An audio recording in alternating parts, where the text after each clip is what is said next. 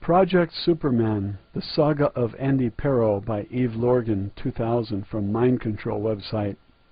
In August of 1998, I met Andy Perro in Philadelphia, Pennsylvania while attending Bob Ur's Cerebrate group. At the time, I was scheduled to be a speaker on my alien abduction research.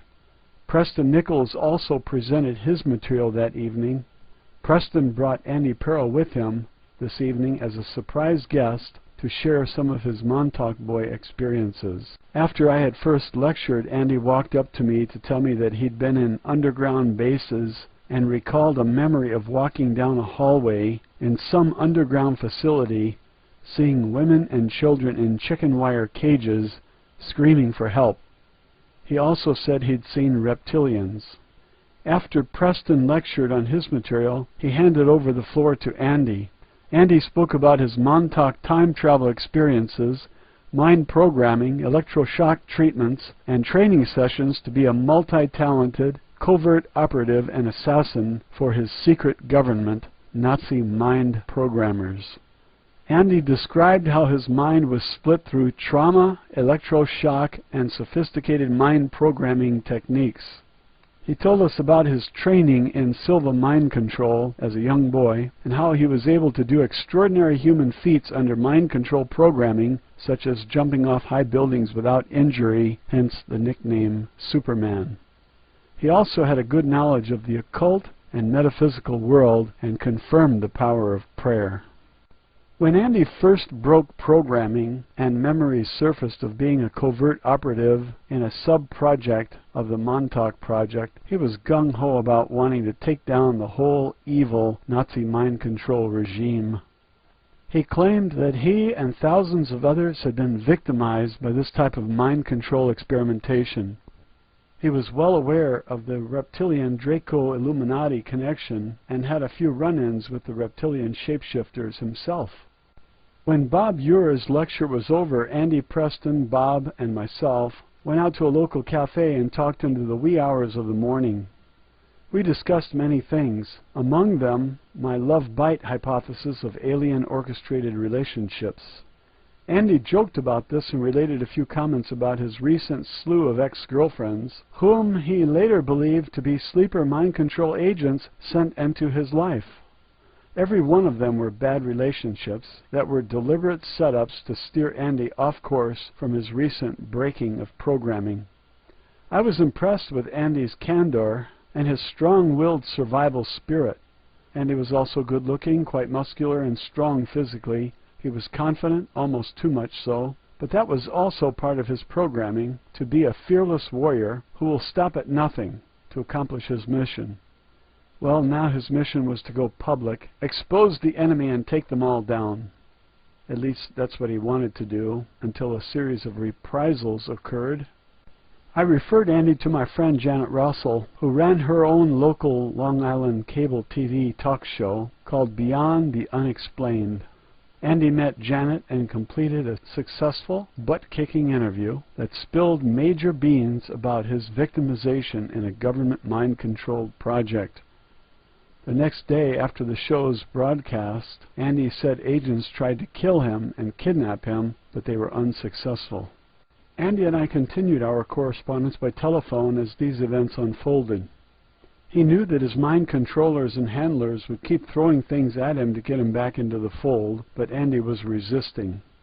He was remembering more and more details about his mind-controlled ops, and he knew he had extraordinary abilities, but for some reason he could not get these abilities back. Too bad he had not met Michael Relf of the Mars Records and tried Deliverance first. Andy was doing a lot of self-healing work, trying to purify his physical system from the various poisons he'd believed aided in the mind-controlled state, such as eliminating microscopic nanities via a blood cleansing device. Andy also went to the chiropractor where one of his ex-girlfriends worked. Andy admitted to me that his ex-girlfriend was a presidential model, a monarch-programmed mind-controlled operative who he was trying to stay away from. Andy told me that when he was in for a treatment at the chiropractor's office, his ex-girlfriend, the project girl, spoke a few trigger phrases which elicited a preconditioned rageful response from Andy. Andy's angry outburst directed at this woman then resulted in her filing a formal complaint with the local police that Andy was being abusive. In September of 1998, Andy was arrested in his New Jersey home by local police at the instigation of the FBI and aided by the complaint from his vengeful ex-girlfriend. They had a court order to confiscate a handgun that Andy possessed, even though he was compliant in every way with the police on this account. There was a discrepancy on the status of Andy's firearm, which somehow resulted in a heated argument between Andy and the police.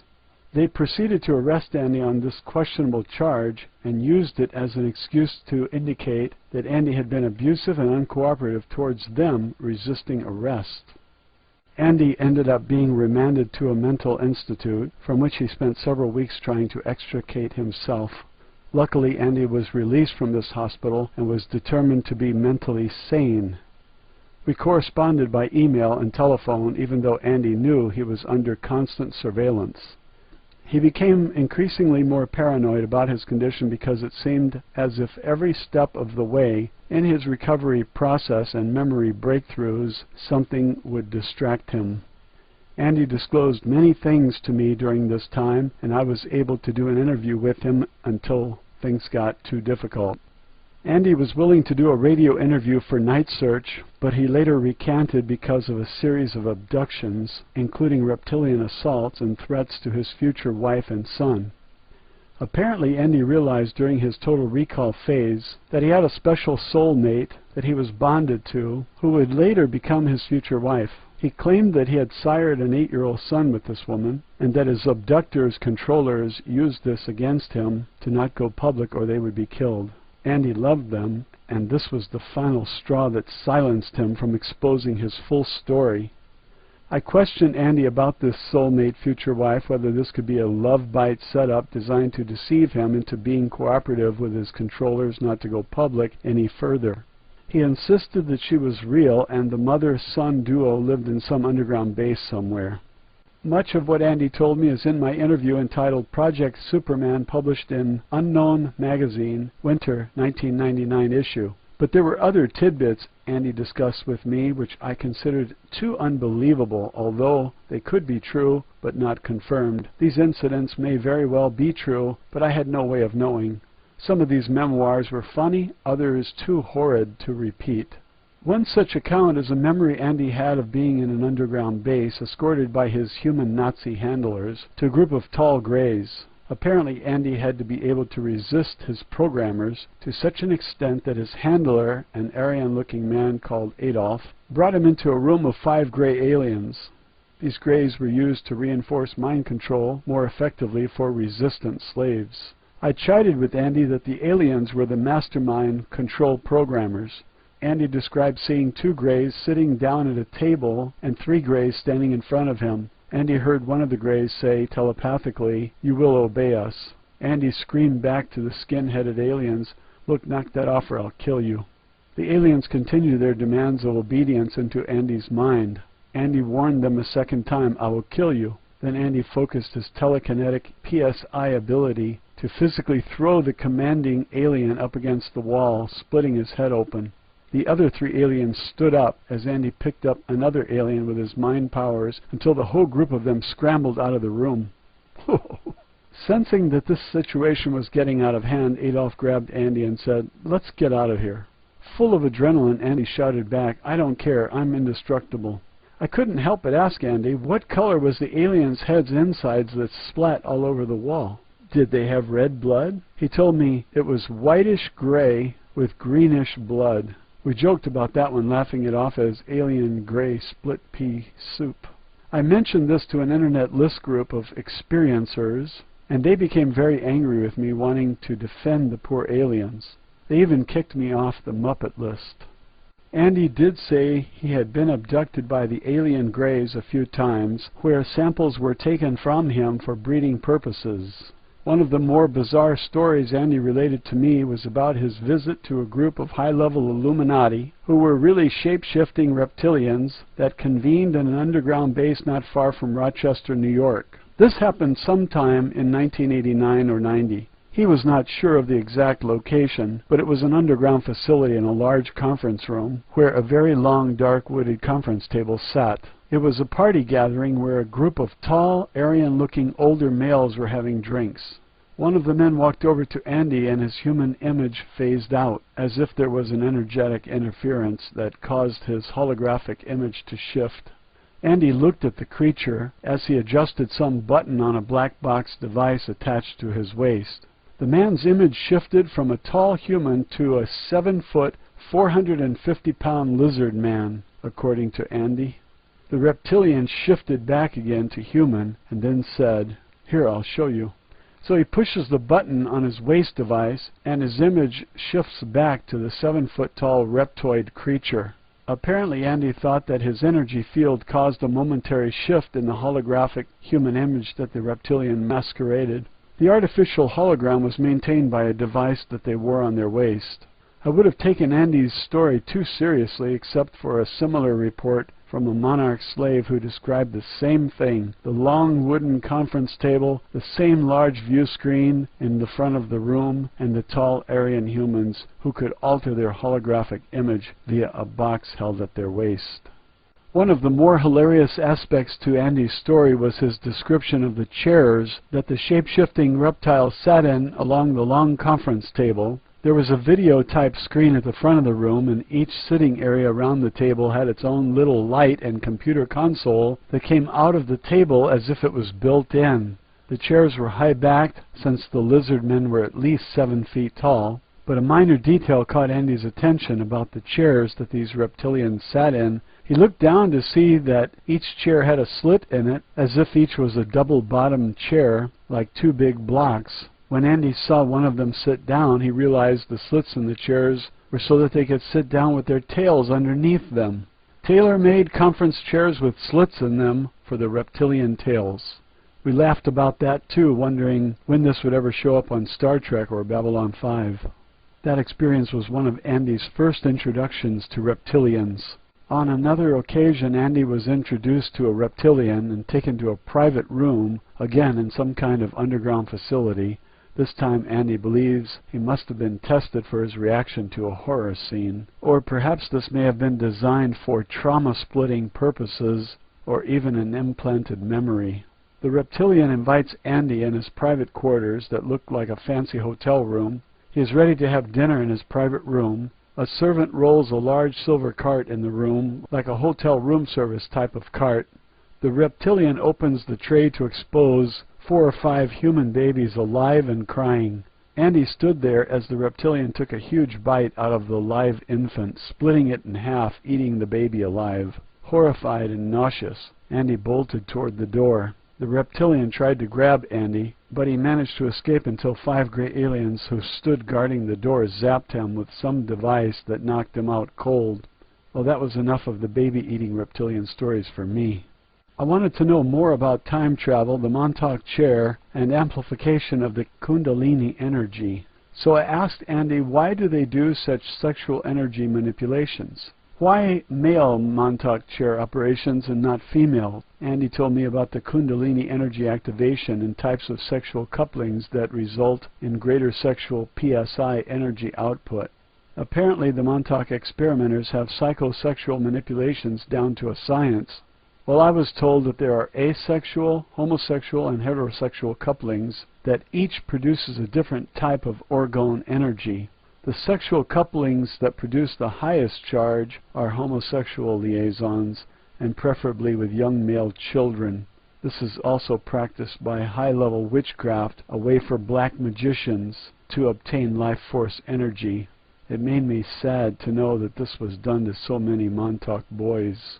Andy was used to create a series of time portals via his extraordinary mind-focusing powers when in the Montauk chair. He also could manifest 3-dimensional objects while in this state of mind. I asked Andy if he had ever been sent back in time, and he told me about Project Southern Cross, where he was sent back to England and Germany in the 1940s before World War II was over.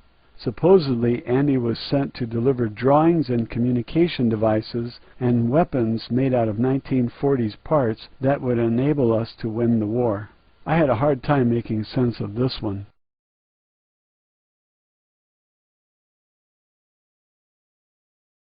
Project Superman, the Andy Pero story, Part 2. Andy also said that he was sent to a prehistoric dinosaur era of Earth's history where there was much vegetation. Andy said all he did on that mission was to collect soil samples and return. All of his time travel missions were carried out under tranced, out-mind-controlled states. Each mission was not lasting more than a few hours. Andy mentioned how his abilities were used to do demonstrations to get funding from politicians. In one story, which I cannot confirm, Adolf took Andy to a demonstration for a Hollywood producer and a few actors while making the movie Soldier, which starred Kurt Russell. Andy's handlers drove him out on a dark, warm, tropical night one evening on a back road, perhaps somewhere in Southern California. Andy was in a trance the whole time and was instructed to give a demonstration of his super soldier abilities. Andy claimed that Kurt Russell was present, along with a few other actors of this film, and the producer. Adolf commands Andy to do something impressive, so Andy went over to a nearby fence alongside the road and kicks and smashes it in. One of the men present snickered, making a snide comment that this was nothing, like big deal. So Andy went over to one of the men's parked car, a Saab model, picked the vehicle up and flipped it over, denting it. The owner of the car ran towards Andy, yelling at him to stop. Then Andy grabbed the guy up and threw him against the fence, messing him up badly. Andy claims to have been involved in numerous UFO retrieval cleanups as part of a mind-controlled Delta team who entered to secure the UFO crash area while lab-coated scientists came in to do their jobs. Andy mentioned that there are several of these crashes going on monthly all over the world. After the crash is cleaned up, the Delta team's memories are erased.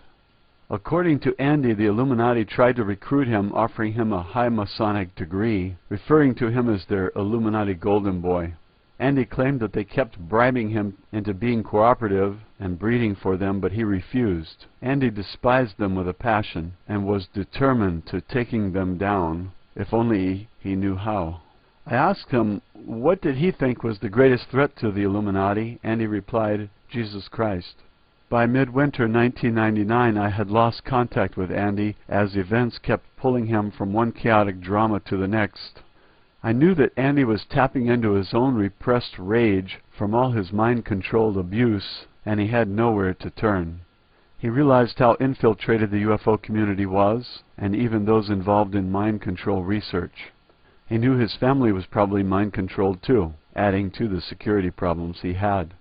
He realized at some point that he had to keep secret the memories that surfaced, because if he spoke them to anyone, it seemed as if every step of the way he was distracted or neutralized, and he became more paranoid and determined to get his abilities back. He believed in himself to the point of appearing grandiose and delusional because of his Superman abilities. I had nightmares of seeing Andy being beaten, head thrown against the wall with a huge black eye that looked abnormal. I knew something was terribly wrong, but I could not find out as I had lost contact. Later that spring I found out through a close friend that she had seen Andy, and he looked entirely different from the way she had known him before. Andy had something strange in one of his eyes, like an implant or something unnatural. Months went by, and then after a year I was told recently by Preston Nichols that not long after the spring of 1999, Andy traveled to Arizona and got involved in some cult, perhaps to stay hidden and out of the system. Maybe he got reprogrammed by cult members. He then traveled out of the country to Korea and to such exotic places as Nepal, Tibet, and Kathmandu. By mid-year 2000, Andy returned to the States out of money. Andy went back to New Jersey to ask for money from his family, which resulted in another unfortunate incident. His family refused to give him money, so he took what he needed, a car and cash, by force.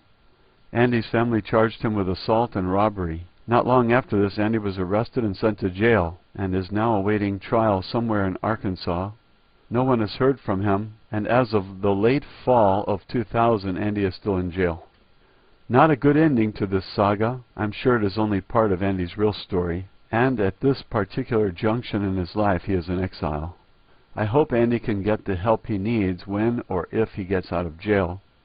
So for any of you out there who care about what is going on in this country with mind control victims, please pray for his freedom. Please pray for others who are still caught in the strongholds of the enemy. I do believe that if enough of us start caring, the tide will turn in our favor.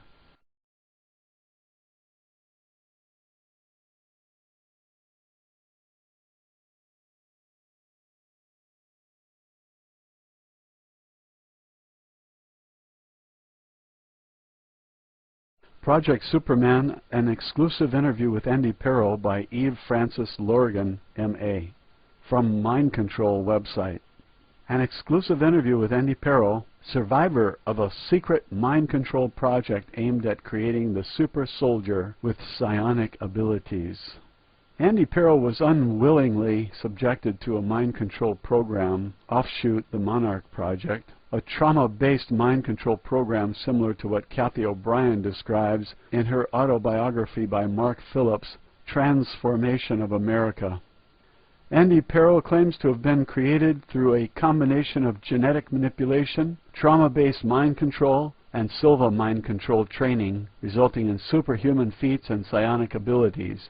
In addition to this, Mr. Perro alleges to have been unwittingly used in covert assassinations as a Manchurian candidate, and also in missions connected to the Montauk Project, such as time travel. Andy Perro first went public with his story in August of 1998 as a special guest of Preston Nichols while at a lecture series hosted by Bob Ure of Philadelphia, Pennsylvania. I was so astounded with Andy's testimony that I interviewed him personally so that his story could be shared with readers of Unknown magazine. For those who are unfamiliar with me, I have worked for 10 years investigating and counseling UFO experiencers, abductees, and occasionally survivors of various forms of anomalous trauma such as ritual abuse and mind control. Because of my background in alien abductions, paranormal, the occult, and anomalous trauma, I recognized Andy as an extraordinary survivor of trauma-based mind control, one whose story should not remain hidden. Andy Perro.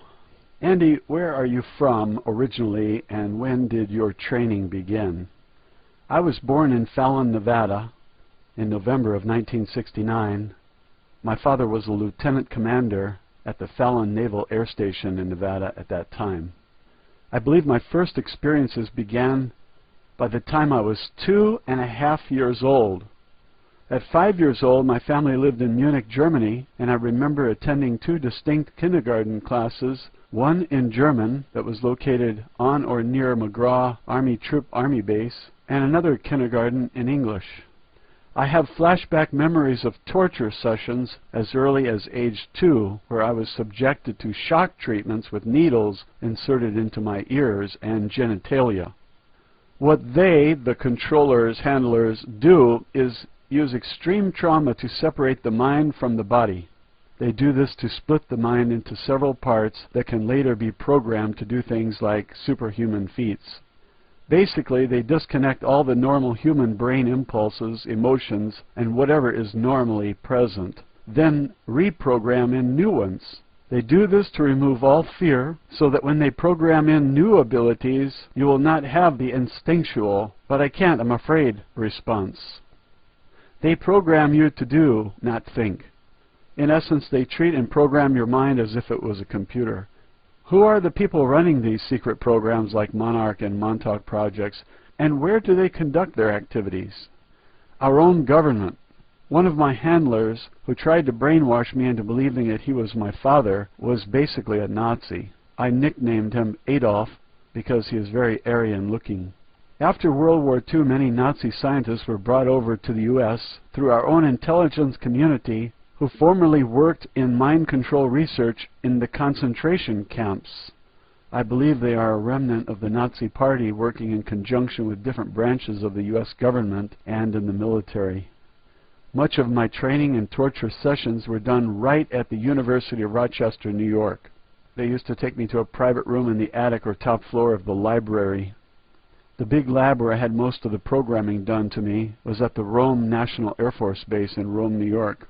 I have also been used in the Montauk chair while at Camp Hero, Montauk, Long Island, and also in a chair in Atlanta, Georgia at Dobbins Air Force Base.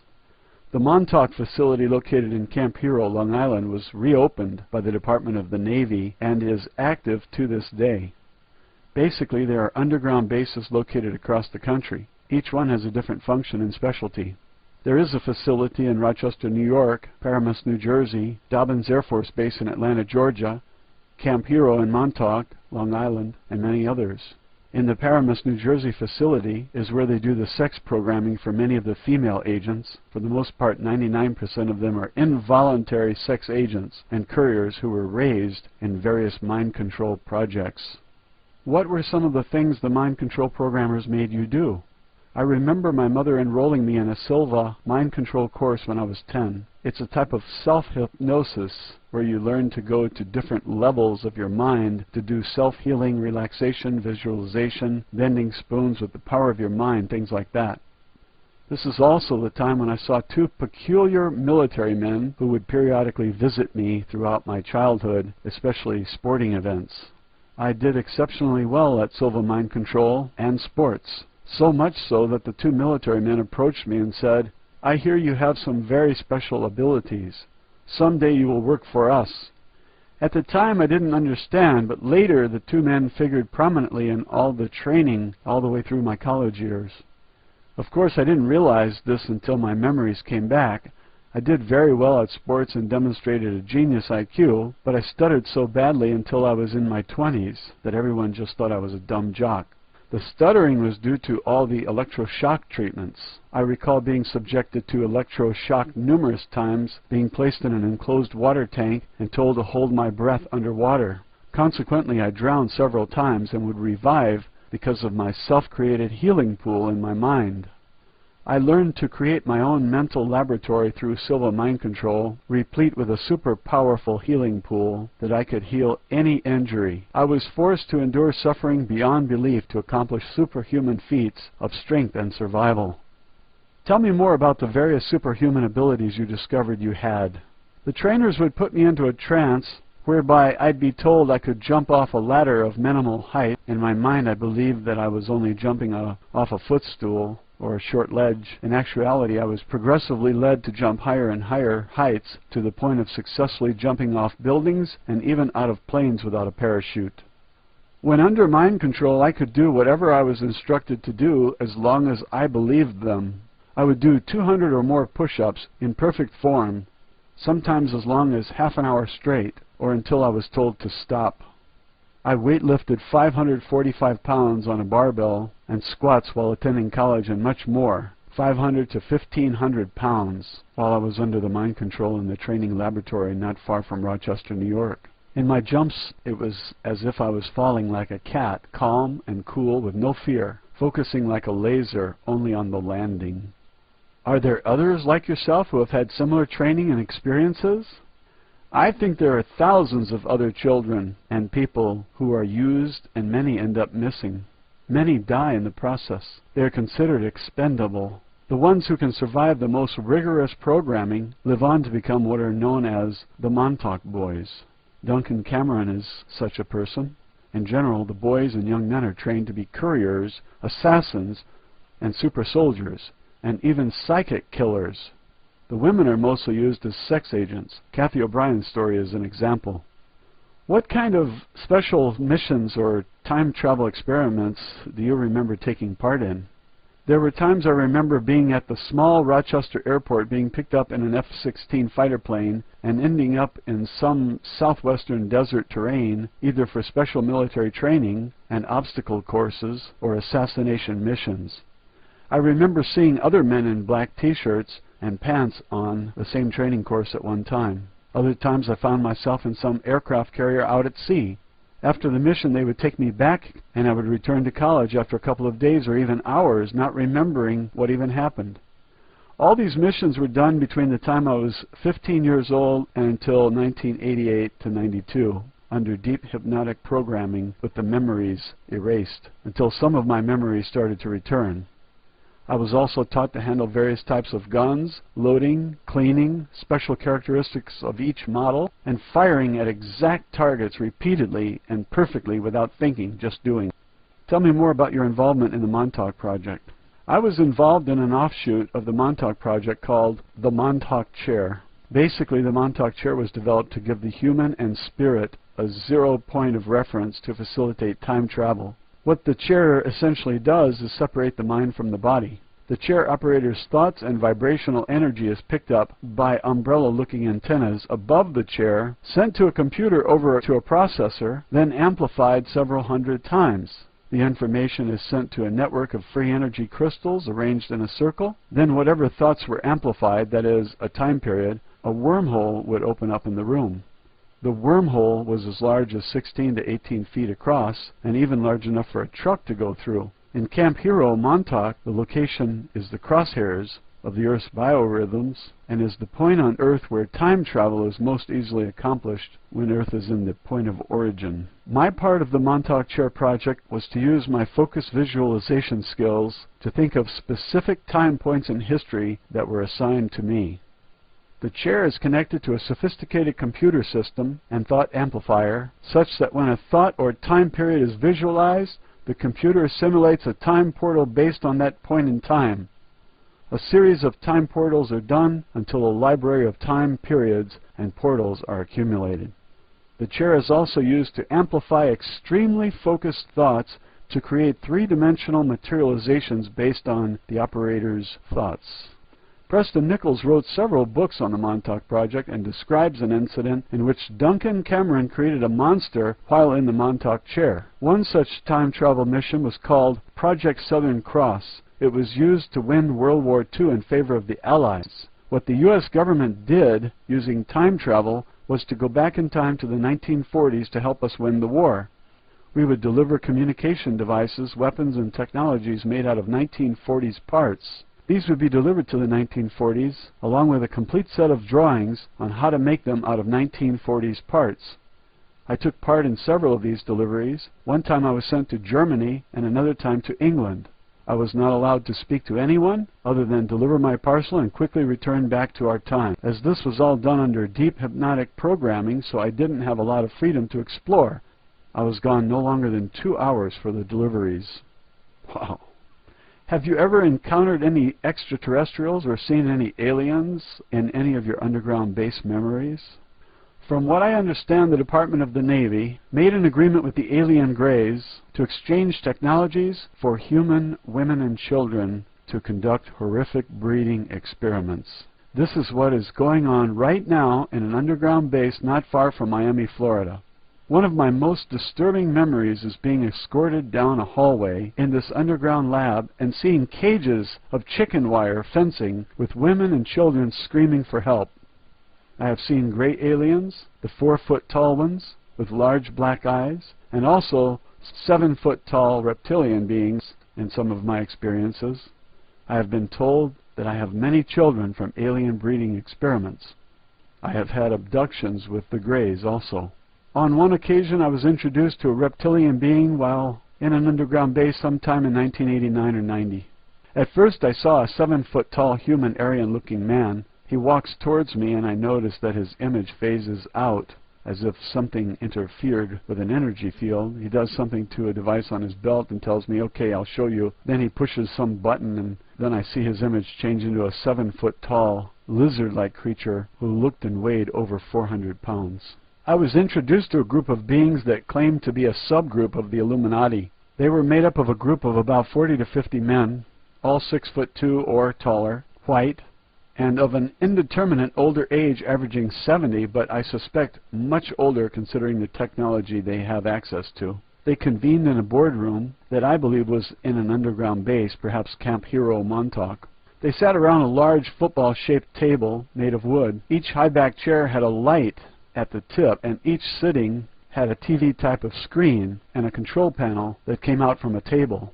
There was a huge screen located in front of the room as well. I have reason to believe that not all the Illuminati are human, but in actuality are alien beings that appear to look human. Oh, Who or what groups do you think are running the show here in the US or even on Earth?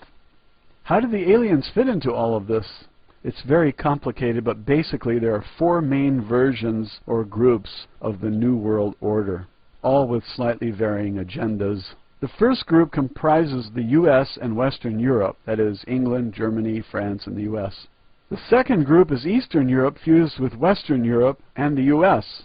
The third group is the countries of the Orient, and the fourth is the Middle Eastern Saudi Arabian elements and all the oil money.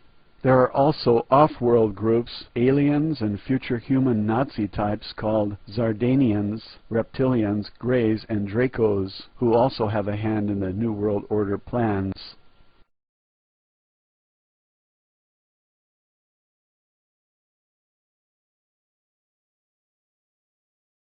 There are also off-world groups, aliens and future human Nazi types called Zardanians, Reptilians, Greys, and Dracos, who also have a hand in the New World Order plans.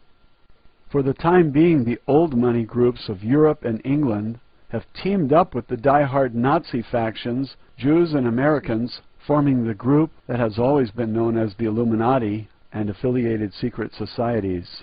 This large international group controls the media, police force, military, etc. The Illuminati is also part of the New World Order plan, which includes members such as George Bush, Prince Charles, and other high-ranking people. As for the aliens, I think most of the alien Greys are either under the authority of or in collaboration with the Reptilians, Dracos, and the Illuminati, based on some of my experiences and memories that are still returning to me. Some of the Grey groups are in conflict with the Reptilian Draco agenda and are doing their own thing. Human Grey hybridization programs, so to speak. Their agenda gets into heavy spiritual matters, having to do with acquiring an emotional body and an ability to ascend to higher dimensions. They are using humans to accomplish this via the human-alien hybrids. Humans have the key in terms of having a threefold essence or unity of being, physical, emotional, and spiritual. Other aliens have lost this unity of being because of the fall from grace, thus inhibiting them from ascending to higher dimensions or evolving to higher levels. This gets back to the original Luciferic rebellion, fallen angels, and the various conflicts between species. When did you start remembering your memories? How did or can you break the programming they install? Some of my first memories surfaced when I was living with a roommate in Atlanta, Georgia back in 1996. We went to the bowling alley and I saw a large sign in the shape of a man dressed like a rhino, advertising bowl with rhino balls. This triggered me into remembering that rhino is the name my Nazi handlers called me. My roommate overheard me say aloud, "I'm Rhino." They called me Rhino. He got excited and immediately asked me, "Where did you hear that?" He had a grave look of concern on his face and kept questioning me. By his reaction, I realized later that all along he was one of my hired programmers and handlers. The initial triggered memory that surfaced was a flashback of me being electrocuted and shocked and screaming in pain in one of my numerous torture sessions. Then after that first memory, other memories started leaking through. It was like my mind was dammed up and the subconscious memories were starting to leak through. My mind controller programmers deliberately built a wall around my memories so that I wouldn't remember. When I started recalling bits and pieces, I'd write notes to myself and hide them. Then I'd find my notes after I had forgotten everything because my roommate was catching on that I was remembering. So he would repeatedly put me in trances, erase all my memories, and I'd forget what I had just remembered. But then everything came crashing down because I deliberately hid notes and pretended that I didn't know to my roommate. I thought he was a friend, and it turned out he was just hired to be another controller and handler to keep me in the program. I recall that in the past I did not even remember my dreams for 10 years, but now things are coming back. I'm working on purifying the body to help clear my mind and get my abilities back. How do they keep control over all these people who have been and are still in mind control projects? The essence of their control tactics is of splitting the mind at a young age. This entails a process of trauma, torture, degradation, and humiliation of the subject. The process is different for each individual. but in essence they go to your subconscious mind and find out what the most personal parts of you are. Then they essentially use this against you to break you down and rip your mind apart. What happens is this: an individual who possesses special mental abilities is selected at a very young age. Very often they are from military families or from multi-generational satanic ritual abuse families, adds Eve Lorgan. Then they are subjected to various stages of terror and horror to begin to separate them from their own minds. It's a process of progressive dissociation and compartmentalization of the mind and personality. They control your mind through various complicated hypnosis techniques and commands until they create the perfect Manchurian candidate. See the Greenbaum speech by D.C. Hammond. They program you to do something, then erase the memory. Basically, they program your mind as if it were a computer.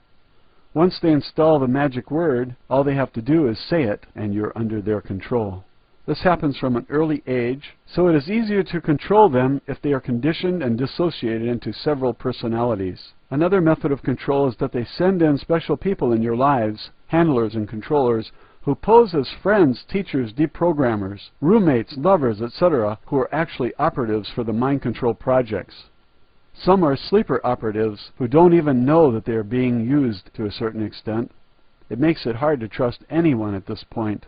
Is there anything else you can say about these projects or advice to others who have gone through similar experiences, like how they can be set free from its influence? For those who want to get out of the influence of the programs of mind control, you must have a strong fighting instinct to do what is right, regardless of what others are doing. Your own cage is the one you build for yourself. You must connect with your highest self to break the evil that is all around us, and not succumb to doing evil just because everyone else is doing it. Retain your fundamental sense of right and wrong. It all goes back to the basic conflict of basic good and evil. It is like the dark forces in power of the planet at this time are trying to cheat their way into heaven or higher dimensions.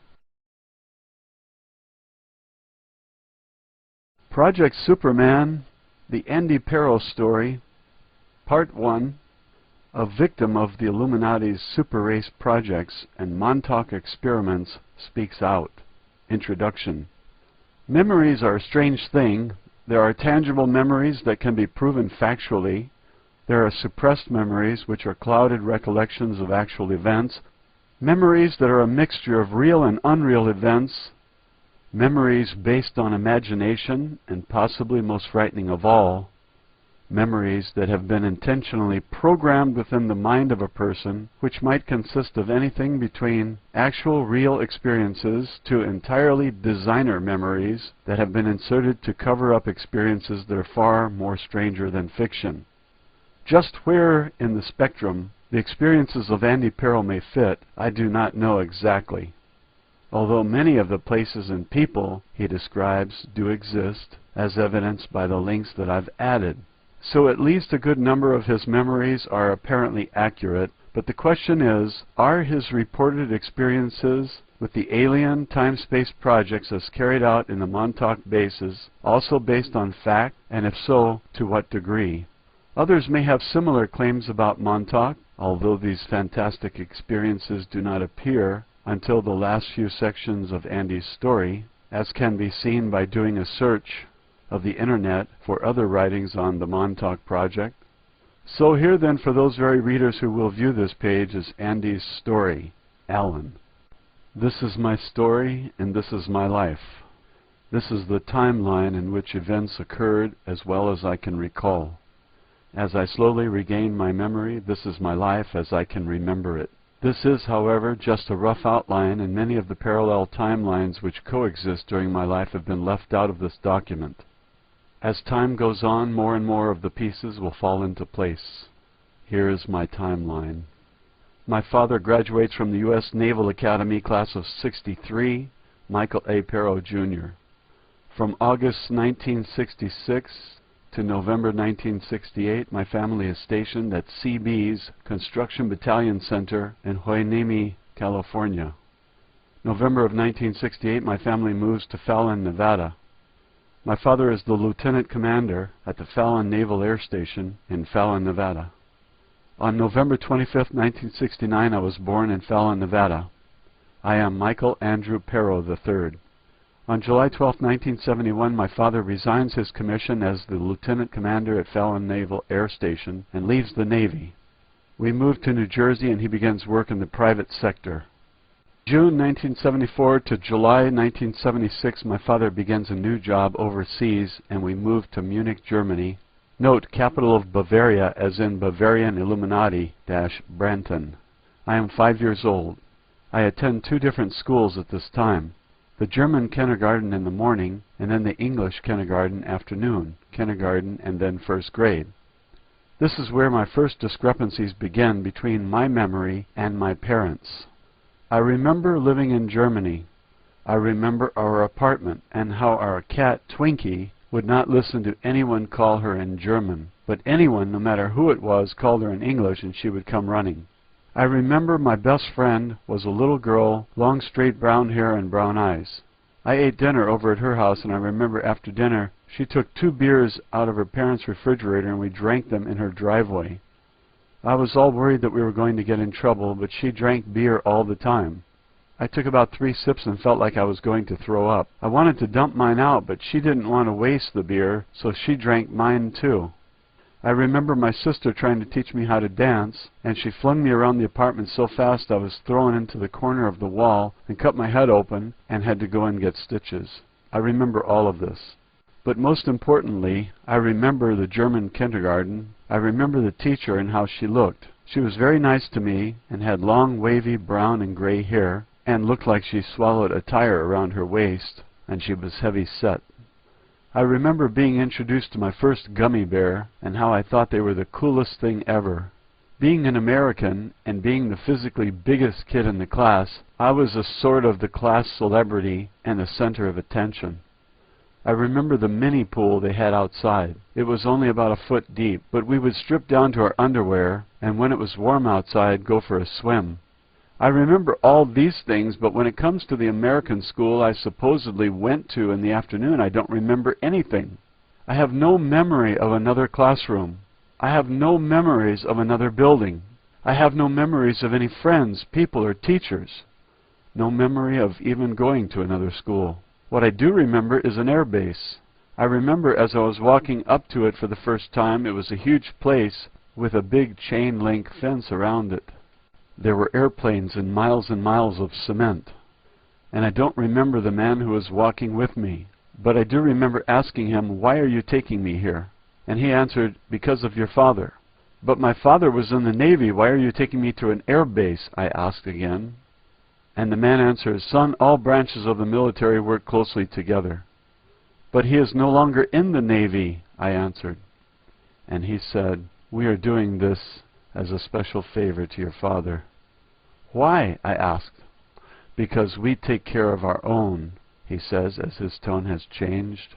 And then he said, "You sure do ask a lot of questions, you little shit." I remember this hurt my feelings because I wasn't trying to be a little shit. I just wanted to know why they were taking me to this strange place. I don't remember being inside the air base. All I remember is the inside of a doctor's room, an examining room. They made me strip down to my underwear and sit on this shiny metal table. I remember the table being very cold, so cold that I asked if I could move or get off it. And a big booming voice shouts out, "Do not move, and do not speak unless you are spoken to." So I sat there with goosebumps on my legs. I hear movement behind me, and I hear, "Is this the kid?" And a man comes over and starts examining me with his hands with a stethoscope and hits my knee with a rubber hammer. That's all I remember. I was 5 years old. I never really thought about it much, but as I began writing all this down, I casually asked my mother for the name of the airbase in Germany where I went to school in the afternoon. She said, "You never went to any military base for school in Germany." "Really?" I said. "Then where did I go to school in Germany?" I asked her. "Some school of the Americas, at the university or something," she said. "For kindergarten?" I said. "Mom, that doesn't make any sense. I went to a military base for English school because Dad was in the Navy, right?" "Don't be ridiculous. I'm your mother, and I know where and when you went to school," she says. "Okay?" "Then what was the name of the school in Germany, Mom?" I ask. And she thinks, and she can't remember the name. We then proceed to have a huge argument about this. She finally walks away and says she doesn't want to talk about it anymore. I had always just assumed that I went to the German kindergarten in the morning and then the air base in the afternoon because of the connection through my father, and that is why I was there. If I never had asked my mother for the name of the air base, I would never have thought twice about any of this. I never really thought about it much, but now that I do think about it, I clearly remember the German kindergarten, and clearly I remember the air base and the examining room.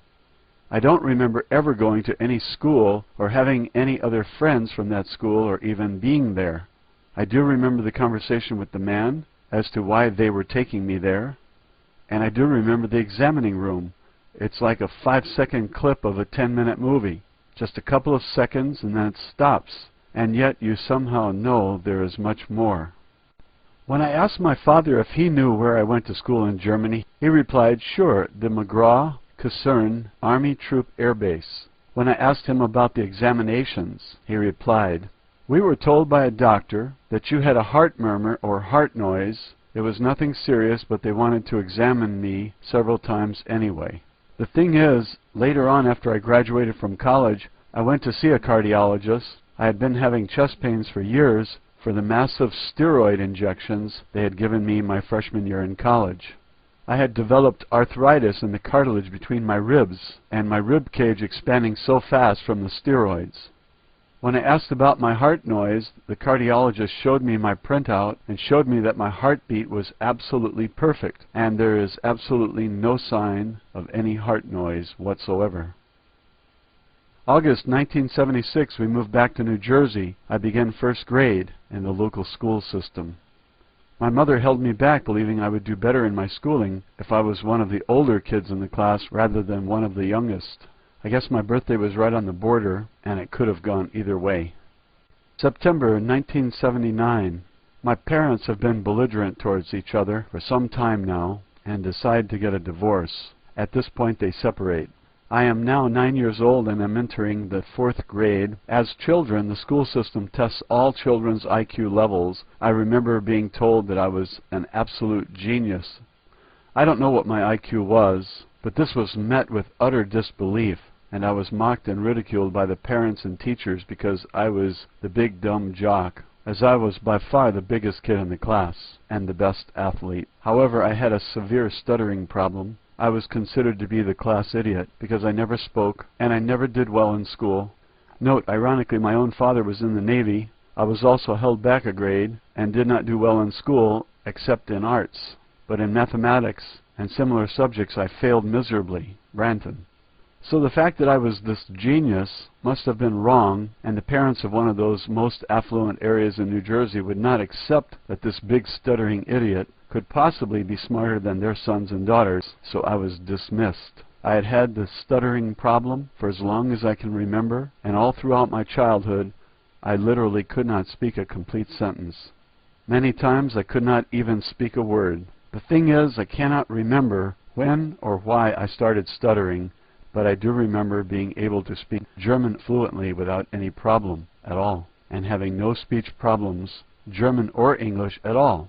I stuttered severely from about the time we got back from Germany until the age of 25. March 1981, my mother enrolls me in the Silva Mind Control course, and this is where I first remember meeting the men in uniform. The Silva Mind Control method is sort of a self-hypnosis course where you learn to dive down into the different levels of your mind. You learn things like how to heal your body with your mind, relaxation techniques, ways to focus your concentration, and melt spoons with your mind, things like that. You may have heard of it. Anyway, while in the course, we learn to go to our level, a relaxed state of mind, which is the basis of the Silva method. I was extremely good at all the things we were doing for some reason right from the start. Children who are 11 years old are very cruel to each other, and what happened was the whole class as a group would close their eyes and practice going to your level. But as I came out of my level, I would open my eyes and find the whole class was turned around in their chairs, and they had been watching me for 15 to 20 minutes. They had been watching my rapid eye movements, my body, and my technique. As I came out of it, they all began laughing at me. The instructor, however, was praising me like I was the next God's gift to mankind, telling me that I was the greatest student he has ever seen, etc., etc. During one of the breaks, about 6 weeks into the 8-week course, the instructor asked me to go outside to meet some of his friends. I go outside with him, and let me tell you, when you're 10 years old and you're in a classroom for 2 hours at a time, on your Saturdays and Sundays for 8 straight weeks, you absolutely live for your 15-minute breaks. So needless to say, I was not very interested in wasting my break time talking to whomever these people were. We go out the double doors, and there are 2 men waiting to talk to me. They were both wearing military uniforms. One was wearing army green, and the other was in blue, possibly Air Force, but I can't be sure. The instructor states to the men, "This is the kid," and they make some small talk. To be honest, I really didn't pay much attention to them. I was looking at the other kids on the playground and wondering why the hell I'm over here and not over there. But here's the main point. The man in green bends down on one knee and says to me, "I hear you have some very special abilities." And I said, "I do?" in a very confused response. He stands back up and speaks to the instructor some more, then kneels back down and says, "It was very nice meeting you. You know, you're going to work for me someday." As an 11-year-old, you don't quite grasp what is really going on, and I remember laughing and telling him that I didn't quite understand, but it was nice meeting him, and I ran off to the playground. But when I look back, these 3 adults were still standing there looking at me, talking about me, and sizing me up.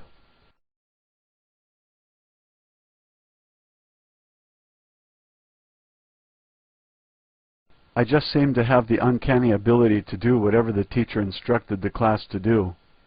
Everything he instructed us to envision in our minds, I could do better than anyone else in the class. Bending spoons with your mind, going to your level, anything. I am now 11 years old and able to enter the 6th grade. September 1981. I enter the 6th grade. I had been playing organized sports for a few years already. T-ball, parent, slow pitch, etc. But now was the time for the first real challenge, the 8th grade school soccer team. When the school soccer tryouts came, I tried out for the 8th grade soccer team as a 6th grader. The coach was against that because he didn't think I could play with the older boys, but he let me try out anyway. Well, I made the team, but I was so good I turned out to be the best kid on the team, and we were the best team in the county.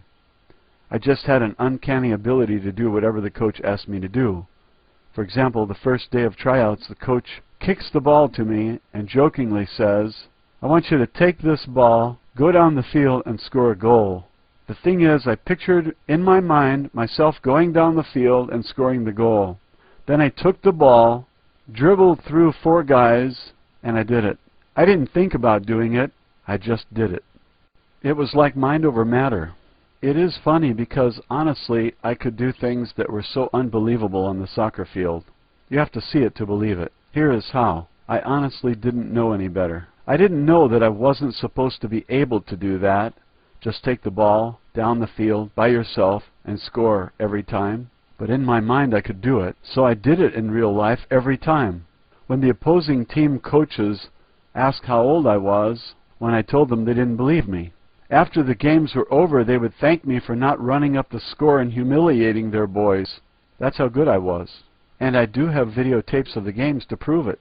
I not only made the team, but started at left wing, and I was exceptional. Later in the year, I also made the 8th grade school basketball team and the baseball team. I didn't start as a 6th grader in basketball or baseball, but I did play. Just making the teams as a 6th grader was almost an incomprehensible feat. We were by far the dominant school in the county in almost everything. Always the team to beat. I was very good for my age at baseball and basketball, but for whatever reason I was untouchable when I was on the soccer field. It's funny, how can someone do things they're not supposed to be able to do? Whether it's a feat of physical strength or skill, or it is a feat of great intellect or will, such as an actor or professional athlete, beating the odds against them and making it, when all others said that it couldn't be done. Anything that we do as humans, whether it be a sporting event, starting a business, going to college, or simply deciding to venture out on your own, away from home for the first time, any task you choose to undertake, or any fight you choose to fight, 90% of what it takes to attain your goal, no matter what that goal may be, is all mental. And from that fear is the key to it all. If you can control your fear, you can control your mind. And if you can control your mind, you can control your life. If you can understand that everything we do as human beings is 90% mental and 10% physical, you understand the secret to life, and you will do well at whatever you choose to do.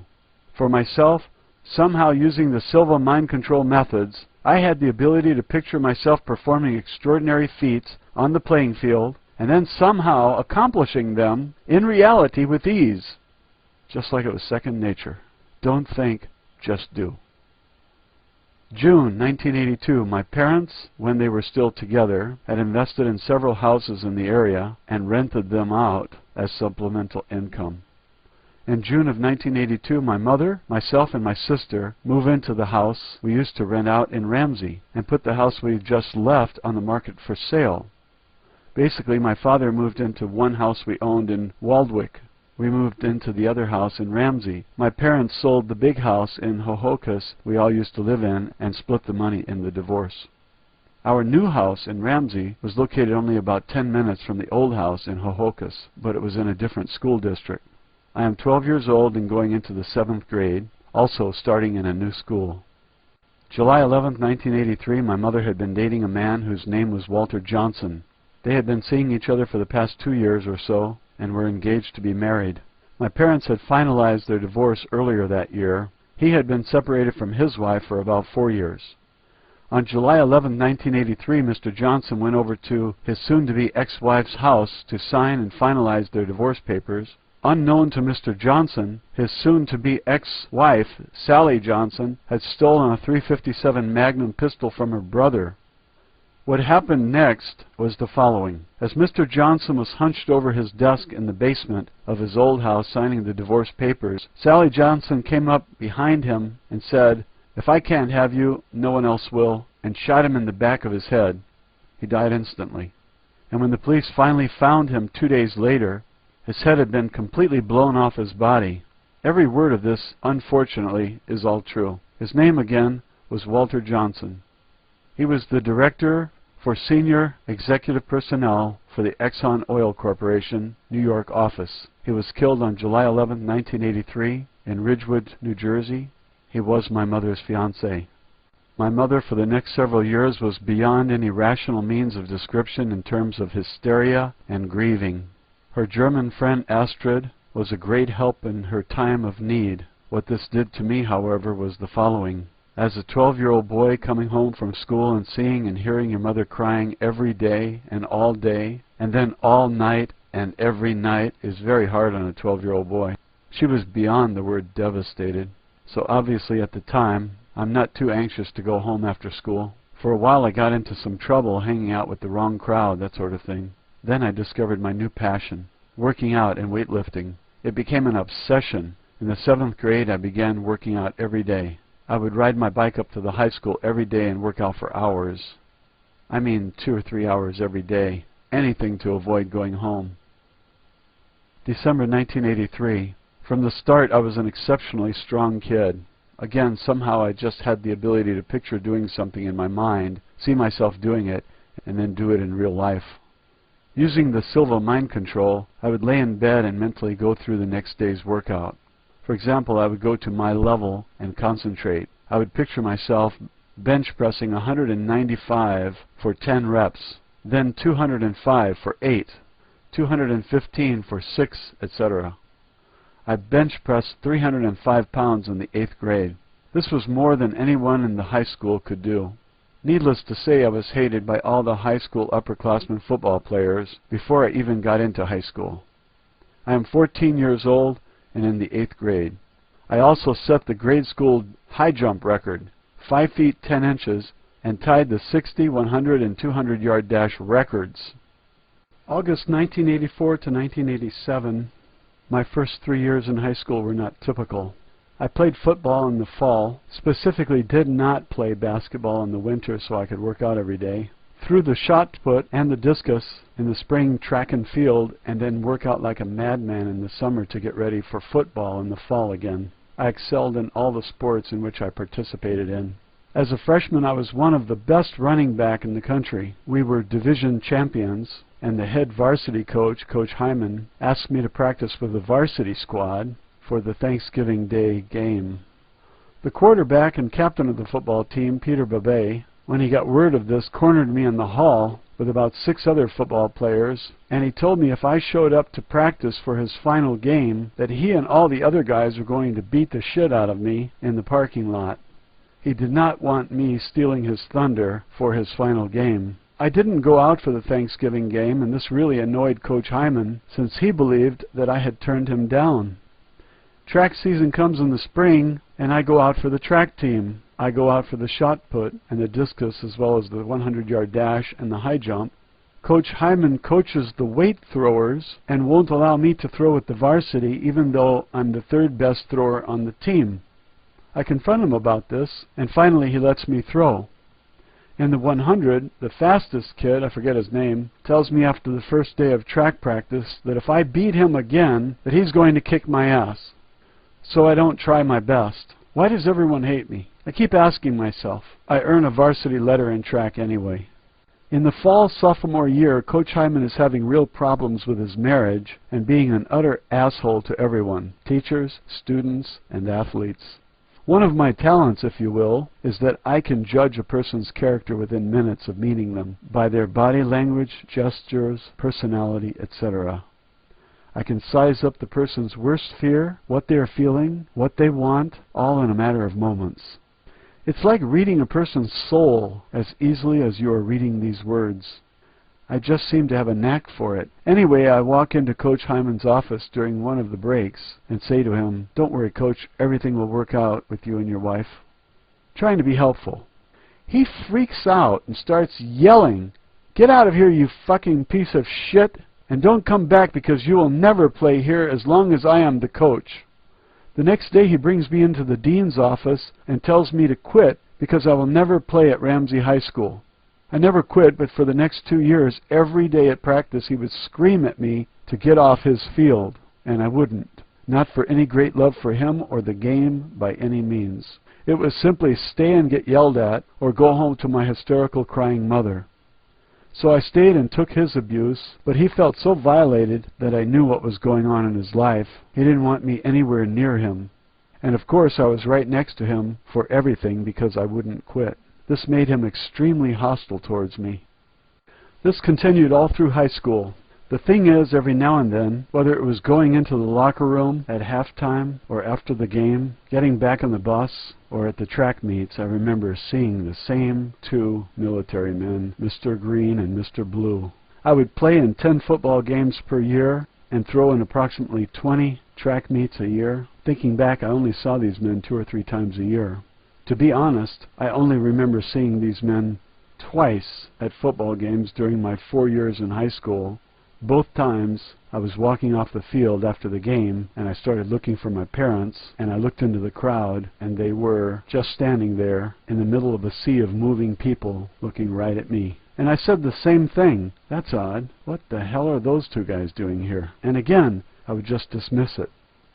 I would mainly see them at the track meets. Let me explain. In high school track, there are 2 types of meets. The track meet schedule consists of 10 to 12 bi or tri meets. When our school competes against another school or 2 schools, in which case it is a tri meet. These are small meets, and I never saw these men during one of them. The other types of meets are the county meets, relay meets, and state meets. These meets consist of 20 to 30 teams being there. As such, these are huge events. I would say between 5,000 and 10,000 people would be there. I mean, some of these things were huge events. Anyway, how did I pick out these 2 men among 10,000 people? The way these meets work is everyone sort of goes to their own area. The pole vaulters go to the pole vault area. The high jumpers go to the high jump pit. And each area has its own crowd, which then forms around each area. all the coaches of those athletes, the parents, etc., etc. So the shot put circle usually is over and off to the side somewhere, basically clear of everything else. As we begin to throw, all the competing athletes, the coaches, and the parents would all sort of gather in the same area to watch the event. At least once a year, at one of these big meets, my eye would just catch the odd sight of these two men in uniform at these meets. I honestly convinced myself that at least one of them had to have a son that was competing or something.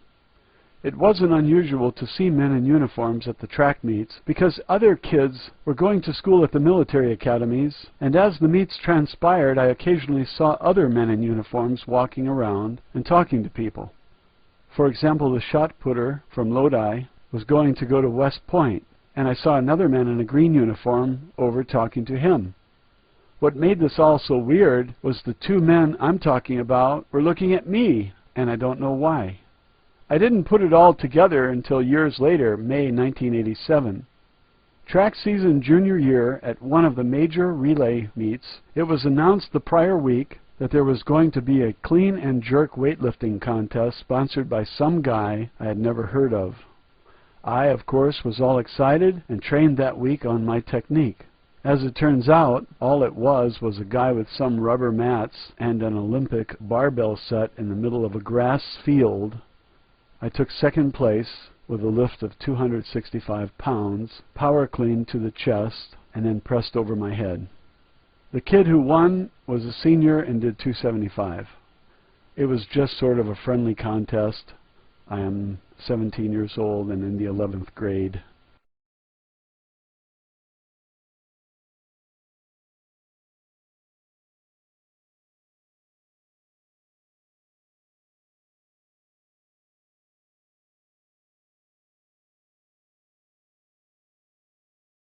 July 1987. It's summertime and I'm training for football. I get a call from a coach I had never spoken to before. Coach Hummel, Burl, I can't remember his exact name or his phone number, but I do remember that he is from somewhere in Colorado.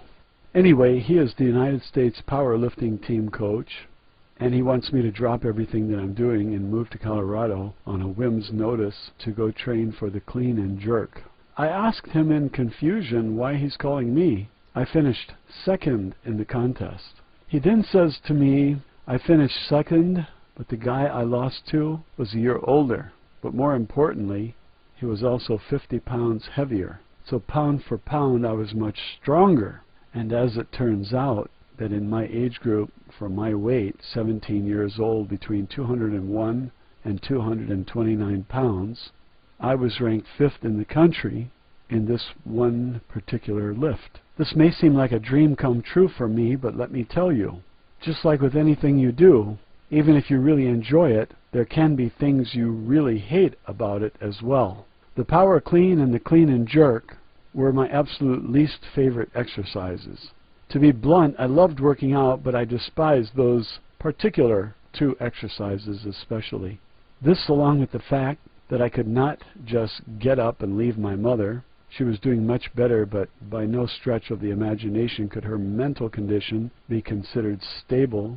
I am 17 years old and about to enter the 12th grade, and I do not go to Colorado to train for the U.S. powerlifting team. August 1987, football camp senior year. I test in the bench press 300 pounds, in the squat 505 pounds, and in the power clean 280 pounds. We finished the season 6-3 and are division champs. I began working out and start to think about college. December 1987 to May 1988, my workouts continue very well. However, I develop a new idea. Now when I go through my workout mentally at night, I have an added new twist. When I am down on my level in my mind, I have added a huge chair in the room in which I am standing. Using my Silva mind control, I sit in the chair. On the left-hand side of the chair are some air hoses like you would find in an auto garage. I imagine that on both of my arms there are these air hoses coming out of my arms, like an IV hose coming out of your arm. This is a pump-up chair. In my mind, I connect the hoses coming out of my arms to the hoses on the side of the chair. I push a button located on the right arm of the chair with my right index finger, and the chair activates. Like an air station, I can feel the vibrations as I sit in the chair. As I sit there, I see my entire body starting to swell, like blowing up a balloon. I mentally tell my muscles to grow and swell like balloons, and they do it. I do this for 6 weeks. This works so well that many of the parents and teachers think that I am doing steroids. I'm not, but the situation snowballs into something kind of a witch hunt, and they make me take a steroid test. What happened was, as I'm working out one day, Father Jack, the local priest who is always hanging around the kids and the football team, comes into the weight room as I'm working out, and he says to me, "Andy, there's a lot of talk about your steroid use, and if you admit it to me right now, everything will be all right." "Father Jack," I said, "I don't use steroids." He says, "I'm going to ask you one more time to admit to using steroids."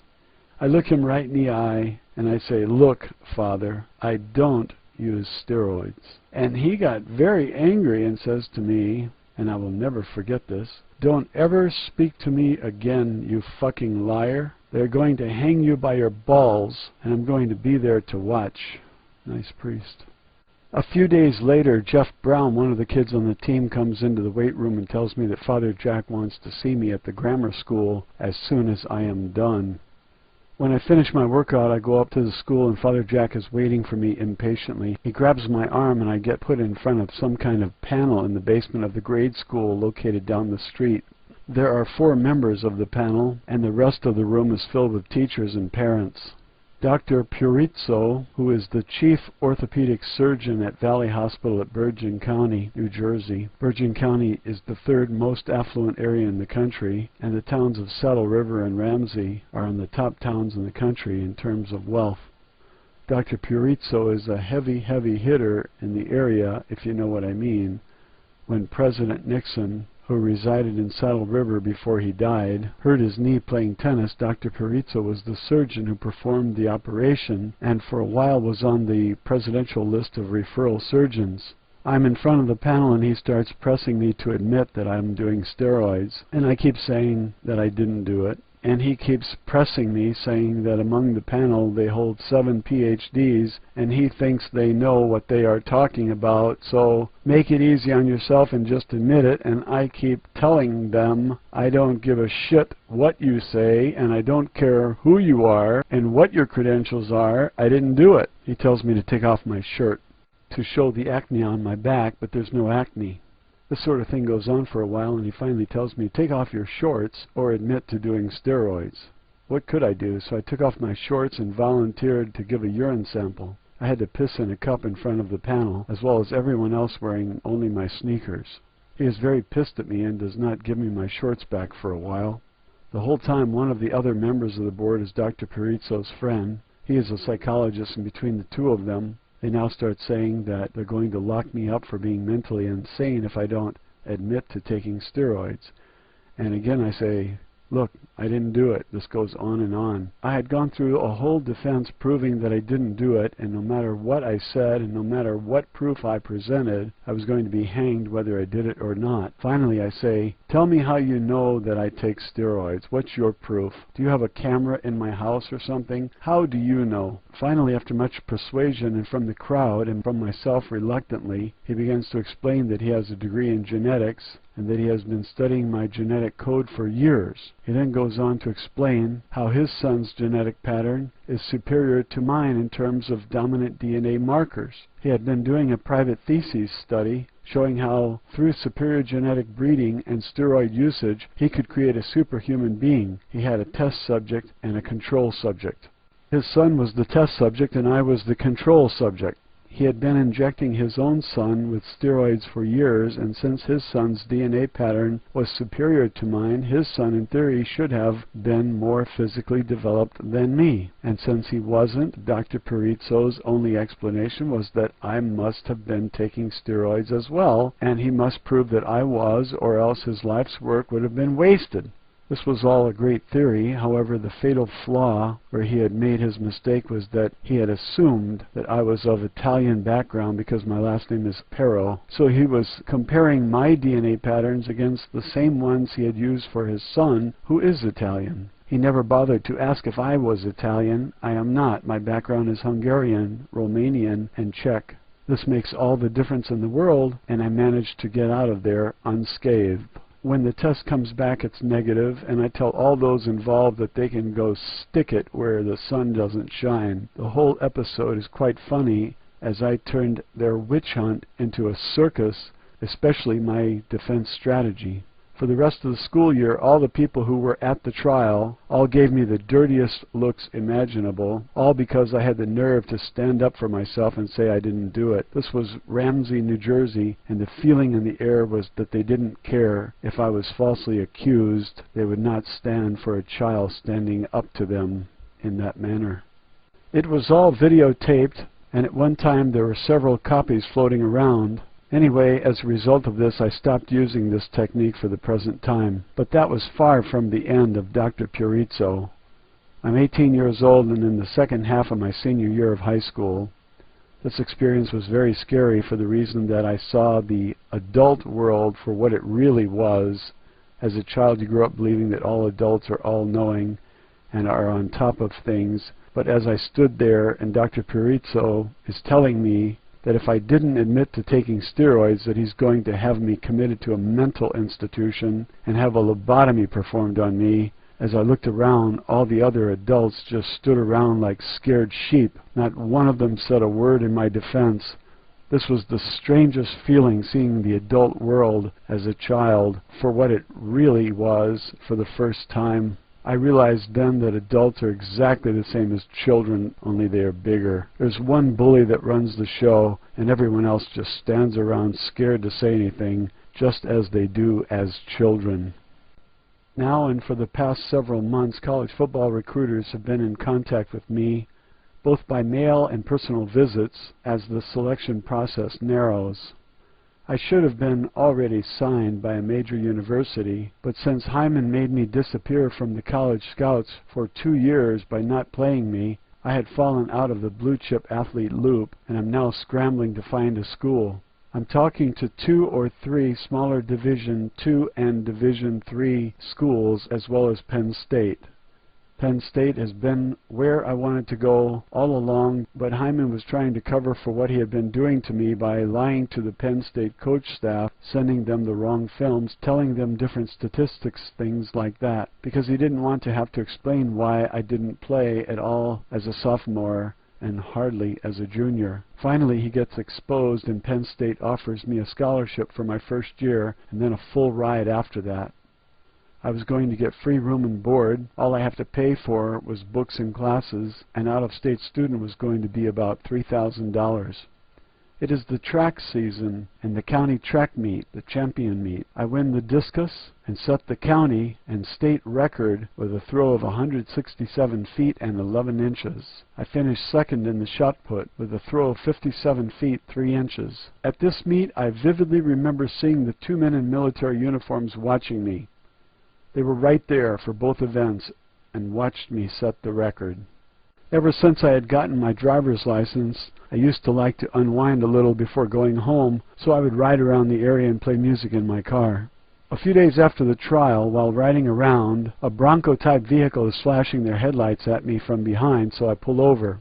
This happened on West Saddle River Road, and I pulled into a small parking lot right next to the red building where my stepmother used to sell real estate.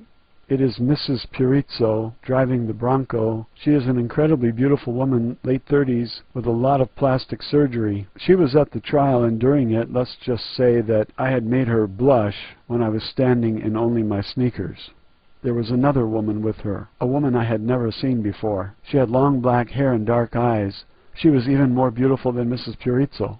They tell me to get in the back of the Bronco. When you're 18 years old and 2 of the most beautiful women you've ever seen tell you to get in the back of their car, it's difficult to resist. So I play along, and I do. Mrs. Purizzo hands me a small plastic shot glass, like something you would see in a hospital. There was some kind of clear liquid in it, and she tells me that it's water and I must be thirsty and that I should drink it. I'm thinking to myself, she has got to be kidding if she thinks I'm going to fall for that. I take the glass and pretend to drink it behind the high back headrest of the driver's seat, but in reality I place it still full on the floor mat behind the driver's seat.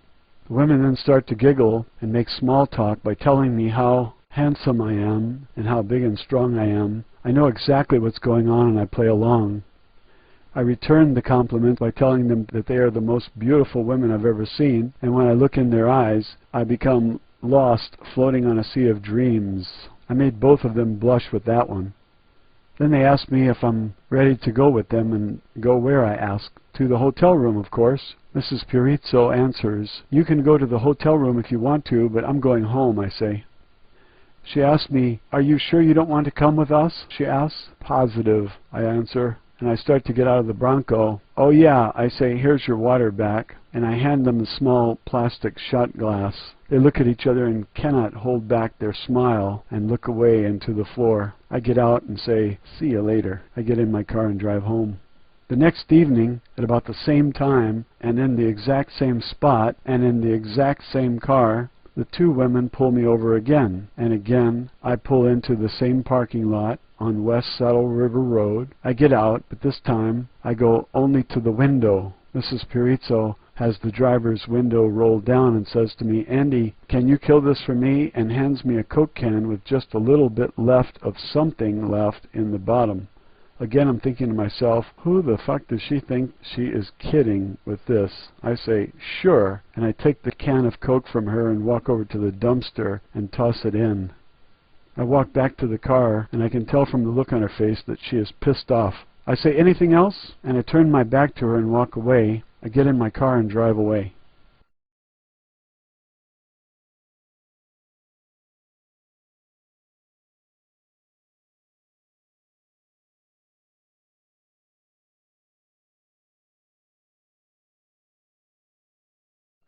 The next night, the same thing happens, in the same spot, at the same time. I pull over and get out of my car, angry. As I walk over to the Bronco, I say, look, this stupid game has gone on long enough. She interrupts me and says, Andy, please, just get in, because we have to talk. I say, no, and she begs me, Andy, please. As she almost has tears in her eyes, like an idiot, I reluctantly get in. This time, they have a little bottle of vodka with 3 plastic shot glasses. The woman with the black hair pours the 3 small glasses full and hands me one. I had had enough, and I said in a rude tone, do you really think that I'm so stupid to believe that that's really vodka in that glass? She says to me, we're sorry for fooling you and want to make peace. Will you have a drink with us? I knew from the get-go that whatever she was giving me had to be drugged with something, but at the same time I felt somehow that there was going to be no getting out of this. I was not afraid of Dr. Purizzo because I really never did steroids and I had nothing to hide. I just wanted it all to be over. So I thought about what to do, and finally I said to Mrs. Purizzo, I will drink that glass of whatever it is on one condition, and one condition only. If you swear and if you promise that you will not let them hurt me. Do you swear you won't let them hurt me? And of course she swears and she won't let them hurt me, and of course, like an idiot, I drink the glass of vodka and I'm out within seconds. When I wake up, I'm in a hotel room and I'm sitting in a chair, and it's very difficult to keep my eyes open, but I can make out several dark figures in various spots around the room. I couldn't keep my eyes open, but I could hear. They had given me sodium pentothal and were now going to get the truth out of me. I can barely see him, but I know it's Dr. Purizzo. He starts asking me questions. Andy, what kind of steroids do you take? I don't use steroids, I answer. I can hear him cursing as he asks me again, Andy, you wouldn't lie to me, would you? I'm going to ask you again, what kind of steroids do you take? And again I answer, I've already told you I don't use steroids. And I hear him ranting and raving. His friend, the psychologist, then comes over and asks me to take a try. The line of questioning changes from direct to indirect questions. He asks me, Andy, where do you buy your steroids? I answer, I have never bought steroids. He asks me, how long have you been taking the steroids? And again I answer, I have never taken steroids. Dr. Purizzo is now furious, and he is ranting. I'll get it out of him, and he stabs me in the right thigh with a syringe and injects me with more sodium pentothal.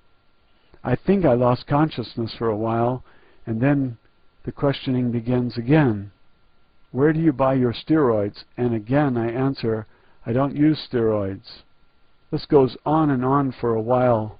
Finally the psychologist comes over and asks me, Andy, if you don't use steroids, how do you explain your abnormal physique? Simple answer, I cheat. What do you mean by you cheat? He asks. I use the power of my mind to build my muscles. It works pretty good, doesn't it? And I remember a big smile coming over his face as I felt proud of what I could do. And they all come over to me, and I then proceed to explain the Silva mind control method that I use, how I go to my level. The psychologist asked me to do it now, and I find myself explaining my trip down into my mind. When I get to my level, I give them a tour of my room. They're all talking in astonishment. Wait, I say, here's the best part, and I explain to them the pump-up chair I use to grow my muscles, the underground stadium where I can do anything on this magic field. I hear the psychologist telling Dr. Purizzo, and you want to give this kid a lobotomy? I can make a fucking career out of this kid. He said something like I was the greatest psychophysiologic example and that I had the greatest autogenic abilities he had ever seen or something like that. He also used a term, something like psychoneuroimmunology, if that makes any sense. Anyway, he tells me to open my hand and he starts to place objects in them. He tells me I'm holding a banana and he wants me to crush it. I squeeze the banana and I feel it squish like a banana. I hear everyone start murmuring in disbelief. I have no idea what they placed in my hand, but I do know it sure as hell wasn't a banana. Soon after this I start to feel sick. I fall off my chair. I'm sweating profusely, and I start convulsing as I begin to throw up. And I'm laying on my left side on the floor throwing up on myself. The psychologist comes over and looks into my eyes. He drops me and starts yelling at Dr. Purizzo, how much did you give him? How much did you give him? His pupils are dilated. He needs to go to the hospital right now. Now, how much did you give him? Dr. Purizzo answers, 2,000. The psychologist answers, you gave him 2,000? Have you lost your mind? Dr. Purizzo answers, and then another 2,000 when he wouldn't answer. The psychologist answers, 4,000? Have you gone totally insane? The kid has to go to the hospital right now. 4,000? 4,000 what? I don't know. Milligrams, milliliters, cc's, I don't know. All I remember is the numbers. I keep throwing up and hearing them arguing. The psychologist is yelling at Dr. Purizzo, you said you had a plan. What's your plan? Dr. Purizzo answers, I was sure we would get it out of him that he was lying, and then we would be excused from taking him because he was a liar. That's it? That was your plan? To kidnap a kid and then no one would press charges because he was lying to you about taking steroids? Have you gone absolutely insane? Dr. Purizzo then says, we will take him to my office and give him an emergency lobotomy so he will never tell anyone. Mrs. Purizzo then steps up and says, if you hurt that child, I'll tell. Dr. Purizzo then turns to her and he is laughing and says, who are you going to tell? The police? She says, I will tell the police. He starts calling her a little bitch and how he's disgusted that she would turn against her own husband for this kid. I will not allow you to hurt that child, she says. He says, well, did you really think I'm going to just let him go after what he did to me at the trial? I will not allow you to hurt that child, she repeats. Then there is some discussion as to what to do. Finally, the psychologist comes over to me, and I'm covered with vomit and barely able to remain conscious. He starts swinging his little metal ball on the end of a string in front of my face. I try to watch it as he tells me to, and then everything goes black. I wake up and I'm on the front steps of my house, and my car is parked on the street in front of the house. I know I didn't drive home because I always put it in the driveway. I have a lot of trouble getting up. It feels like I'm drunk or something, and I go right to bed. The next morning, I have trouble getting up in the morning, and I can't quite make it out, but I had the weirdest dream of being in a hotel room with Dr. Purizzo, and Dr. Purizzo was there. I remember most of the events, but it was very foggy. The weekend goes by, and then after my workout on Tuesday, as I'm driving around in the same spot, there is a Bronco again.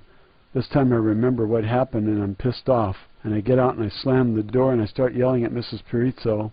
As I'm yelling at her and walking towards the car, she rolls down the window and starts to say something, and then the next thing I know, I'm back in the hotel room again. I was in some sort of hypnotic trance or something. I couldn't move, and the psychologist then instructs me to start squeezing things again. He has this little gauge, and when I squeeze the hand grip, I break it. After he ran all his tests, then it was Dr. Purizzo's turn. He makes me act like a monkey and try to lick myself. I remember jumping around the room like a monkey and feeling very stupid as they laughed at me. Then he makes me act like a chicken and does many other things to humiliate me. This goes on for hours.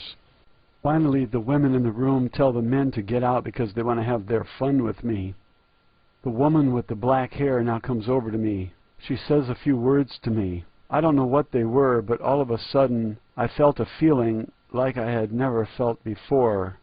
I felt like an animal, territorial, like a primal beast.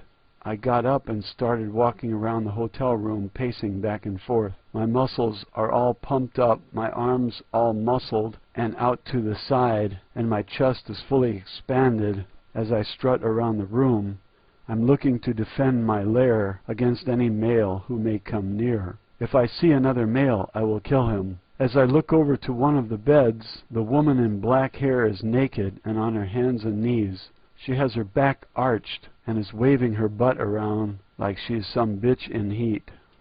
I see her and get an instant erection. I walk over to her, rip off my shorts, and start, excuse the term, fucking the shit out of her.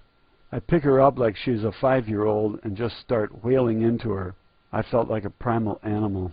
I fucked her like I was some sort of beast from the Stone Age, and she was loving every minute of it. I wasn't reaching climax. I was just nailing the shit out of this woman. It wasn't pleasure I was feeling. It was more of a territorial act, if that makes any sense. After a while, I pulled out and literally tossed her aside when I saw Mrs. Purizzo sitting naked in a chair in the corner masturbating as she watched me nail her friend. I grab her by the hair and throw her on the bed and repeat the same procedure with Mrs. Purizzo. This went on for hours as the women had me fuck them in different positions, and their vagina as well as their anus, carrying out every sick fantasy they had. I would do whatever they told me to do. I'm fucking the woman in the black hair in a chair in the corner so hard that she passed out. I didn't care. I just kept right on going until I heard voices coming from behind me. Male voices. I hear, "What the fuck are you girls doing?" And then I hear Mrs. Purizzo say, "Well, what did you think we were going to do with him?" "I don't know. I thought you were going to make him act like a chicken or something," I heard him say. I pull out of the woman with the black hair and toss her onto the floor. I turn and see Dr. Purizzo and a few other men by the door. Without thinking, I reach down and grab the chair by the leg with my left hand. I stand up and grab the other leg with my other hand and rip the chair apart like breaking a wishbone. It was like the chair was made out of toothpicks or something, because it took no effort at all. I just ripped it apart. I now had a chair leg in my left hand, and I tossed the rest of the chair off to the side. I start walking to the men with my club, my weapon. Mrs. Purizzo becomes frantic and starts yelling, "He will kill you! Get out now! He will kill you!" to Dr. Purizzo, and she runs towards me to give the men time to get out. I push her aside, and the men are scurrying out the door. They left in such a hurry they didn't close the door. I wasn't running toward them, just walking very fast. When they left, I didn't go after them. I just wanted them out of my lair. I slammed the door closed, locked and chained it, tossed my club aside and grabbed Mrs. Purizzo and tossed her on the bed. I remember feeling anger as she was disobedient, and I nailed her as hard as I could until she had passed out. Then the woman in black comes over again, and this goes on and on. I don't know how it ended, but the next thing I know, I'm laying on my front steps again, and again my car is parked on the street and not in my driveway. Over the next few weeks, I would find myself stopping at the same spot about once a week. I don't know why. But sometimes I would just pull the car over. The next thing I know, I'm back in the hotel room. This time there are 4 women, Mrs. Purizzo, the woman in the black hair, and 2 others I had never seen before. I remember feeling like an animal again. As I was pounding one of the women against the headboard, I hear voices behind me. This time there are at least 10 people watching. I see 2 of the women I already had sex with on their knees giving a blowjob to one of the men. I think it was the husband of the woman I was screwing at the time. These sick people are now getting off watching me screw their wives. And again I throw the women I'm screwing aside and go after the men. And again the women run interference so the men can get out the door. I wake up and I'm trying to get into my house. Another time everything is black and all I remember is hearing, "God damn it, he's gone soft again." I struggle to open my eyes and I'm laying on my back. There is a woman on top of me. She's a bit heavier than the other 2 and not quite as good looking. Ugh. I push her off me as I try to get up. As I'm coming around, immediately the woman in black hair comes over to me and tells me to look her in the eyes, to focus and look at her. I remember looking at her, and then after that, all is black again. This time I wake up in the back seat of my car, which is parked on the street in front of my house. Another time, the woman with black hair and Mrs. Purizzo decide to take me to the woman with the black hair's house. They must have been drugging me as well as having me in a hypnotic trance, because they were trying to get me out of the car and I could not move. I was as limp as a rag doll, and these 2 women who weighed no more than 115 pounds each were trying to get me, a 230-pound kid, out of the Bronco and into the house. I remember them having a very hard time and being dragged across the ground, up the steps and into the house. I remember this because someone had called the police and they showed up at my house 5 minutes later. The 2 women were frantically trying to figure out what to do. They sit me on the steps going up the stairs. The woman with the black hair tells me that Mrs. Purizzo is my mother and that you just had your tonsils out and you are still groggy from the anesthetic. She opens the door for the police and tells the story how Mrs. Purizzo cannot go home yet because her house is being painted and her son is still groggy and being under the anesthetic. The cop asks me if I'm all right, and I tell him that I'm fine, and I confirm the woman's story. The cop leaves, and they close the door. Another time, the woman with black hair and Mrs. Purizzo decide to take me to the woman with the black hair's house. They must have been drugging me as well as having me in a hypnotic trance, because they were trying to get me out of the car and I could not move. I was as limp as a rag doll, and these 2 women who weighed no more than 115 pounds each were trying to get me, a 230-pound kid, out of the Bronco and into the house. I remember them having a very hard time and being dragged across the ground, up the steps and into the house. I remember this because someone had called the police and they showed up at my house 5 minutes later. The 2 women were frantically trying to figure out what to do. They sit me on the steps going up the stairs. The woman with the black hair tells me that Mrs. Purizzo is my mother and that you just had your tonsils out and you are still groggy from the anesthetic.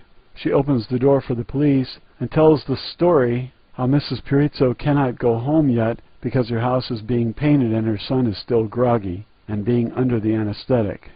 The cop asks me if I'm all right, and I tell him that I'm fine, and I confirm the woman's story. The cop leaves, and they close the door.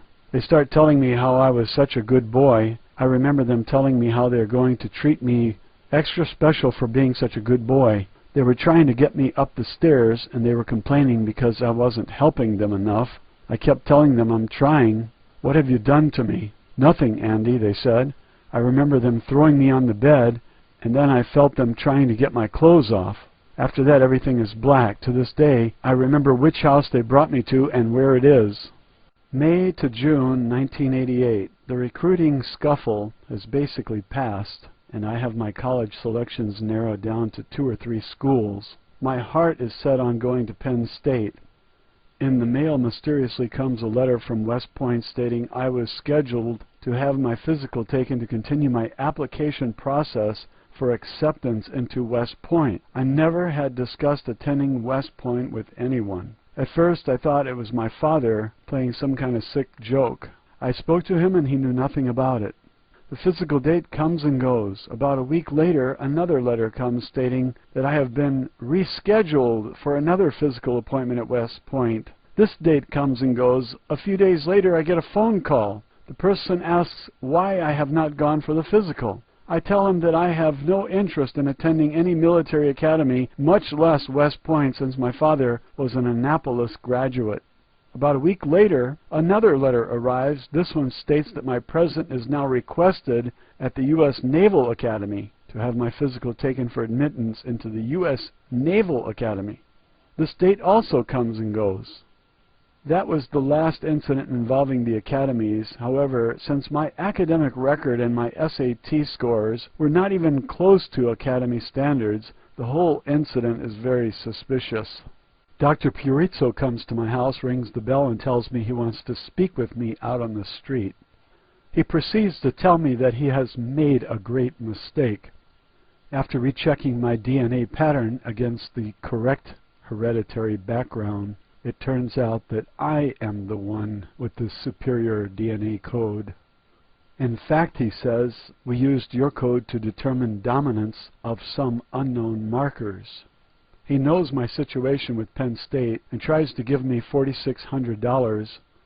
The money was for college, for me. I tell him I don't want his money. And I also knew that if I accepted that money as payment for damages done, that I could not sue him later. I think this was his plan, and that's why he had gotten so mad when I would not accept it. After my final episode with Mrs. Purizzo and the woman with the black hair, they have a wad of cash for me. Andy, take it. You've more than earned it, she said. I tell her I don't want her dirty money, and I hope she chokes on it. A few days after that, Dr. Purizzo shows up again at my house, tells me to walk with him to the street again. He tells me that he has been discussing it with this psychologist friend, and that my mind functions in such a way in the subconscious that he can make me the most powerful man in the world. Then he tells me to get into his car. He wants to take me to his office to do this for me. I say, really? Okay, I'll go, but only if my mother comes with me. Can my mother come with me? He says that this is just between us men. I tell him to go fuck himself. And I start walking inside the house, and he starts talking. You're a smart kid. You have a 50-50 chance. We were going to get drunk and then decide whether to make you the most powerful man in the world or give you a lobotomy. I stop and turn to him and say, do you really think I'm going to believe you when you tell me that you're going to make me the most powerful man in the world? You might do this, but only if you could control me. If you could not control me, then you would have to destroy me. Do you think I'm stupid? Now get the fuck out of here before I call the cops. He then says, as I said, you're one smart kid. He gets into his car and drives away. Project Superman, the Andy Pero story, the University of Rochester. A victim of the Illuminati's super race projects and Montauk experiments speaks out.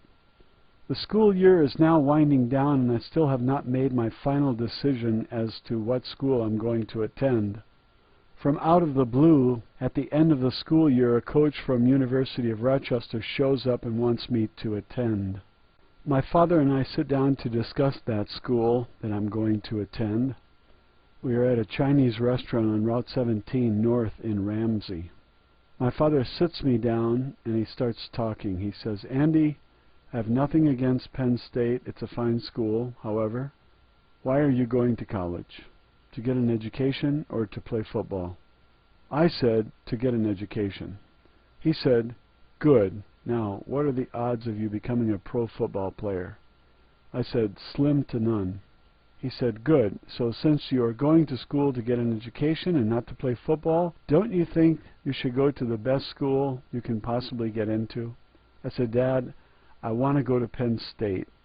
Then he said, I'm going to be the one paying for your school. If you don't go to the University of Rochester, I will not pay one thin dime for your school, and I will never speak to you again. Do you hear me? Now, Rochester is a much better school, and I'm sure you'll be much happier there. I'm going to pay for it, and that's that. So I end up turning down a Division I scholarship to attend a Division III school, and end up paying $18,000 a year to attend the University of Rochester. For the longest time, I absolutely hated my father for making me go to the University of Rochester. I suppose I could have come up with the $3,000 on my own, but it was the fact that he said he would never speak to me again if I didn't do what he wanted was what really pissed me off. And then on top of this, then he springs on me that I will have to take out a student loan in my name to help pay for going to school at Rochester. I remember this as clear as day, because after that I remember I swore I would never let anyone tell me what to do with my life again. The strange thing is, that's not how he remembers it at all. He denies ever saying that to me. But I remember specifically because I was heartbroken that I wasn't going to go to Penn State. The strange thing is, I remember my father at about the same time making a joke that he'd been out of the Navy for 15 years, and for some reason they wanted him to come in to give him a physical. He doesn't remember that either. August 1988. Football camp starts at the University of Rochester. Things seem to go well. Let's just say that I'm very focused on performing well on the football field. I had trained very hard all summer, and I was in the best shape of my life. I do extremely well during the training camp. I'm sure, not by coincidence, I get my freshman year roommate. We will call him Brian. Brian is also a freshman and is an offensive and defensive lineman. He's 6'1" and 245 pounds. He's huge. I mean, I thought I was muscular until I saw this guy. He talks openly about his steroid usage, and even goes so far as to tell how that when he came to camp, the coaches didn't recognize me. When I walked into the coach's office, they said, "Who are you?" And I said, "I'm Brian XXX from Irondequoit." He was supposed to be a local kid. Irondequoit is a local town. He talks about how as a senior in high school he weighed 185 pounds, but then started doing juice as he worked out with the New York State powerlifting champion. He goes from 185 to 250 pounds in 12 weeks. As a freshman, he is the second strongest kid on the entire team, and I am third. September 1988 to May 1989, camp is over and classes begin. I get an odd message stating that the dean of the psychology department wants to see me. So I go in to see him. I sit in a high-back green leather chair, and I'm facing him, and he is sitting behind his big desk. He asks me if I would like to participate in some kind of special study the university is conducting. I tell him, "Have you ever heard of a Dr. Purizzo?" His face suddenly becomes white and expressionless. I could tell you that he had. At that moment, I hear a very slight creak from behind my left shoulder. I get out of the chair, and there's a door on the wall. I open it. Inside this closet, the dean has a wet bar. But there, crouching on the floor, is Dr. Purizzo. I instantly grab him by the throat and tell him if I ever see him again, I'm going to kill him. He starts to beg for his life, and I throw him into the bar. I walk over to the dean's test, and from the bottom, I pick it up and flip it over onto him, and I yell at him like, "You stay away from me, you lying fucking piece of shit," and I run out of the office. A few days later, I get a message saying that the dean of psychology wants to see me again. I ignore it and don't go. A few days after that, I get a third message from him telling me that if I don't come in to see him, he's going to throw me out of school. I say to myself, fuck this. Brian is insisting that I go.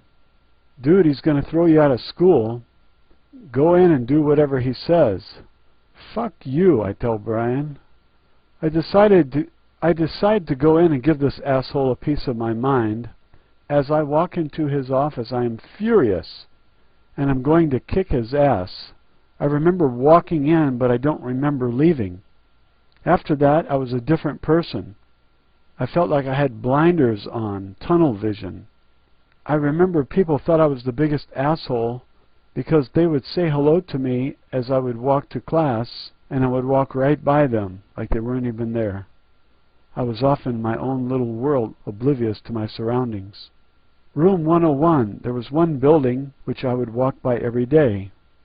Every day I would get the feeling that I had been there before. This particular building gave me a disturbing feeling in my stomach, yet I knew I had never entered that particular building because none of my classes had been in that building. Every day I walked by, I would get this flash, room 101, and I seemed to know exactly how to get there. One day I went in. The building had a suspended walkway in the middle of it. It was very modern. I walk across the bridge, turn right, and go down the stairs, all the way to the bottom. At the bottom I turn right again. This is a small hallway with only 2 doors, one on the right and one on the left. Both doors have like a sliding nameplate holder on them.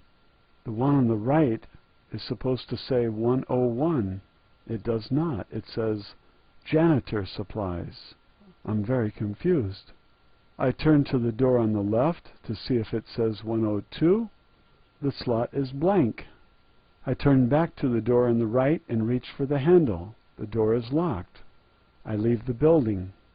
Every day when I pass that building, I would get the same uneasy feeling, like I've been there before, or there's something strange about it. A few days later I go back, and again the same thing. The door says janitor supplies, and it's locked. I leave again. The third time, however, was different. I go to the door, and it says janitor supplies. At this point, I'm just giving it a casual look. I go down there. I look at the door.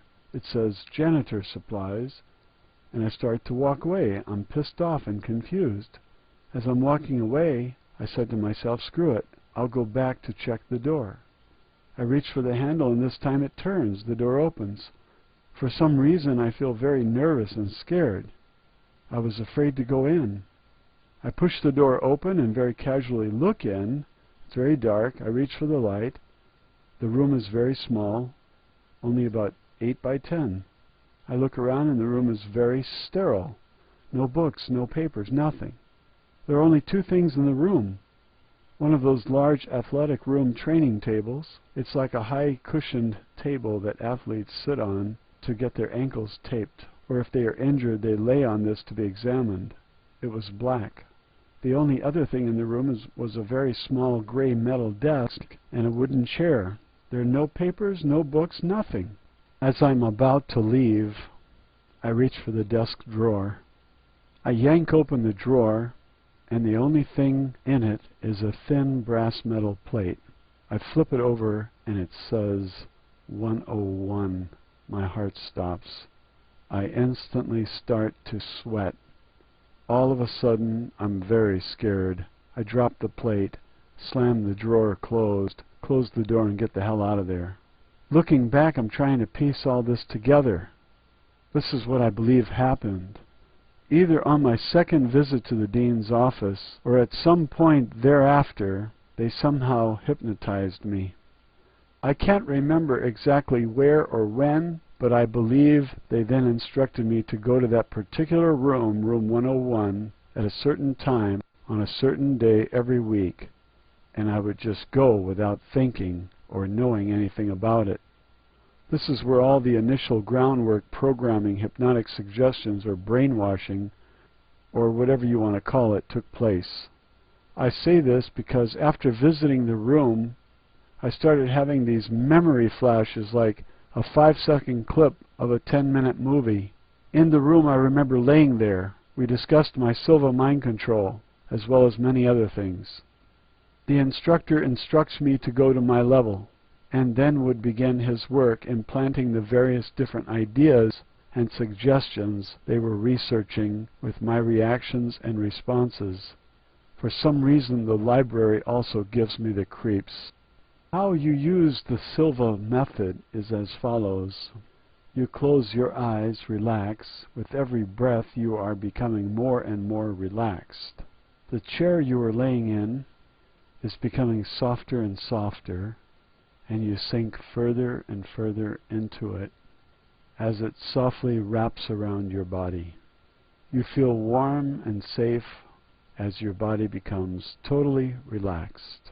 Picture yourself standing on the edge of an ocean. The sky is blue. The ocean is blue, yet almost green from the sunlight. It is an absolutely gorgeous day. Picture yourself floating upward as you leave your body. You look down and see your body as you soar toward the sky.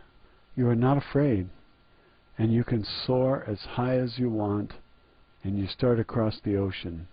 You look back at your body and it becomes smaller and smaller until you cannot see it any longer. You turn back and all that is ahead of you is blue sky and blue ocean, and like a god you are flying among the clouds. Ahead of you is a very large cloud with a structure on it. As you get closer you can see that it's an elevator. You land on the cloud, touching down as softly as a feather touching your skin. The cloud is as solid as a rock. It is because you say it is. This is your mind. It is the place where you can do anything you want and where anything is possible. The only limits here are the limits of your own imagination. Walk over to the elevator. There is only one red button. Push it. The doors open. Get in. Turn around. There is a control panel. Push the bottom button. The doors close and the elevator suddenly starts to descend. You look up and see the walls of the elevator shaft are brilliantly colored rock and swirls of orange, black, white, and silver. You see a huge number 10 painted on the side of the rock go whizzing by as the elevator is now falling faster and faster. You look up and see the number 9 go by. As the numbers go by, you're going deeper and deeper into the center of your mind, the center of the universe. 8, 7, you're becoming more and more relaxed. 6, 5, you feel the power of your mind surge as you go deeper and deeper. Your mind becomes more and more powerful with every moment. 4, 3, 2, the elevator automatically starts to slow down. 1. The doors open. You step out onto a white cement platform. It is 6 feet wide and 6 feet long. Blackness is all around you. There is a small silver railing to the left.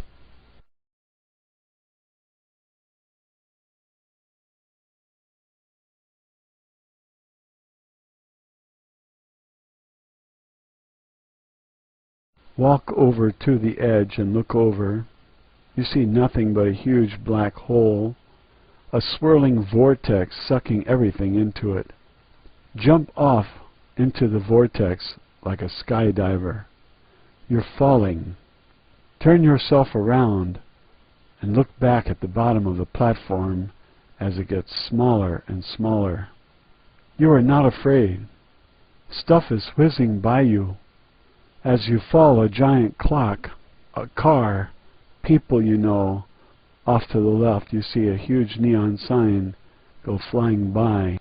1500, you fall faster and faster, and you feel yourself going deeper and deeper into your mind. 1400, 1300, 1200. When you get to 100, you will automatically slow down. Blackness is everywhere, and you can see nothing. You feel your foot touch the ground as gently as stepping onto a pillow. To your left is a blue neon door. Walk to it and turn the handle. As you open the door, you see a huge, magnificent room, blue neon room. This is your room, your special place, the center of your mind and the center of the universe. When you are in this room, you can do anything, and nothing can ever harm you. The room has 20-foot ceilings and a blue neon glow. Being in the room is like being under black lights. Your whites glow, your teeth glow, you look very tan and healthy. You have never looked better. On the walls you have gems, great artwork, sculptures. The room is magnificent. To the right is the universe machine. With this machine you can travel anywhere in the universe with your mind. Anywhere. To the left is a set of stadium doors. Walk over to them and push them open. you enter into a huge underground dome stadium. So big it's almost unimaginable. When you play there, you can do anything. Score as many goals as you want, run as many touchdowns as you want. They only cheer for you. Head out the doors back into the main room. To your left is the most important thing, another room. This one has a red glow coming from it. You walk over to it and enter. This is the healing room. The room has a red neon glow. There is a large circular fountain in the middle of the room. If any part of your body is injured when you are in this room, it will glow bright red.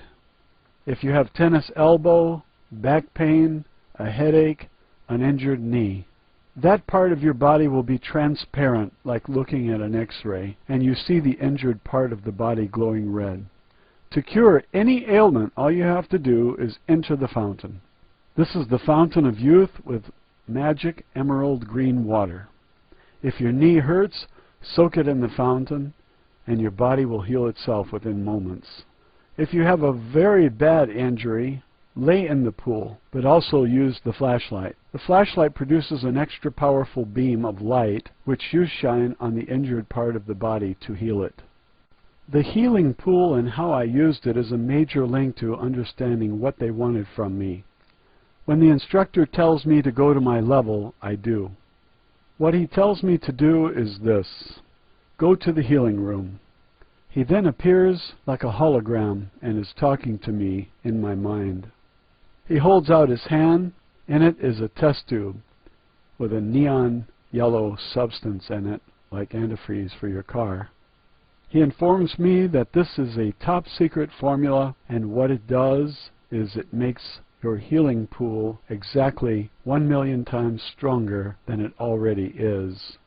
Pull off the cap and dump the yellow substance into the pool, and the pool instantly starts violently bubbling like someone turned on the jets in a jacuzzi. This is now the healing pool in my mind. It will stay like this forever and never decrease in strength. This new pool can cure any injury, no matter how severe. Cool, this is awesome, I remarked. Somehow he also rigs my mind so that if I injure myself, my mind will automatically send me to the healing pool. As it turns out, the suggestions he made to me while I was under hypnosis, in combination with the Silva method, adhered to my mind extremely well. And for some reason, it really worked. Sometime later, they gave me another test tube full of another top-secret government formula. This one was neon lime green. The instructor tells me, do not ever use this tube without our permission or instruction. This is 100 million times more powerful than the yellow one, and it is highly unstable. We don't know what it will do to you. Keep it in a very safe place, do you understand? I answered, yes, and then proceed to create this really cheesy looking sign and stand, which I then duct taped to the side of my fountain. It was made of poster board and a wooden stake. With my really bad handwriting, I wrote in black marker, do not use, break only in a life or death situation. And under this I duct taped the green test tube to the poster board, and then duct taped the sign and stake to the outside wall of the fountain, sort of off to the side and out of the way. It was blatantly an eyesore to the room, but this was my responsibility, and it was my sign, and it was my room. So there it went, and there it stayed. There were other suggestions as well, of course, like telling me how to turn on and off my pain receptors, like a light switch, how to control my adrenaline glands and be able to turn them off and on like a faucet, how to control fear. I also remember them testing me a lot with these puzzle blocks I had to assemble to match the picture, connect the dots for time, word association, all kinds of these mind puzzles, IQ testing type puzzles. This is what I remember from room 101. The small lab. I remember being tied to a metal table and then placing electrodes on my body. They began to shock me at different intervals and to increase the voltage when I wouldn't cooperate with them. The thing is, these insolent bastards kept asking me, "Why are you so hostile toward us? Why are you fighting us?" My answer would always be, "If you think I'm hostile now, wait till I get loose, you Nazi motherfuckers." I tried my best to be brave, and I fought back with all I had. When I came to, I found myself tied to a chair with my hands tied behind me. They began working me over. I know I had to be drugged because the punches, for some reason, didn't hurt. They always wore gloves or hit me with a rubber hose as not to leave any marks, and the more they hit me, the more it didn't hurt. There was also a metal cart next to me with all kinds of surgical instruments on it. There were all kinds of syringes there as well. This is also why I assume they drugged me. I remember them placing needles in my eyeballs and also in my eardrum in order to shock me into submission. They beat me in this small room several times. I remember Mr. Green was there, this Nazi guy and his buddies. Note, remarkably, this Dr. Green has turned up in several sessions involving people who were being deprogrammed by psychologists who have stumbled onto what seems to be a vast mind control conspiracy. Do a find search in the following article for Dr. Green. Also, for more information on the Nazi CIA connections to a widespread mind control scenario, you can also read about the group. Also, read about the unusual Nazi New Jersey connection, Branton. I know they were Nazis because I have a very keen eye when judging people, and this guy just didn't seem to be an American. He was the guy in charge, and he ordered another guy to come over and start to work on me. That guy came up to start beating me, and I made rude comments about his attire. He was wearing a yellow short-sleeved shirt in Rochester, New York after Labor Day, so I started sassing him about his shirt and how the only two types of people who would wear a yellow short-sleeved shirt in Rochester either is a homosexual or he is a foreigner who is trying to look American. It's one of the basic slip-ups spies make, a fashion blunder, and he was probably German because Germans like their pastels. That, along with the psychotic look in his eye, told me that he was some type of master race genetic freak. I was basically pulling stuff out of my ass, but I figured why not? He's going to beat the shit out of me anyway. I might as well try to play with his mind. It was the only offensive weapon I had. As he starts punching, I'm calling him a Nazi bastard, telling him how we Americans kicked their ass in the war. But when I insulted Adolf Hitler and called him a faggot and an idiot, this guy starts freaking out and yelling at me in German, blah, blah, blah, mein Führer, blah, blah. What do you know? He's a German, I say. I had broke him mentally. For some reason his punches didn't hurt. But he was hitting me so hard that he was knocking me over in my wooden chair. What was happening was every time he knocked me over with a punch, he would weaken the legs of the chair.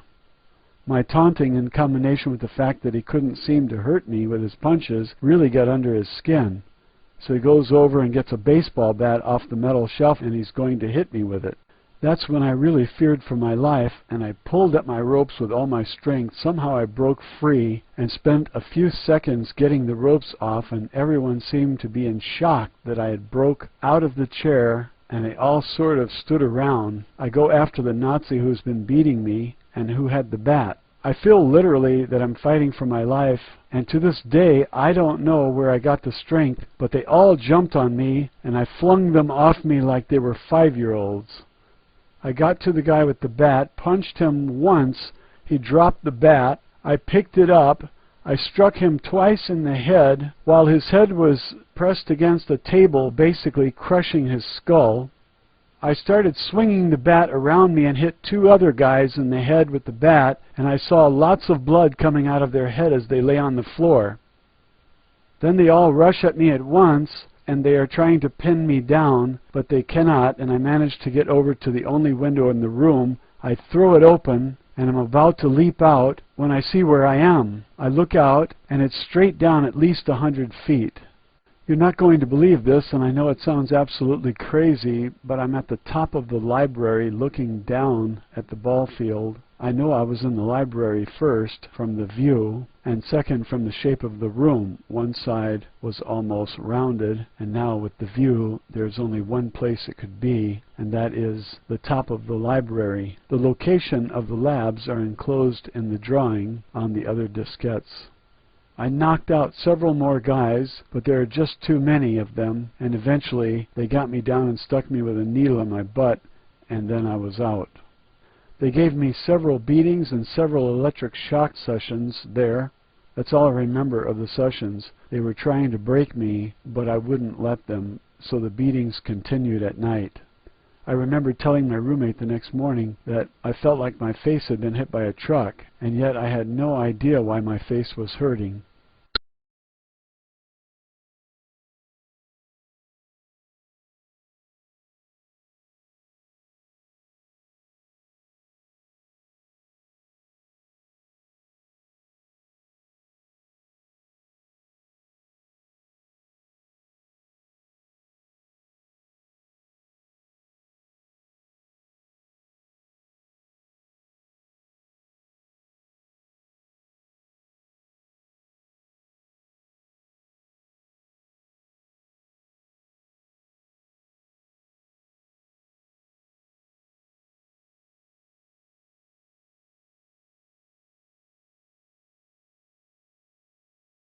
The Girl on the Jump, October or November 1988, not sure.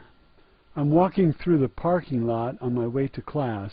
It's morning. A car pulls up alongside me from behind and stops. It's a full-size Lincoln or something, a very large car. It was brown. The doors open and 5 men step out. They're all white. The first two I instantly recognize. It's the man in green and the man in blue. The same two I recognized from high school and before. The next one I also have the feeling I've seen before. He was about 6'2", medium build, about 190 pounds. He is dressed in a long black leather coat. He has a full head of blonde, white, silver hair and blue eyes. He looks like something out of Adolf Hitler's dream of an Aryan race. He somehow has a very European face. He is older, I would estimate, mid to early 40s. He is expressionless, with high cheekbones. I can very vividly picture his face. I remember just by his looks and mannerisms, he is a very serious person. I didn't know it at the time, but he is the man who is in charge of the beatings in the roof of the library. He is a Nazi, one of their genetic experiments. During one of the beatings in the small lab, I named this person Adolf, and from here on in, that's what I call him. The last two were around the back of the car. They were dressed in sort of a sports suit, just like an agent or something, dressed nicely but built for travel. I didn't recognize them at first sight. They stayed in the back behind the car, and they were quite large. The man in green says that they want to talk to me, and he instructs me to get in the car. I become scared. I told him that if he wants to talk to me, start talking. But there's no way I'm going to get into any car with 5 guys I don't know. He said he wanted to talk to me about participating in some sort of program. I told him that whatever he wants from me, the answer is no. He then said that no was an unacceptable answer and that I was going to participate whether I liked it or not because I was too valuable and no was not an option. He then said, "Andy, get in the fucking car." I said no. The man in the black leather coat with the white hair, Adolf, grabs my arm and starts pulling me toward the open car, backseat driver's side.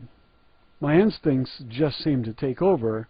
I wrench my arm away from Adolf. Let me tell you, I start running. This is going to be difficult to explain without a visual aid, but here goes. The parking lot was a very long and thin lot, not like a square, but like an eye. Only 2 places to park your car, on the right or on the left, and it's very long. The lot is located below the level of the campus by about 70 to 80 feet. There is a long slope as an embankment, and about every 100 yards or so there is a set of stairs to get in and out of the lot. At the top of the stairs there is a main road which runs along the entire campus. So once you cross the road, you're right there on campus. Buildings start about 50 feet in from the road. I break away from Adolf and I start running. I ran as fast as I could for the stairs. The stairs were about 50 yards away. I reached them unmolested. I turn back and look to see if they are chasing me. They are not. As I look back, all the men have gotten back into the car, and I just catch a glimpse of the last car door closing. I pause, thinking the car is going to come towards me. The tires squeal, but in reverse. I think it hits me that they are going to cut me off at the top of the stairs. At that moment, for the second time, I felt the rush. The first time was when the man was going to hit me with the baseball bat. But the first time in my life, I felt like I was running for my life. That if they beat me to the top of the stairs, it's all over. By the rush, I mean the adrenaline rush. Your mind closes like having blinders on, and the surge of power your body feels when it's life or death. If you have never been in a situation where you truly feared for your life, you really cannot understand the feelings I'm talking about. I bounded up those stairs, 3 or 4 stairs at a time. At the top is a car parked right in front of the stairs. It's maroon, but facing the wrong way. I crouch next to the rear fender, and I see the first car about 200 yards away, and I hear the engine rev as the driver floors it. Flying over the speed bumps, the car passes the parked car, and I dart across the road. Out of my left ear, I hear the screech of tires skidding. As I look, the car has stopped, and I see the driver's eyes in the rear view mirror. It's turning around. I get on the sidewalk, and then 30 feet onto campus ground. For some reason, I feel safe, and I stop running in order to blend in. There are many people around walking to class. I look back at the car. It looks like it's going to jump the curb. It does, and all the students scatter like ants seeking cover. I'm left standing there by myself, a girl who I had never met before. When all the others ran away, for some reason she ran to me. She grabs my arm, and without saying a word, she tells me that she's not afraid. That instant seemed to last forever. I heard the driver gun it. As the rear wheels now jumped the curb, with my right hand, I grab her left hand as I scream, "Run!" I turn and run for the nearest building. My right arm lags way behind me after 2 or 3 steps as her left arm is stretched as far forward as it can go. She is not fast enough. We are not going to make it. With my right hand, I let go. I point to the right and yell, "Run!" Out of my right eye, after 1 or 2 steps, I don't see her. I slow down and turn to look back. She has stopped running. She turned and is facing the oncoming car, placing herself right between me and the car's path, believing they will stop or turn to avoid her. She is about 5 yards behind me.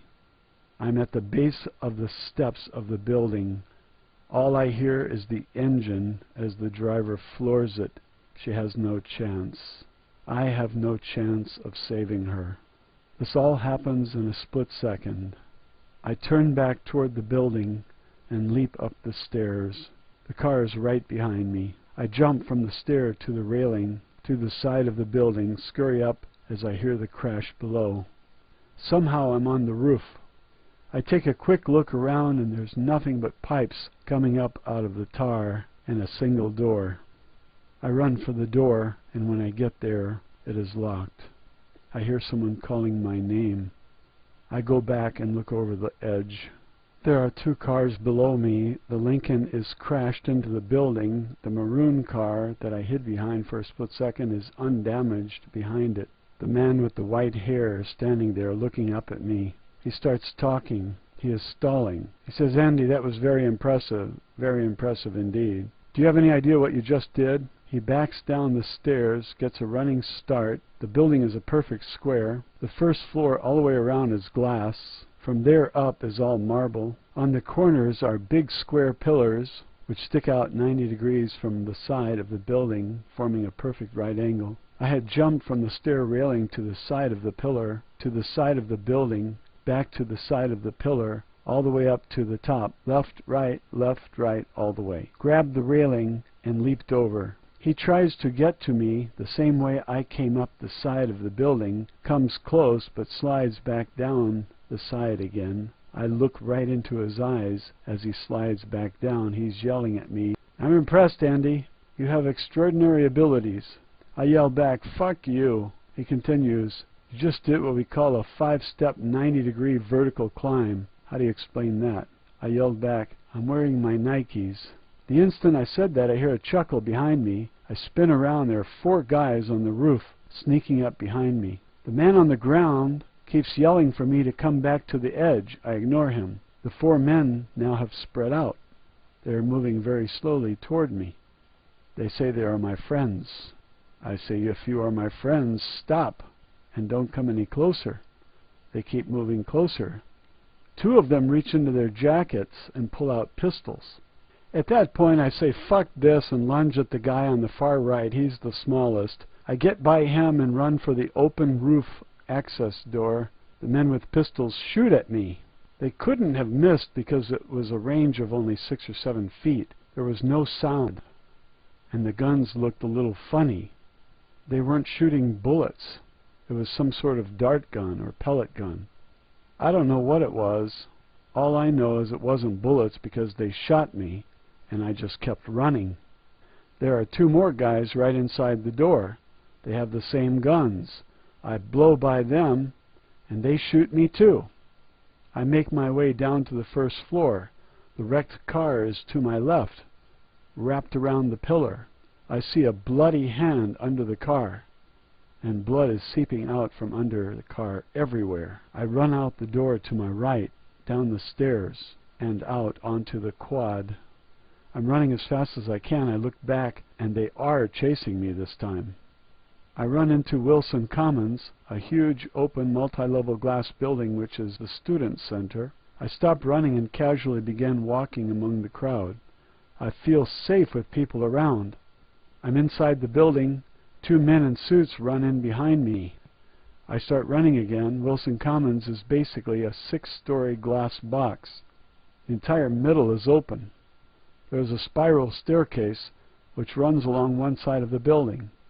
There are 3 ways to enter the building: from the top, which is connected to the quad by a walkway, from the main entrance, which brings you to the main floor, or through the basement cafeteria level. It is easily a 100-foot drop from the top to the very bottom. I'm at the top with the 2 men behind me. I go for the stairs and start going down. I get 3 levels down and enter onto the main floor.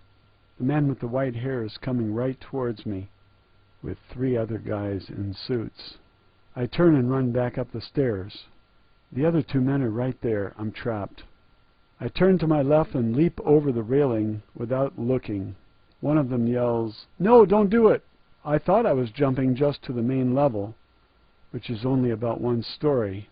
I fell all the way to the bottom, which is at least 50 feet. When I jumped, I did it with no hesitation and no fear. I truly believed that if they caught me, my life would be over. So again, without hesitation, I hopped over the railing without hesitation. I leaped over and immediately focused on where I was going to land, like a moment frozen in time. I didn't wave my arms or yell. My body was frozen like a statue as it fell. My mind suddenly took over.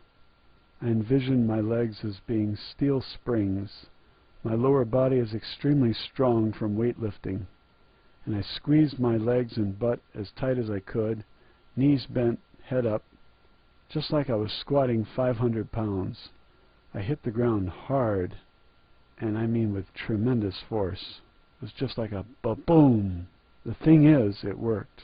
Just like steel springs, my legs absorbed the impact, and I literally bounced several feet in the air, then came crashing down on a table. As I'm laying on my back, I open my eyes, and they are all looking at me from the point on the staircase I had jumped. They thought I was dead, but something inside me says, "Get up," and I did. They start running down the stairs after me, and I start limping away. My dorm room is only 2 buildings away. I go out the basement entrance and ran as fast as I could right for my room. I make it back. I rush in. Brian is there. I start freaking out. Lock the door. Don't let anyone in. They're after me. I feel my body start to collapse. I climb into my bunk bed and curl into the fetal position, and I'm out like a light. I hear voices. I told you I hit him.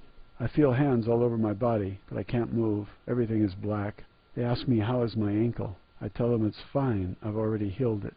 I wake up, and I am in some kind of shock. I'm dazed, confused, in some sort of haze. I'm not all right.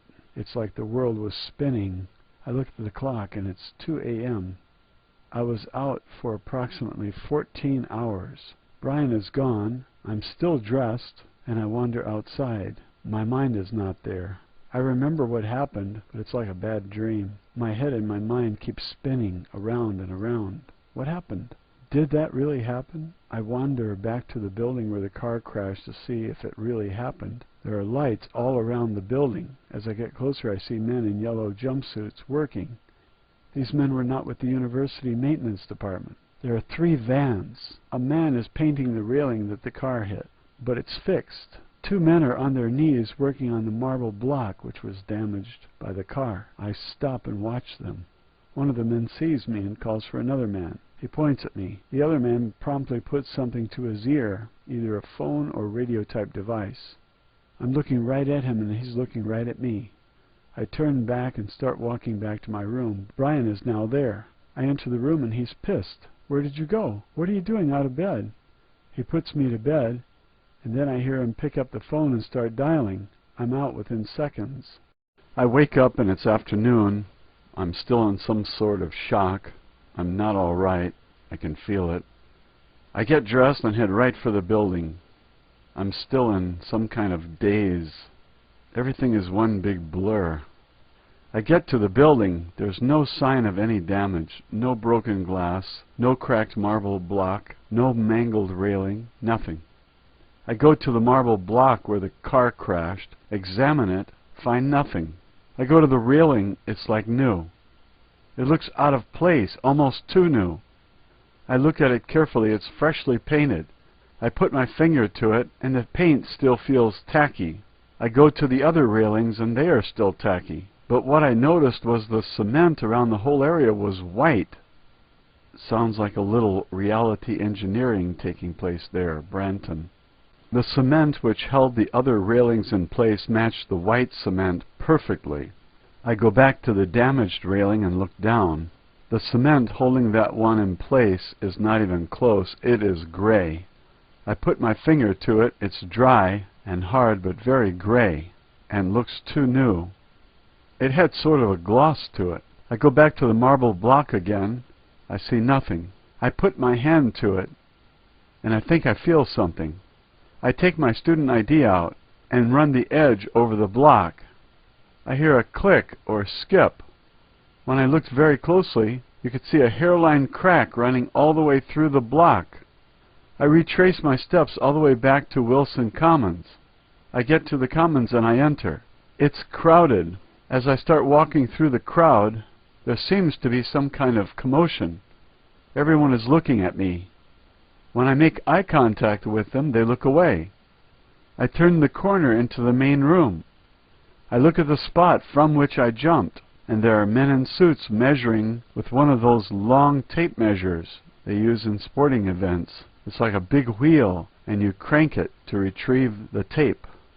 They are measuring all the distances, from how far I jumped to how far I ran, everything. Then I see a group of men in suits, 6 to 8, are walking to my left. One of the men sees me and he tells someone else. He points to me. The man with the white hair emerges from the pack, and like a deer caught in the headlights, I freeze. I can't move as I watch him walk toward me. My instincts tell me to run, but I'm paralyzed with fear. He walks right up to me, and that's all I can remember. That night I sat in my room with my elbows on my knees and my head between my hands. As I think about the events which had happened, the room begins to spin. I'm very scared. I don't know what to do. I want to call home. I want to call my mother. I can't remember the number. I'm looking for it. I find my address book, and I find the number. Dialing the number seems familiar, but it feels odd. As the phone starts to ring, Brian opens the door and enters the room. He sticks his finger on the phone, and I'm disconnected. He starts to speak to someone in the hall. They enter. It's the man in green and the man in blue and Adolf. The sight of these men in my room speaking to Brian, they know each other and they know where I live, I'm thinking. This causes such fear in me that the room spins out of control and I black out as the two realities come crashing together. The big lab. After that I was not the same person, and they began taking me to a lab. Two men in overcoats would knock on my door, or Brian would open it. They would say 2 or 3 words. I would drop whatever I was doing, get my coat, and go with them. I had no say. I had no control. That was it. I just did it. I don't know why. It was just like when I pulled the car over for Mrs. Purizzo. They had a car outside. I would get in the back and just sit there with a blank stare in my eyes.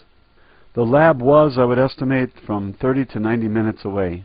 I say this because the first few trips I remember the trip. I remember getting on a divided 2-lane highway.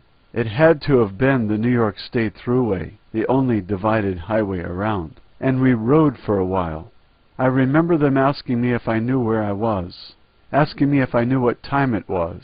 Was it day or night? And with a big smile I said, of course I know where I am, as I was proud for outsmarting them by remembering landmarks and remembering where they were going and how we got there. After that I remember the men in the car doubling back, one exit on the thruway, and when we arrived, the man in the white hair and the black leather coat would ask me again, do you know where you are? And again I would tell them exactly what they wanted to know. After that, I don't remember any more rides. I remember getting in the car in front of the dorm, and then remember getting out of the car in front of the lab, the facility.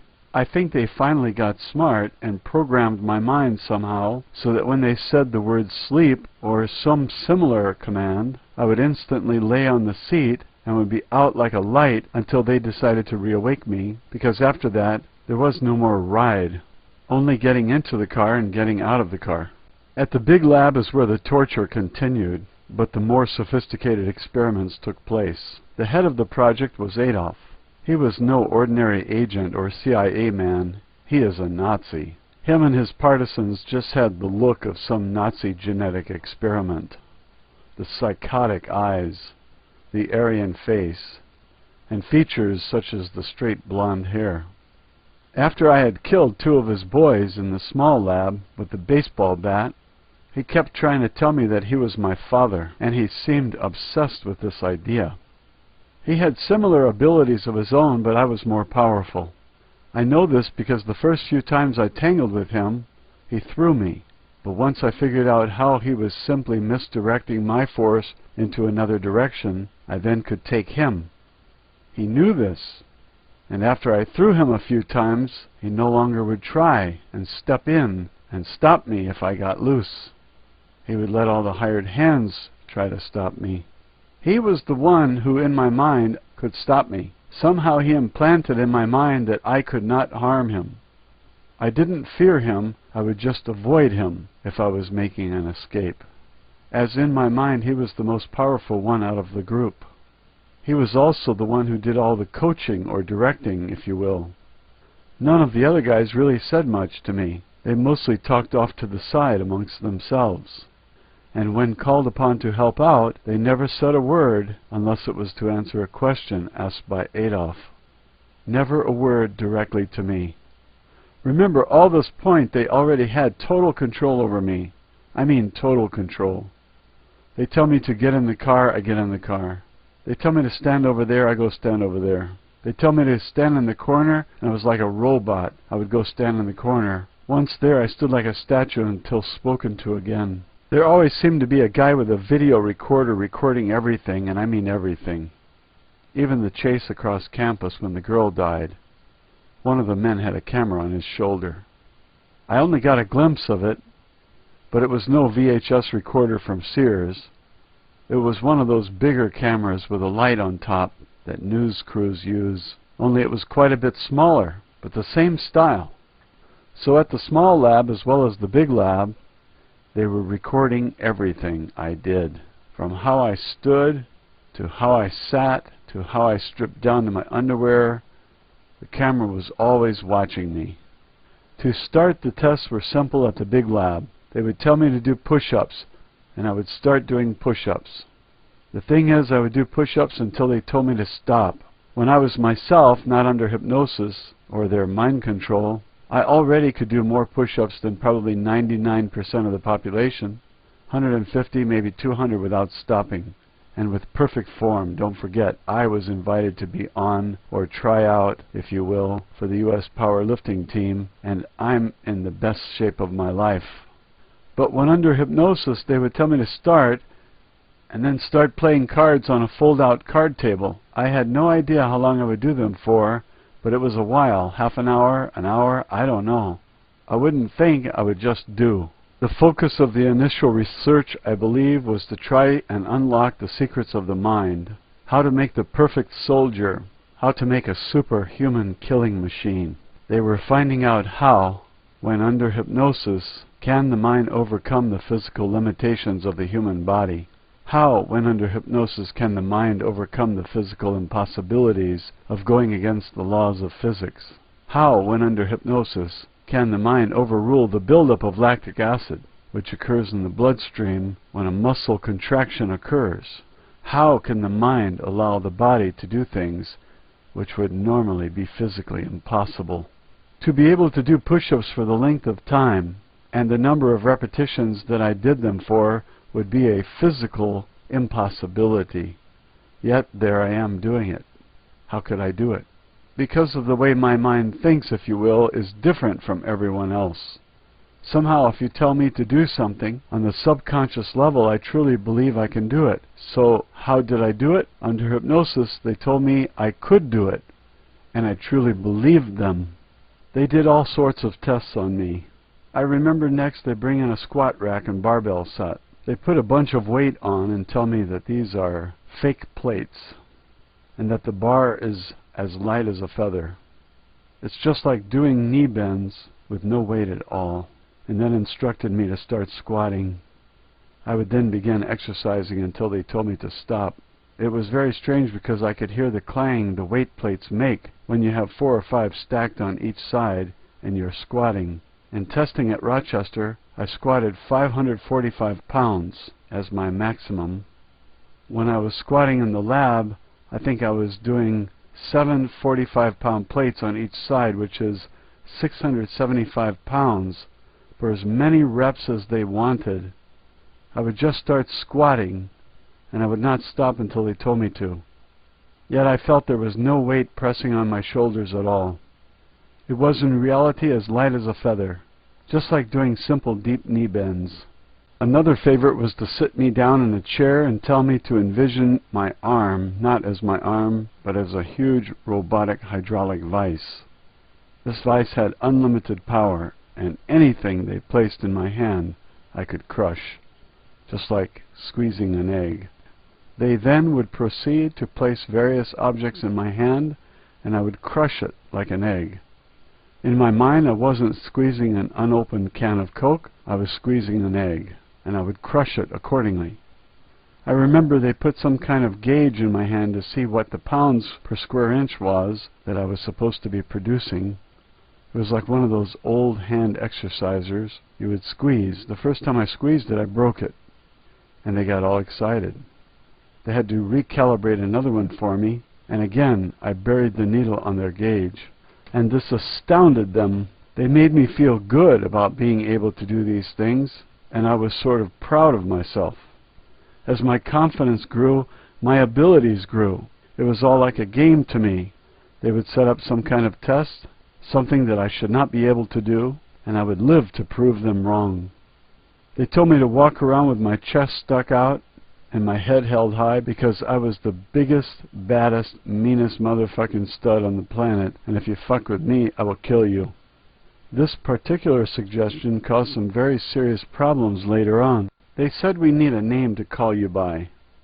This name is something very special. It is the name that only we may call you by. It is your code name. and you should spend some time thinking about it because it's very important.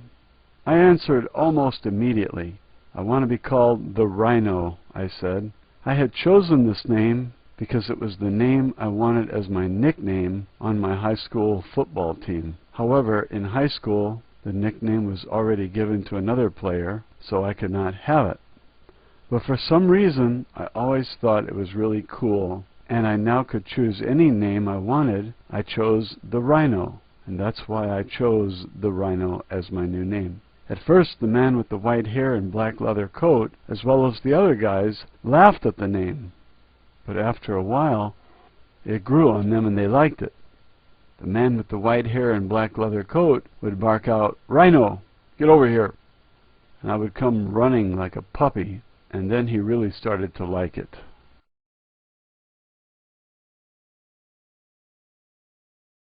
I want to take this moment to read my commentary of purpose to you and the video description that was on the last video, Rochester Part 4, because I want to make sure that each viewer hears these words, and many would not take the time to read it when the story is so interesting at this point. First, a quick review. The girl is killed by the 5 men in the Lincoln, and Andy sees blood all over the place under the car and a bloody hand. Although he's shot several times with a drug dart gun, he makes it back to his room and is out for a long time and really doesn't know if it all happened. Andy gets up in the morning and goes to the building where the murder of the girl took place and finds everything repaired, and even though he was there at 2 o'clock in the morning and saw them repairing it all night, he still doesn't know if it's real or imagined after being drugged and sleeping 14 hours. In Rochester Part 4, he discovers that his roommate, Brian, knows the men, and the men know where he lives. When he goes over to the student union, the Commons, he sees them measuring everything, and that's when they grab him. From that time on, Andy is their slave, and they have total control over him.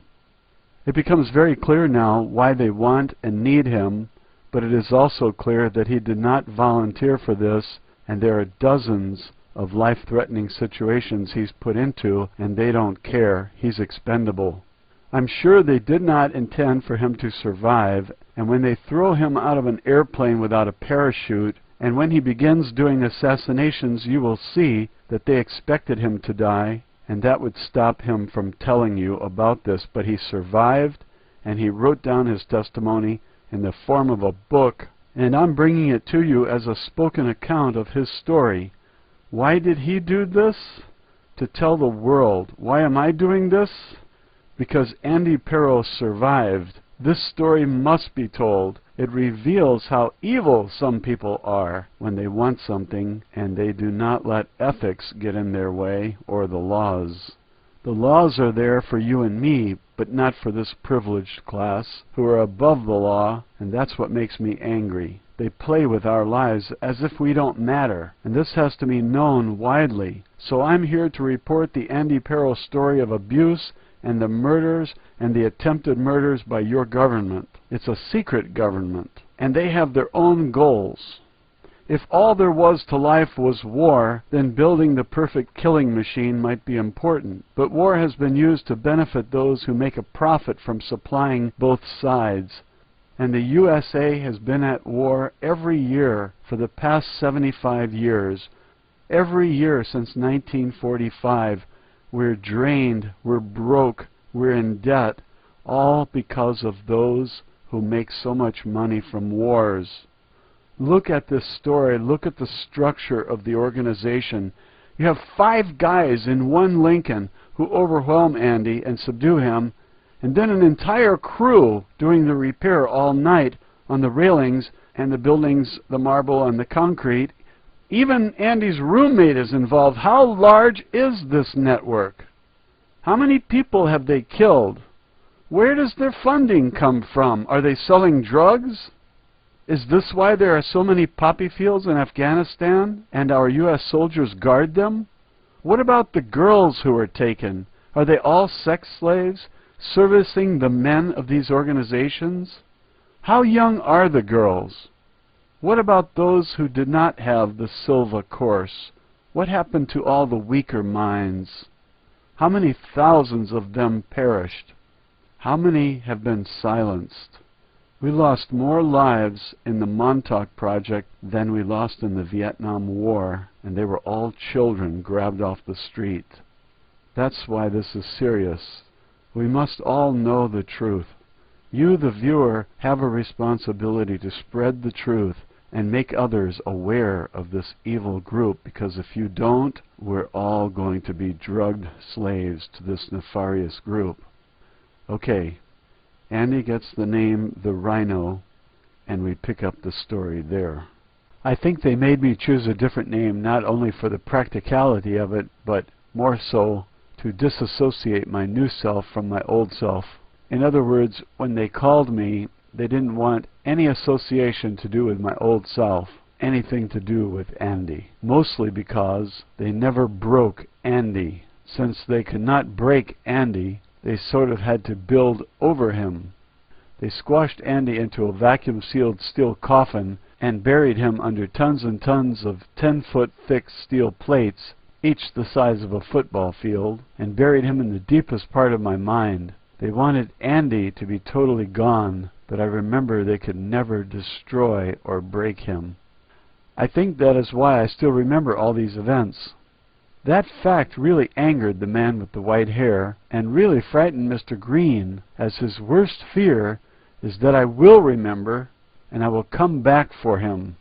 And believe me, he will see his day in court, for honestly, I have no fear of dying anymore, because I have touched what is beyond this life, and despite all of this, I still somehow have an inner peace, if you will. A fact that I am no longer afraid of the darkness and afraid of the night. But anyway, when they called me, they wanted the Rhino. They wanted me to think only as the Rhino. They wanted the biggest, baddest, meanest motherfucking stud on the planet, and if you fuck with me, I will kill you, Rhino. What I didn't know at the time was that my father, when he was in the Navy, was part of an elite, ultra-top secret nuclear explosion test group that he was handpicked for. The name he chose was also the Rhino. This must have proved very interesting to them. At this point, I discovered that they had been taking me from the age of 2 years old, as I was from the very beginning a part of a huge genetic manipulation project, along with my father and along with most of the armed forces in the United States, which has been going on since the 1960s. More about this later. As the conditioning continued, they were particularly interested in the jump. I remember discussing it with them. They asked me how did I do it. I answered, I don't know, but when I jumped I had no fear, as I was falling like a cat, calm and cool, again no fear, focusing like a laser, only on the landing, before the impact, the steel springs. As a result of this, of course, they started having me jump off things. As you can imagine, what they did to me was not pleasant. When you jump, you are a cat, they told me. You will always land on your feet, and you will always be okay no matter how high. You will have no fear. Every jump in your mind is as easy and as safe as jumping off a footstool. When you land, your legs become steel springs and will absorb all impact. The size and strength of the steel springs will automatically adjust to the height of the jump for you. There is no pain, and you have no fear. They started me off with small jumps to begin with, off a 6-foot step ladder. I remember this because they wanted me to stand on the fold-out tray that clearly says this is not a step. And I didn't want to because it clearly said this is not a step. So I ended up going to the top step. It was no big deal in terms of height, but it was in my mind a big deal in terms of things you should do and things you should not do. So I specifically remember that. Next, it was up a ladder to a platform they had in the big lab, maybe 25, 30 feet. Then it was off the side of the big lab outside, the top of the building. We would then progress to jump off objects that were higher and higher. What they would do is bring me to a certain spot, whether it was a bridge or a cliff, and simply say, jump. We will meet you at the bottom. And I would simply say, okay, walk over to the railing and jump over. I wouldn't look first and then back up and then jump. I would just jump right over. And I would land like a cat. bounce in the air from the release of the stored energy in the compacted steel springs that were my legs. Do a shoulder roll as I landed on the second time from the bounce, stand up and wait for them. It was like jumping off a footstool, and it was just as easy. The next day or so I would find myself wandering back to the same spot during school hours or whatever it was, a bridge, a cliff, whatever. And as I retraced my steps, when I got to the jumping point, I would look over the edge and my heart would drop into my stomach. I remember saying to myself, this is wrong. It was not this high. Because to me, the night before, the jump was nothing, like a footstool. Now I'm looking at it and saying, no fucking way is this right. No fucking way. These things are not physically possible. I became very scared, and I became even more confused. I remember one night walking through this chain link gate, and I began climbing up this white ladder with a round cage all around it. I'm climbing and I'm climbing. It seemed to go on forever. I reached some kind of platform which is made of some kind of metal grating. There's a man standing there and he tells me to climb further until I reach the next platform. I did notice he's wearing a safety harness and was clipped on to the structure with a rope. I had no fear at all about where I was or what I was doing. The ladder had changed to a 4-inch pole with the rungs now welded on the side like a ladder you would see at the circus. When I reached the top, the platform is only 3 feet by 4 feet. I remember all of a sudden being almost blinded by red, and then it would go away. Red, and it would go away. So I turned my back to it. I looked down, and the man on the lower platform yells to me to jump. I simply jumped off without fear and without hesitation. I remember freezing like a cat in the air for a split second, then hitting the ground. I hit the ground fairly hard, and my ankle felt a slight twinge of pain as I bounced. I always kept my eyes focused on the ground, on the exact spot of landing. I did my shoulder roll and stood up. My ankle hurt somewhat, but I was fine. This did not seem like jumping off a footstool. It was more like jumping off a 6-foot ladder. Still no problem at all. I walked off the pain in my foot and didn't think twice about it. I walked over to the group by the car and just stood there. There were 3 or 4 dark figures talking amongst themselves. They were in a group, and off to the side of the car it was dark, and all I remember is their shadows. I watched as a small black figure was climbing down the structure. He looked like an ant on your kitchen wall. He gets to the bottom, takes off his gear, and starts running over to us. He's all excited. It's Adolf. He is screaming with excitement as he runs up to me and hugs me and pats me on the back as he talks to the figures behind me. I remember standing there and saying to myself, are these guys idiots or just fucking retarded?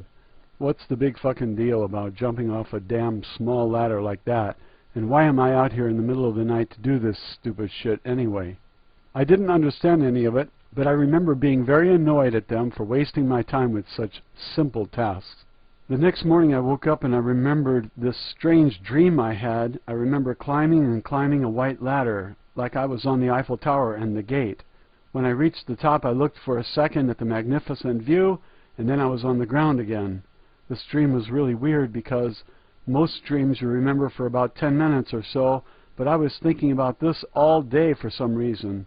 As the day goes by, I piece together that this is happening in Rochester, and I think I remember landmarks like the 7-Eleven, and I think I know how to get there.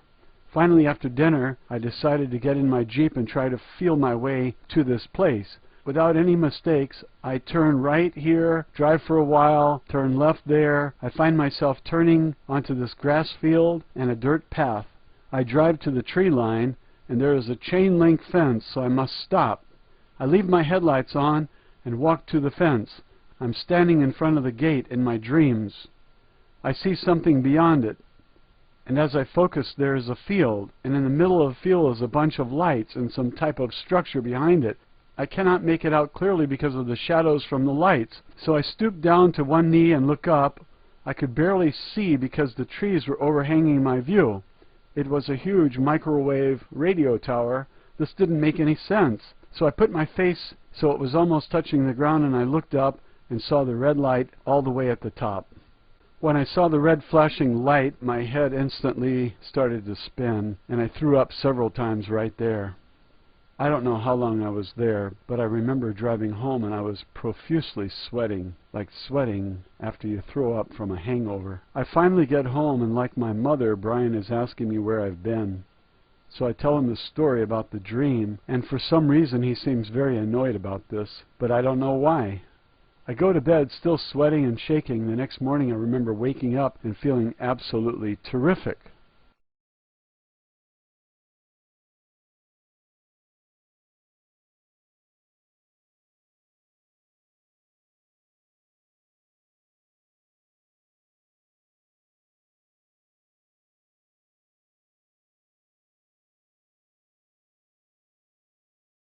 Have occurred soon after Thanksgiving of 1988, because during the Thanksgiving break, freshman year, is when I bought the 1979 three-speed Jeep CJ5 and then took it up to school. The thing is, after I told Brian where I had been, they placed a tracking device under the rear wheel of my Jeep on the passenger side, inside the fender on the rear wheel passenger side. I remember this because I was going to my Jeep one evening and I noticed a big rock stuck in my tire.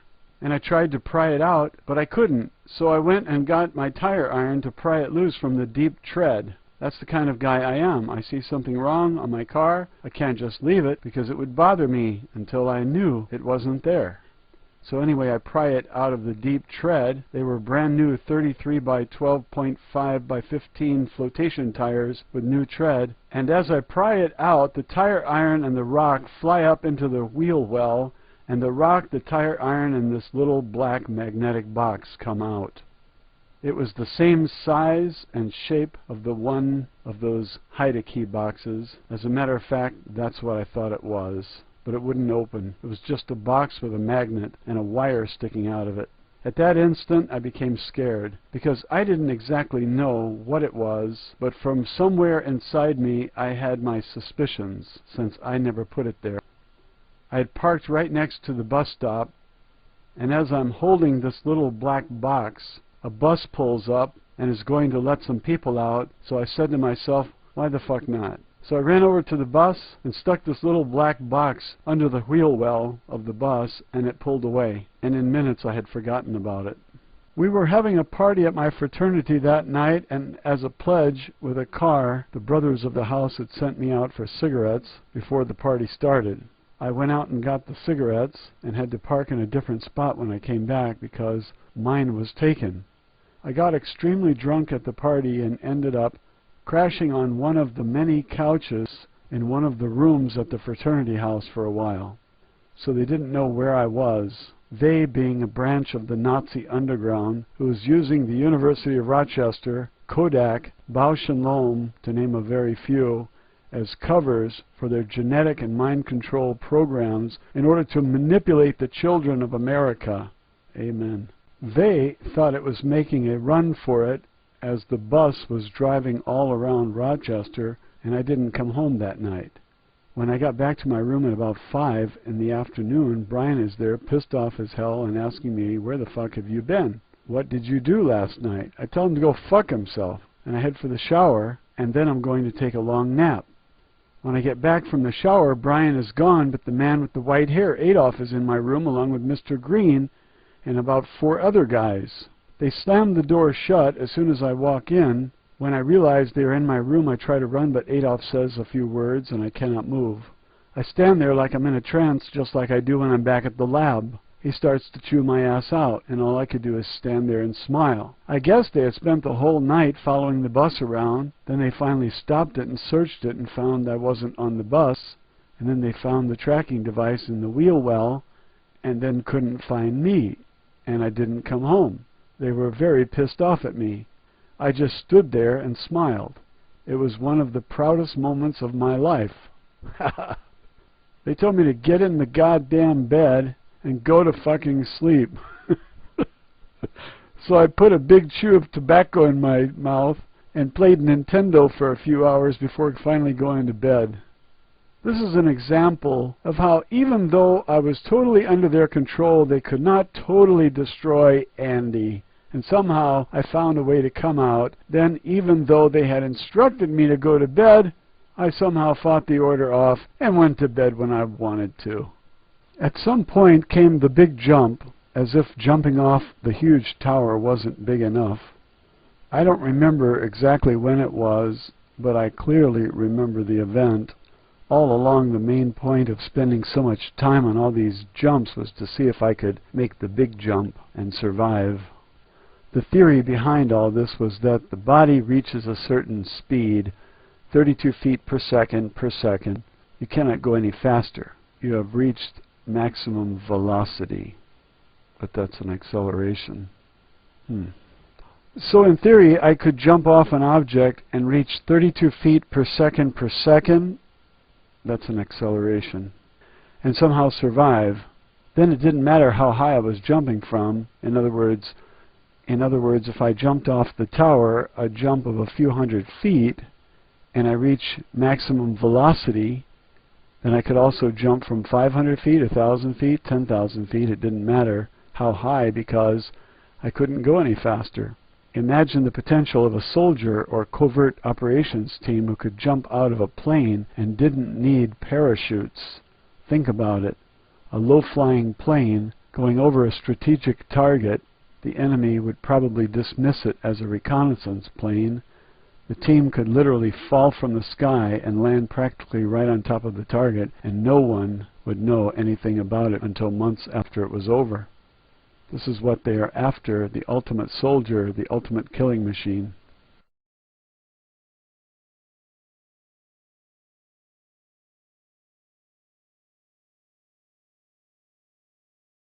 After the horrific events at the University of Rochester, we move now to jumping out of a plane without a parachute. And I'm reading from the book, Part 3, Project Superman, a victim of the Illuminati's super race projects and Montauk experiments, speaks out. I don't remember anything about how I got there, but I remember sitting in a small single-engine propeller plane, like a skydiving plane. I remember earlier having received instructions on how to form the arch during free fall, but that's about it. They had me in some kind of belt apparatus in a hangar of a skydiving school showing me the position. Back in the plane, the guy tells me to come over to the door and put my foot out on the wheel.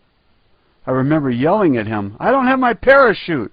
He then yells in my ear, "Stay here, I'll go get it." I'm standing at the open door with both my hands firmly grasping the sides of the plane. I look back to see what the man is doing. He's up by the pilot on the radio. He starts to walk back to me, and he grabs the parachute from beneath a bungee spider web that is sticking to the side of the plane.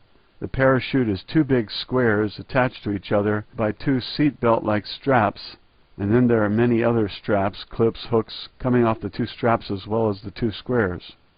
I see him coming toward me, and he goes to say something in my ear. I lean back to listen. He says to me, "Let go of the plane.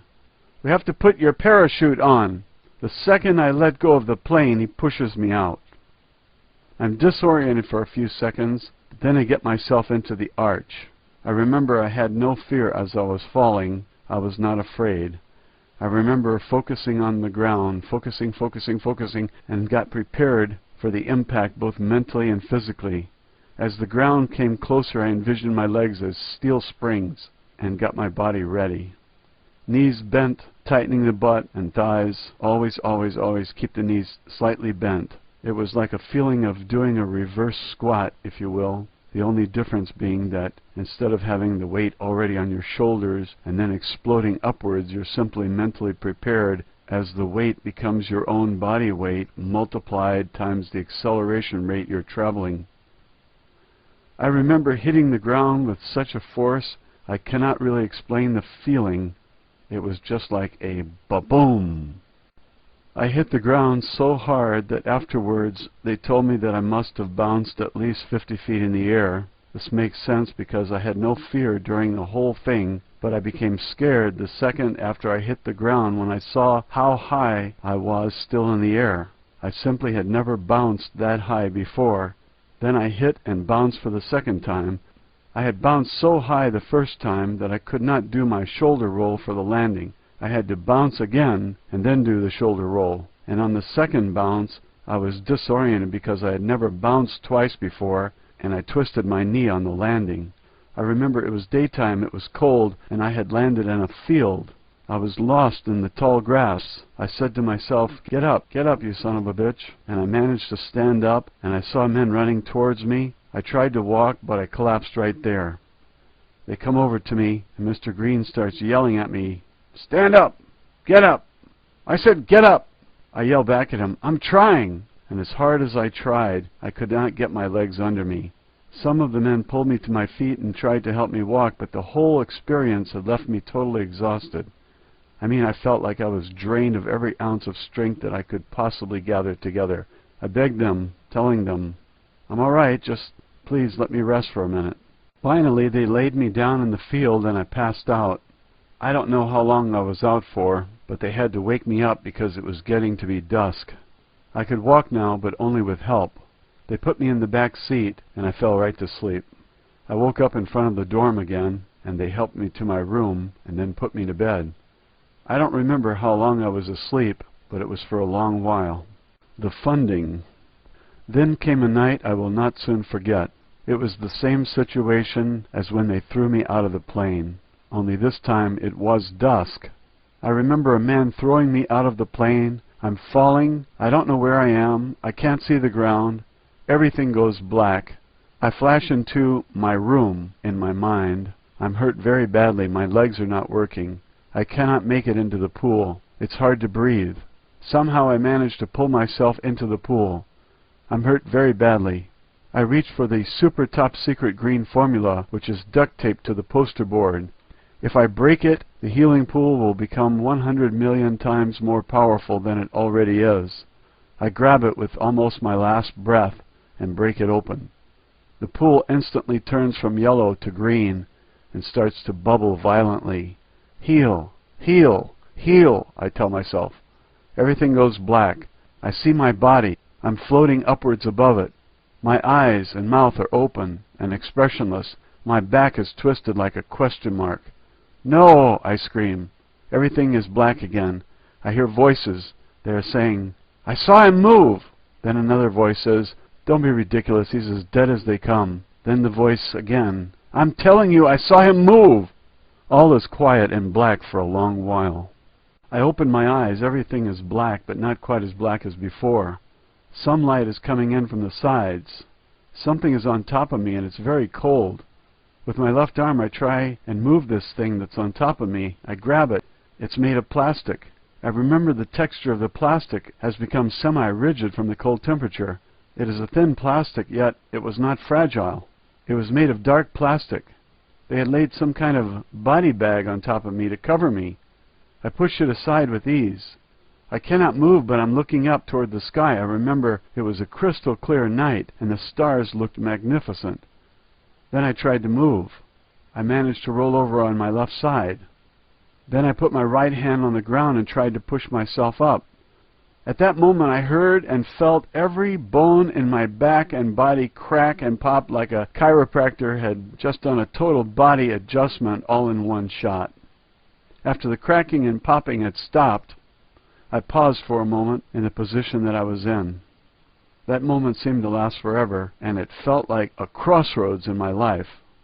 I remember thinking, get up, just get up, you piece of shit, stand up. And I stood up.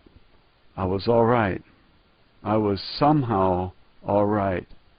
I have no idea how or why, but I was all right. I look around, it was night. I was in the middle of a field just like the one I had jumped into before during the day. I'm standing, but my vision is very hazy. It's very difficult to make out objects. All to my right and up a slight incline is a group of men. All I can see is their shadows, and they are standing in a circle, and there's a lantern in the middle of them. I would estimate 10 to 15 men in all. I start walking toward the group. In the dark I pass two men walking away from the group. As I pass them I casually say, "What's up?" and they acknowledge me with a similar response. When I get to the group, I stand about 1.5 feet behind and in between two men, Like a curious kid, I'm sticking my head in to try to listen in. I see Adolf getting his ass chewed out by another man who I never saw before. This guy was dressed impeccably in a good suit and overcoat. Implacably? He's screaming at the man with Adolf. You call this a demonstration? You dragged me out here to watch you commit murder on a college kid? Are you out of your fucking mind? And he was going on and on. Just at that point, the man directly to my left looks at me. His face turns white as a ghost. His mouth is open with a cigarette stuck to his lip. I'm looking at him and I ask, "What's going on?" He in turn hits the man to his left. The man to his left is ignoring him, so he hits him again. Finally, he gets his attention and he turns to the man who is hitting him and says, "What?" And the first man points at me. The second man sees me and his face turns white as a ghost. The second man then yells to Adolf and he repeats himself until he gets his attention. The second man then points to me. Adolf then turns white as a ghost. By now, everyone is looking at me and all the conversation has stopped. Everyone is looking at me, so I turn around and see what they're looking at, but all I see is darkness. So I turn around and say, "What the fuck is everybody looking at?" Then Adolf comes over to me, grabs the lantern on his way over. He spins me around to examine my back. He sees that I'm all right, and he asks me, "What happened?" And I say with all sincerity, "I'll tell you what happened. Some asshole just pushed me out of a fucking plane." My tone then sobers, and I say I couldn't see the ground, and I wrecked. I almost didn't make it. At that point, the two men who I had passed in the dark come back to the circle and start yelling, "All right, who's been fucking with the body?" Then they see me, and their mouths drop wide open. Adolf tells me he wants to introduce me to someone. He brings me over to the well-dressed man, and like a proud father introduces me. The man was either a senator or a congressman. I can't be for certain, but I'm about 90% sure he was a senator. I was introduced, but I cannot remember his name. It's like on the tip of my tongue, but for the life of me, I just can't remember his name. Anyway, he turns to Adolf and asks, "Was this all part of the demonstration?" And Adolf shakes his head, "No." The senator then said, "If I didn't see it with my own eyes, I wouldn't have believed it. No fucking way, Jesus Christ. That was fucking unbelievable." I step in and interject and say, "I know it's not my place, but do you think we could get some of that night vision shit? I couldn't see the ground and it almost killed me." And a chorus of nervous laughter erupts. The well-dressed man puts his arm on my shoulder and says, "Anything you need from me, you fucking got it." My guess is what just happened was they just got unlimited funding, an open checkbook. This is when things dramatically changed. As we were packing up to leave, one of the men asked me, "Rhino, what do you want? You name it, you've got it." I said, "Okay, I want ice cream." He nervously starts to laugh. "You want ice cream?" he says. "Yes, I want ice cream." And he says, "You fucking got it." We get in the car and drive back to town. I know it was late because all the stores were closed, but by God, he was going to get me my ice cream. He ends up bypassing the alarm and breaking into a Baskin-Robbins 31 flavors ice cream store. And he says, "What flavor do you want?" I said, "Chocolate." He got pissed off at this because he could have gone to the local food store instead of breaking in.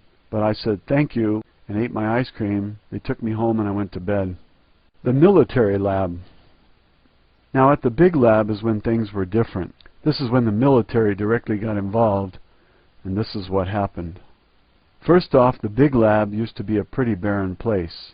It was a huge room inside some kind of facility, with a few things in there, the squat rack, etc. But now there is all kinds of stuff, a huge water tank, the electronic punching square, and all kinds of electronic shock equipment.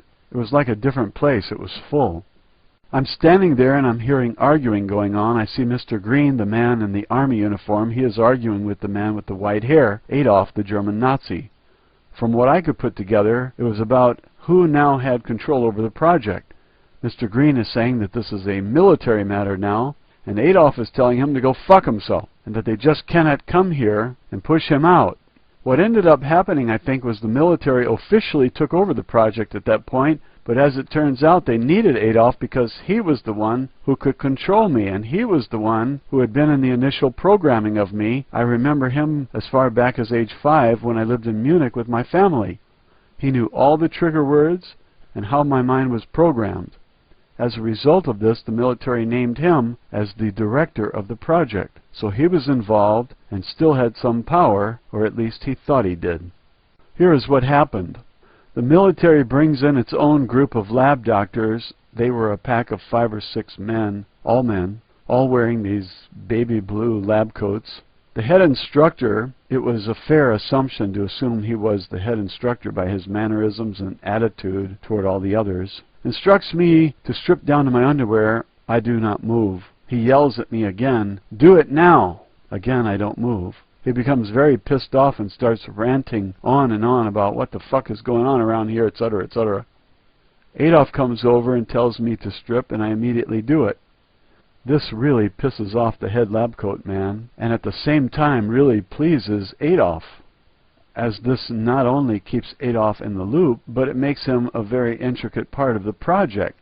The man in the blue lab coat had tried several times to undo this part of my programming, and the man with the white hair found out about it and almost killed him. Anyway, this is what happened next. I remember stripping down to my underwear, and then I spoke. This shocked everyone because I never spoke unless spoken to. I said, I have to keep my pledge pen on me at all times, even in the shower. I must have it on the towel.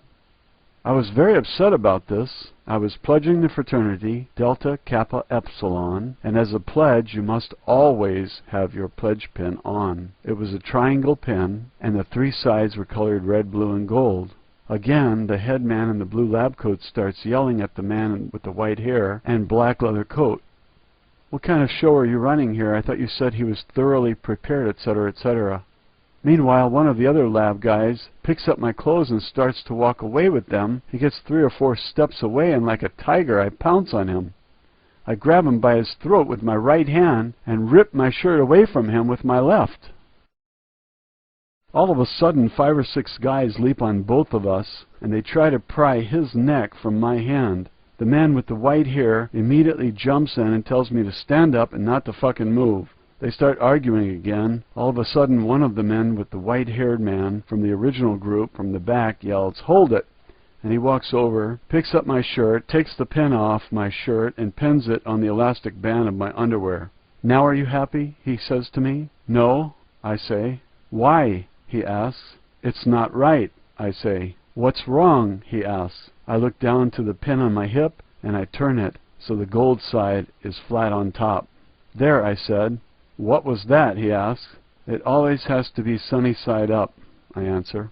"Are you happy now?" he asks. "I'm very happy now," I answer, as a chorus of laughter erupts as I stood there and could not move. Then they had me perform some simple strength tests, squeezing things, the squat rack, etc. That was my first visit to the lab with the military doctors there. I assumed all along that they were military doctors. I used the term doctor very loosely because a doctor of what these guys were, I have no idea. I could see out of the corner of my eye the conversations that were going on. From the tones and mannerisms, I could tell that the head lab instructor was the man running the show, the expert in the field. Adolf turned out to be my coach, if you will, but it was very apparent that the man in green was the authority in the room. He would sort of stand off to the side with Adolf all the time, but when something went wrong or he wanted something repeated, I could not see him, but I would hear his voice come from somewhere in the room, and when he spoke, everyone reacted. What this does for me, however, is we can now date this event. I was a pledge in my fraternity freshman year from October of 1988 through February of 1989, so these events must have happened somewhere in that time frame. As a lab rat. After that, when I entered the lab, the head man with the baby blue lab coat was the one I hated. I mean, I wanted to kill this guy. He was about 5'8" or 5'9", with wavy brown hair, brown eyes, and thick brown rimmed glasses. He had a medium build and seemed only focused on the results. He didn't care how bad the pain was or if I died right there on the spot. I believe he was a Nazi scientist who did their work in the most basic and horrific concentration camp type fashion. All he cared about was the data. This guy was the most inhumanely cruel son of a bitch that I think ever walked the face of the earth, From the things that he did to me, the experiments that followed, the impression that I got was that he was so removed from any emotion or any pity within his work that he basically thought of me as nothing more than literally a piece of shit, with no more regard for my life than one would give to a lab rat. The juice. Now with the new head man, the experiments seemed to have increased in their viciousness. Now it was back to the table where they would strap me down and begin giving me the shock treatments again. They would hook me up with electrodes and give me the juice, giving me shock through my genitals, through a needle in my ear. They were on, in, and all over my body. The man in the blue lab coat instructed me to turn off all my nerve endings at the main junction box in the blue room in my mind. I remember looking at the ceiling and then this sort of tickling or numbing sensation coming over me. As it continues to increase, I start to switch. Hold it back, I'm saying to myself, hold it back, until finally I cannot, and begin to start screaming as I am now violently shaking on the table. Everything is black for a while, but then I see my body. I'm floating upward, and I see myself with people all around me, and they are trying to restart my heart. Then everything goes black again, and I flash into the blue room in my mind. I'm dragging myself toward the healing pool as I'm hurt badly, and I struggle over the short wall and flop into the pool. In my mind, I close my eyes and submerge under the green bubbling water and just think, heal yourself, heal yourself. When I open my eyes again, I'm back in the lab, laying on my back on the table, looking up at the ceiling. I struggle to sit up, and the lab is now empty, and I fall back on my back again. I try and swing my legs over the edge. I do, and I fall off the table and hit the floor. I try to get up, but my legs cannot support me, and I fall to the floor again. Get up, I'm saying to myself. Get up, you fucking son of a bitch. Stand up and walk. It was like being hit in the head with a baseball bat when you're extremely drunk. The world is spinning, but somehow your instincts take over, and all you want to do is get away.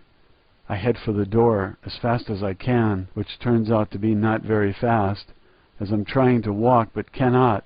It was more of a crawl. I make it to the door and turn down the hallway. Within moments they're all around me, astonished that I'm first of all alive, and secondly that I have moved at all, like I'm even less than a lab rat. They stand around me, discussing me as I'm trying to crawl with every ounce of strength I have. I'm collapsed in a ball on the floor with my face stuck in the crack where the wall meets the floor. And as I hear them talking, I cannot help myself and I start to cry uncontrollably. Please, please, just leave me alone, I beg.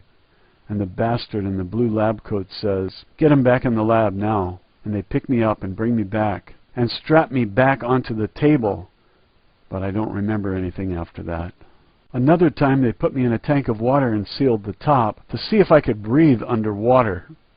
The first few times I managed to escape before I drowned to death, but then they finally got a tank that I could not break and had a sealed top. I remember violently trying to get out, but could not. I drowned and blacked out.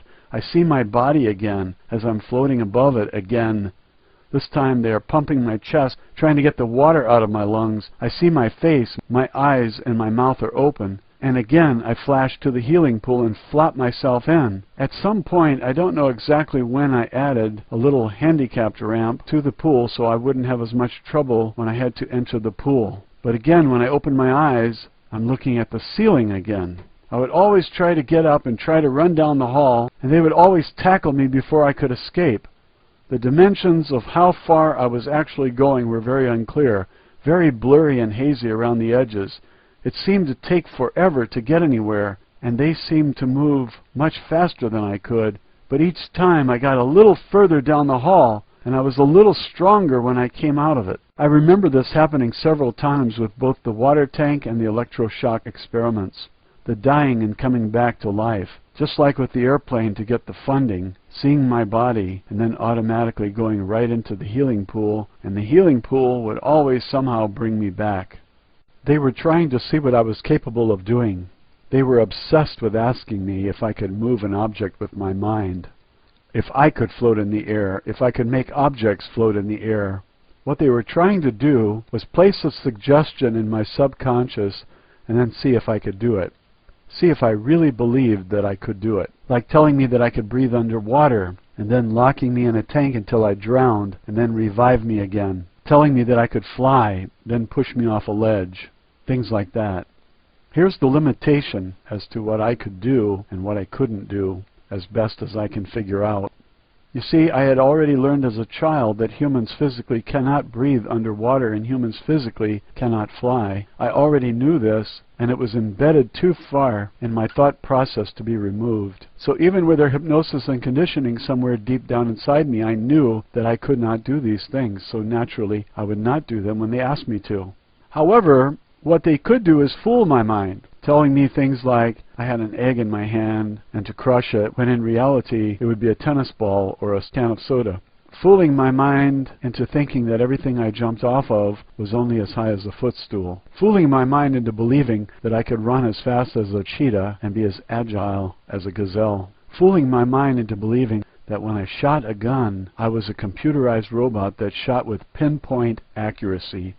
It's more difficult for an adult to learn a foreign language than it is for a child because the adult mind is already structured in many ways. Adults already seem to know the limits of their capabilities and potential, and most never strive to be anything more than what the parameters of the society in which they belong and have grown up in bind to them. Take, for example, inner city blacks. Most truly believe that they will never escape the grasp of the ghetto, so most accept this as a fact and don't even try to escape through some other avenue. Some are trying to do well in high school and trying somehow to get into college, or by learning a trade or a high-paying skill, or by some other legal avenue. They simply enter into a gang where the odds of them are being shot and killed is vastly higher than anywhere else. They do this because they truly believe this is their fate.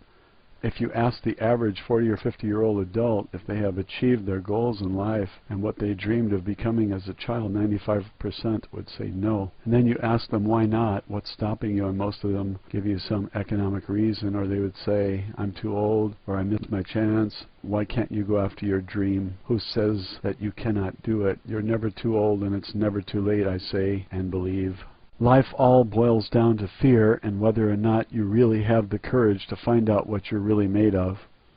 That's why most adults find themselves in a job they really aren't happy with, and yet they don't divorce into anything else, or they stay in an unhappy marriage for years and years. Why? Because of fear. They fear being alone, fear making changes, fear taking risks, fear of failing. Earlier I talked about how the coaches told me that I wasn't running as fast as the 40 times indicated, and after a while I started to believe them, and as a result I unconsciously slowed down. This is what I mean. By the time someone becomes an adult, they've already started to slow down. Society has already set up the parameters of their fate, and they have mentally accepted it. But as children, none of these restrictive parameters apply. A young mind is like a damp sponge ready to absorb any information you drop on it. I had already absorbed the fact that I could not breathe underwater, and this fact could not be undone. Therefore, when they put me in the tank and sealed the lid, I drowned. It would, however, be a very interesting experiment to see what would happen if you took a child as a baby and raised them in a world where they did not ever learn the parameters of this world, the restrictions and the laws of physics. How would they turn out? This is basically what they're doing with the small oversight that they're doing it with the youth of America, with the written consent of the United States military government. After each shock episode, when I regained consciousness, I would try to escape. Each time I would get a little farther down the hall, and each time I seemed to be a little stronger. One time, as men are grabbing me, I threw a few of them off me, and Adolf grabs me. I could not break his grasp, and we fell to the ground. As he was holding me, he said, "Rhino, it's me. You're safe. Rhino, I'm your father." I specifically remember I said, "You're not my father. My father lives in Connecticut, and get your hands off me, you fucking asshole," and I spit right in his left eye. As we were struggling, someone stuck me in the ass with a syringe, and I blacked out. One time I remember waking up, and now in the lab there are several men. I get off the table and I'm standing. They try to force me to the ground. "No," I scream, and all of a sudden it was like I had the strength of 10 men. I threw 2 of them to the ground, and then 3 more grabbed me, and I'm wrestling with them. 3 more grabbed me. Some around my waist, some around my body, and they're trying to get me to the ground. I'm freaking out and fighting back with all my might. I would throw them off me like they were the size of 5-year-olds, but like ants, they kept swarming on me, and no matter how many I threw off, more were always on me. There were at least 6 guys on me, and they thought I was spent, but I had paused for that exact reason. Then in one burst I was driving with all my might toward the man in the blue lab coat. I got to only a few feet away when they wrestled me to the ground and stuck me in the ass again with the syringe. Just before they stuck me, and then after, but before I blacked out, I remember the men screaming, "Hurry up and just stick him anywhere." Then as the drugs disabled me to move, I could still hear them for a minute or two. It was black, but I could still hear them talking, and one guy says, "Jesus, that was like trying to wrestle a bull, for Christ's sakes." And the other guy says, "I don't know about a bull, but how about a rhino?" And they all began laughing at me. The next time, as I was coming to, they stuck me within 5 seconds of me opening my eyes. They stuck me with the needle, but I still managed to overpower 3 or 4 guys, including throwing Mr. Green himself into the hallway wall. I got to the hallway and ran for the door. They tackled me about 20 yards from the door to the outside, and then piled on me until they could administer another shot to me. One time, instead of trying to run down the hall, I decided to hide instead. I managed to place a chair on top of the table and then knock the ceiling panel out of its place. I managed to grab a hold of the I-beam, and I pulled myself up and wrapped myself around some of the supports. Everything was covered with an inch of dust, but I didn't care. I held on in the filth with all I had. I heard the alarm go off as they could not find me.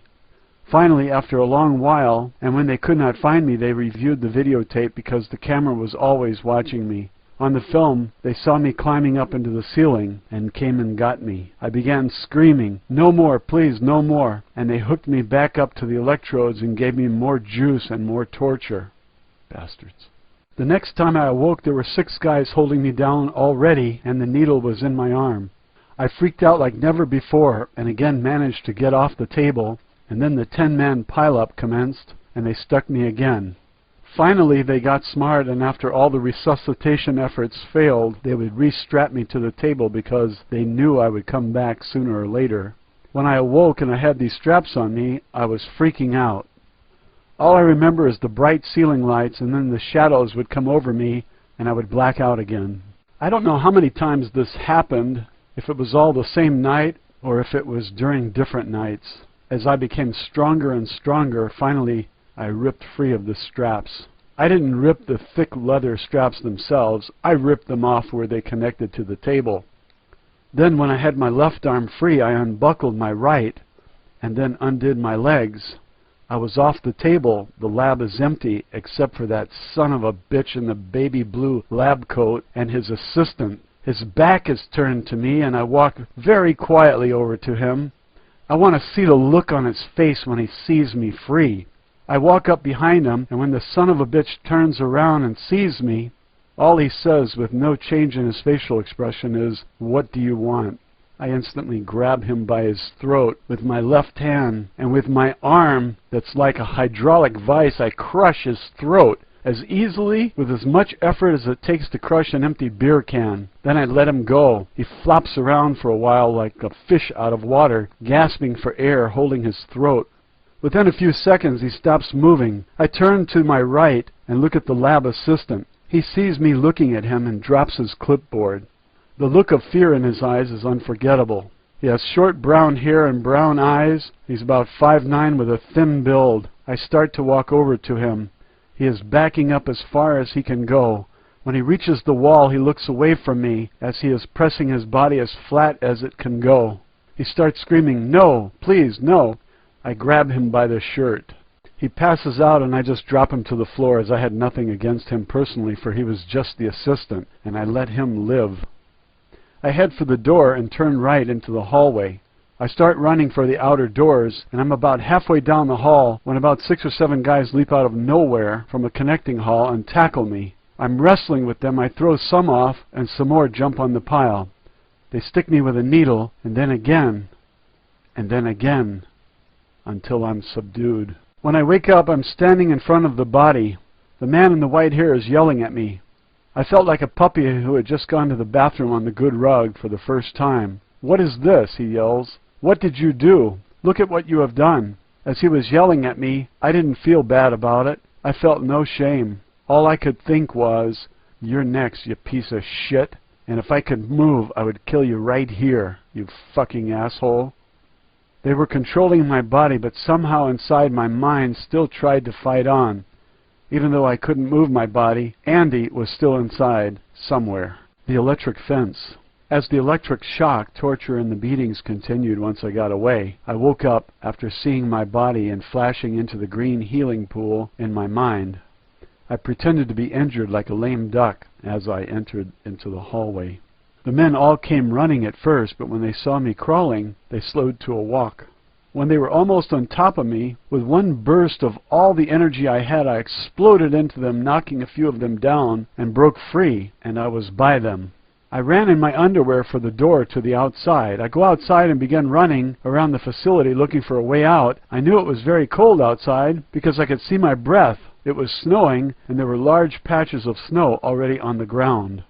As I circled the complex, there was a large fence all around the outside with large metal signs every 15 yards or so with the skull and crossbones on it and the words, "Warning, electric fence." I was trapped. The fence was in front of me, and to my back as I turned around were about 10 men in a semicircle closing in on me. I backed away from the fence, and I'm going to try and jump it. Adolf is in the middle of the semicircle and yells, "Rhino, no, don't do it." But I was not listening, as I was like a cornered animal, not thinking, just looking for a way out. So I backed up and ran at the fence.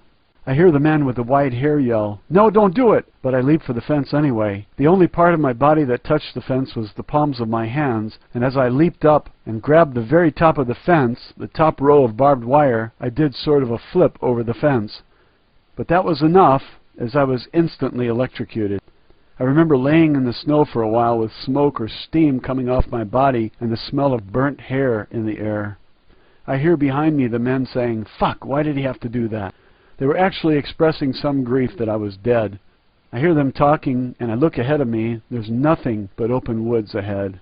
Something inside me says, get up, you fucking son of a bitch, and run. Get your ass up and run. Run, you piece of shit." I managed to get up, but then fell right back on my face. The man behind the fence saw me move, and now with new puissance ran around the building, and we were headed for the gate. I was not about to wait for them. I managed to get myself up, and I ran with all my might for the woods. I heard them behind me, but not for very long. The next thing I remember is running on the outer edges of the campus. I have no idea how I got there, how I knew where I was, how I knew where I was going, or how long I was running in my underwear in the snow. All I remember is running and saying to myself, "You can make it, almost home, you can make it." I remember people were looking at me as I was now running across the campus. I had landmarks. I knew where I was, almost home. I make it back to the dorm room. I get to the elevator and a bunch of girls are getting on with me. They start laughing at me, and I collapse in the corner of the elevator. I said, "Please, please, just push 4 for me." I managed to get out at the 4th floor and run for my room. My room, of course, is at the end of the hallway, the next to last room located by the one-way fire door, which leads to the stairs. I'm praying that Brian is there and the door is open.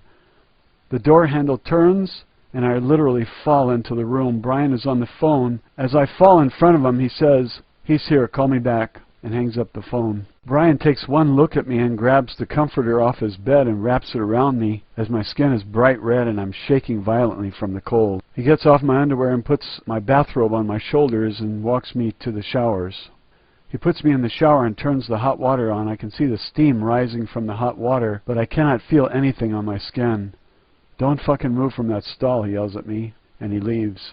I must have stood in that shower for hours until finally I got some feeling back in my skin and my fingers were getting puny. I'm still in some sort of shock as I put my robe on and try to head for my room. When I get to my door, I hear arguing going on inside. I hear Brian yelling, "What the fuck did you do to him?" And then I hear Mr. Green's voice answer, "That's none of your business." And I open the door and see Brian, Mr. Green, Adolf, and a few other guys in my room, and I just black out. I wake up and I'm in my bunk bed.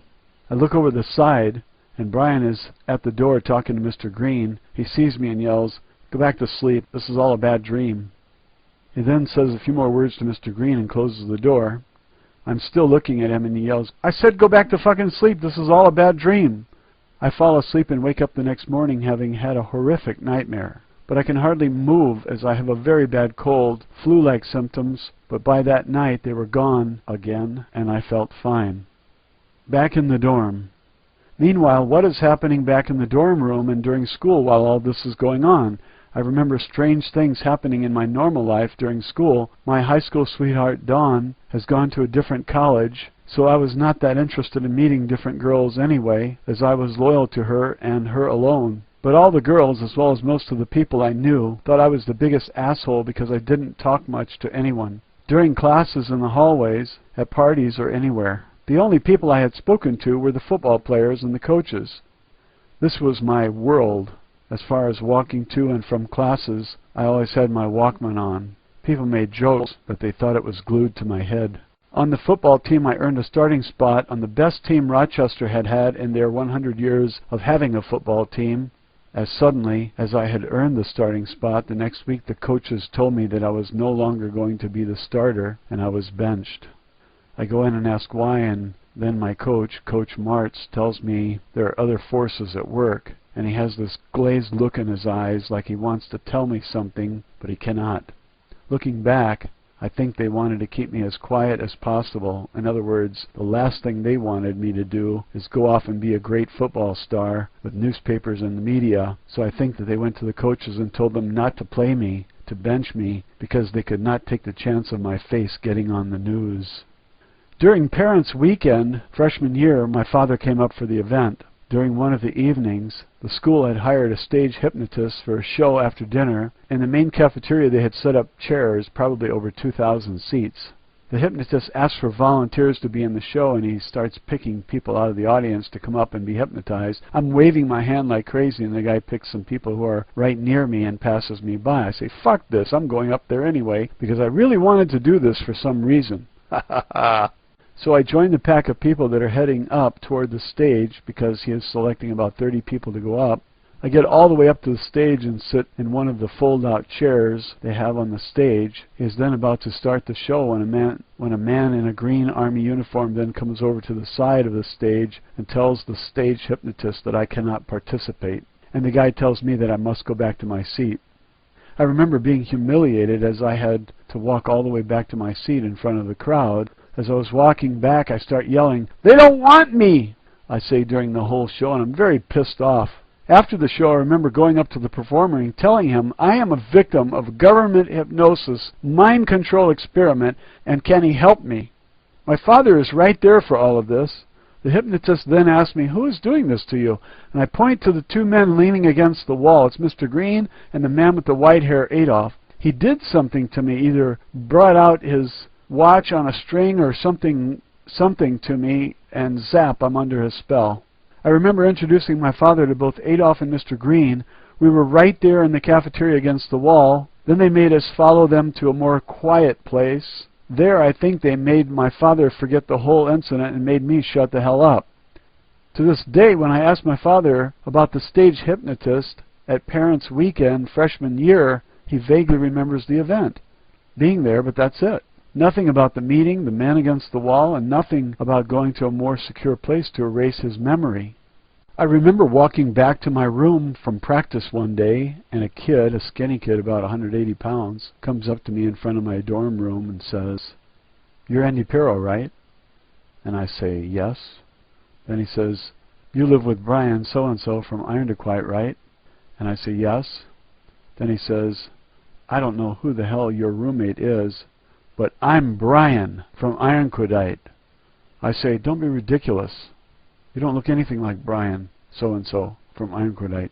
I go inside and tell my roommate Brian, "Hey, Brian, some kid is out in the parking lot says that he is you."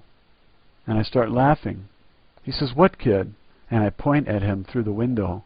My roommate runs out the door and goes out to talk to the kid. I never saw that kid again. I remember Mrs. Purizzo and the woman with the black hair coming up to Rochester several times and wanting me to take her and her friend to a hotel room. I told her that I could not because I already had a girlfriend and it wouldn't be right, and because I wouldn't want it done to me. She said that I was more addictive than pure cocaine, and she is addicted. She must have me. Again I told her no. Her and her friend came up 3 or 4 times. I let them buy me dinner once, but that was it. Once, after I had shot them down, they met some of the seniors on the football team out at a local bar and had made it with them, and I heard about it. They gave me a lot of shit because I must have been crazy. because these women were beautiful.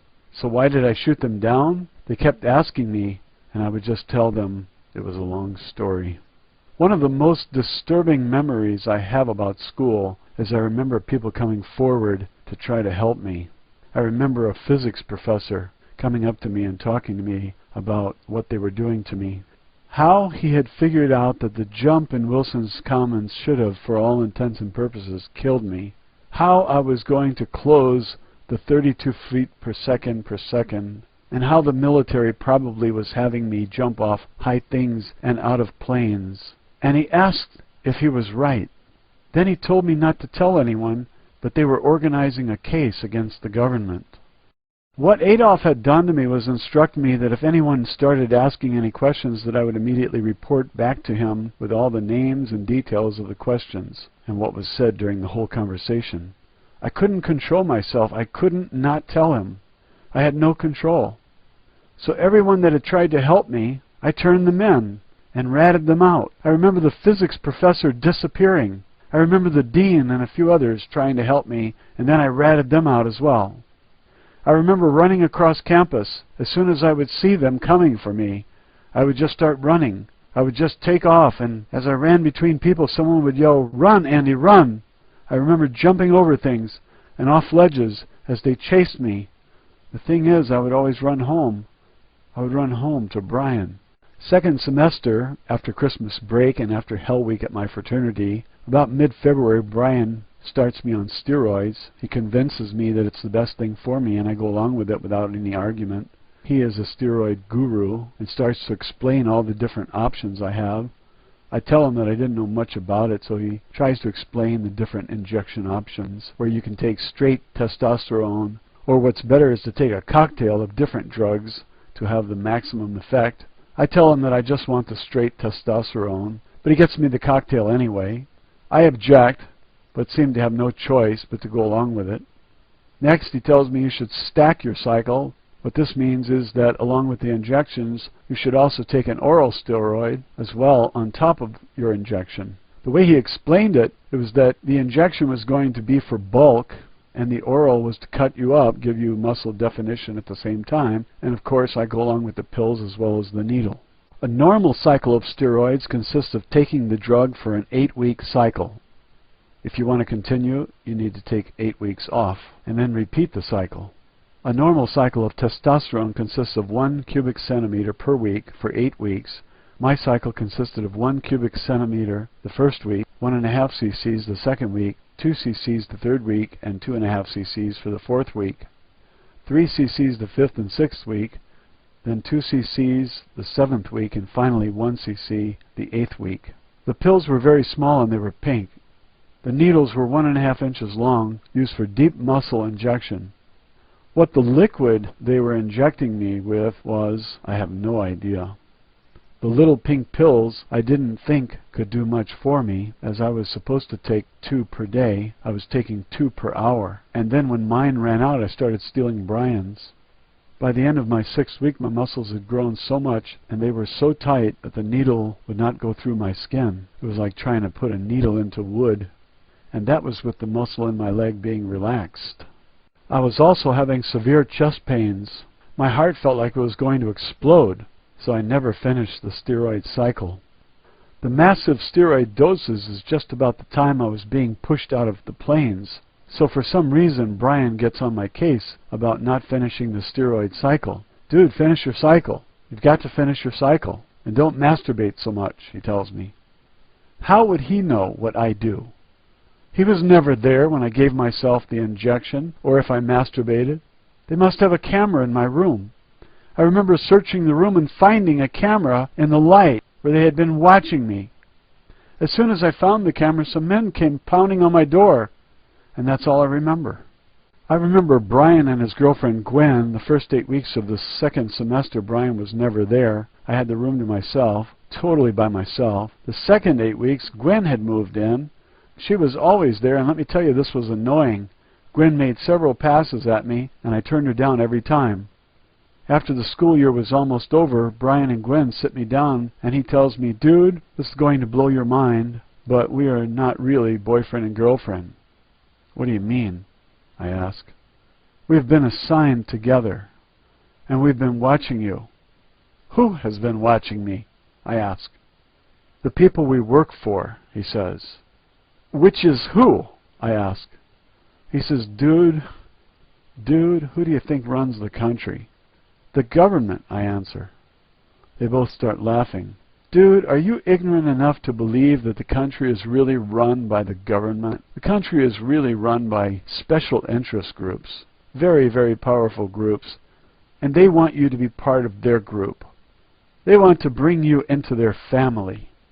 When I heard that, my head started to spin and I blacked out. After I came around, I went for a walk. My head was still spinning. I didn't know what to do. When I went back to my room, the man with the white hair was there. I tried to run, but he said the magic word, and I was helpless to move. And I forgot all about it for years. I also remember being in a trial, being on the witness stand. I'm talking, but I don't know what is coming out of my mouth. People start screaming at me as I'm talking, but I don't know what I'm saying. They are yelling, "He is brainwashed!" It was the trial of the girl who was killed when they were chasing me across the campus. The next time, on the stand, a man stands up all by himself and whacks 2 blocks of wood together. I snap out of it, and the crowd is going crazy. I believe it was the trial of the girl, and they made me say that the girl was killed in the name of national security. When the man whacked the blocks together, the man with the white hair quickly gets me off the stand and gets me out of there. That's all I remember. The man with the 2 blocks and people starting to scream when they heard what was coming out of my mouth. I think all my friends as well as the whole campus thought that I was working for the FBI or something.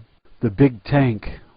Back at the big lab, the experiments that followed were on a much higher scale of sophistication compared to when we first started. I believe that this was about the time they were giving me the massive steroid injections. One of the first things they did to me was they brought me into another room. There is this huge tub of water, approximately 7 feet deep, because I could not touch, and about 7 feet across like a huge square. They bring me up to the platform, and the man in the white hair tells me I'm going to take a swim. He tells me to strip down to my underwear and then instructs me that the water is the same temperature as a nice warm bath. I get in and spend hours splashing around and actually enjoying it. I know it had to be hours because there were at least 10 people or so watching me for the first few minutes or so. I'm a pool hound to begin with, so naturally I'm hamming it up, splashing around, doing some short laps, etc. Every time I grabbed the side of the tub, they would get very upset. By they, I mean everyone who was watching me would yell out, all at once, "Don't touch the side." I said, "Okay," I said. "Why?" I asked. "Because we are trying to see how long you can tread water," they answered. "Okay," I answered, and continued to play in the tub. It was like a game to me. After a while, the people started to filter out, and after a very long while, they were all gone except one guy in the baby blue lab coat. He was sitting all the way against the back far wall, leaning his chair up against the wall. He says to me, "I'll be right back." "Where are you going?" I ask. "To get a sandwich. I'll be right back. And don't you fucking move." He leaves, and now I'm all alone. Now minutes seem like hours, and I'm treading the water in this huge steel can. I look at my hands, and they are all pruny. So I say to myself, screw this, and I get out of the tub. And I walk around the lab, and nothing interests me. So I walk into the hallway. Someone sees me and screams, "Why are you out of the tub?" And all of a sudden, everyone starts running towards me from everywhere. "I'm bored. Can you get me a raft or something?" I ask. Adolf starts half yelling and half laughing at me, and I get back in again. They bring me one of those kickboards, which you see at the YMCA during swim class, which are in the shape of a tombstone. I ask for 2 and a football. They ask me why, and I tell them so I can sit on the boards and have a catch with someone. They produced the second kickboard within a few minutes. The football came sometime later, which seemed to be an eternity to me. It was one of those orange Nerf footballs. I specifically remember this because I was having a catch with one of the men from the Man with the White Hairs group. I'm bobbing on the water with the 2 kicking boards stacked and squeezed between my legs as I sit on them. To get more leverage, I would grab the edge of the tub with my right hand and throw with my left hand as I am left-handed. After a while, I became bored again, so as a joke, I dunked the Nerf ball in the nice warm bath water and threw it to the guy I was having a catch with. He was only 10 or 15 yards away, but I threw it as hard as I could. It was a perfect spiral, and I hit him right in the chest. The thing is, it knocked him right onto his back, and the other men who were watching all began laughing. The laughter continued for a few seconds, but when he didn't get up, the laughter stopped, and they all went over to him. He eventually got up, but the other men basically had to carry him into the hallway. I could tell that he was going to be all right, but he was hurting. That was the end of the football and the end of my kickboards. I had to tread water for quite a while longer after that. The atmosphere had gone from very festive to very serious. The thing is, when they finally pulled me out of the tub, my skin was as red as a ripe tomato, and they rubbed me down, and as they rubbed me down with towels, I couldn't feel them. I couldn't feel anything touching my skin. My penis had shrunk so much, I had to check to make sure it was still there. I believe that the water was not hot, but very cold, and they were trying to see how long my body could overcome hypothermia using only the power of suggestion in the mind. I have no idea how cold the water actually was, or how long I was actually in the tub, but I can be sure that it was hours. After they dried me off, they made me do jumping jacks and push-ups down on the floor. As I'm doing my push-ups, I hear a noise over my right shoulder. One of Andrew's men was picking up the towels they had just dried me off with, and tripped or slipped or something, and I watched him fall into the tub with my right eye. I heard everybody running behind me. After a few seconds, I heard the man with the white hair yelling at me to get my ass up there. I stopped doing my push-ups and hurry up the ladder. When I get to the top, I recognize the guy in the water.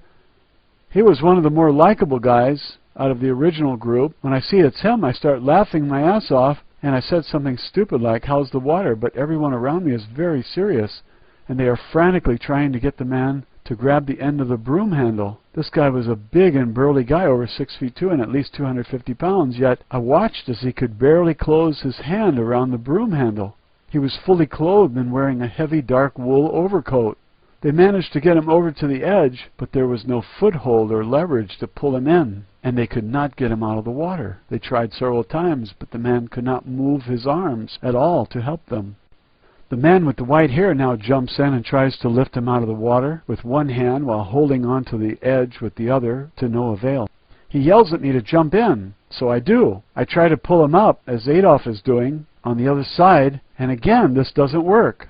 So I did the only thing left. I took a deep breath and went to the bottom, feet first, and came up under the guy who had fell in. With my knees bent and my hands above my head, I grabbed the guy's butt and pushed off the bottom, with my feet locking my arms above me. By doing this, I managed to throw him far enough out of the water to where they grabbed him and pulled him out. I repeat this with Adolf, and then just got out myself, like I was getting out of the deep end of a swimming pool. I stood up and watched, but as I watched, I became very confused, as they frantically cut the man in the overcoat's clothing off, and they were wrapping him in blankets as fast as they could get them. His face was expressionless. His eyes were wide open but didn't move. His skin was very, very pale. They had some trouble getting him down the ladder, but they managed, and they put him right onto the stretcher and wheeled him quickly out of the room and into the hallway. The man with the white hair wrapped a blanket around his shoulders and started yelling at everyone. This all happened in under 2 minutes. The man was in the water for probably 1, maybe less. I just stood there and hoped he didn't yell at me again. I had already screwed up twice, the football and getting out of the pool without permission. Everyone starts to pat me on the back and tells me what a great job I did, but now I was even more confused. How come he couldn't get out of the pool? Why did his face look like that? Why is my skin red and his is white? What did I do that was so good? I just pushed him out of the pool. Looking back, I don't know why I remember this event so clearly. Maybe it's because it had the least amount of pain, or because it was early on in my development, or maybe it is because afterwards they made me feel special for some reason. I don't know, but that's why I believe the water was very cold and not the temperature of a lukewarm bath. Make a red dot the size of a $50. One of the very next things they did was to instruct me in the art of shooting guns. When they brought me from my dorm room, I entered the lab, but this time they bring me to a different part of the lab, to a place I had never been before. This place is like a long, narrow warehouse with the back of the room lined with sandbags, about 2/3 of the way up to the ceiling at the far end. I'm standing by myself. There is a group of people standing off to my left. Adolf comes over to me and turns me to face him. "Listen to me very carefully," he says. "This is very, very important. Do you understand?" he asks. I think I nodded my head. "We're going to work on your shooting skills today," he said. "Here's what you're going to do. Look at me and focus." "Are you focused?" he says as his voice raises. "Yes," I say. "When you shoot to kill." "Repeat it," he said, and I repeated it. "When you see a target, you will envision 2 round circles, each the size of a $50. They are glowing neon red. These 2 circles are going to appear on every target. One will be in the middle of the target's forehead, the other will be right in the upper middle of his chest. When you fire, you will envision in your mind, zooming in on these targets like the world's most powerful telephoto lens. In your mind, that little red glowing target will become the size of a stop sign, no matter how far away they are. It will always be easy to hit the exact center of the target, just as if you were shooting a stop sign standing 2 feet in front of it. In your mind, you will adjust for wind and distance automatically. When you shoot, you will not think, you will just do it. Do you understand? Do you understand? Do you understand?" he said. I said, "Yes, I understand." One of the other lab guys, whom I had never talked to before, then comes up from behind me somewhere, and he's holding a case. He places the case in this round wooden table and opens it. There are 6 different pistols in it. He asked me to look at him and not at the pistols. He then asked me if I had ever shot a gun before. I said, "Once at sleepaway camp when I was little." He asked me if I knew the caliber, and I said yes. It was a .22 caliber rifle. I remember hearing laughter. It seemed to be from all over the room. He then said to focus your eyes on me. Always your eyes on me. He then asked me if I ever shot a pistol before, and I replied no. He then told me that he was going to instruct me how to handle a gun, how to load it, how to clean it, how each one is different, and what their different characteristics are, and he went on and on. At the end he said, "You will remember everything I say, and it will become like second nature to you. You will know it like the back of your hand." He then picked up the first pistol, and for the next few hours, I presume it was hours, he spent showing me all the guns, taking apart all the guns and putting them back together, how to load them, how to clean them, how each was different, etc., etc. I specifically remember this because after I did it once, I knew each gun like the back of my hand. They, on the other hand, were quite insistent that I disassemble and then reassemble every gun at least 25 times. After about 3 or 4 assemblies, I spoke out and said, "This is a waste of time. When can I shoot?" And then, like one voice, everyone in the room started yelling at me, all basically saying the same thing, that your gun is your life, and that all of this is very, very, very important. I got the message and said, "Well, test me." Someone, I think it was Mr. Green's voice, says, "All right, we'll test you, smartass." And they made me turn around. I hear them working. When I turn around, all 6 guns are disassembled and in a big pile in the middle of the round table. The man with the white hair says to me, "You have exactly something minutes to reassemble all the weapons." I really wasn't listening to him. The moment I had turned around and saw the pile of parts, I knew what they wanted me to do. I was like a kid in a candy store, excited at the new challenge and ready to show them just what I could do. It was all like a game to me.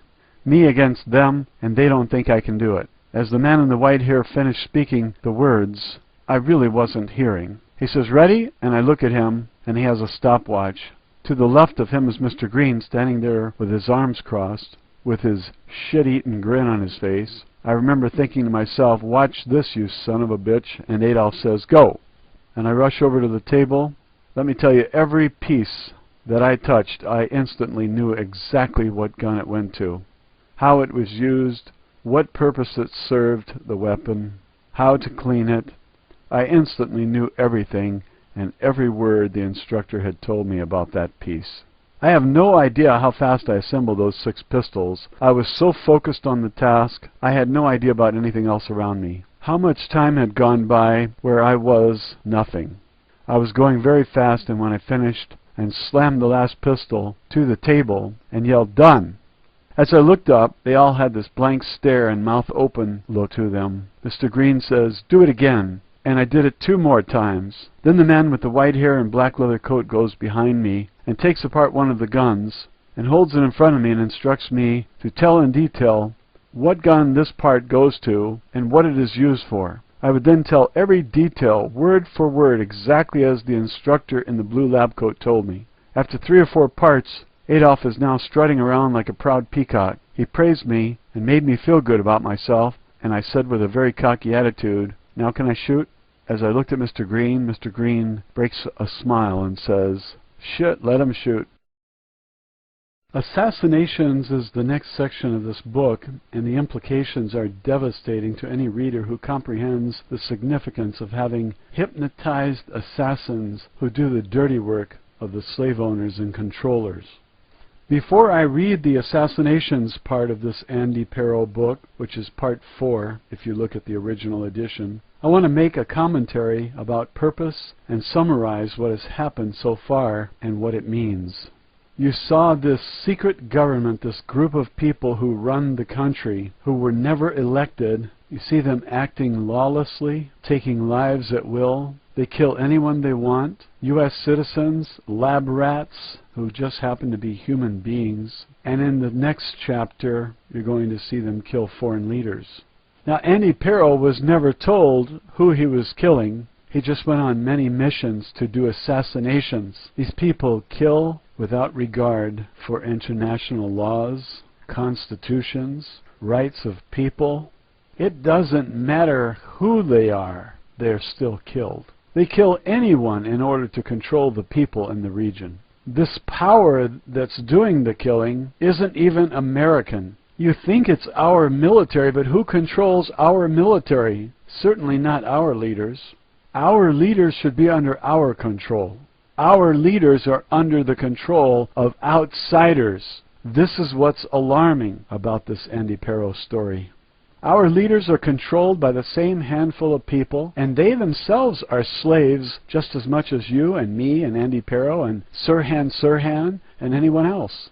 The bullet which killed Robert Kennedy was fired at close range from behind. Sirhan was never behind Kennedy, so the CIA killed Kennedy. Who controls the CIA? What is their name? If they wanted you to know their name, they'd be famous by now. They work by stealth, not by notoriety. If you know who they are, you'll kill them. They're not going to become famous so you can identify them. Obama is famous, and if you don't like them, what are you going to do? Kill Obama? You're not killing the right person. The target should be the handful of people who control everything, but they have no name. Some call them the Illuminati. Some think that they're the Bilderbergs. We don't know who they are. They're just unknown people out there who control everything. They control our government, our military, our CIA, our FBI, our Congress, our judges, everybody. They take anyone they want, anytime they want, without regard for their sovereignty, their rights under the Constitution.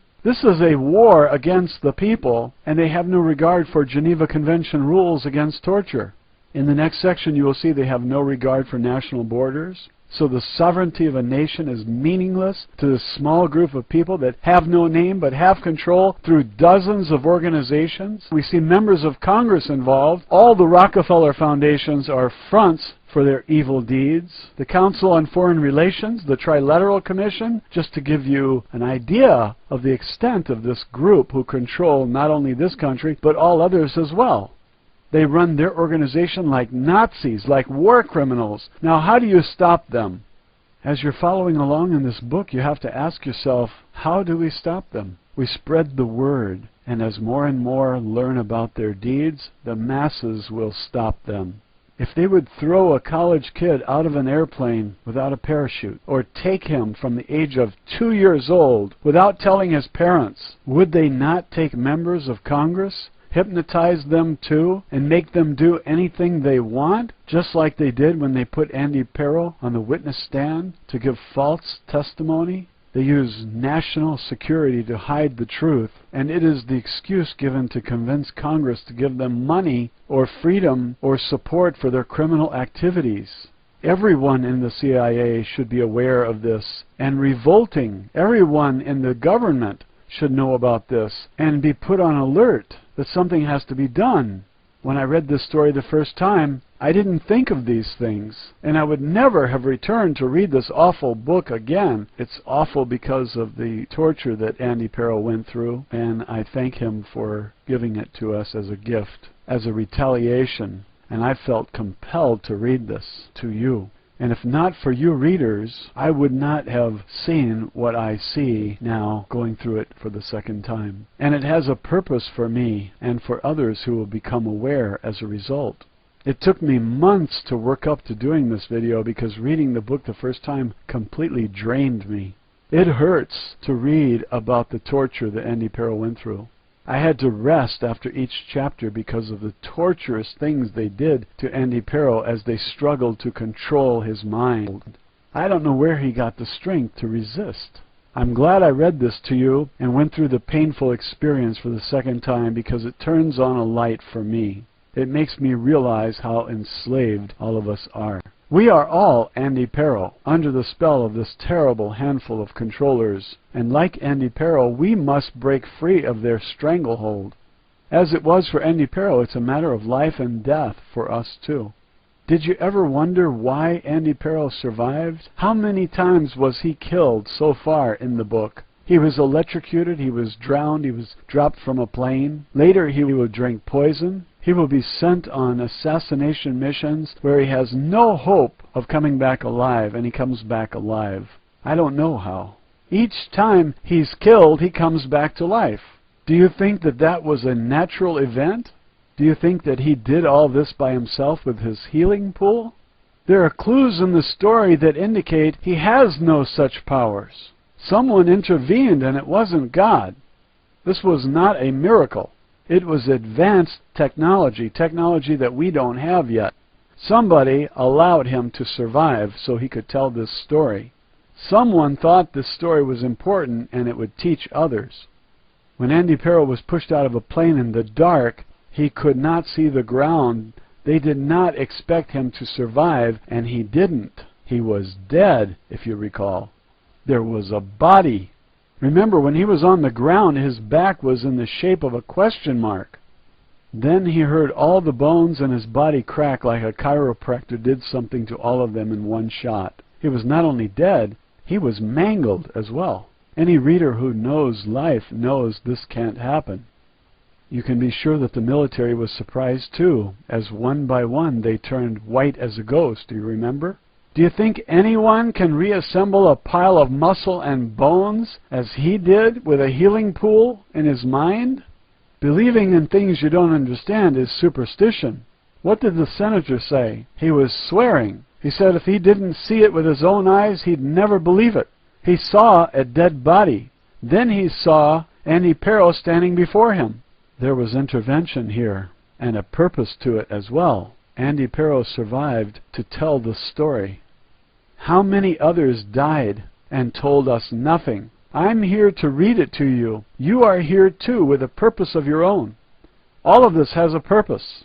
For each of you who found the book on your own and read it long before I read it to you, there was also a purpose. That purpose was to spread the word to others about what this small group of criminal enslavers are doing to us all.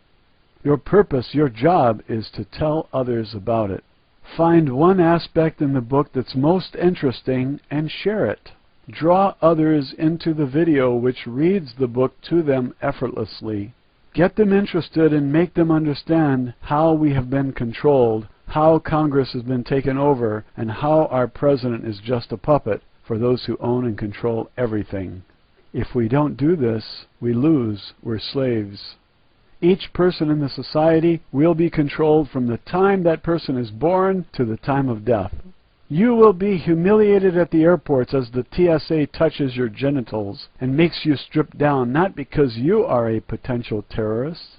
That's an excuse to humiliate you. The Nazis know who the real terrorists are. They humiliate you because that's how they break someone and control them.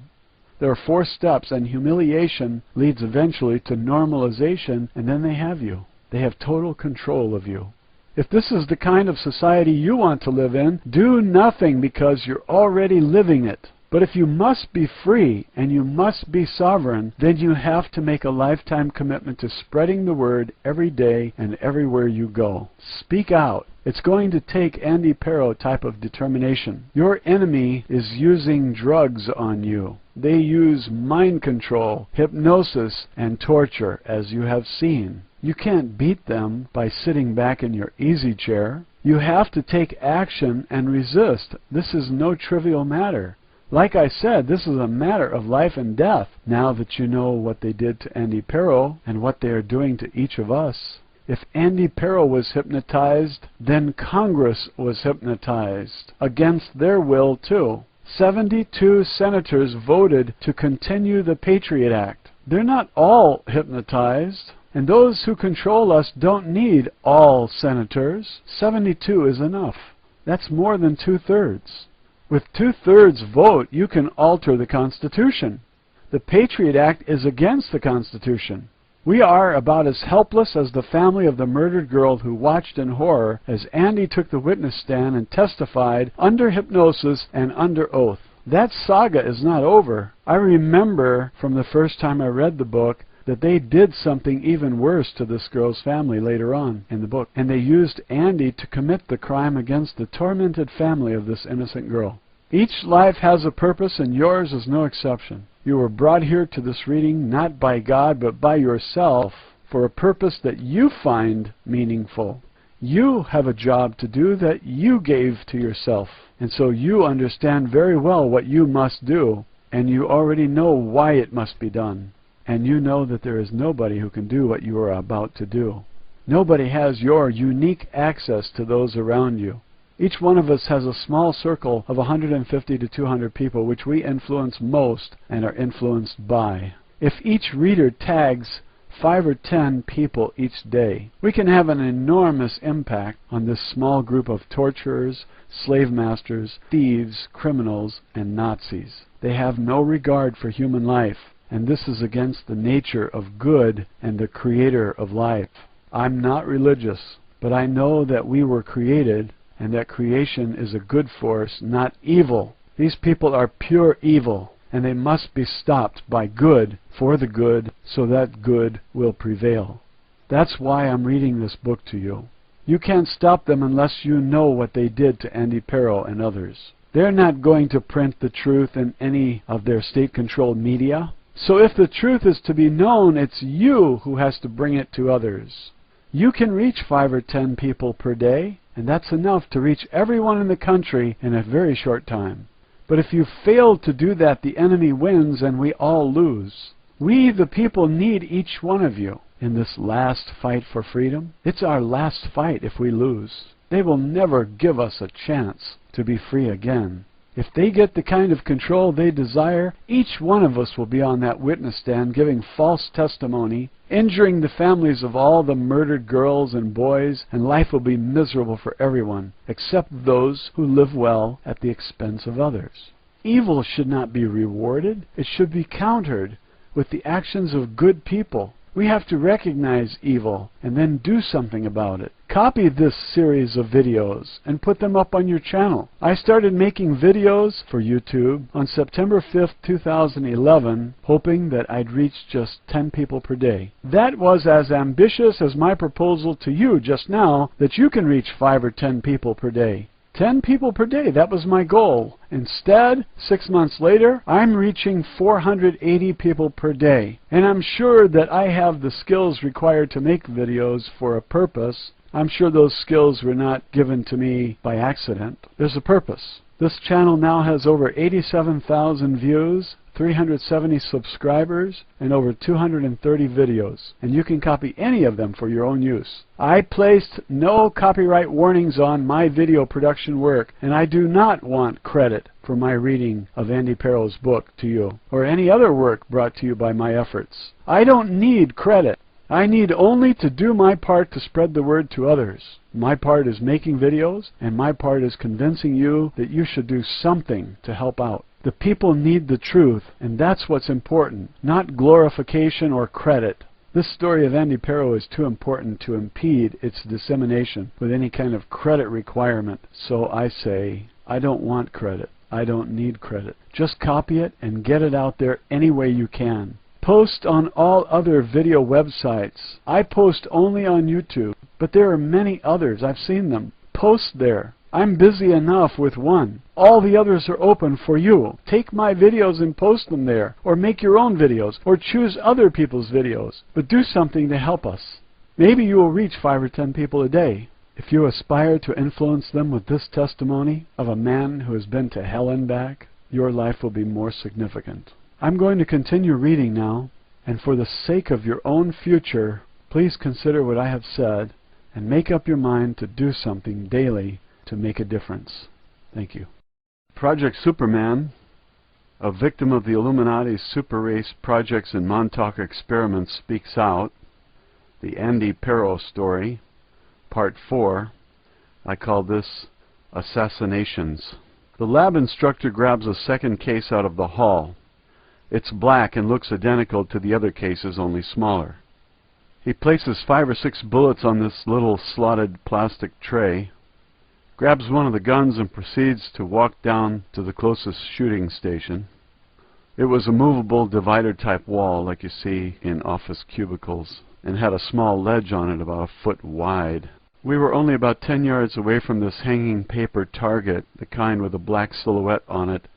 The instructor then proceeded to tell me to do exactly as he instructs. He tells me to load the clip, insert the clip into the pistol, enter around into the chamber, step up to the line on the floor, envision the red dot on the target's forehead and chest, raise and stiffen my arm like a steel beam, slowly squeeze the trigger, repeat until all the rounds have been discharged, step back, remove the clip from the pistol, discharge the last cartridge from the chamber, place the clip and the pistol on the ledge, and then take 2 steps back. He says, do it now. I walk up to the ledge, load the clip, insert it into the pistol, load a round into the chamber, step up to the line, raise my arm, and fire all the shots at once. Blam, blam, blam, blam, blam. Step back, remove the clip from the pistol, clear the last round from the chamber, place both the clip and the pistol on the ledge, and take 2 steps back. This all took place in probably under 10 seconds. I did all this just as I had done it 1,000 times before, and like I knew it like the back of my hand. The instructor comes by my side and starts lecturing me about squeezing gently on the trigger and how to shoot my rounds, one at a time and in control. I have tuned him out, as I'm only focusing on the small crowd, which has now gathered around the target within a matter of seconds, and there seems to be a mixture of reviews about my performance, and a large amount of discussion is going on. It seems I had hit the target exactly in the center of the head, but only once. Finally, Adolf walks back and stands in front of me. "Rhino," he says to me, "why did you shoot the target once and then deliberately waste the rest of your rounds?" he asks. "I didn't," I answered. "Rhino, there's only one hole in the fucking target. Now answer me, why did you deliberately miss the rest of your rounds?" "I didn't," I answer. And at that point I remember a feeling of such pride and arrogance, a feeling that I had never felt before. This feeling overwhelmed me, and I could not help but smile. And as I stood there, I stuck out my chest, and in the cockiest demeanor I could muster, I answered, "Look again." Adolf is looking at me with this sort of puzzled look on his face, and turns and walks back to the target. He moves people aside and looks at it again. He turns and looks back at me, then looks at the back of the target. He takes 3 steps towards me. "Rhino, there's only one." "Look again," I yell. He walks back to the sandbags, and the group follows. They're looking for the bullet holes. I'm watching as all eyes are scanning the wall of the sandbags. I hear, "Here it is," and I see one of the lab instructors stick his finger into one of the sandbags. There is still puzzlement and confusion amongst the group. They can find only one bullet hole. Finally, I see a man with the white hair pull out his pocket knife and cut into the sandbag. I cannot see what's going on as the group closes around him, but all of a sudden, I hear this roar of approval from the crowd, and Adolf emerges from the crowd with his hand outstretched and something on his palm. He approaches me, and there's a small pile of bullets in his palm. You shot all your rounds through the same hole, didn't you? Of course. It's what you told me to do, I answer. And as I answer, the roar erupts again. I remember standing there feeling very proud of myself, yet at the same time feeling very puzzled. What are they so excited about? I was asking myself. To me it was as easy as taking the cap off a ballpoint pen and putting it back on really fast 5 times. Simple. A child could do it. What was all the hoopla about? I had absolutely no clue. For the rest of the night I repeated this from all possible distances, angles, and firing positions. I was so fast with the firing procedure. They had 5 or 6 stations all set up, and I had to wait for them to examine the results and reset the targets, etc. I would load it, fire it, remove the clip or spent cartridges, place everything back onto the shelves exactly as I had the first time, and move on to the next spot. I was in heaven. Ever since the 5th or 6th grade, I had been really into all the really cool stuff that you were supposed to have as an upper middle class kid, in total secrecy from my mother, of course. Chinese martial arts weapons, Chinese throwing stars, nunchucks, brass knuckles with spikes, etc. My mother hated, and I mean hated, guns. I was not allowed to have any toy guns as a child whatsoever. No BB guns, no toy guns, not even any plastic guns. I wasn't even allowed to play like I was shooting anyone, cops and robbers, cowboys and Indians, when I was a child. When Atari came out, my mother hated even the idea that I was shooting something in a video game, Space Invaders. As a result, she simply would not allow me to play certain games, and she would not allow me to have them. I would play them anyway, just over at a friend's house. When I was in high school and Nintendo came out, she would not allow me to buy the plastic gun, which hooked up to the game so I could play Duck Hunt or some police game. When we would go buy games, she simply said, "It's my money and I will not buy that game for you." I wanted the Road Warrior or something, and she wanted me to get tennis or bass fishing. "You used to love to go fishing," she would say. She really was something. With my father coming back from Vietnam, a different man, and having severe mental anguish about what happened over there, and the whole experience, and after what happened to Mr. Johnson, I can't really blame her for her gun hysteria. I can only try to understand. But anyway, here I was, a 19-year-old kid, and all of a sudden I got to fire all these really cool guns. And they had all this really cool stuff like knives, killing wires, night vision goggles, and all these adults were running around as fast as they could for me, running around changing targets for me, getting me a sandwich or a drink. And they all seemed so eager to do something for me, anything I asked. Anything I wanted, they'd run and get it for me. They seemed so impressed with what I could do. I sensed they envied me. I also sensed they feared me. I felt like a celebrity, and I felt like a king. All of the shooting took only about an hour or so, I would estimate. After the first round, they never told me any of the results. All I remember is the atmosphere had a feeling of elation, euphoria, exuberance. Everyone had these huge smiles on their faces, laughing in admiration. Honestly, as we got further and further back, I don't even know if I was hitting anything.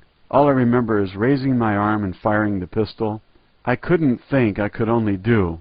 I would just fire the pistol at the target, step back, and they were always, for some reason, happier than pigs in shit. The thing is, they liked me. If the atmosphere seemed light, I somehow found myself suddenly speaking and making comments for no particular reason. When I spoke, everyone would freeze and listen. I liked this fact. I liked it very much. I would make comments like, "Should we be wasting all these bullets? They're very expensive, aren't they?" My mother's mother, the very frugal grandmother Angstrom, coming out of me, and they would all start laughing hysterically. I remember Mr. Green saying to me with a tear in his eye from laughing so hard, "Rhino, you can shoot as many goddamn fucking bullets as you want. It's on me. I'm buying. Shit, I'll get you bullets by the fucking truckload if you want." And I said, "Really? Are you sure? 'Cause that could really start to add up." And they all burst out laughing again. After that comment is what I most remember specifically about this whole episode. I remember watching Mr. Green as he turned to someone in a long dark overcoat and saying, "I fucking like that kid. I fucking like him. I like how he thinks." As a matter of fact, he turns and motions the man with the white hair and the black leather coat over to him, and a few others join him. The man with the white hair says, "Rhino, come over here." I walk over and he says, "Rhino, let me first tell you that you did an outstanding job, and as a reward we're going to send you home early tonight I want you to go home and get a good night's rest. You've earned it." I said, "Awesome, thank you very much." Mr. Green then pats me on the back and says, "Outstanding, son, fucking outstanding." This was the first time that Mr. Green had physically touched me, and I remember the eerie feeling I got, and the chills that went down my spine as he removed his hand from my back. I walked over to the wall and picked up my coat off the floor, and followed the two men who always drove me out to the car. Then I remember being in front of the dorm, and I actually said goodbye to the two guys and went inside to bed. Most of all, I remember the proud feeling of amazing them with my shooting, even though I didn't know exactly how I did it. I remember the feeling of being honored with a reward because I could somehow do things none of them could do. And most of all, I remember the eerie feeling of Mr. Green touching me. He had always been there, and I had seen him many times, but for some reason, now in my mind, he had finally become all too real, if that makes any sense. After that, they instructed me with rifles, more pistols, basically every practical thing that shot a bullet. I was instructed in how to use it, clean it, shoot it, and kill with it. And as soon as the instructor was finished, I instantly knew it all like the back of my hand, like I had done it 1,000 times before. I remember feeling the differences between the M16 and the AK-47 as I shot them, shooting small, semi-automatic weapons like an Uzi, only different, then asking me to remember which weapons I personally liked the most. They converted the longest hallway into a target range, since it was the longest stretch in the facility, by placing sandbags all the way at one end and blocking off all other doorways and hallways along the way.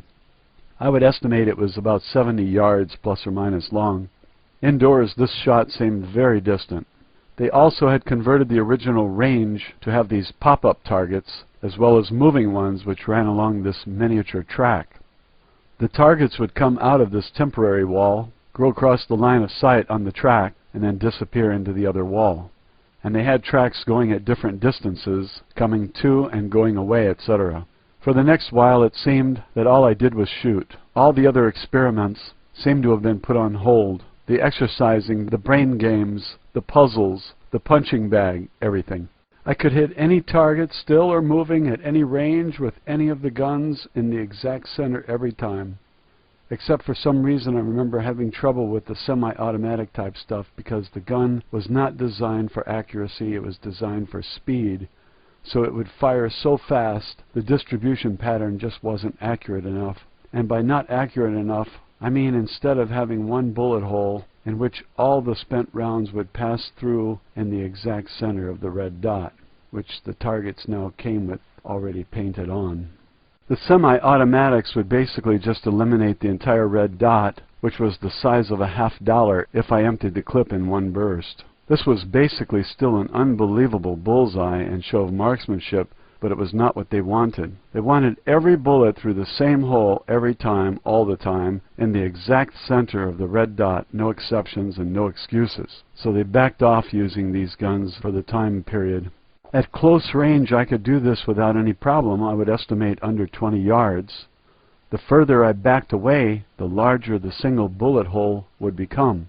As I backed as far as I could go on the long range, 60 or 70 yards, the bullet hole had gone from being the size of a dime to being the size of a quarter. I remember after I shot, they would gather around the target at the other end and then yell for me. I would run down and see one hole the size of a quarter in the red dot on the head, and this rush of pride would run through my body. But when they spoke to me, it was not praise. They were screaming at me with criticism. "What the fuck is this? You call that shooting? Go back and do it again. And I want to see a hole the size of a dime, not the size of a fucking golf ball. Do you understand?" I would have to go back and do it again. I remember some improvement, but then I would worsen again. They sent me home early anyway to get some rest. They were pushing me and my limits. Yes, I was doing incredible things, but they wanted to see just how far I could go and just what I could do. The helmet of knowledge. Everything was going well with my conditioning and my training. Mr. Green and Adolf seemed pleased with my progress until we began shooting outside. It all seemed different now. With the cold air on my face, I felt more awake and more aware of what's going on. The pistol no longer felt like an extension of my own hand.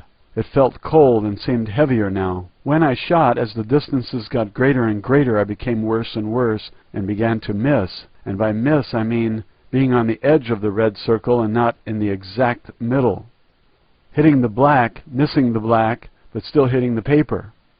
My automatic adjustments for wind and distance didn't seem to work very well, if at all. One night it was very windy and raining, and I was missing the red dot, and I'd even missed the target altogether a few times. This is with a pistol. I think it was or was very similar to a Beretta.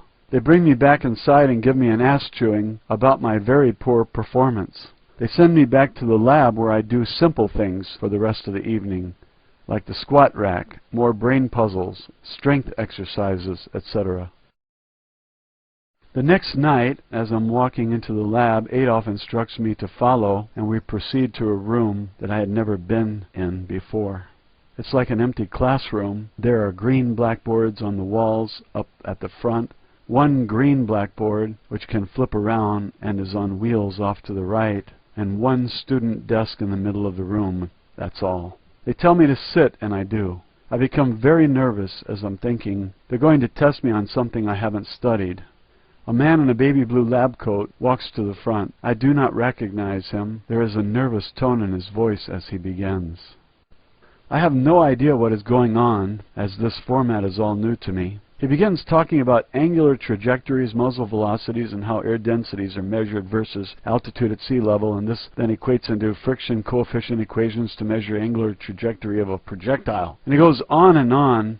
"Hold it," I speak out. "Can I have a pencil and some paper to make some notes?" I ask. For the next while, I'm frantically bent over the desk, trying to write down everything he is saying and copy the diagrams he is drawing on the board like I'm in class back at school. After a while, Adolf walks over to me and says, "Rhino, do you need a break?" "Yes, I need a fucking break," and I slam my pencil down and put my head between my hands. "Are you getting all of this?" he asks. "No," I answer, and I remember starting to cry. I'm trying, really trying, but I don't have a fucking clue about anything he's talking about. We take a break. I'm very nervous about having to go back into the room. I had gotten a D in algebra in high school, and they were talking about stuff I had never heard of before. And they want me to understand this stuff? There's no fucking way, I'm thinking to myself. They call me back in, and for the first time I felt sort of scared.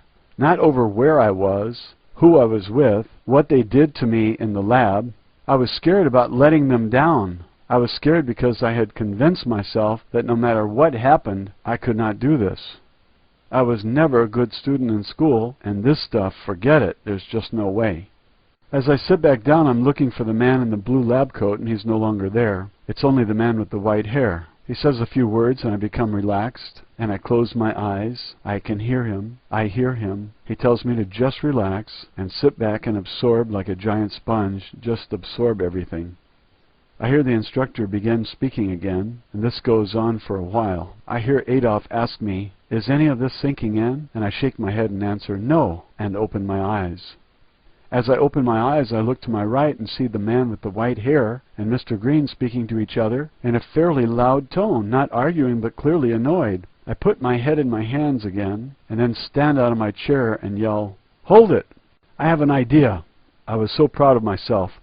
The man with the white hair comes over and asks, "What's your idea?" with this cautious look on his face. I remember his look of caution.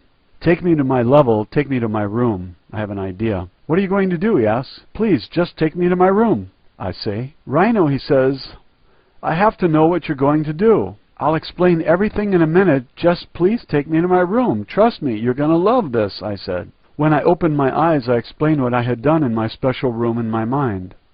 What I had done was this. In the main room of my mind, the big blue room with the 20-foot ceilings, on the far wall was a circuit breaker for my nerve endings like the fuse box in your house. This device allowed me to turn my nerves on and off at will mentally just by flipping the circuit when needed. Next to that was the adrenaline valve, which allowed me to turn on and off my adrenaline flow to my body.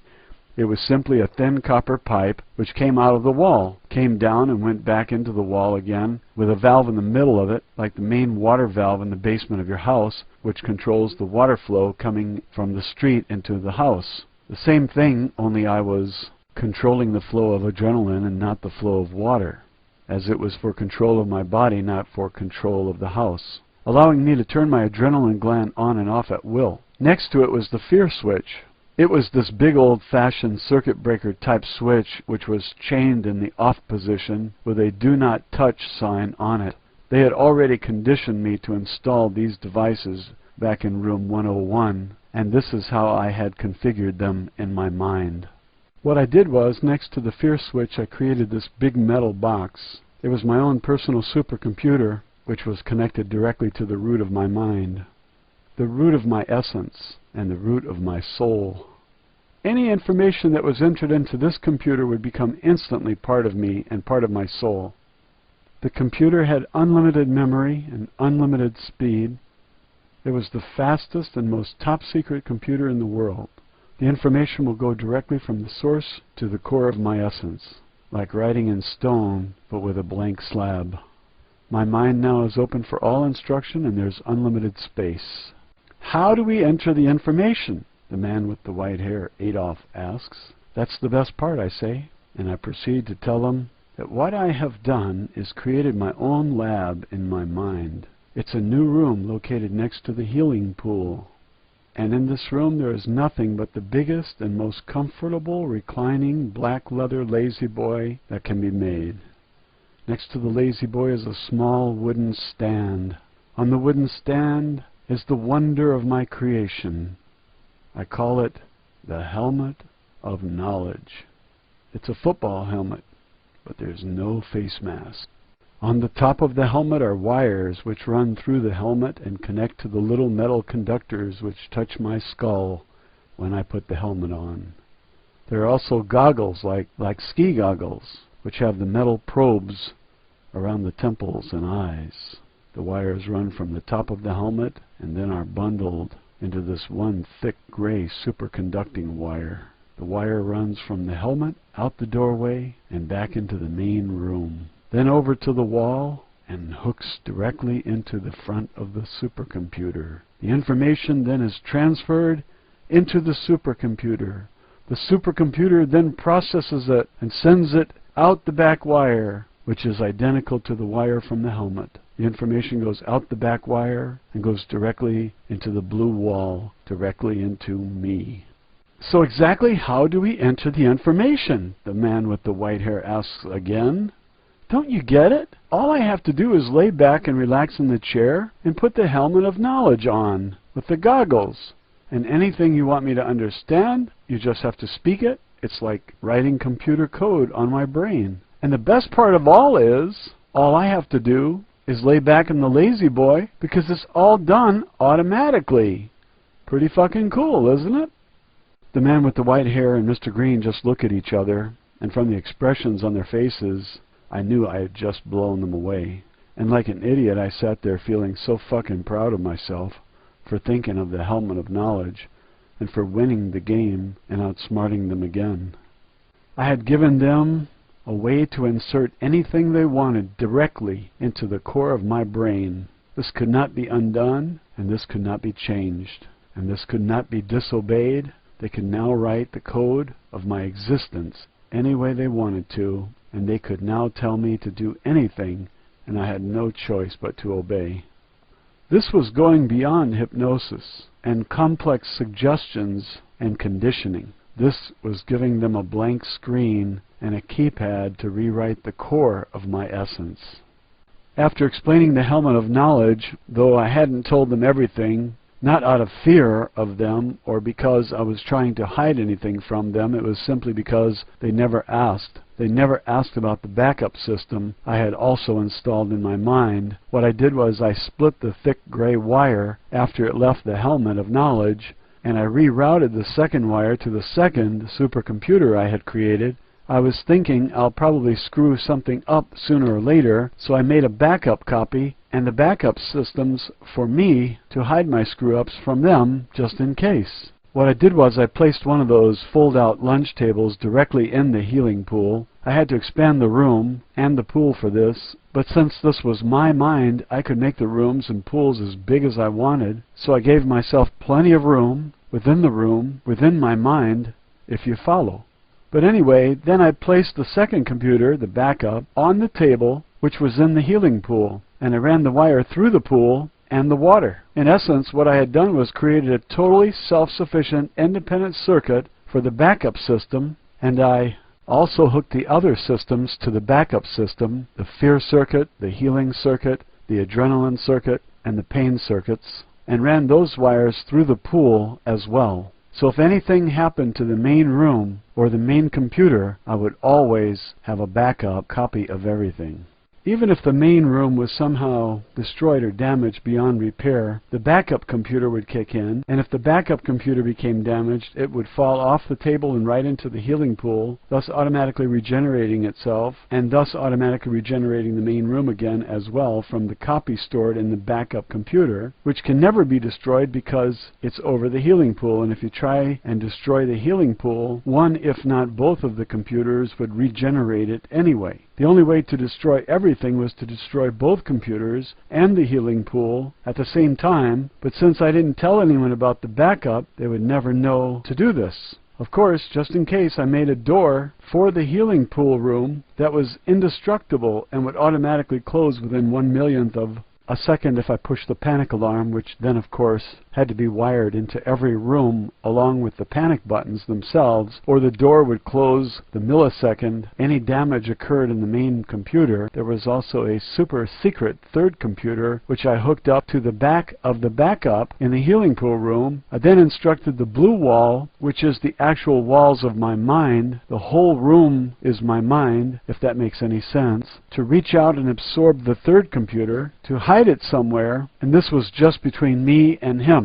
And the blue wall reached out like a blob and took the third computer and stuck it somewhere. I honestly really don't know where it went, but I do think it's part of the reason I can still remember these events today. After I had explained the helmet of knowledge to Mr. Green and Adolf, they placed me under again to try out the helmet, and the instructor begins again. When I open my eyes, the man with the white hair asks how I feel. And my response, I think, was something like, "It's all so simple. It's all so clear now." They immediately take me outside to the range, and I remember walking to the 100-yard marker, loading my pistol, and firing the entire clip in rapid succession, unload the clip, remove the last cartridge from the chamber, and place them both on this little stand next to the marker. Mr. Green and Adolf start walking toward the target and tell me to follow. They're walking so fast that I have to hurry as to not walk too far behind. As I look ahead, there's a man in a baby blue lab coat already up there looking at it. When we get there, they stop in front of the target and I cannot see what I had hit. They part and Mr. Green says, "That's better, but I want that hole the size of a fucking dime. Why isn't that hole the size of a fucking dime?" And I look at the target and there's a hole right in the middle of the red dot on the forehead, a little larger than the size of a quarter, almost enveloping the entire red dot. As I'm looking at the target, I stand tall and stick my chest out. I have no idea exactly what I said, but it just seemed to flow out of me without thinking about it. I said something like, "A non-uniformity in the casing of a bullet of 1/1000th of an inch, in combination with as little as 1/1000th of a gram of powder deviation per cartridge, results in friction loss and deviation of muzzle velocity, and this when multiplied over a distance of 100 yards. The result is a deviation of the projectile's path of 1/8 of an inch, up to 3/4 of an inch depending on the air temperature and wind velocity at the time of discharge." Sir! Again, I have no idea what exactly came out of my mouth, but it was the physics equations the man in the baby blue lab coat was trying to teach me in the classroom. "Go back and get your gun," the man with the white hair instructed me, and as I'm jogging back to the marker, I look back over my shoulder and see them talking. I feel nervous. I get my gun and run back. As I arrive, I hear them laughing, but as I get closer, the laughing stops. Mr. Green tells me I have shown improvement, and he sends me home for the night. I can tell he was pleased. What I didn't know at the time was that the helmet of knowledge turned out to be a major breakthrough. After that, anything they wanted to put into my head, they could now do directly into the core of my brain with ease. They even got me a black leather recliner to lay in when I was laying in the one in my mind using the helmet of knowledge. Run like a cheetah. After they got me the chair, I was a different person. It's difficult to explain. But until then, all the experiments and all the training was like walking in a dream. Whatever they told me to do, I would just not question it at all. Not thinking, just doing. Now, for some reason, it was like riding in someone else's body, if that makes any sense. Seeing what's happening, yet you cannot move. Being sort of aware of what's happening, yet having no control to stop it. When they told me to do something, I would object, but have no control to do anything about it. On the inside, somehow, I would be screaming, "No, you bastards! I won't do it," but couldn't stop myself. I would raise my arm and fire the pistol anyway, or crush the skull of a cat with my bare hand. That was a hydraulic vice with unlimited power, if that makes any sense.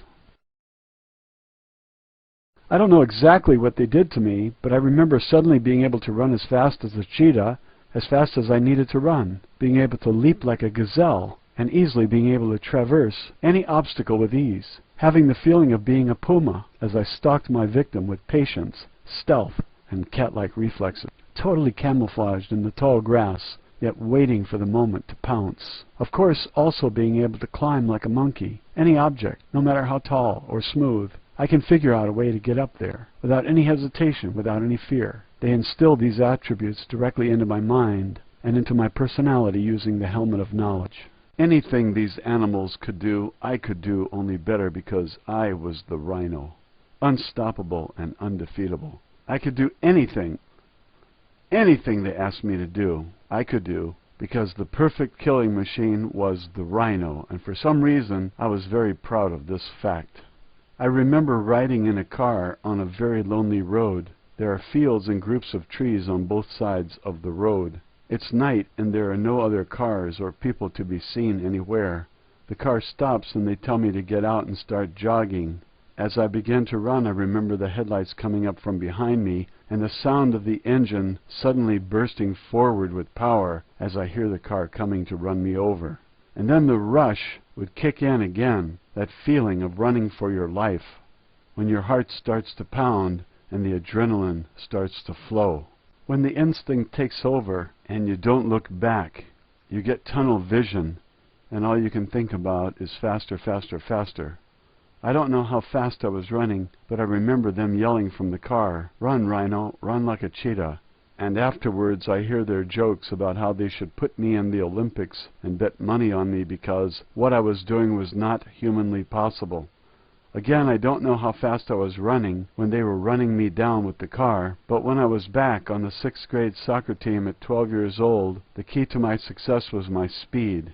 When the coaches videotaped the games with a beta camcorder, they told me, and I saw, that I had a 6-yard stride at 12 years old. Then as a senior in high school watching film, I had over a 9-yard stride. When I tested in football, both senior year in high school and freshman year in college, when I ran the 40-yard dash, both times the coaches made me run it again because the times must be wrong. Something must be wrong because that's not right, they would say. That's not possible. In high school, the coach thought I was cheating and only running 35 yards, and he made me run it 5 times. Even as the other kids ran in between my runs, when I got to the line and ran my time, he would run back and accuse me of cheating and running from the wrong line. Even with the other kids swearing that I wasn't cheating, he called the whole team a bunch of liars. Finally, on my 6th run, and after I had felt myself getting slower, giving up mentally, and after the most important thing in the world to you, the football coach's approval, tells you enough times that you cannot do something, you finally begin to believe it. He gave me a time of 4.85, a time which he was satisfied that I could run, and that was the time he gave me. He was a real asshole. This was the first day of football camp senior year in high school. Coach Doug Parcells, who is the younger brother of Bill Parcells, who is currently the head coach of the New York Jets, had taken a physical education teaching position at a Ramsey Elementary School, and then was also going to coach the offensive and defensive line for the Ramsey High School football team. This was in 1987. As he arrived as a new coach going into my senior year in high school, during the summer weightlifting workouts, he was amazed at my strength. In fall, as camp ended and the season began, and repeatedly asked the coach, Hyman, He was the asshole who had benched me and tried to throw me off the team for telling him, "Don't worry, coach, everything will be all right between you and your wife." This was when he was being an asshole to everyone in the school 2 years earlier and called the whole team a bunch of liars, refusing to believe my 40 time, and wouldn't even tell me the times I was running. He would just call me a cheater and tell me to run it again. And when the steroid trial came, he was there and never said a word in my defense. "Why isn't Andy a captain?" Parcells asked. "He's pound for pound the best blocker I've ever coached, and he's the best defensive player I've ever seen." And the smugness of Hyman finally aired its ugly head. Parcells tried to tell Hyman that he recognized that I had a certain mental condition, of course the name escapes me, where when some kids growing up have such superior abilities to all the other kids in a given area, whether it be sports, mathematics, or musical talent. These kids have such natural abilities that for some reason they can literally blow away anyone else at will. But they don't, because they want to be liked by everyone else. They want to fit in and be like everyone else. They want to have friends and not have everyone jealous of what they can do. So they unconsciously don't do their best. They can do much better if they really wanted to, but they don't. He recognized this in me almost instantly when everyone else for years would give me the cold shoulder from Hyman's verbal slander over the years. It's funny because when Coach Parcells was talking to the Penn State football staff about my football abilities, he also said to them, "You have to be very careful what you say when you're around Andy, because anything you tell him to do, he will literally do to the letter, and I mean to the letter.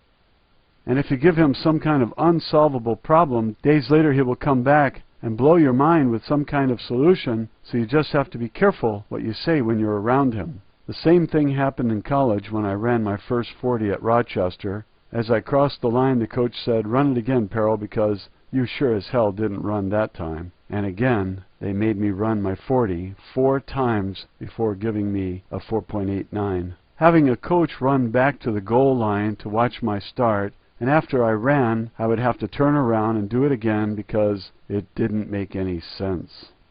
The point is, I already had speed, and with the conditioning in my mind, I became so unbelievably fast it was supposedly not possible. They chased me in the car several times, and the one time Mr. Green was in the car, and after we had stopped and everyone got out, I remember them talking, and the gist of the conversations were, "Do you fucking believe that?" And I remember Mr. Green personally saying, "That's fucking unbelievable," which gave me great satisfaction. Again, playing the game, I had won again. The assassin rifle.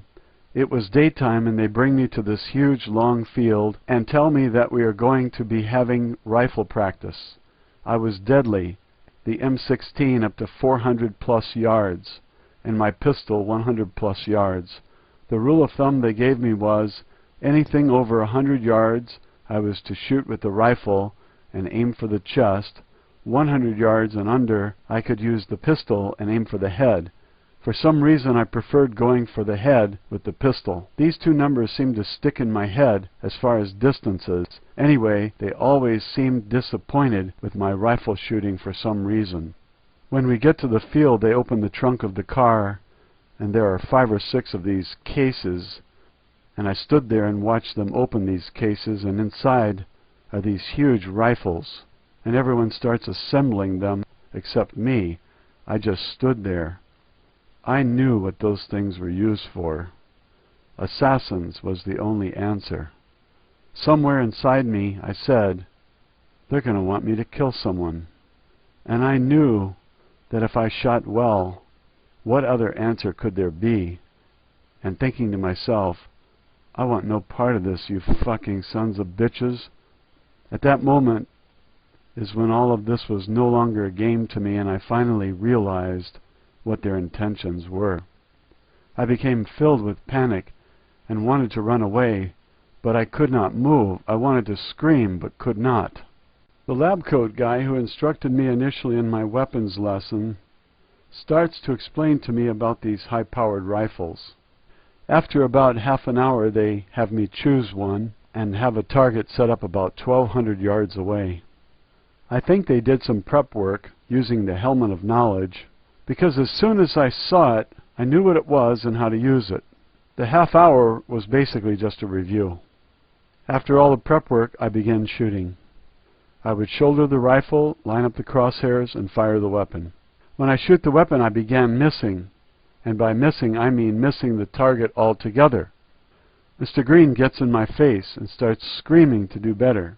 I cannot do any better, and he gets in my face again. I tried to explain to him why I couldn't shoot the assassin rifle. I explained to him that when I shoot the pistol or a regular rifle, that I didn't aim with the gun. Yes, I would shoulder the weapon, but I aimed with my mind, not with the gun sight. I had to see the target with my own eyes, and then I shot automatically without thinking. With the assassin rifle, the key to it was this huge scope, and when I looked through it, it was somehow different, and I said that I was sorry, but I just couldn't do it. To this day, I've never seen a grown man throw such a temper tantrum. He was absolutely livid and freaking out with rage, and he gets in my face and begins to scream at me again. I'm sorry, I just can't do it, I answer. What do you mean you can't? You can't is not in your vocabulary, he screams. I just stepped back. I'm sorry, I just can't do it. That's not how it works. And I proceed to go back into how I aim with my mind, not with the gun. And he cuts me off. Fuck, now what are we going to do? And the 4 or 5 men gather off to my right. The thing is, as I stood there and I could not move and I could not speak without their specific instruction, but I was thinking to myself, I was right about the gun. And I wouldn't say it was fear that came over me, but it was more like panic. I was right about the gun. And when they came back over to me, the man with the white hair makes me look him in the eyes, and he asks me, "Are you sure you can't shoot the rifle?" I knew that if properly induced, I could have come up with something using the helmet of knowledge, but somehow, and from somewhere inside me, I found the strength to hold my tongue, and I answered, "Yes, I'm sure." He accepted the answer and went back to the group. I felt a surge of power as I had fought back and somehow won. We pack up and get back in the car and start driving. That's all I remember about the assassin rifles. Another place. After the assassin rifle didn't go as they had planned, I don't think they quite knew what to do with me. I remember getting on an F-16 jet at the Rochester airport. I remember this because I'm not one for amusement parks. The spin rides make me sick to my stomach. When I got on the F-16, the pilot checks to see if they have strapped me in, and he tells me to hold on to your butt, and we get immediate clearance to take off. He hits the throttle. Let me tell you, if you know the feeling of acceleration you get when a 747 takes off, imagine that feeling 10 times more powerful, easily. It was like being strapped to a runaway jet rocket. My stomach never caught up with me, as I had left it back on the runway. The pilot is yelling Yahoo! And starts doing some S-turns. That's when I lost it. I threw up all over myself and the inside of the plane. I've never seen someone so pissed off as the pilot was at me for throwing up in the plane.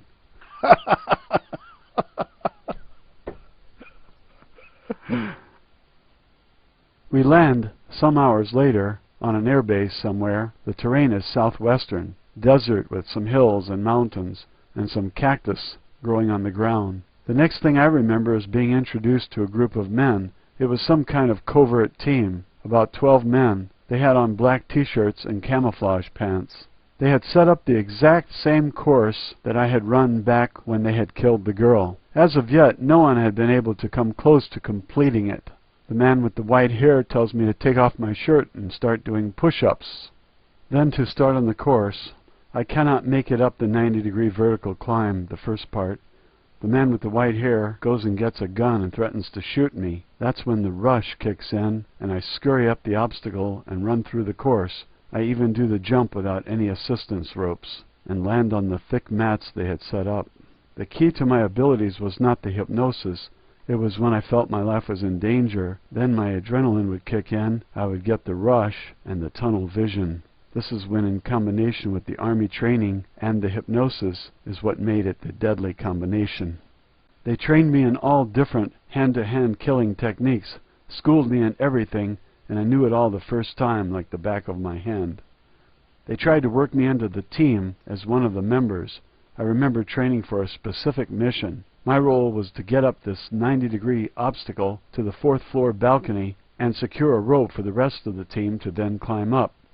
I remember practicing it over and over again, but when it came time to run the mission, The Army had built the obstacle out of 6-inch logs. When we got to the building, it was made of smooth black marble. This gave me some trouble, but I got up it eventually. Once everyone was up the rope, then we went inside.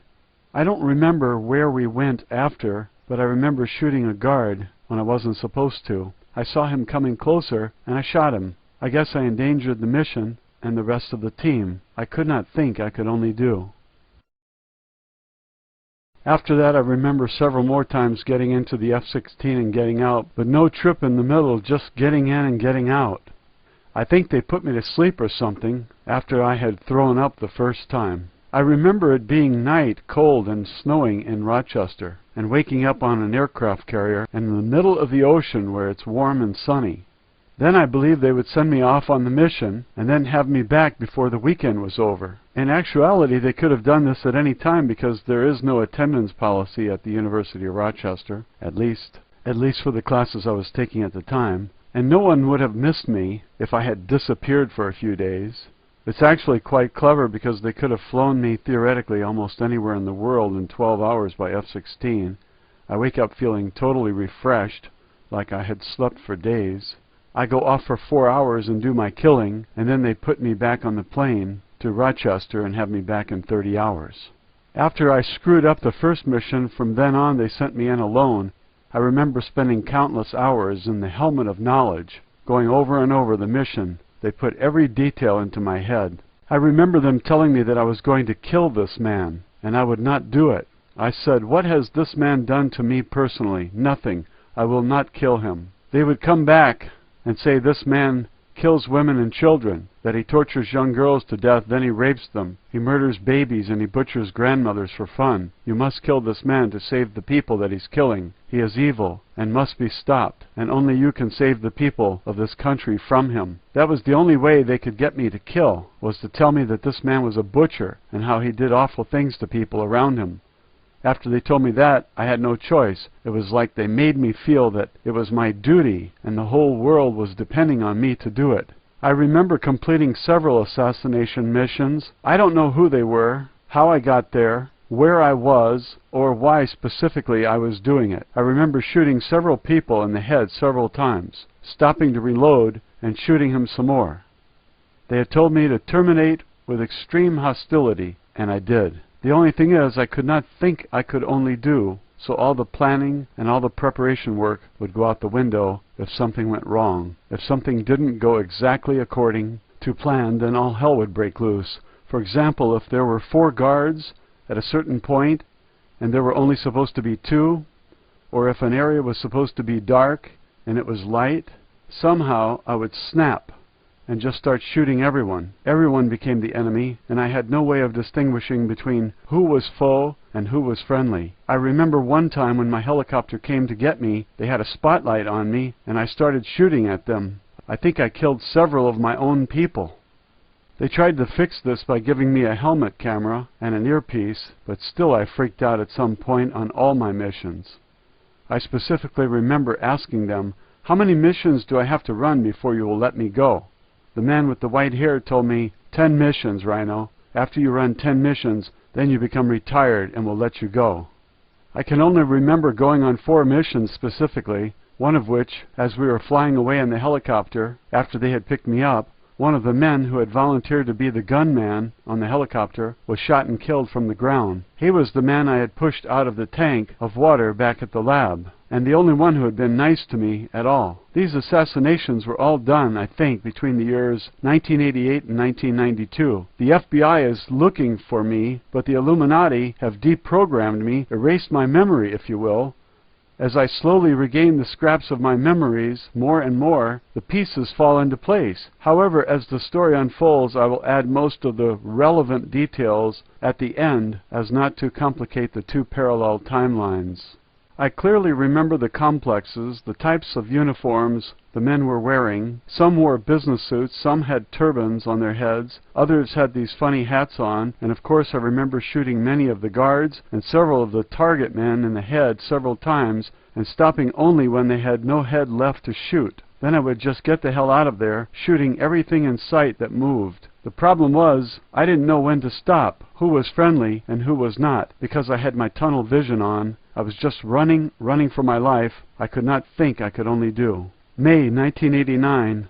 All during and especially at the end of my freshman year, I remember Brian giving me a lot of grief about what I was going to do with my semester breaks. He would ask me where I was going and what I would be doing, Thanksgiving break, Christmas, and Easter breaks as well. When it came time for school to end, he kept after me to stay up in Rochester. He told me that he and some of his friends were getting a house, and I could stay rent-free. Don't go home, he would say. This is your new home, he would say. I told him I was going home to New Jersey and no thank you. The thing is, I always remember my mom's friend, Astrid, always being at our house at some point when I came home from college. She would always ask me, so how do you feel? And I would always tell her, fine. I worked 12 hours a day that summer painting houses, and I was living with my mother in Ramsey, New Jersey, but still I worked out as best I could. September 1989, sophomore year, I'm living in the fraternity house as my place of residence for my sophomore year. I'd broken up with my longtime girlfriend of 7 years during the summer. About 6 weeks into sophomore year, I met Carrie Savage. She's a junior at Rochester. She's in the top 5% of her class and is a biology and German major. She is a pre-med student. She's half Polish and half German. She's also a German tutor and teaches German on the side for extra money. She had spent a year overseas in high school in Germany, and her mother had sponsored a German student who was Carrie's boyfriend when she was over there for a year in their house. She comes up to me at a party and we start to talk. I ask her out to dinner. As it turns out, she has a very mean streak in her, and when she drank, she became very nasty. Her father was an alcoholic, so when she drank, she became a very mean drunk. During this year, I remember several trips to the airport, and there was an F-16 waiting for me. I remember getting out of the F-16 one time, and it was just about time for one of the semester breaks because the Rochester airport is very small and only has a few gates. As I walked off the tarmac into the gate, some girls who knew me were yelling to get my attention, and I walked right by them with 2 men on either side of me in long overcoats, not even acknowledging their presence. I don't remember very many more lab episodes during this time. That doesn't mean that they didn't occur, I just don't remember them. But I do remember going to the airport a lot, and getting on an F-16 jet, and getting out somewhere else. Whether it be the other facility in the southwest or on an aircraft carrier, I remember getting out of these 2 different places. I also remember some friends asking me, where the hell have you been the last few days? This question came up a lot that year. I remember my friends Nick and Bob were telling me, Andy, who is fucking with your mind? Andy, are you all right? Tell us who's messing with you. Are you okay? Then I remember walking into my fraternity house, and as soon as you walk in, there's this big room right to the right called the Wilson Room, and the whole fraternity is facing me, and the man with the white hair has a little shiny ball on a string and is swinging it back and forth right in front of them, and they all have a blank look on their faces. I stop in the hallway. The man with the white hair tells me to just go up to my room, and I do. After that, everyone seems normal, and no one said a word about it.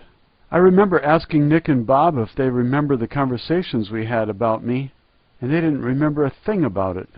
December 1989. I go home to New Jersey during the Christmas break. I needed to earn some money, so I'm looking through the local paper, and there's an ad for a parking valet paying $10 to $20 an hour down at the Hohokus Inn, a 5-star restaurant owned by a group of local doctors. The ad said to send the fax resume to Dr. Purizzo, and it gave a phone and fax number. It immediately caught my eye, the money, and then I saw Dr. Purizzo, Joseph P. Purizzo, name, and I thought, I could get the job.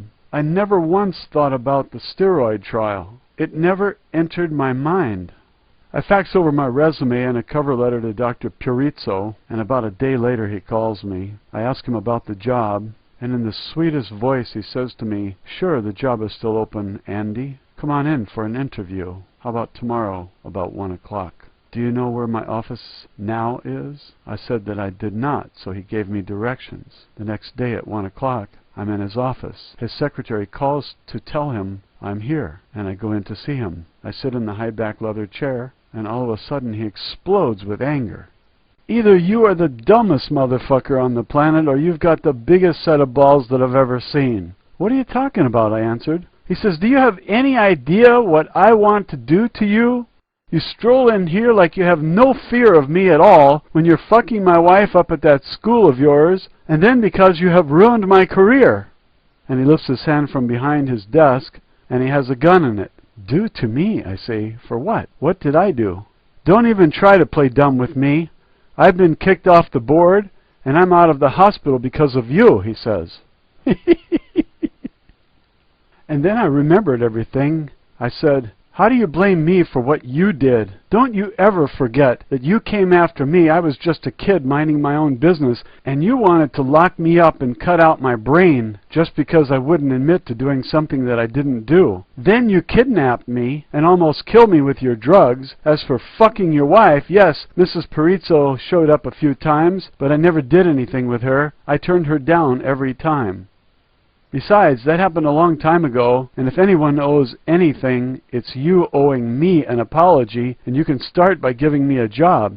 He drops the gun and puts his hands on my head and shouts out, "This is fucking unbelievable! You're lying! You're telling me that she showed up begging you to fuck her, and you turned her down several times? And it didn't happen a long time ago. It's been 18 months, Andy." I said, "That's correct. I never touched Mrs. Perizzo at Rochester."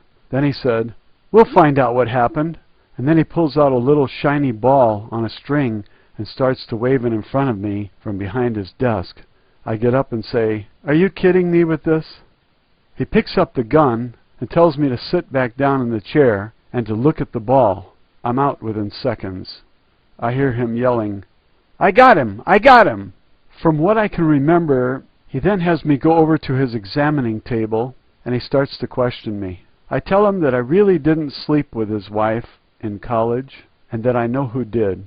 Then all of a sudden, I remember freaking out and yelling, "U.S. Government Secret Project 35765XXX. Violation of this mind cap is punishable by death," etc., etc. When I leave his office, I'm sweating and the nurse is looking at me like I have two heads on my shoulders. He calls me 2 days later and tells me that I got the job. So for the rest of that break, I parked cars for Dr. Perizzo at Hohokus Inn. After the break, the two guys who had slept with Dr. Perizzo's wife and her friend, the woman with the black hair, show up for lifting one day, and they've had the living shit beaten out of them by the mafia. April 1990. As the spring comes, Adolf brings me into a room. Mr. Green is there. He tells me that the rules have changed, and that now the rules for retirement have changed. I must now do 25 missions in order to retire, not the 10 I was promised. I tell him that's utter bullshit, and we both know it. It was an obvious attempt to get me to do more assassinations, but I was fighting the programming. I tell him that I have run my 10 missions, and even if the rules have changed, I still get the old law because the offer was made at the time it applied to me, so I get grandfathered in. And if he doesn't like it, he can speak to my lawyer. And then he asked me if I had a lawyer, and I said no, but I would get one. And that there was no way I was going to do any more because I was retired. Mr. Green starts to freak out, and he tells me that if I don't do it, he will kill me right here, and he puts a gun to my head. All I said was speak to my lawyer, which pissed him off even more. They tried every means of persuasion to get me to go another 15 missions, everything from a gun to my head to beatings to threatening to kill my family. But I would not budge. Next came the character test. They had been watching me every day of my life from almost the day that I had arrived at the University of Rochester. Actually, it was since I was age 2. But anyway, they were testing whether I knew it or not. From the close quarters with Gwen, to Gwen wanting to have sex with me, to me turning her down, to how I reacted to this situation, to how I reacted to that situation. They bring me into a dark room. There are people all around me, but I cannot see them. All I can see is a small desk light on the table and a figure behind it. He starts to ask me questions about why I stole Brian's steroids. I knew that I was screwed if I answered either way. If I answered yes, I stole them and admitted to the wrongdoing, would they see it as being honest? Or would they see it as being a little tattletale? Or if I said no and lied about it, even though I knew they had videotape of me doing it, would they see me as someone who would keep their mouth shut under pressure? Or would they see me as being a liar? So I did the only thing I could in an attempt to escape. my only way out. I answered both ways. At first I said no, then I changed my answer to yes, then back to no again, and I waffled back and forth several times until they told me to leave. The man with the white hair then takes me back to my room. He has a smirk on his face, and I believe he knows what I've tried to do.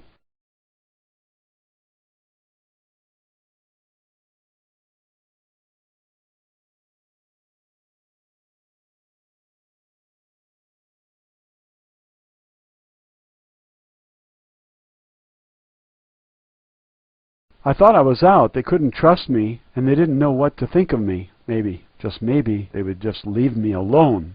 As it turns out, they take me into the woods by car ride. We get out of the car, and the two men tell me to go over and look over the edge of this huge hole they had dug in the ground. I hear the one man cock his pistol. Without thinking or without any thought, I leaped back at him like I was a cheetah, grabbed the gun, and broke his neck with my hand by crushing his throat and windpipe like it was an empty beer can. Ha ha ha ha! The other man starts to run away, and I ran him down within a few feet and broke his neck too. Good! I sat down right there next to the bodies and began to cry. Why does everyone want to kill me? I kept saying to myself. I just want to be left alone. I just want to be a kid going to college. I heard the portable phone ring a few times, but I didn't answer it. After a while, another car showed up. It's the man with the white hair, and he tells me to get in the car, and we drive off. I'm sitting in the back seat, and I look out the back window. I see them examining the bodies as we drive off. My realities were starting to blur as my programming began to come undone. No paperwork. A day or so later, I'm back in the dark room with the small lamp. This time they sit me down and discuss with me my options. This time it's a different Mr. Green, a man that I don't ever remember seeing. He told me that I can either cooperate and continue as an agent, or they will be forced to kill me, as they can never just let me go. I remember making a joke. I don't suppose you would let me go and we forget the whole thing ever happened, I said. The man did not laugh at all. I knew they were serious. So I let him have it. Agent? Agent! I'm not an agent. I'm not in the fucking army. I'm a fucking college kid who you have taken against my will and done something. You can go fuck yourself as far as I'm concerned.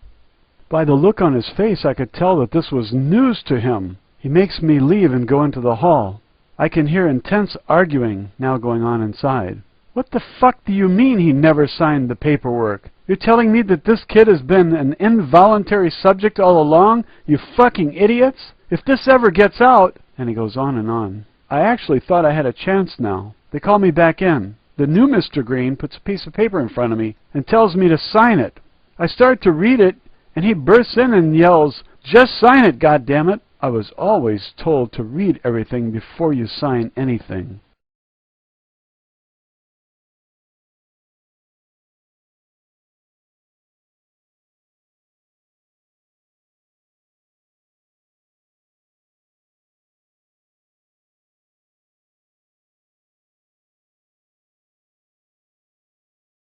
Commentary after Part 4 of the Andy Pero story.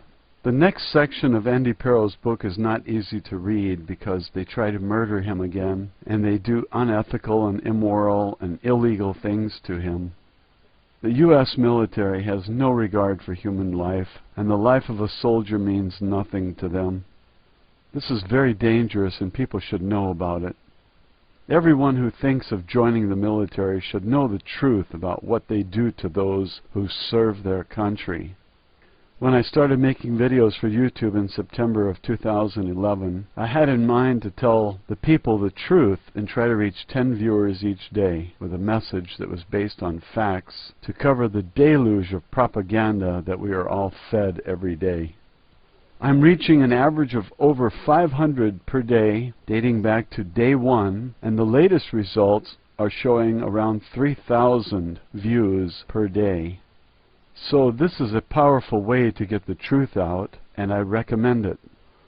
Even if you don't have videos of your own to post, you can still reach people in at least 2 ways. You can link to your favorite videos, and you can also copy some videos. You can copy mine Copy those videos, post them on your own channel as an insurance policy in case one day I'm not around. Then those videos can still be viewed through your site.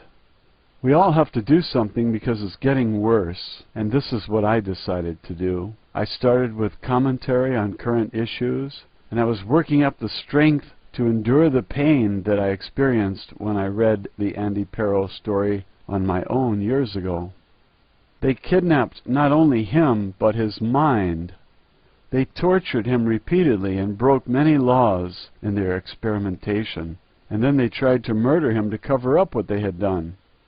The U.S. military revealed how evil they are in this saga of a young man who was taken against his will and abused in so many ways, killed a few times, and it makes anyone who reads this story want to put an end to the structure that committed these crimes against Andy Pero.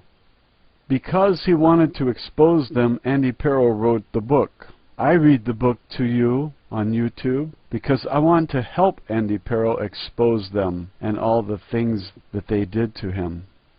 And of all the things that I can do, this is best, I think. The truth is so damaging that nothing else would be as effective. I hope that you, the viewer, also join Andy Pero and me in spreading the truth any way you can. I only post on YouTube, but there are many venues out there where you can post, and thousands of blogs where you can link back to your postings, wherever they may be. I don't mind if you post on YouTube. If 10 of you take my video and post it, and all of you get more traffic than I do, I don't care. The account of the victims is what matters to me. And almost all of them are dead. And Andy Pero survived to write this story, and as long as I survive, I'm going to try to get the word out. If I make the video and 10 others take the video and post it on their own channel, I see that as a good thing, because those who are dead are not coming back. They were disposed of like lab rats after the assassinations were completed. And if young men and women knew the truth, they would not enlist in the military. They would not want to serve a country that treats human beings like lab rats, tortures them, and denies them their constitutional rights. Each of us has to have some kind of moral code for ourselves, and when our government and our military lose their way, it's up to us to bring back the conscience and the morality, because if we don't, we live in hell, and we deserve nothing better. You have to cultivate your own surroundings, and when you allow evil in, you begin to transform your world. I woke up at 3:30 this morning and started to work on part 5 of the Andy Pero book, where he's poisoned after they forge his signature to a document authorizing them to kill him. And it was so disturbing, I can't do it today. I'm going to have to put it off until I get the strength to read what they did to him. When I went through this book for the first time, I had to rest after every chapter. In going through it today, I already know what they did to him. And so I have to force myself to endure the suffering and pain that a reader with sensitivity feels. What gives me strength is knowing that my reading will make this material accessible to many who would not have the patience to read the book. And those people would not get the truth, so it's necessary for me to suffer through it and go through the experience once again. I also get strength realizing that if it's painful for the reader, just imagine how Andy Pero felt. It had to be worse for him to have 2 guys tell him to look over the edge of a hole while one cocks the gun to kill him. Or to have someone tell you to sign something when you haven't read it, and when they tell you that it's an authorization to kill you, and so you refuse to sign and they forge your name to it anyway, and then they force you to drink poison. Reading is bad, but how would you like to drink the poison that Andy drank? He would not be with us if he didn't have some special abilities. I'm not sure if he was genetically altered before birth, or if his healing room is what saved him so many times. But I'm glad that he survived to tell his story, and I'm happy to have played a role in bringing this story to others. You can also play a role if you choose to. Just copy the video and post it wherever you want.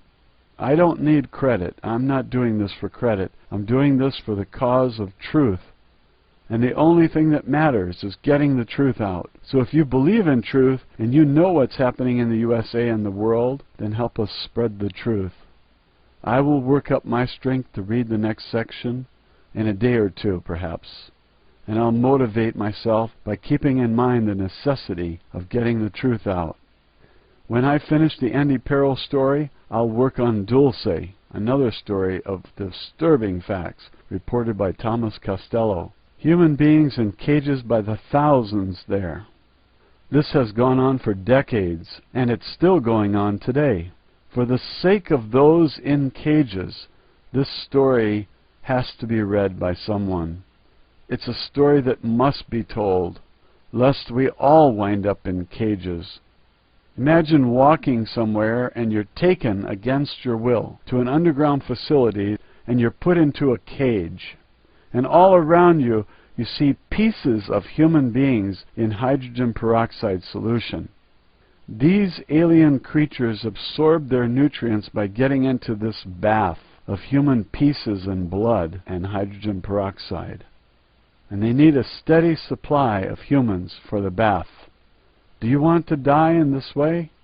Help us spread the truth and expose the deeds of those who allowed this to happen to their own kind. You can blame aliens for killing humans and using them for nutrients, but what about those of our own kind who allowed this to happen, who traded us for technology? Are they evil? The evil they did was to swap us for technology, and someone has to reverse this deed by spreading the truth. Are you going to be one of those who helps get the truth out, or one who helps hide the truth? Now that you know, that's the choice that you have. You either help us get the truth out, or you help those who are trying to hide the truth. Thanks for watching.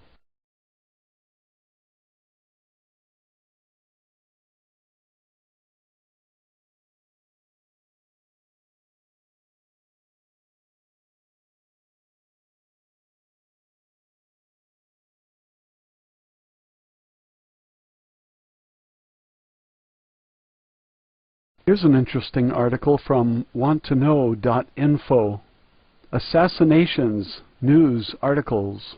Excerpts of key assassinations news articles in major media. I found one article here that is interesting from 2006, November 21st, BBC. CIA role claim in Robert F. Kennedy's killing. New video and photographic evidence puts 3 senior CIA operatives at the scene of Robert Kennedy's assassination.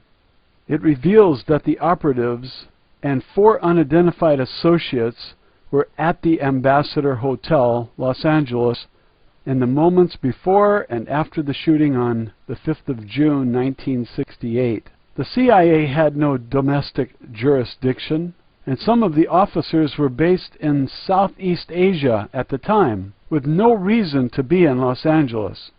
Kennedy had just won the California Democratic primary on an anti-war ticket and was set to challenge Nixon for the White House. A 24-year-old Palestinian, Sirhan Sirhan, was arrested as the lone assassin.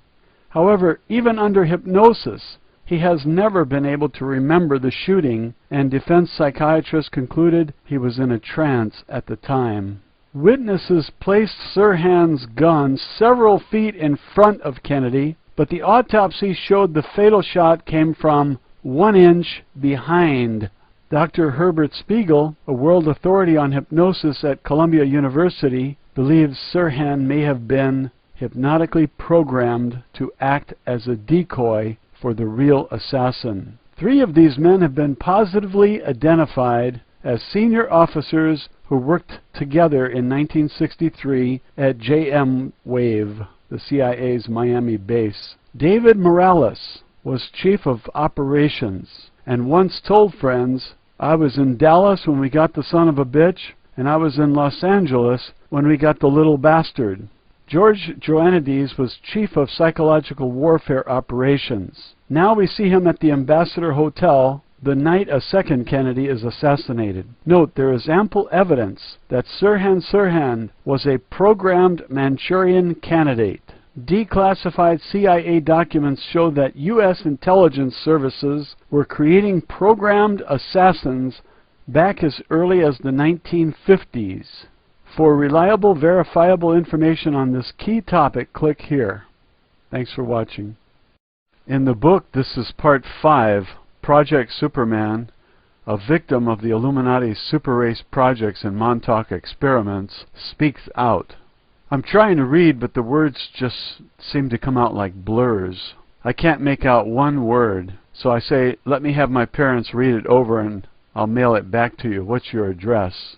That was the last straw. The new Mr. Green starts to freak out and he yells, I'll tell you what it says. It says that you give us permission to kill you. I really don't give a fuck if you sign it or not, because we will just sign your name to it anyway. So shut the fuck up and sign the damn paper. I focus very hard on the paper, and the first few words say something like, I blank am of free mind and body, do hereby freely consent, blah blah blah. I said, this is wrong. I do not freely consent. He rips the paper out of my hand and hands it to someone to my right. Within minutes the paper is back and my name is now on the paper. The new Mr. Green then gets a glass of water and puts some white powder in it, mixes it up and tells me to drink it. I ask, what's in it? And he pounds his fist on the desk. Just fucking drink it. Adolf comes over my right shoulder and tells me that it's poison and that it will kill me, and I will drink it. At first I wouldn't, but then finally I drink the glass of water. Almost instantly I flash to the healing pool, and this time my stomach hurts so bad I can't stand it, but I make it into the green water. Everything is very dark for a while. I feel like I am moving. This goes on for a while, then it feels like we have stopped. All of a sudden, there is a dim light. I'm in the trunk of a car. The men go to pull me out, and when I move on my own, they literally jump back about 3 feet. I get out of the car and simply ask, what's going on? The one man immediately gets on his portable phone and starts yelling into it. Do you want to talk to him? Here. And he hands me the phone. The man's voice on the phone sounds familiar. For some reason, they tell me to lay there in the pine box at the bottom of the hole and go to sleep. I wake up and it's black. And by black, I mean a blackness you can only appreciate if you've been buried alive yourself. I hear dirt being thrown on top of me and I start to scream. I managed to bench press the lid about an inch or so, but it wasn't enough for me to get my legs and feet up onto the lid. As I managed to leg press the lid off and to the side about 6 or 8 inches, I start to try and dig myself out. This seemed to take forever, and I took the dirt that I had just dug away and stuffed it in the coffin behind me by my feet, and I'm in a frantic panic proceeding to dig my way up. As I break through the final layers, the men are packing up the shovels in the car and they're putting their shirt back on. As I pull myself out of the earth, the look of fear as on their faces was evident. I could smell the fear in the air, and they knew they had done something terrible, and now they were caught. Within moments I had broken both of their necks. Yay! And again sat right beside the bodies and began to cry. This time when the phone rang, I answered it. Ha ha ha! Hello, I said. The voice at the other end said, who's this? Who's this? Then I said, your friends are dead and I'm still alive. And I threw the phone into the woods. I was covered in blood and dirt, and I black out. The next morning I wake up in bed and I'm all cleaned up, except there's a tremendous amount of dirt under my fingernails. Then there was a meeting between myself and the man with the white hair. He says to me, Andy, in Spain, when a bull enters the bull ring, he is facing certain death. There is no escape for him. However, every once in a while there comes a bull that fights so valiantly that the animal is spared, and he is put out to pasture to stud. We have decided to put you out to pasture and retire you. And I said, you're going to put me out to pasture to graze, but I'm still fenced in. And he looked at me and just laughed. This is the common practice as the mindfuck, if you will, is they tell you that you're out when that couldn't be farther from the truth. It's just another layer of programming to erase your memory. June through August of 1990, working at Dad's. October 1991, kidney stones. February 1991, I'm taking Business Law 102 in the spring of sophomore year. During the first month of classes from Professor Shanahan, the business law professor in the Simon School of Business, Desert Storm. May 1992, I graduate from college and move home to start looking for a job. December 1992, I'm working in Newark for an air freight company near Newark Airport. On my way to work, I'm listening to Howard Stern's radio show. He starts talking about this videotape he has of a kid who was put on trial for supposedly taking steroids when he's in high school. He says that this happened years ago, but he wants this person to call in. He wants to talk to me. At that moment, I instantly break into a cold sweat, and my head starts spinning as I'm driving on the Garden State Parkway. I get to work, and Howard is still raving on about this. I don't call. The next day, he is calling me a coward and a weasel for not coming forward because he wants to make me into a hero or something. I told a lot of adults to fuck off, literally. He finds out who I am from the tape, calls me, and tells me he's sending a limo for me. I take tomorrow off. In the morning, the limo arrives, and I just cannot get myself to get in. And I send it away. Howard calls and he's pissed and calls me all kinds of names. In the afternoon he calls me again, and this time he's even more pissed. He's frantic, yelling at me about how the government just pushed their way in here, took the tape, and said that if he said one more word about this, he's going to revoke their FCC license. He of course talks about it the next day, begging me to come forward and stand up to them. I cannot. Every time I even try to think about any of that stuff, my head literally starts to spin. Then I remember Mr. Green and a group of men show up at my house and erase my memory again. March of '93, my father discusses my future with me and what I want to do. I told him that I never want to live up north again. Trying to help me, he calls his Navy buddy, who owns a printing company down in Atlanta. I interview and get the job. I move to Atlanta and start my new job and supposedly my new life. In July of '93, in my apartment complex, this guy unusually comes up to me and introduces himself at the apartment complex pool. The guy's name is Aaron, and he is down south to get his master's degree in psychology. Coincidentally, he's also from Rochester, New York, and went to the University of Rochester for 1 semester and supposedly knows some of my friends, as he is a local Rochester boy. He becomes my best friend after a while, and about a year goes by. When we would go out drinking or be at parties, Aaron would brag about being able to hypnotize people without them even knowing it, and how he could just fuck with people's minds. I never thought much about it. I had absolutely no memory of any of my college horrors, and frankly was having the time of my life in Atlanta. He was also one of my best friends, so I never even considered or gave anything else a second thought. July of 1994, the printing company didn't expand in terms of future potential as I had hoped, and I finally had quit after a year and a half, I think. I was unemployed for a while, but then got my first corporate break. I get my first job with a major corporation, the Dunlop Tire Corporation. 360 resumes for one spot, and I get the job. So naturally, I was very excited and told all my friends. The job involved traveling all around the Southeast every week, being gone Tuesday through Friday on the road every week. The job didn't start until late August, and it was early July, so I had some time on my hands. About 2 weeks after I told Aaron that I had gotten the job, he calls me and asks me to come over. I get to his apartment and we bullshit for about an hour, and he tells me out of the blue that some people are concerned about your new job. I was shocked, and this really came out of left field. So I said, "What the fuck are you talking about?" He says, "The fact that we won't know where you are during the week." And I was just utterly confused and became extremely pissed off.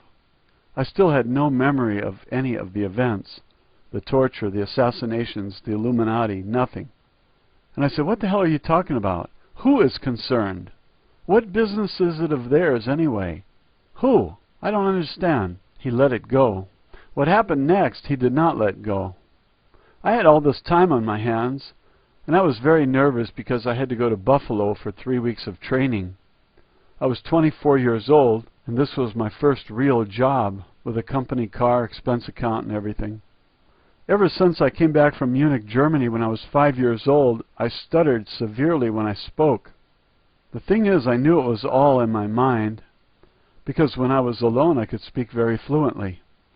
But when I had to speak to anyone, read aloud, or, heaven forbid, speak to a group of people, my entire throat would just lock up, and I could not speak one word. This was a serious problem for me, and needless to say, I was tormented as a child. But anyway, I decided that this was my first real job, and if I wanted to get anywhere in life, that I will not let this stop me, and it must be fixed, and now is the time. I had never been to a hypnotherapist before, but for some reason I really believed in the power of hypnotism, and I really thought that this, along with my Silva mind control, could really help me. So I opened the yellow pages and picked out a hypnotherapist. In the ad, the hypnotherapist claimed to be able to cure many different ailments within a few sessions. Stuttering was one of them, so I called and made an appointment. I proceed to go to the appointment, talk to the doctor, and explain how I think my problem is all in my mind. He states that my conclusions are very interesting, and he puts me under. When I opened my eyes, the doctor's face was as white as a ghost, and he is sweating bullets. There are now 2 assistants in the room, and they have the same horrific look on their faces. The doctor, in a trembling voice, asks me, "Did you know you have some kind of a government memory cap in your mind?" I said, "No. What are you talking about?" He is still sweating profusely, and I asked him, "What's going on?" He would not discuss it, but he said he wanted to see me tomorrow. And I go to pay for the session in the lobby and ask the assistant, "What happened in there?" At first she would not tell me, but finally I got it out of her. She said I absolutely freaked out and was absolutely screaming uncontrollably. She also stated that in her 15 years with this doctor she had never seen anything like it. She said the doctor tried for 15 minutes to put the cap back on, and I would not let him.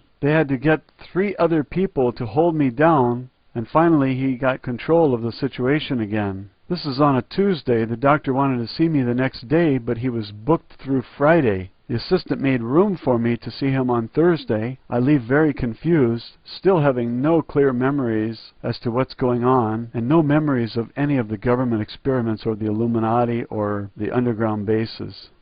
The thing is, I go home, and what do? I go right over to my best friend's apartment, Aaron, and tell him the whole story about what happened, and the hypnotherapist and the memory cap. He starts to freak out. "You went to a hypnotherapist? When?"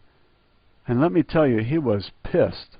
I remember being very confused because I still didn't make the connection. I remember going into his apartment, telling him what happened. He gets very angry, but after that, there was lost time. It was between 3 and 4 o'clock in the afternoon when I went over there. I remember this because there were soap operas on television when I was initially telling him my story. When I left, Jeopardy was on, and it was becoming dusk. It was about 7:30 in the evening. I leave his apartment and go home. I found myself sort of wondering what happened. At home I empty my pockets on the table, change, keys, etc., and I have the receipt from the hypnotherapist. "Oh yeah," I say, "I'm supposed to see him on Thursday," but I couldn't remember anything else. I go back Thursday and the doctor is no longer there. I mean, his name is scratched off the door.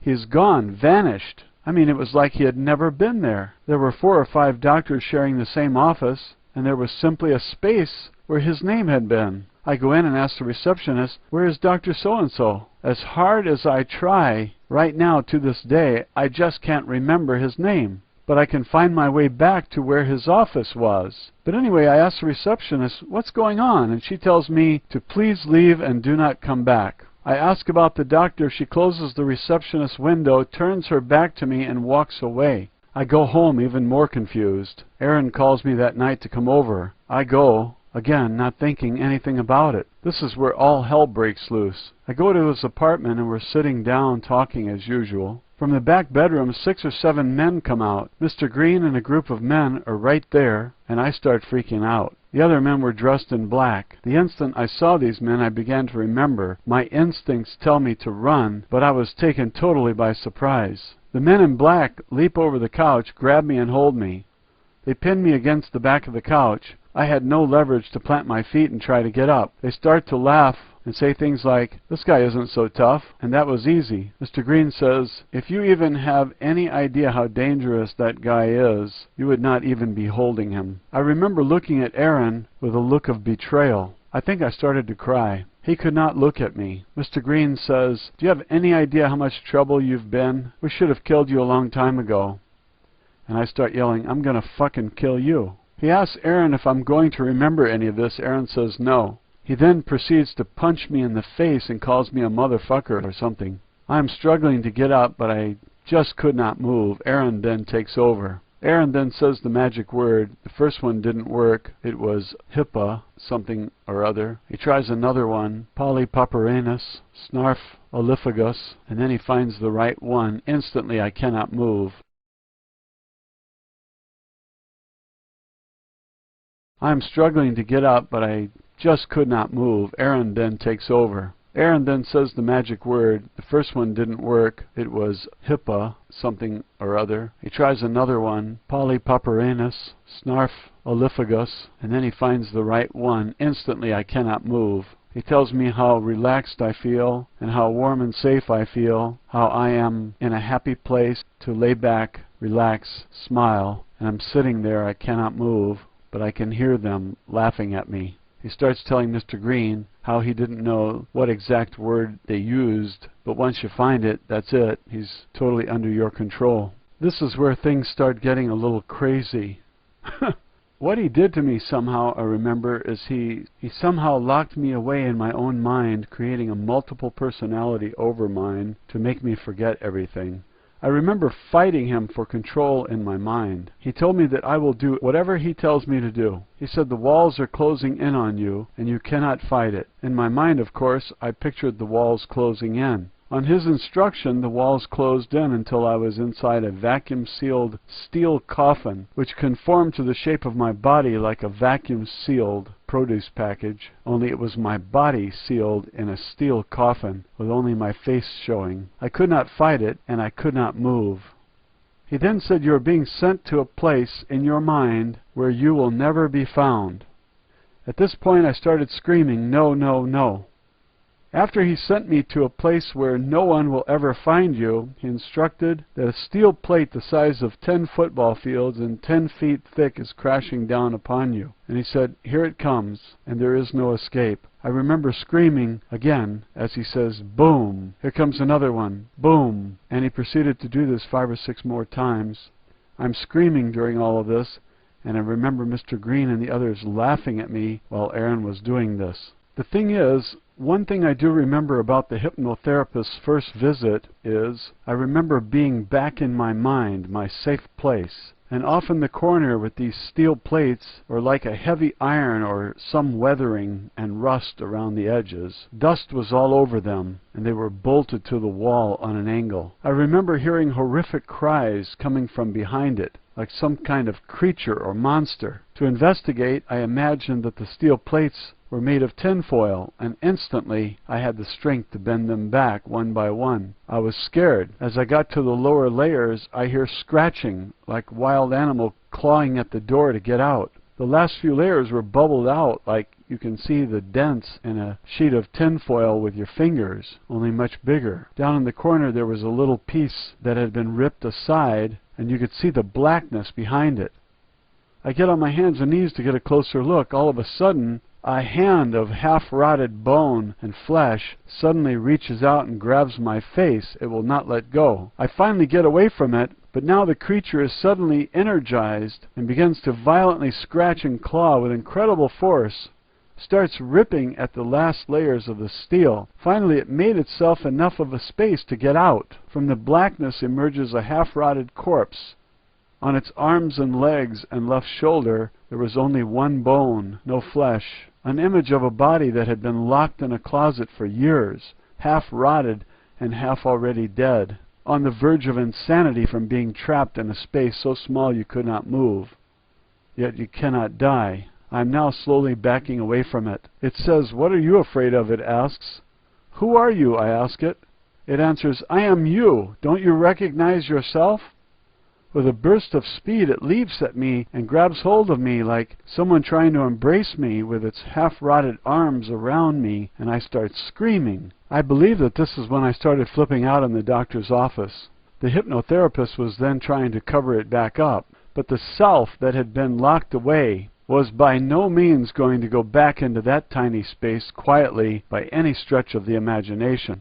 That's why he had so much trouble getting control of the situation again.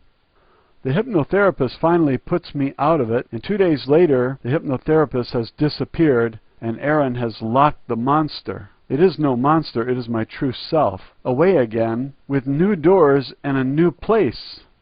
The monster who claims to be the real me is even now locked away somewhere in my mind. The concept is very scary and confusing, but these are my memories. August 1994 to June of 1996.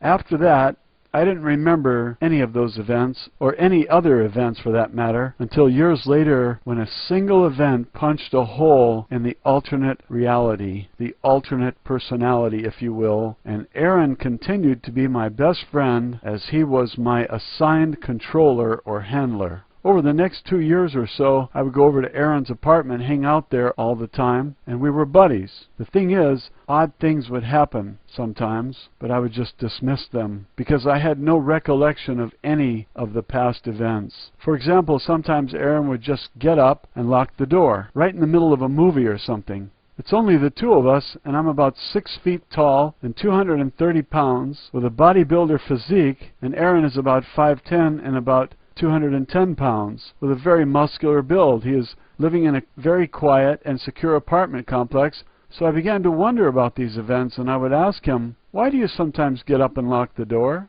And he would never answer me, and I would never question it. I remember a lot of missing time at Aaron's, watching a movie, and then all of a sudden I'd be watching a different movie, and it's 2 in the morning. All of a sudden I would realize what time it is, and I would say, "Where the fuck did the time go?" And I would just get up and leave. But thinking back, I can vaguely remember all the programming sessions he would have. He would keep trying to totally destroy the monster, if you will, but he never could. I can remember countless episodes of Mr. Green being there, as well as others, studying me, trying to figure me out. But at the time, some things you really don't think about until later. What was happening was they were watching me all the time. I had no memories about anything up to that point. My apartment was wired for sound and video. Every moment of my life was being watched. One odd thing about my life is all my girlfriends, at least all the women I would consider calling my girlfriend, have said the same thing to me at one point in time or another. They all told me that my apartment was almost like a hotel room. I guess that when women first start dating someone, they like to get to know the person by looking at all their stuff.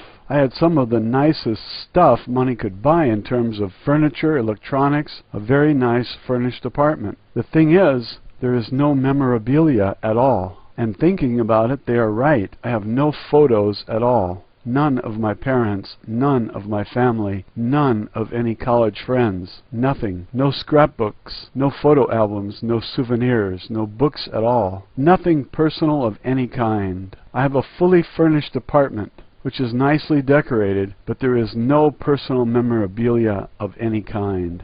No memories and no past. Leave it to the women to notice this. Another funny thing is, Aaron took a job as a student counselor at Life Chiropractic College in Atlanta. His favorite pastime was to steal all of the college's videotapes, which deal with the human mind and relating subjects from the Life College library. He must have had 20 different sets of tapes.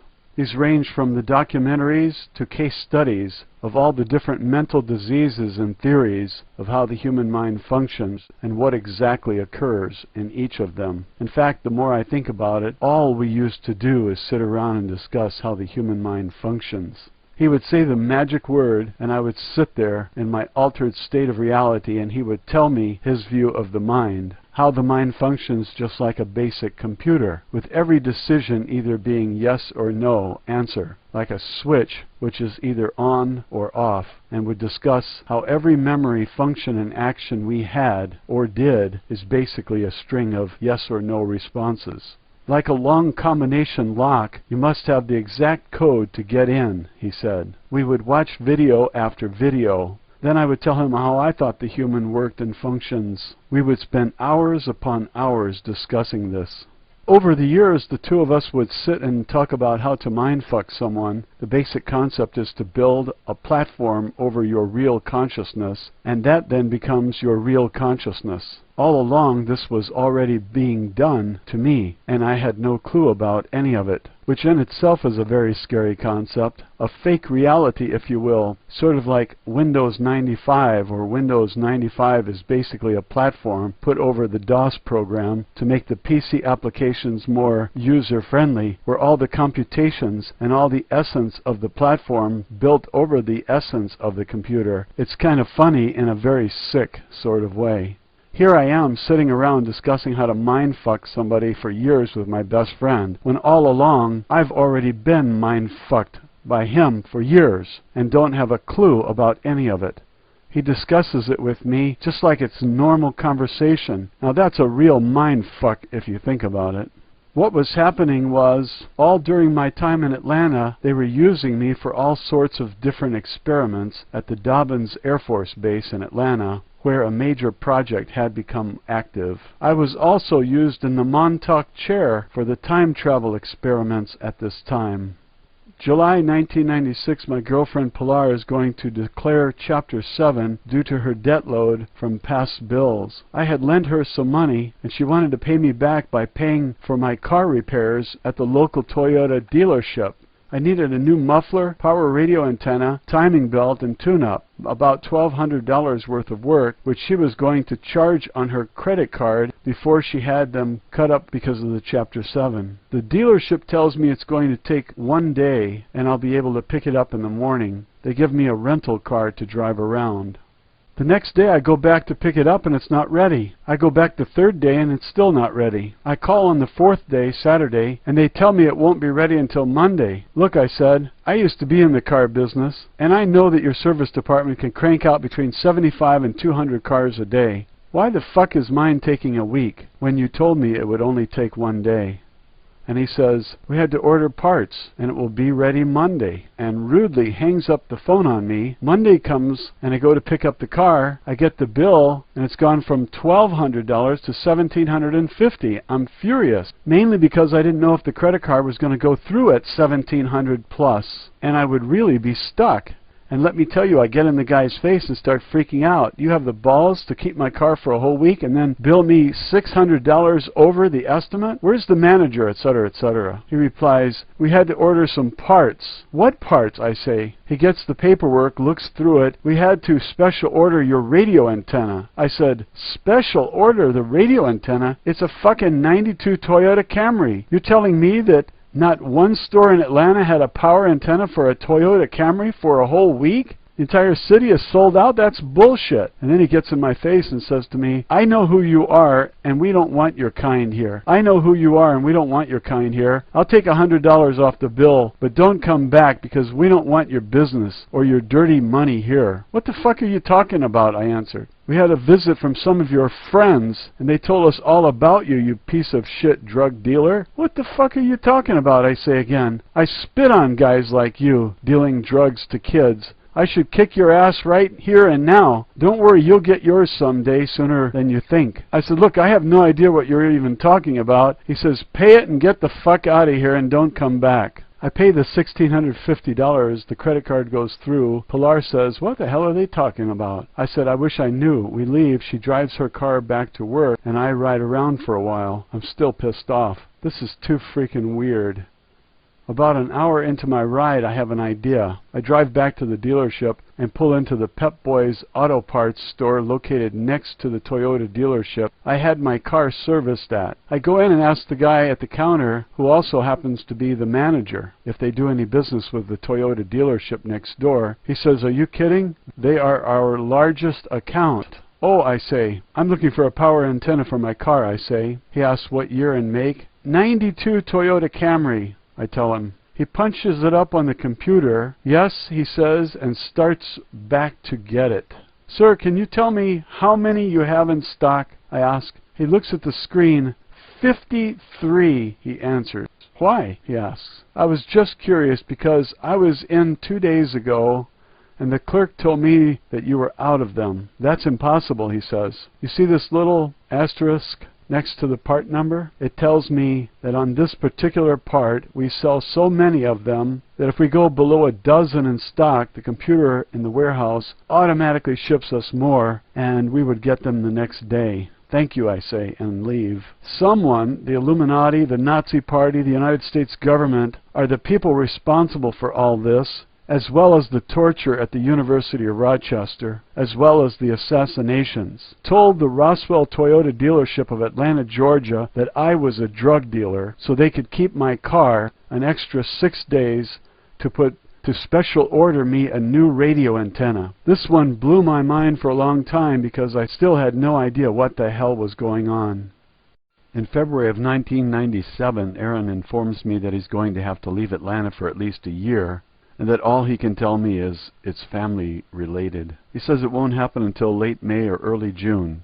I'm very sad to hear that my friend is going away. He is not only my best friend, but he is also very involved in my business and everything that I do. We try and work out something to where he can still be involved and run things from his father's house in Rochester. I knew it wouldn't work. He was quite insistent that it would. He keeps reassuring me not to worry because he will be back in a year. All along I'm asking him, what's going on? Finally, with me swearing under the strictest confidence I won't tell anybody, Aaron proceeds to tell me that what has happened is this. His father used to work for a very large corporation in Rochester, and years ago he gave his father the idea that he could sue the company for mental anguish, or that the stress of his job caused him somehow to snap, causing him to be mentally insane, and now he is suing them. Aaron tells me that what he did was to instruct his father exactly how to answer all the psychological tests and questions they were going to ask him, and basically show him how to scam thousands of dollars out of the company in the lawsuit. 3 years later, Aaron's father won and was awarded several $100,000s. But what happened was the judge ruled that Aaron's father was to receive this settlement. However, he was mentally not all there. He's not going to give control of the money to him, as it had to last him for the rest of his life, and he is no longer able to work. So the judge was going to set up some kind of trust account where someone other than Aaron's father must act as his executor of the account, and therefore be the one who actually distributes the funds, since he is mentally incapable. So, since Aaron's parents are divorced, and no one else in the family knew that the whole lawsuit was all a lie, Aaron had to go home to act as the executor for his father. And it had to be for at least a year, because the money was supposed to last his father for the rest of his life, since he is no longer able to work. So they couldn't just put it all out at once, because the insurance company for sure would be watching them. My girlfriend Pilar kept wanting Aaron to hypnotize her to see if he could clear up some of the past trauma she had experienced with her ex-husbands. He always talked about how he could hypnotize people without them even knowing it, and she wanted him to do it to her, but only if I was there. She didn't trust him enough to do it on her own. For some reason, he wouldn't do it. He would say, "I don't think that's a good idea," and always put it off. But yet I remember going to Aaron's one night with Pilar, and it was one of those missing time nights where I remember just staring off into space for a while. The next night I go over again, this time by myself. Aaron says something very strange to me. He says, "Man, you have nothing to worry about with Pilar. She absolutely idolizes you. Trust me on this." How the hell would he know? I asked myself later. Months later, when I put it all together, I think he did it to see if I told Pilar about his father. Good thing I didn't. One Friday night, I'm home and Pilar is coming over later to watch some movies. I'm feeling very uptight about my business and how it's not going as well as anticipated. All along, and for as long as I could remember, I always felt like something wasn't right with me, like something was wrong, but I just had no idea what it was or where this feeling was coming from. All of a sudden I remembered that I know Silva mind control. I had totally forgotten about it. Like out of the blue, it was like a revelation. I guess I just hadn't thought about it for years. So I relax and go to my level. I'm having a great session, feeling totally relaxed and comfortable. I open my eyes and Pilar is sitting on the floor next to me with this look on her face like she's seeing the devil possessing someone. I ask her how long she's been there. She says, "What the hell were you doing?" And I tell her about the Silva method and about going to different levels of your mind. She says to me, "You never told me you could do that." "I forgot I could," I said. I asked her if I looked funny, and she tells me that she almost freaked out when she saw me. Why? I asked her. Your eyeballs were flurrying left and right at 1,000,000 miles an hour. I thought you were possessed or something. Then I called your name and you wouldn't answer, so I sat down and watched. How long were you watching me? I asked. About 15 minutes, she answers. What does she say next? Teach me. So she downs 3 glasses of wine, and we spend the rest of the night doing Silva mind control. What happened, however, was that the next time we went to Aaron's apartment, Pilar, wanting to be involved in some of the intellectual conversations Aaron and I had, starts talking about how I taught her the Silva method and how she went to different levels of her mind and the whole thing. The next day I go over to Aaron's to watch movies. I remember him getting up and locking the door. After that, and to this day, I cannot go to my level in my mind. I just cannot picture an elevator shaft in my mind. I try and try, but I just cannot do it for some reason. I guess Aaron didn't like the idea of me romping around in my own mind and somehow rigged it so I cannot enter. It's sort of like being locked out of your own mind. Very scary. March 1997. What was the event that triggered the recall of my memory? Here it is. Aaron is a 5'10", muscular, balding Italian man who, if he could, would spend his entire life walking around in his flip-flops with a short-sleeved shirt unbuttoned down to his belly button and a baggy pair of shorts hanging out at the pool all day and every day. We would still do things like go to concerts, the Home Depot, occasionally a movie, things like that, but nothing that ever required too much planning or unusually too much physical effort except working out. One rainy March evening, I get to Aaron's and he has a sudden burst of energy and decides that he wants to go bowling. Bowling, I say? As it turns out, Aaron is an avid bowler and even has his own ball, which he stole from a bowling alley in Rochester, New York. No bag, just the ball. He says he hasn't been in a long time, and he somehow got a wild hair stuck in his ass. This was a big venture for him because Aaron actually had to go to his closet and dig out his sneakers and a pair of jeans to go to the bowling alley. We walk in and get our lane and our shoes from the front desk. We turn to the left and start walking to our lane. As we walk, the lanes are on the right and the pro shop and bar is on our left. Aaron is ahead of me about 3 steps, the fastest I have ever seen him walk. I guess he was excited to be bowling or something. As we walk, we pass the door to the pro shop. There is a life-size cutout of a man in a rhinoceros suit. He is standing there holding a bowling ball. It was a very elaborate life-size, 3-dimensional marketing display with a real bowling ball in the guy's hands. The display said something like, "Bowl with the best, bowl with what the professionals use, bowl with rhino balls."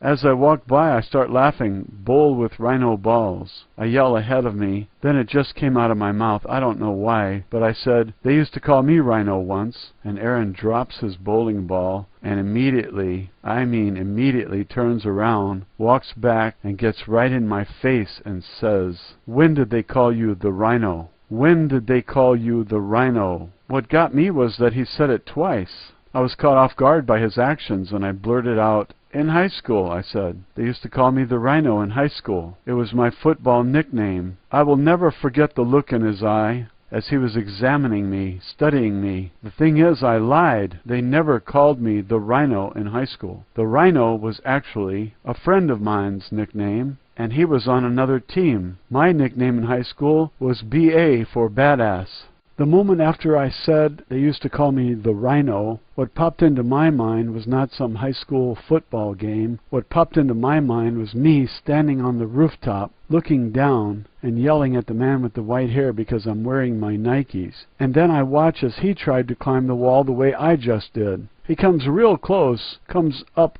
3 or 4 feet short, and slides back down. As he slides back down, I'm looking right at his face, right in his eyes, and he's looking right into mine. And I remember the girl they had just killed when they ran over her. But that was it. Each of those memories were about 5 seconds long, and somehow I knew there was more, but I just couldn't put my finger on it. I had punched a hole in their alternate reality, and some memories had dripped through. That's what brought it back. A professional bowling ball, whose brand name is Rhino, the Rhino ball. That was the event which triggered my memory. That's what I remembered. The man with the white hair just after they ran over the girl. I lied to Aaron not out of fear. It just flew out of my mouth. I didn't even think about it. I just told the story about it being a high school nickname. As we began to bowl, I could tell Aaron was not himself, nervous, anxious, and he asked me about the rhino again and again. Are you sure that's when they called you the rhino? He asks. As I'm about to bowl, I turn to him and say, pretty fucking sure, asshole. Watch this. And I pictured myself throwing a strike. I start on my approach, and I whizzed that ball down the lane and threw a strike. I had just taken a crash course in acting, because I lied again. At that point, what was going through my mind was the girl, the man with the wooden blocks, the trial, Brian talking to Mr. Green, the lab. As I'm bowling, all these things are rushing into my mind. Put it out of your mind, I said to myself. Think about it later. I played it down. I got away with it because I hadn't made the Aaron connection yet. I wasn't in the least bit nervous. I honestly just wasn't going to tell my best friend out of the blue that rhino was the term they used to call me when I was back in college and involved with the government and mind control experiments and how I was an unstoppable super assassin who possessed superhuman abilities. That would fly over like a lead balloon, so I kept it to myself. We bowled several games and consequently drank several pitchers of beer. As we left and drove back to Aaron's, he asked me to come in several times, and I said, nah, man, I'm beat. I'll call you in the morning. He pushed it to the point to where I said something about it. What's wrong with you, man? I'll call you in the fucking morning. And I managed to play it down again because I wasn't afraid of Aaron. That night I didn't literally sleep at all, and I really haven't had a single night since, and it's been over a year.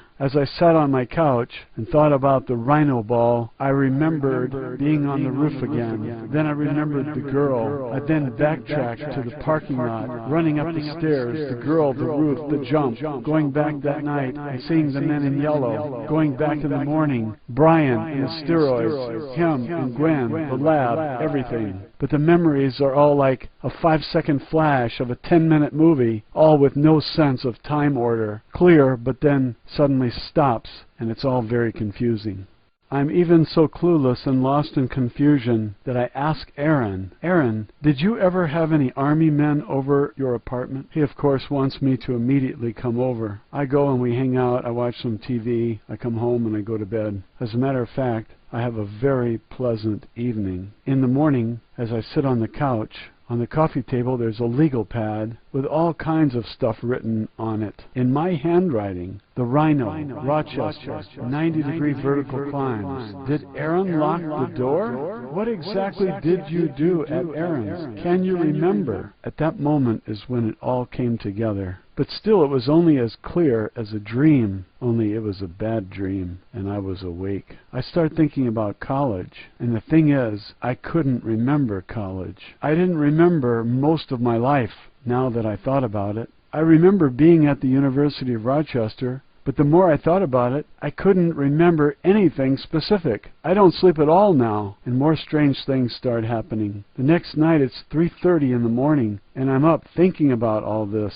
I see the headlights illuminating some of the parked cars in the parking lot, but after they were on for about 5 minutes. So I go onto my porch to see what's going on. There's a full-size pickup truck parked in front of the Bell South phone box, which is the main board for the whole complex, a gray thing about 4 feet high and 5 feet wide. A man has the box open and is doing something while the pickup truck is left running. What exactly is he doing? I have no idea, but the whole thing is making me extremely paranoid. I think to myself, for God's sake, Aaron has the key to my apartment, so for the next 3 months I would lay my golf clubs between the front door and the closet door to act as a wedge, so if anybody tried to get in while I was sleeping, the front door would only open about 3 inches. The next day I decide to call my father from a payphone, and let me tell you, nothing is ever really real until you tell your parents. I gather my courage and I call my father. I ask him, Dad, do you remember going to Annapolis? And he says, only when I'm awake. Why? Because I don't remember college, I answer. I have memories of attending the University of Rochester, but I don't remember being there, and then proceed to tell them the whole story about the mind control experiments, the girl who was run over, the lab, everything, but it's all in bits and pieces.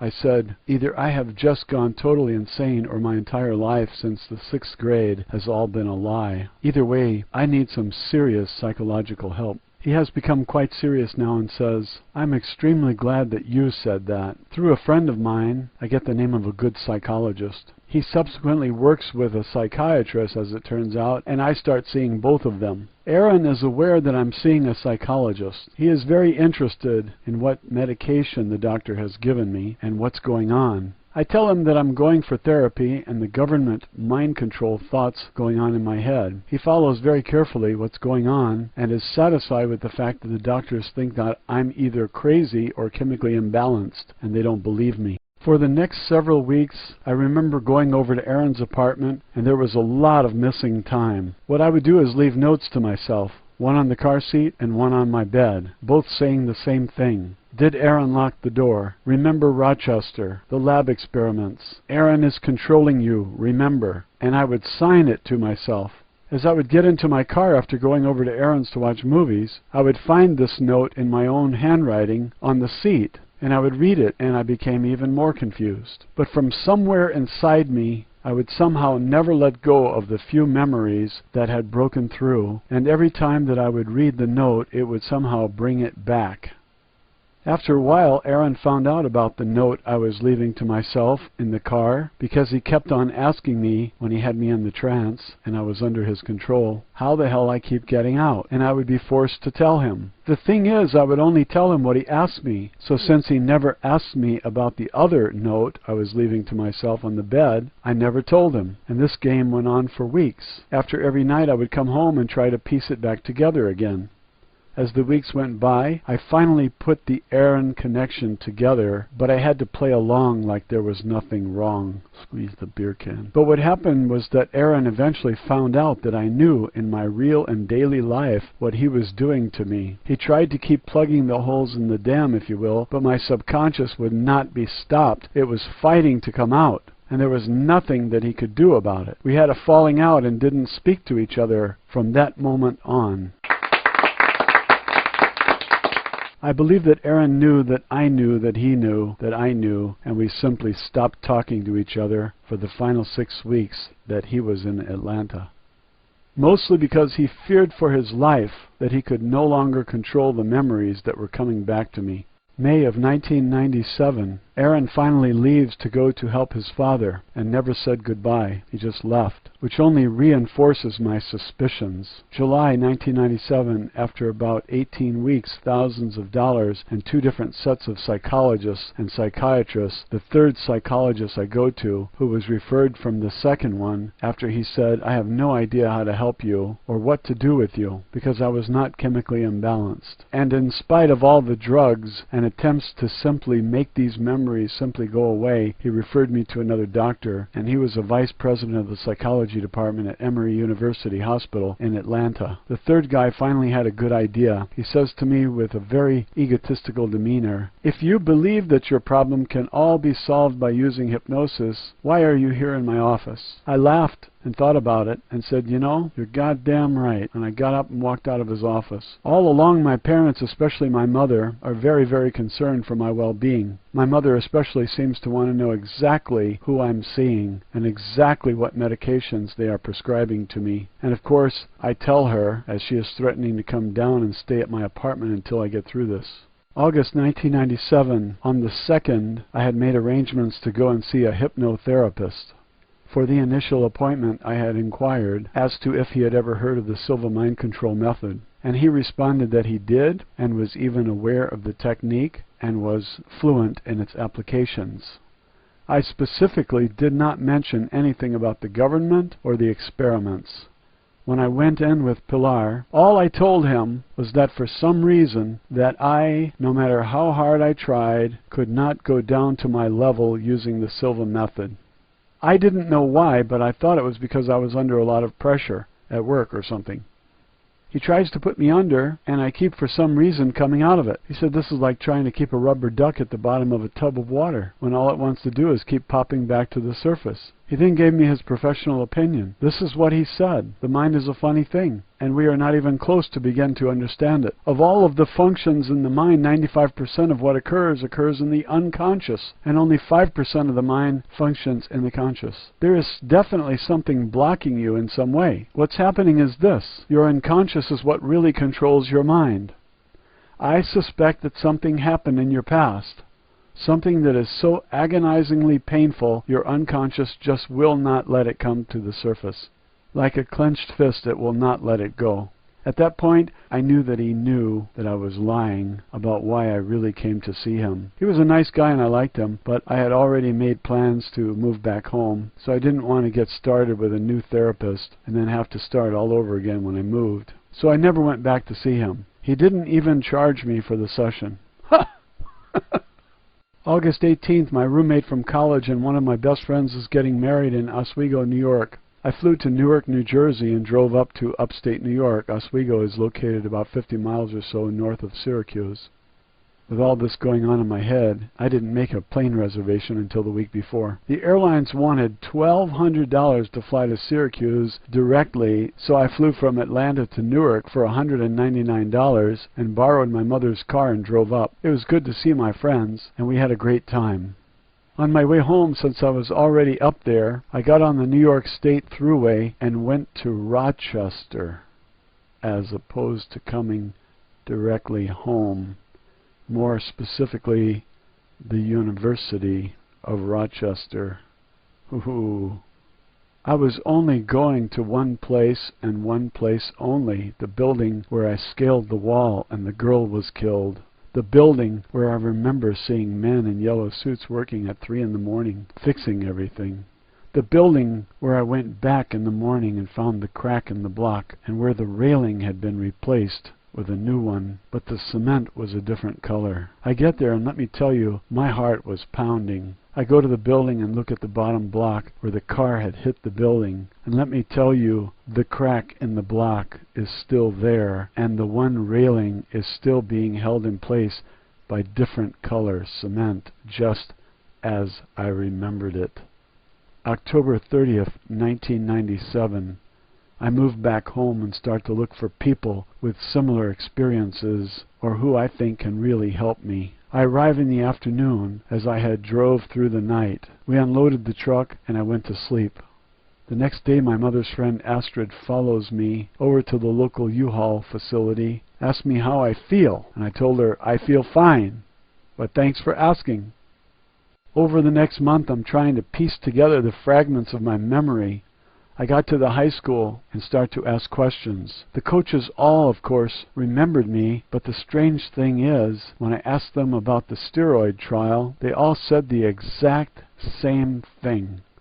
They all seemed to get this glazed look in their eyes, and they all said word for word, I remember something about that, but I just can't put my finger on it. All the people who I know were there all seem to get the same funny look in their eyes. I try and talk to my mother about what I'm remembering, and the thing is, everything and anything that I would say to her, and anything that I would say, her response would be, Andy, that never happened. Even simple things, like when I got into trouble as a kid, when my parents were going through their divorce, where I went to school in Germany, the fights my parents used to get into when they were going through their divorce. Andy, that never happened. So I began to cross-check events with my father and the rest of my family, and they remembered most of the events as I did. This did not make any sense. So I stopped discussing it with my mother and secluded myself in the basement of her house. I went to see Father Jack and asked him about the steroid trial, and his response to me was, Andy, that never happened. We would never allow that to happen. I strongly suggest that you don't say another word to anyone about any of this, and I strongly suggest that you forget that you even think that it happened. This really pissed me off, because I know that I'm not crazy, but what the hell is going on around here? So I tell Father Jack that I'm going to call Dr. Purizzo and ask him about it. And of course Father Jack tries his absolute best to convince me not to talk to anyone. So of course I called Dr. Purizzo and get his service at his office, as he is on vacation in California. So I tell his nurse that I want to leave a message for Mrs. Purizzo, as she was the one who was carrying out her sexual fantasies on me with her friend back when I was in high school, and was the one who would come up to visit me at Rochester and try and get me to sleep with her, and if anyone would remember, it would be her. The next day Mrs. Purizzo calls me, and I just ask her if she remembers me and if she remembers going to Rochester at all. She informs me that her memory conveniently has gone since she has had Alzheimer's disease, but she remembers me from when she went to see her son play football against the University of Rochester, but that was it. This was impossible since I wasn't playing football when her son, who was playing for Carnegie Mellon, played the University of Rochester. The next day I get a call from Dr. Purizzo, who is calling me from California while on vacation.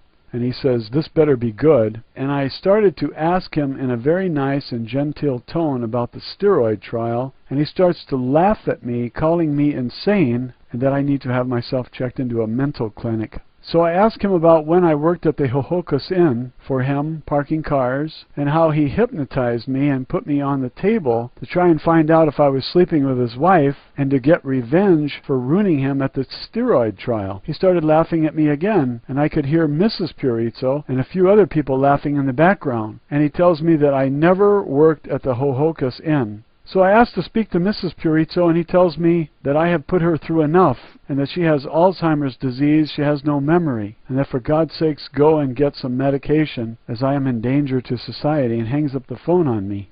I'm now very confused. Within 2 hours, Dr. Purizzo's oldest son, whom I've never met, never even knew existed until now, calls me out of the blue to reassure me that there was never a steroid trial, and that he has a list of psychologists who would be more than glad to help me. I tell him in a very calm voice that I was just having these strange memories, and I was wondering if his father could help clarify them for me. Oh yeah, I tell him I'm sorry to hear about your mother. How long has she had Alzheimer's disease? He started to laugh, then he said, "My mother doesn't have Alzheimer's disease." "Really?" I say. "Well, thank you very much. Have a nice day." Within 1 hour, the Ramsey police have called my house and spoken to my mother, stating that they got a call from Dr. Purizzo, and he recommends that I be sent to a mental institute immediately and put on heavy medication for safety of the community. My mother reassures the police that I am no threat to anyone, but I'm just having a tough time right now. This only confirms everything to me, that something is going on and I am not crazy. So I call a bluff, and I call Father Jack at home and leave on his answering machine something like, "I have a copy of the steroid trial, you lying sack of shit, and you are on it as clear as day. I hope you have a good lawyer," and I hang up. The next day, Father Jack calls my house and speaks to my mother. I had told my mother what I was doing, and just for my sake, could you please just play along? Of course, when she answers the phone, Father Jack informs her that he has contacted his lawyer and wants to know what she knows about this trial. And where is the tape? What does my mother say? Nothing other than, there really is no tape, and Andy just isn't feeling well. He is just off his rocker. Father Jack then tells my mother that he doesn't like being threatened, and that if I don't shut up, he's going to have the police come lock me away. This is the local priest who interacts with all the children. My mother is, of course, now frantic, and I basically locked myself away in the basement for the next month, and I didn't say a word to anyone, especially my mother, about any more of this, as she had already betrayed me once. But think about it. If there never was any steroid trial, and the whole thing is a figment of my imagination, and it all never happened, then why would a priest, if he is so innocent, contact his lawyer if there really could be no possibility of there ever being a tape to begin with? I knew that I was right, but the whole world is against me for some reason, and I had to find out what the hell is going on. So I laid low for a while and tried to piece together the scrap of memories which I had, as there was still no order. December 25th, 1997. For the previous few weeks, I have been writing down my thoughts to try to make some sense of it all. My thinking is that if I organize some kind of timeline, I can organize my thoughts and get a better picture. What you are reading is obviously the timeline. Christmas Eve, I have no friends to talk to and nowhere to go. This does not bother me in the slightest in terms of depression, because my memories are very slowly starting to fall together and become clear. Pilar calls me Christmas Eve, and we talk as she is in a similar situation. We begin to talk about Aaron and the strange things that I thought were going on at his apartment. Then Pilar breaks in and tells me that her and my stories are identical, and she has never brought it up because she thought that she might have been imagining things or somehow going crazy herself. About how there was lost time at Aaron's. How she remembers staring off into space and seeing me next to her as Aaron was controlling both of us. This was a great piece of reassurance and made a lot of other pieces fall into place, as well as a number of other memories come back.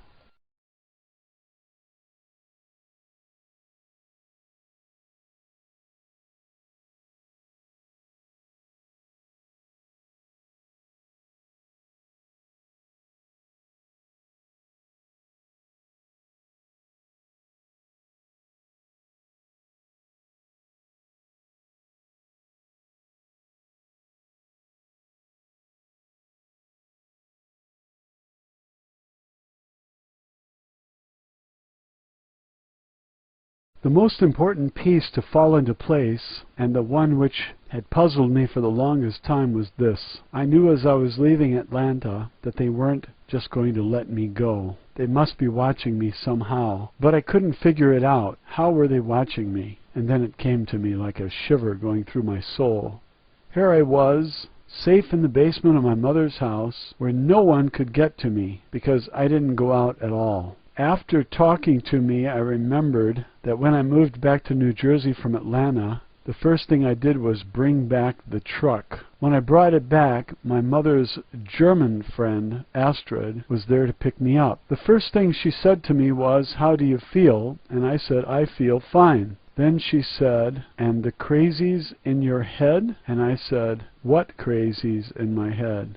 Then she said, "That's good." Then she said, "Andy, what do you think about the book Mein Kampf, Hitler's book?" I say, "I don't know. I never read it." She said, "That's very good. Hitler's book, Mein Kampf, is one of the key words they used to control me. Hitler's book, Mein Kampf, is one of the key words they used to control me. Astrid is the controller who in turn is controlling my mother to inform them of everything that I do." It all started rushing back to me. My mother's complaining of her trip to Germany to visit Astrid, and how she seemed to be missing a few days and could not remember them. My grandmother on my mother's side freaking out, saying that she had walked in and Astrid was controlling her in some way, and my mother's response was, "Don't be ridiculous. Astrid is my best friend." I then remembered from way back when I was a child, maybe 10 years, I started freaking out, calling Astrid a Nazi at one of my parents' dinner parties, and of course my mother apologized profusely, but I would not give up, and I kept screaming, "You may have them fooled, but you haven't fooled me. You're a Nazi, you Nazi, you Nazi." And I remember her just sitting there and smiling at me, and I could tell that she was saying to herself, "You are one smart little shit." She had also manipulated my father and has had a sexual relationship with him over the years. I don't know the specific details to this at all. These are all the basic control tactics that they use. At this point, I remember going to Astrid's once before when I regained my memory. I think it was between 1992 and 94, but I really cannot be sure. I followed my mother over to Astrid's and watched as the main hypnotist, as well as Mr. Green and the man with the white hair, being there and manipulating my mother. As I tried to get a closer look, they had a man patrolling outside, and I was seen, and they chased me down, caught me, and said the magic word, and my memory was erased again. The key point here is that now I know how they are watching me, and I know who my new controller is. It's my own mother, as they are manipulating her to keep tabs on me. I thought back to what she knows and to what I've told her regards to anything I'm doing with my government mind control experiment memories. She knows nothing of any relevance, as I have not said a word to her since the Dr. Purizzo and Father Jack incidents, as well as the arguments we had back in October as to what happened in my childhood, and since she would just say, "That never happened," to no matter what I said. I just completely stopped talking to her about it. I have, without even knowing it, been specifically giving her disinformation and have been misleading her for months. This is a very lucky break. Now that I know this, I'm going to use it to my advantage. And as a matter of fact, now all the comments she would make as to what I was doing, how she was very concerned as to what I am doing, everything now makes more sense. But still I can only remember a fraction of what happened, and I am still trying to put it all together. But I have secluded myself from everyone, and now I know what to watch out for, my mother and Astrid. January 17, 1998. Using the internet, I ordered some books dealing with government mind control experiments and covert operations, as I still am thinking that this is a government experiment, because I kept on remembering being on Navy ships for the assassinations, and I keep seeing Mr. Green during the torture experiments and the conditioning. At this point, I still have no recollection about the Illuminati, or any idea about what the big picture really is. One of the books I ordered was The Search for the Manchurian Candidate, the CIA and Mind Control, by John Marks. In the book he discusses the MKUltra programs and how LSD was discovered, and how the CIA back in the 40s began experiments to find a truth serum to make spies talk. One of the first two projects was with two Navy men and a man called Weint. My father now has the book, and I'm not sure of the spelling of his name, but he was the head of the psychology department at the University of Rochester, and he conducted his experiments on the students at Rochester in his secret laboratory in the attic of the library of the University of Rochester. When I read, I literally fell off the couch as a flood of memories suddenly came rushing back to me. The small lab. I remember earlier, the small lab I mentioned earlier is the secret lab in the attic of the library, and I have enclosed diagrams. I remember this because when they brought me up there, the man with the white hair said to me, "Rhino, what do you think of this place?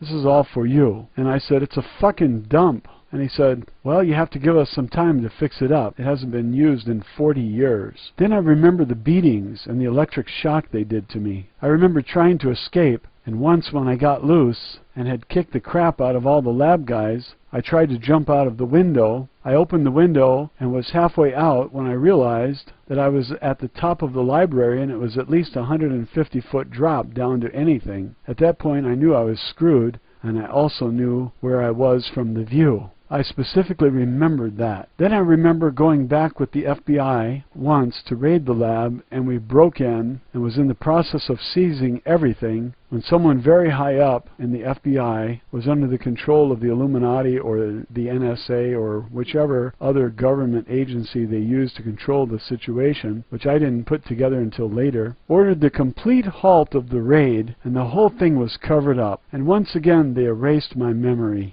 January 22nd, 1998, I'm still writing and trying to piece all this together. My mother is a woman who is a pack rat, if you will. She collects everything and saves everything, especially pertaining to her son. As I'm writing down my thoughts, to make sense of it all, I go upstairs and go through the filing cabinet where my mother keeps everything. My folder is gone. Everything that pertained to my past, my high school football clippings, my old report cards, the police reports of when I got into trouble when I was a kid. These were the reports I used to shove in my mother's face when we were having an argument 2 months before, when she was insisting that I was never a bad kid.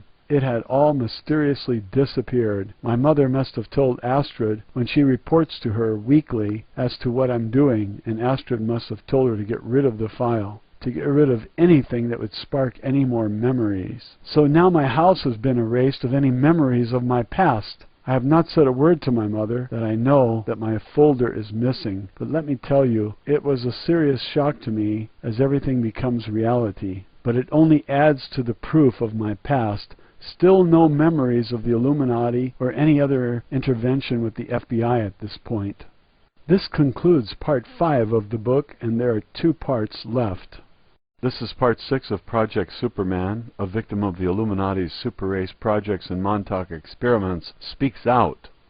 What scares me most is not remembering all these events, but forgetting them again. You see, I know for certain that I have my own Queen of Diamonds, if you will, from the Manchurian Candidate, locked in my mind somewhere.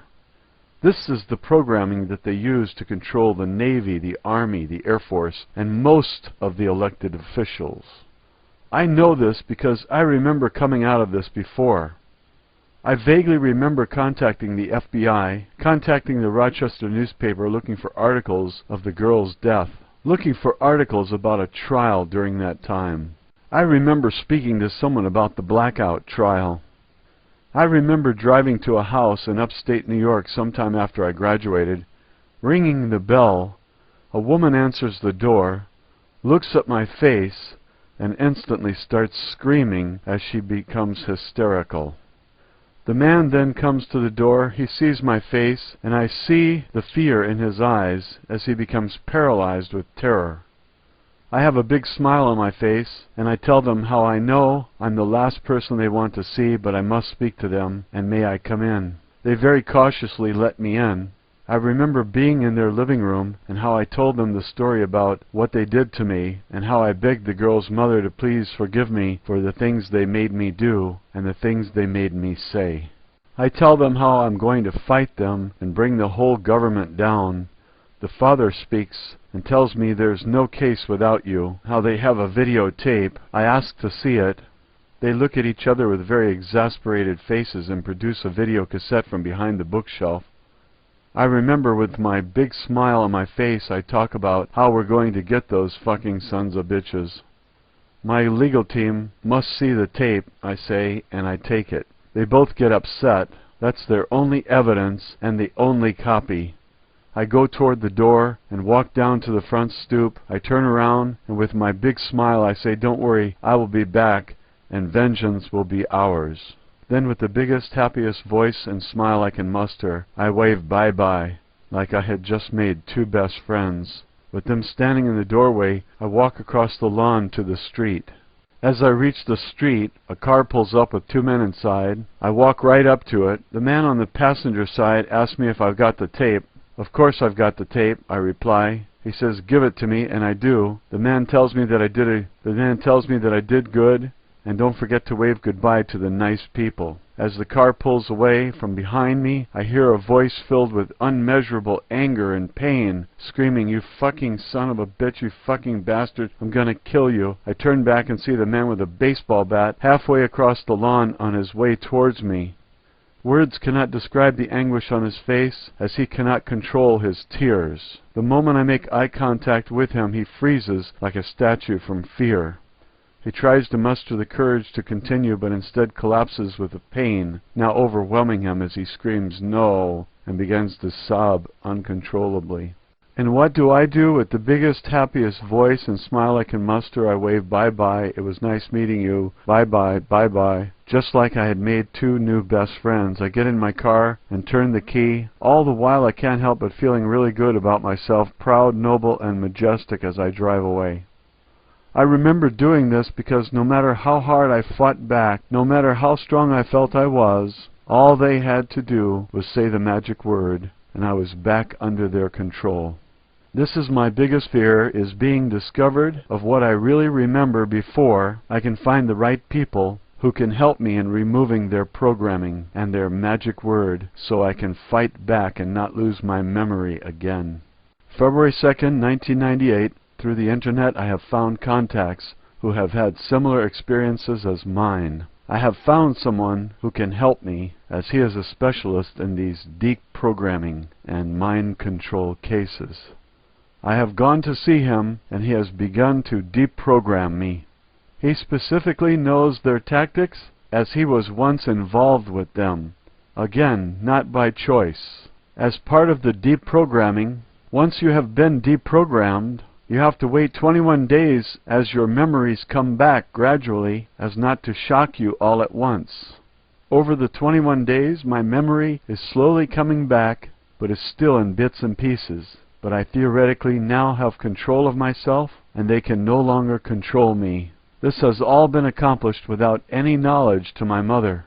March 1st, 1998, I have completed the 21 days and I have put together some more of the pieces, but I feel it is only a fraction. The most important and utmost critical fact that I have remembered is that I have a son.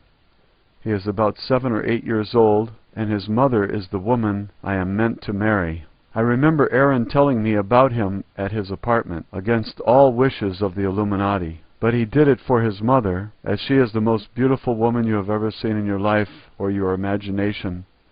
My son's IQ, Aaron, tells me is 150, not unsimilar to my own, and they have big plans for him. To make things easier, and as not to try and put all the events back in the places where they belong in the timeline, as the story becomes very complicated if you try and write two parallel timelines and then two alternate sets of reality at once. I now remember that I have many sons, as I was used in breeding experiments as well. Here is a summary of what I believe happened, and of the events as I can remember what happened at this time. As my memory comes back, I discover that I was not only used as an assassin, but that I actually was one of the Montauk boys as well. This is in regards to the Montauk Project as described by Preston Nichols in his book, The Montauk Project. All the events he describes in his book are 100% true. However, the fact that the project was supposedly abandoned at Camp Hero in the year 1983 could not be farther from the truth, as I was also there sometime between the years 1988 and 1993, and the project is still going strong. As far as I can put together at this point, some sources indicate that after the rebellion, the ranks and sabotage of the project in 1983, the project was reinitiated a couple of years later. This is similar to the claims of the Dulce Wars in the New Mexico Dulce base, leading to a severance of joint interaction between the U.S. government, Illuminati, and reptilian Grey controllers of the lower base. However, after 2 years, the collaboration was reinstated. Branton. I was selected at the age of 2 when my father was in the Navy. In addition to this, I have some very strange memories of when my family went to the Oktoberfest in Germany when we were there. Some strange events where they took my father and did something to him in the bathroom, something where they humiliated him in some way, and I remember watching, and after when we left he was so ashamed about what they did to him that he made me promise not to tell anyone about what happened. Anyway, they watched me develop all through my childhood, and then when I went to college, they brainwashed my father into getting me to turn down a full ride to Penn State to play football, but rather to go to the University of Rochester. When at Rochester, they began their programming of me to become a Manchurian candidate for them, the perfect assassin. My roommate was a controller. My room had a video camera. The shower had a camera in it. Every moment of every day they were watching me. Then at night they would take me to one of the 2 labs and do the programming with electric shock, drugs, and torture. One of the labs is located in the attic of the library at the University of Rochester. The other was the much bigger one that they gained after I gave a demonstration as to what I could do to some senator, and it became a full-blown project. I already had training in mind control from the Silva mind control method I took when I was 10 years old, and had incredible mental abilities from the get-go. So when at Rochester, they then just took the special room I already had in my mind and then manipulated me accordingly. The organization is Nazi-based and has its roots intertwined with them. The funding for this project is exactly as Nichols states in his theory, that the funding from the Montauk Project came from a $10 billion Nazi gold train which was seized by the Allies in 1944 and was suddenly lost by blowing up in a tunnel and sealing it away as the Allies were driving the Germans back at the end of World War II. This was investigated by General George Patton, as he could not understand how a train could disappear in Allied territory and how all the GIs could have been killed. The gold showed up 30 years later at Montauk, now being worth $180 billion, and was brought over by the Krupp family, who owns the ITT Corporation, and that's where the Nazis got the money. Anyway, I somehow have the ability to where somehow, when a suggestion is given to my subconscious, anything that is suggested I can somehow do in reality. I was the untouchable superstar of the MKUltra program. Some of the things they would do would be like, told my subconscious mind that any height I jumped off of, no matter how high, was as easy as jumping off a footstool in my mind, and I could do it. How high? Eventually they threw me out of airplanes without a parachute, because once you reach terminal velocity, whether it's jumping from 200 feet and surviving, or jumping from 20,000 feet, You're not going any faster, so it doesn't matter what the height is, as long as you can stick to the landing. Imagine an assassin or covert group that could jump out of a low-flying plane and hit the ground running. The mission would be over before the target even knew what happened. And this is exactly what I did. Between 1988 and 1992, there were several assassinations around the world that were so profound and so unbelievable that the cases are still unsolved. The assassin would shoot all the targets as well as all the guards surrounding these prominent people with one shot to the head. So at the scene there would be all these bodies, all with one bullet hole in each of their heads. Then the assassin would do things like go in, shoot everyone once in the head with a pistol, then jump off a 20-story building with no parachute, hit the cement, and get up and run away. I am that assassin, and the FBI is looking for me. I will get into that more later. So I was trained at the Rochester facility. The thing is that when they were creating me as part of my development, they gave me a top-secret government healing formula to heal myself if I became injured. When I was under hypnosis, they gave me the suggestion to my subconscious to add to the healing pool. I had in my room, which I already had in my mind from the Silva Mind Control course, it worked so well that I could heal myself from any injury with my mind in a matter of moments simply by laying in the water and telling myself to heal. This worked so well that without their knowledge, I decided to increase the strength of the formula another 500 million times. I did this simply by, when I was going to sleep, I would go to my level and fool around in the lab they had set up in my own mind without their knowledge. As a result of me fooling around in the lab in my mind, I made another ectoplasmic Branton machine in my mind that could create anything I asked it to.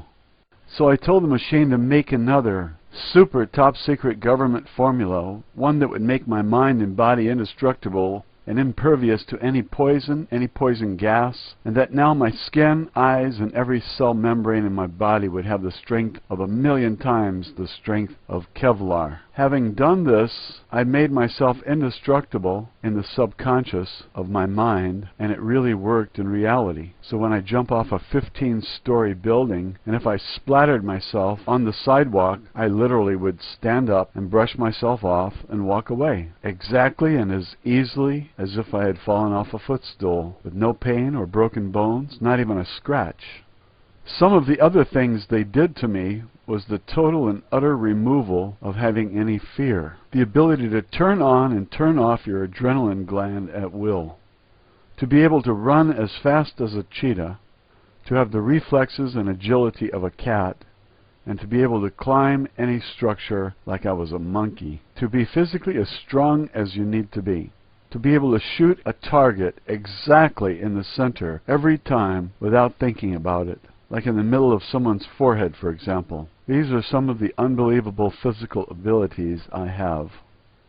The mental abilities I have are another story. I can move objects with my mind. I can pick up and hurl objects as large as a small car into walls. And I can crush a man's throat with a single thought, simply by telling my mind to do it, such as sticking pencils into cement walls with only a thought, which is something I think I did in one of the FBI offices. I still don't know which office it was, when it was, or how I even got there.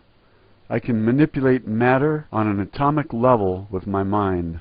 The thing is, I wanted no part of the program from the beginning, and every chance I got, I fought back with all I had. As a result of this, it became harder and harder for them to control me.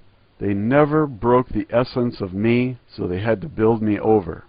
In other words, they could never destroy what makes up me and my beliefs totally. So they had to bury me and lock me away somewhere in my mind, and then create an alternate personality. I have no fear of them, so the only way they could control me was with mind control. I have the strength of 10 men and can jump off a 20-story building, hit the ground, and get up running, but when they say the magic word, or would ring the magic bell, it would stop me dead in my tracks, and I become utterly powerless to move, to fight back, even to speak unless spoken to.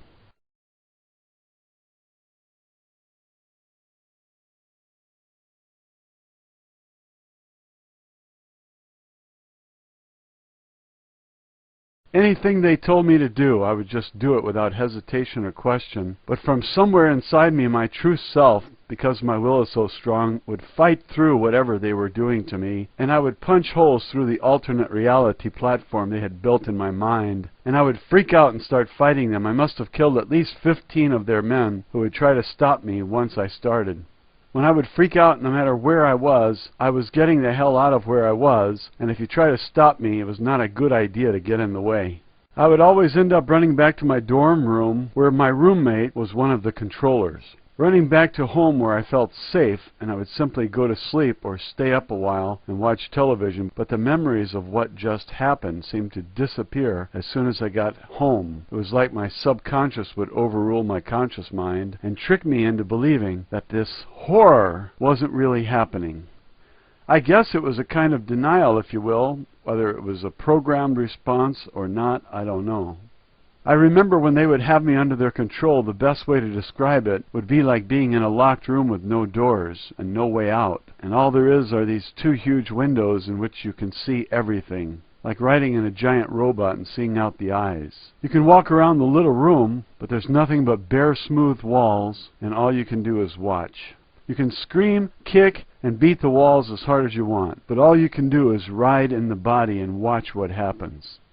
But again, somehow I would manage to escape from the little room, and that is when I would freak out as I would regain control of my body. One time they had me at a base somewhere, I believe it was Virginia, and after I escaped the facility, somehow I was back in my room in Rochester, New York 20 minutes later. Later they came and got me and brought me back to the lab. They had me securely chained to a chair, literally, and they had said the magic word and I was in some sort of trance or altered state. I also may have been drugged, but I don't think so, because the thing is, the drugs they were giving me, I eventually built up a defense to. They no longer had any effect on me, as the machine I had built in my mind to counter any and all invasions of my body simply told my subconscious that these drugs would no longer have an effect on me. Subsequently, they would give me enough of whatever it was they were giving me. It would be enough to knock out 3 elephants, but it would have no effect on me. And that's why they eventually had to resort to literally chaining every inch of my body to a solid steel chair so I could not escape again. They asked me how I did it, how I ended up in my room, and I remember telling them with a big smile on my face, as I was proud of what I did. Time travel. I have no idea how I did it, but somehow I opened a porthole using only my mind, entered this black hole, walked around for a while. I seemed somehow to know exactly where I was going, and then exited through another one, and I was standing in front of my dorm room. I remember punching a hole in the fabric of time, and then punching another one to get back. They repeatedly asked me how I did it, and I would not tell them. I remember telling them that it was much too dangerous, because I had already made 2 holes in the fabric of time, and if the holes somehow began to tear, and if the fabric of time actually tore off and ripped in half completely, life as we know it would be over, as reality would go spinning off into infinity. So no matter what, I was not going to tell them. I had absolutely no knowledge of what previously happened and what they were doing at Montauk, Camp Hero, at all. But the fabric of time I remember being, and this is very difficult to explain, being the most fragile and intricate thing I have ever felt. It was like a burlap type of weave made out of material as fine as spider silk. You could rip a hole through it with your hand just by touching it. But as soon as you did it, you knew that there was absolutely no hope of repairing it, because the material was so fine and the weave so intricate, it seemed to disintegrate as soon as you touched it. Anyway, I fought them every step of the way, and they were going to use me to kill every one of their enemies until they ruled the world. Bastards. But what I did back in the beginning, when they were prepping me and conditioning me for the assassinations, they tried to tell me that this was for my own country. Yeah, right. And that it was for the good of mankind. Oh. But I insisted on knowing how many missions I had to go on until I could retire, until I could quit, and they would let me go and leave me alone. At the time, they told me 10 just to shut me up. And since at the time they still didn't really know what I could do, and since this was the first mission, they really didn't think that I would survive 10 missions.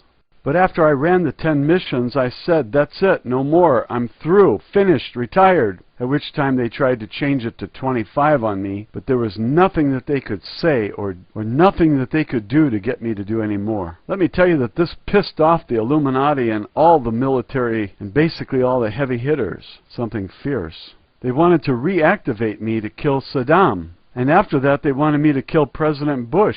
For months, they tried every type of brainwashing, threat, torture, and intimidation tactics they could think of to try to get me to kill President Bush. But I simply would not do it.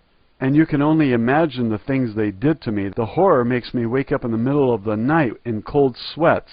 I can only remember it for a second, and then my subconscious hides it from me again. As far as I can put together, what happened was this. And keep in mind that I'm still trying to piece together all my memory. When I began doing research about the Montauk Project, a flood of memories started coming back. Back when I was in college, 1988 to 92, they took me to Montauk and put me in the Montauk chair. The first time I tried to use it, I somehow blew it up. My mental energy was so powerful that I blew up the generator or the circuits or something. Whatever I did, it was supposedly impossible, but it happened. So they repaired it.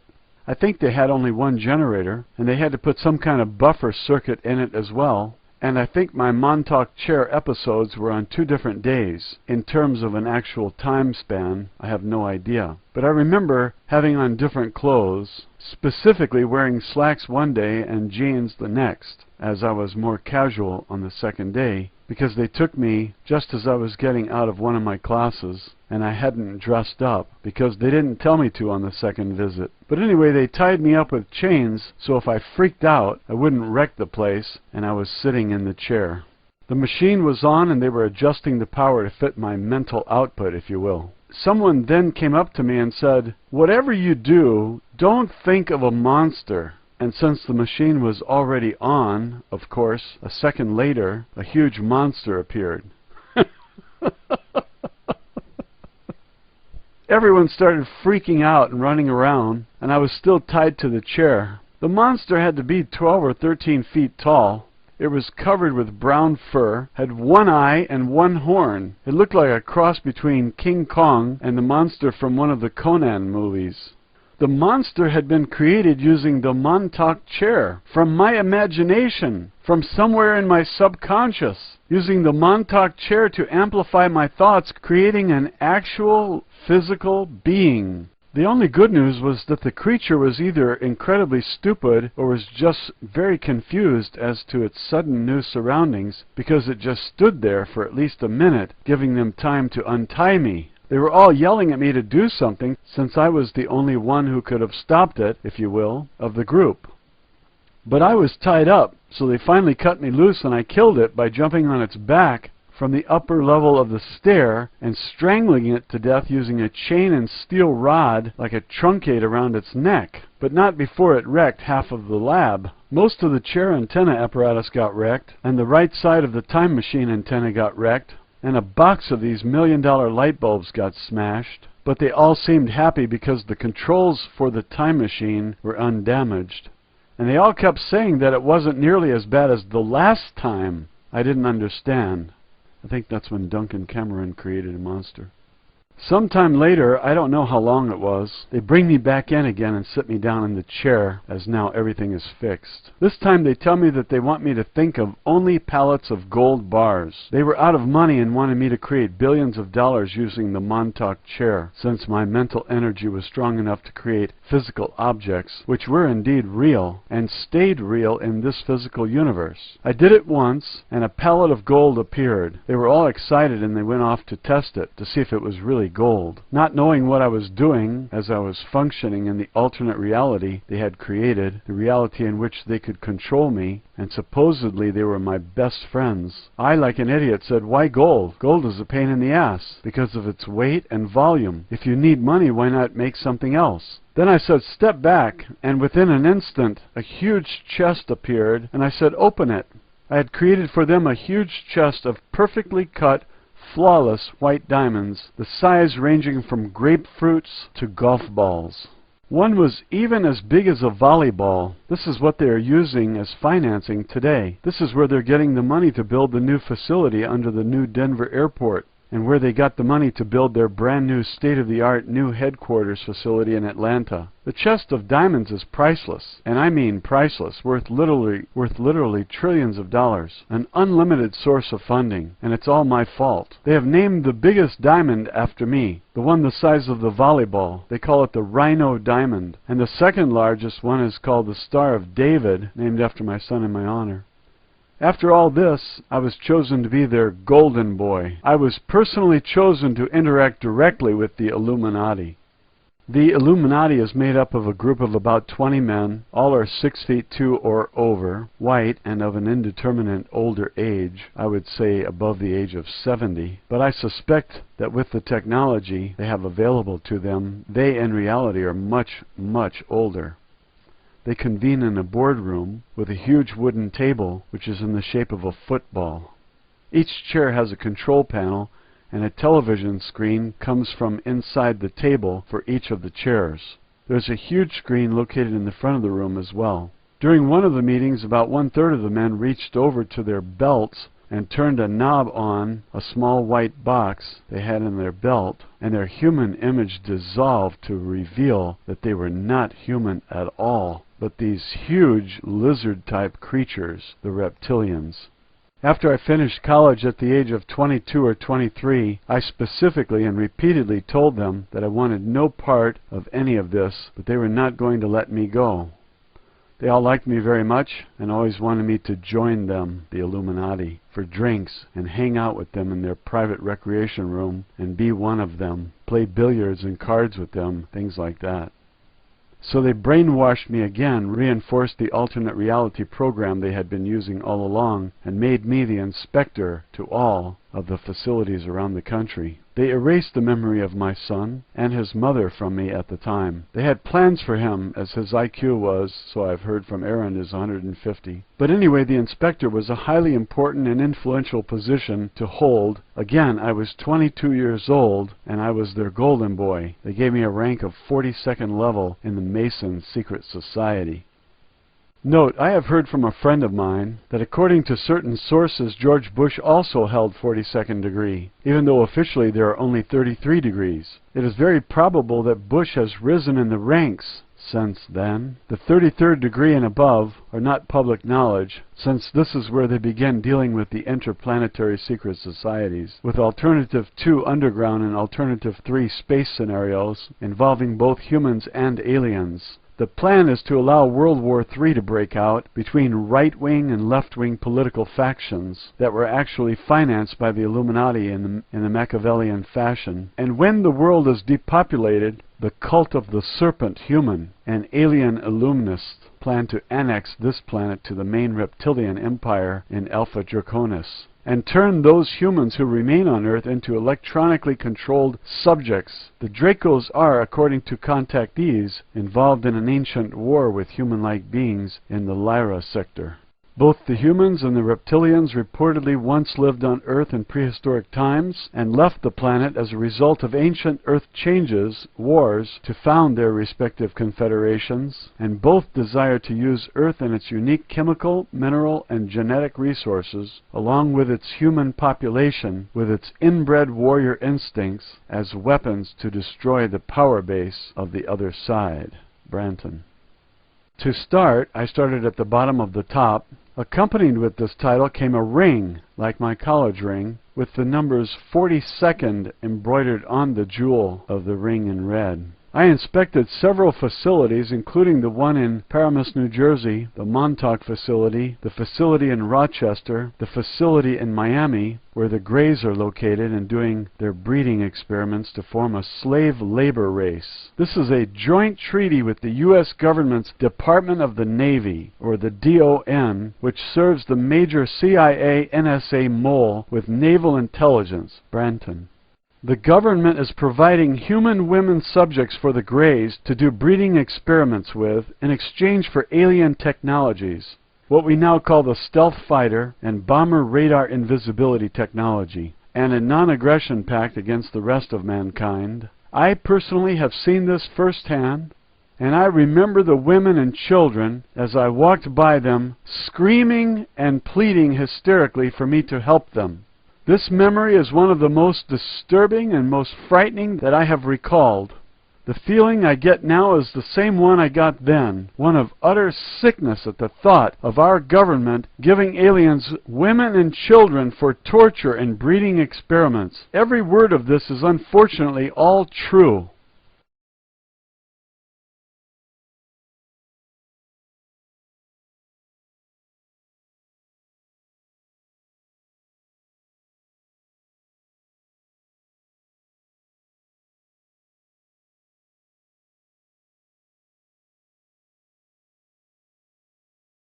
When I was in Miami, I was placed down in front of the Leadership Council of the Greys. I didn't know what the Illuminati wanted me to do. They never gave me any specific instructions or too much detail as to the intricate workings of things, because they were afraid that I would freak out again. At the meeting, one of the Greys was trying to gain access to my mind in order to control me. He kept trying to implant the suggestion, "You will obey me, you will obey me." I warned him to stop 3 times. He had no way of knowing my abilities, and after warning him the 3rd time, I crushed his throat with my mind, and then hurled him against the wall with such force that his head splattered like a ripe melon. This was all only using the power of my mind. This caused a severe political confrontation, as I didn't know who he was. I didn't even really know why I was there. The Illuminati had sent me there to impress the Greys, and I ended up killing one of their leaders. Now Branton jumps in and says, "Attaboy, Andy. Time to stop all this groveling and kick some alien butt." Reminds me of a legend I heard of St. George and the Dragon Slayer. I don't know if there's any truth to it, but the symbolic truth is important. The story is of a kingdom in the Mideast, or Africa, that was plagued by a dragon. The king would try to appease the beast with livestock tied up outside the city, but one day all the livestock was gone. They merely ended up feeding the beast's appetite, so they took lots to sacrifice a virgin outside the gates, and this went on for some time until the king's own daughter was chosen. The king reluctantly let her be tied to the post outside the city walls, after which the dragon approached. Just then from out on the horizon a knight in shining armor, with a lance in hand, riding a white horse and wielding a shield emblazoned with a red Christian cross on a white background, approached, and when the remarkable speed sent the beast to dragon heaven or dragon hell, whichever the case may be, St. George, according to the legend, ended up marrying the princess. The moral of the story is this: appeasement is the inevitable road to defeat. Consider British Prime Minister Neville Chamberlain, who essentially turned over Czechoslovakia to Adolf Hitler in an effort to appease him, but this only fed the Führer's ego, his disdain for the Allies, and his twisted confidence, and he continued his military campaign, which eventually led to the deaths of over 50 million people. Star Trek Scotty once said it best: sometimes the best negotiator is a fully loaded phaser bank. Branton.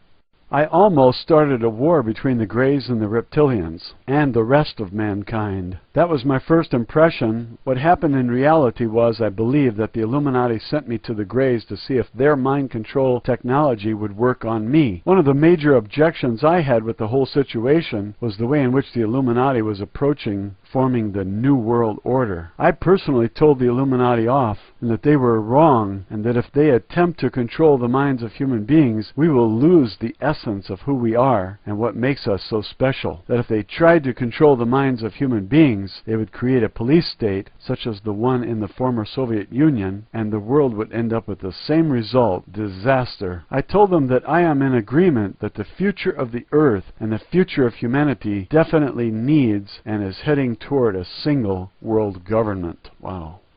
Okay, now Branton has jumped in again. I would have to disagree here. I would suggest more of a union of sovereign republics. Putting all your eggs into one basket is dangerous. For instance, if an alien empire were to try to take over this planet, it would be easier to just steal the basket than go on an Easter egg hunt and try to gather all the eggs one by one. I would agree that the interaction between countries on an intelligence and military level in order to protect the mutual boundaries, but on an economic and political level, it is best to each sovereignty to be totally independent from the rest, and thus not repeat the disaster of economic dependence that has resulted in the loss of sovereignty of most republics, that is, dependence on the international bankers who have loaned wealth to all nations only to be squandered by irresponsible leaders. Bringing those sovereignties under the control of the bankers because of the debts that may never be repaid, since these countries can barely pay even the interest on the loans, and especially with the collapsing economies, we will see the Illuminati's international banking systems demand even more collateral from these defaulted countries, destroying even more of their sovereignty. A good idea might be for each country to import no more than 1/3 of its national produce to ensure that they are moving in the direction of self-sufficiency. Stacking all of your dominoes together is not a wise idea, as we can now see the collapse of the interconnected and codependent world stock markets, which are essentially dragging each other down. Branton.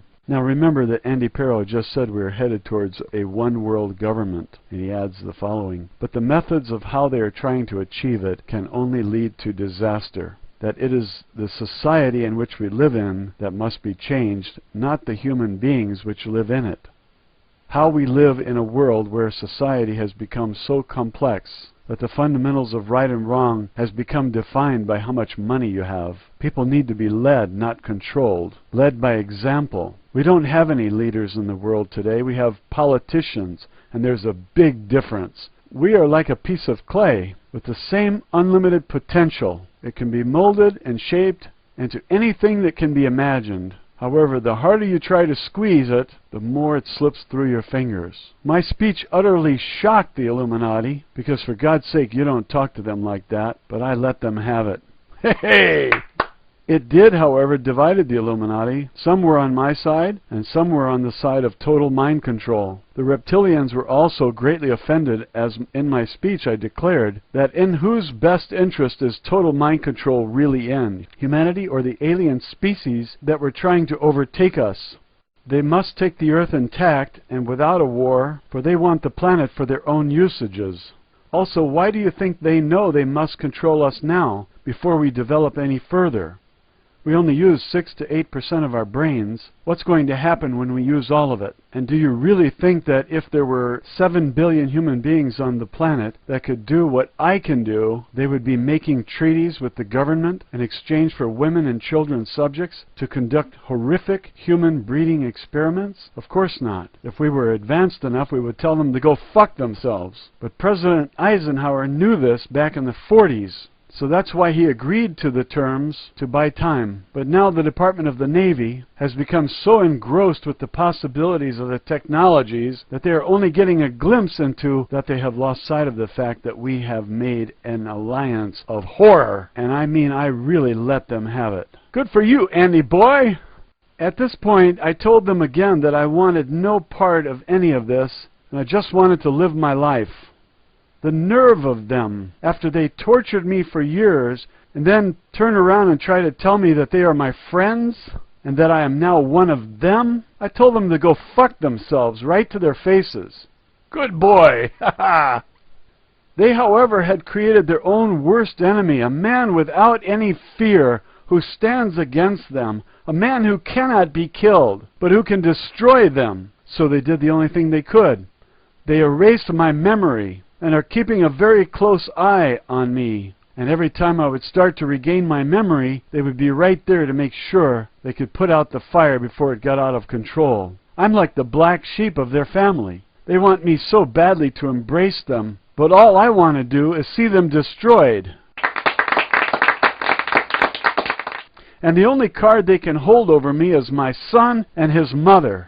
After I graduated, I lived in the New York area for about a year, and then moved south to Atlanta. I recently have gained knowledge that they have moved their new headquarters to an underground facility in Atlanta. I had no knowledge of the fact that they had moved to Atlanta, but when I found that out, a whole flood of memories came back. And yes, the reason they moved to Atlanta was probably specifically to watch me. I had no memory of any of this until another single event sparked a memory which punched another hole in their dike, and my memory has been coming back ever since, very slowly.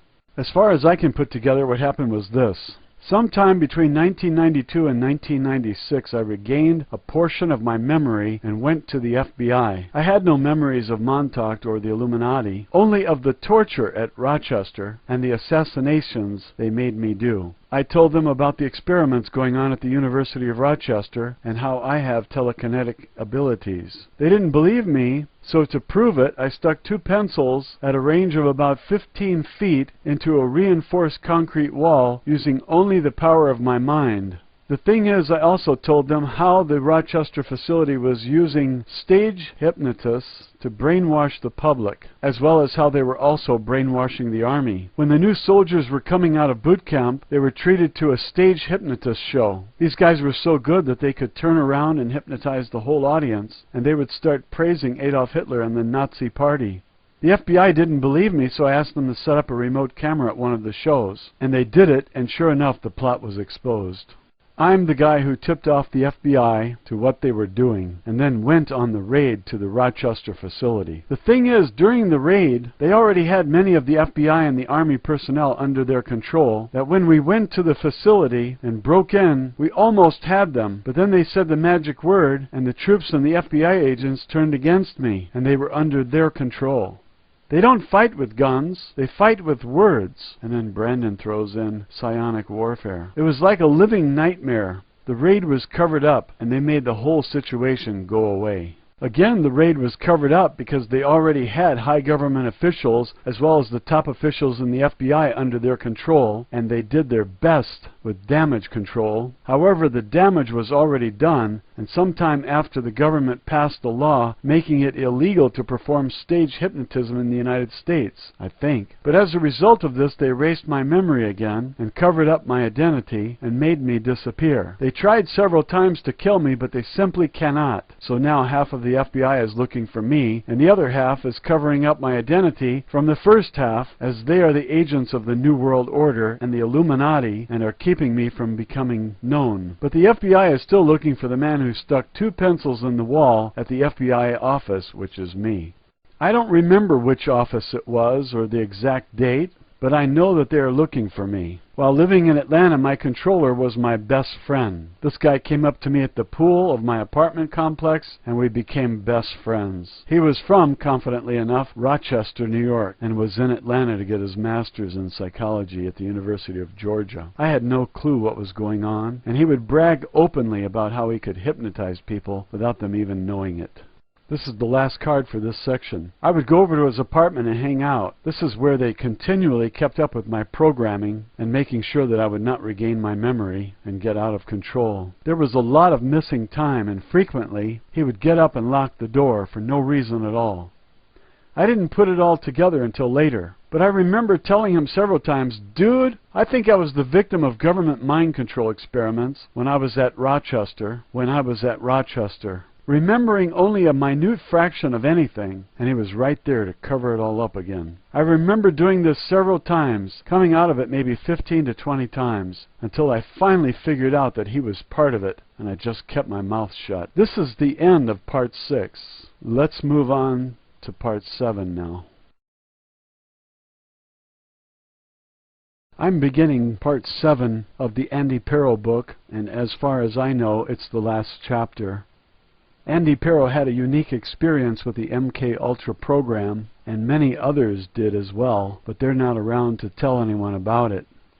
Andy Perro himself was killed several times, and he kept coming back like a ghost in a haunted house. I don't know how he was able to do this. He says it's because he was able to use his mind.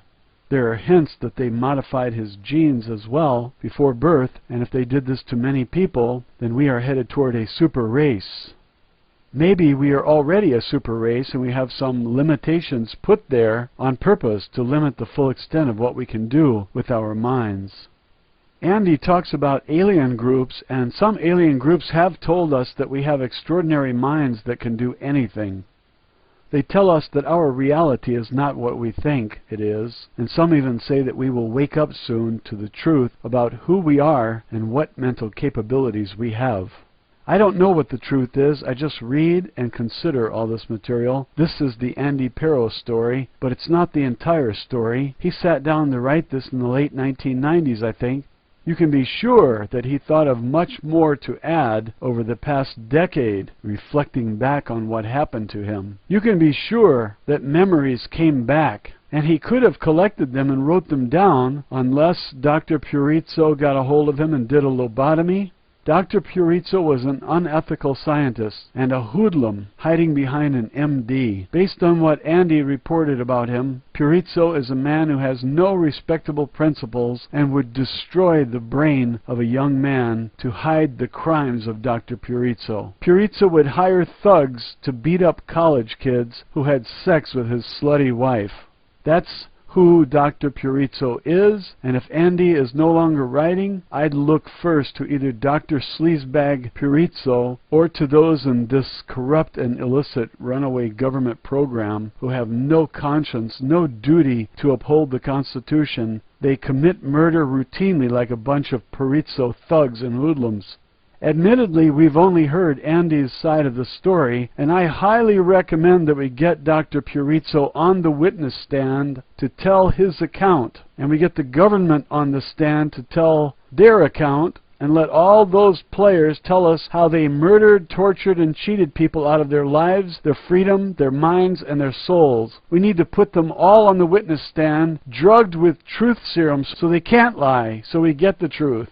We need to use alien technology to go back and record every word, every deed committed by these criminals in government and society to ensure that we get the truth and not someone who's been programmed under hypnosis as Andy was when he took the witness stand.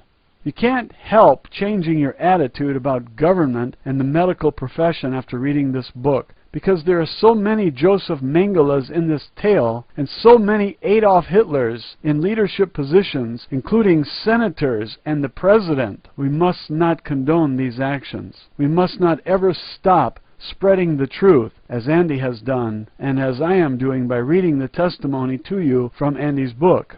This story will never get old. 10,000 years from now, it will be one page in the history book of who we were and what we did in our time to innocent people. When I say we, I mean those who did these things to others. The American people didn't have anything to do with these crimes. They weren't even privy to them. They foolishly trusted their government to do what's right, but we can no longer trust them to do anything, right or otherwise. And there is a clear need to break down government into tiny compartments so that none have the funding or the power to ever do this again. If you agree, then you must speak out for what's right all your life, everywhere you go, and make an effort to make it right again, or you're just as evil as those who did this because you are condoning it. People have to know, and what you can do is spread the word. If someone wants to read a book, have them read this one. They can follow as I read it to them. If you want, you can read it to them and record it and post it on your own channel. That's a great idea. It gives people a choice. Your reading or mine or someone else's. Some might prefer your reading to mine because mine is not the best. I'm not an actor. I'm just angry about what they did to Andy Pero, and I want everyone to know about this. I saw an opportunity, and I took it, and it's turned out well. The change you're looking for is not going to come if you allow those who committed these crimes to go unchallenged, if you're going to let this story die with Andy Pero. Since we have not heard from him in a decade, I think he may have been fixed somehow, so he won't talk anymore.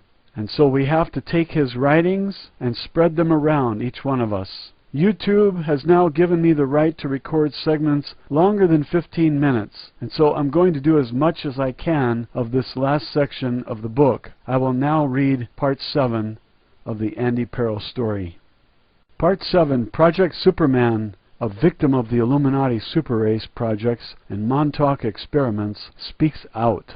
But the whole thing seemed so bizarre that it didn't make any sense. He spent years trying to permanently blank my memory, but because of the safety systems I had installed in my mind when they first started programming me and creating their Manchurian candidate, I specifically designed my own system so that the system would not automatically reboot no matter what. and there was no way to destroy it. It is quite clever, I must admit. This pissed them off something fierce. Since they have no way of destroying me, they can only try and control me.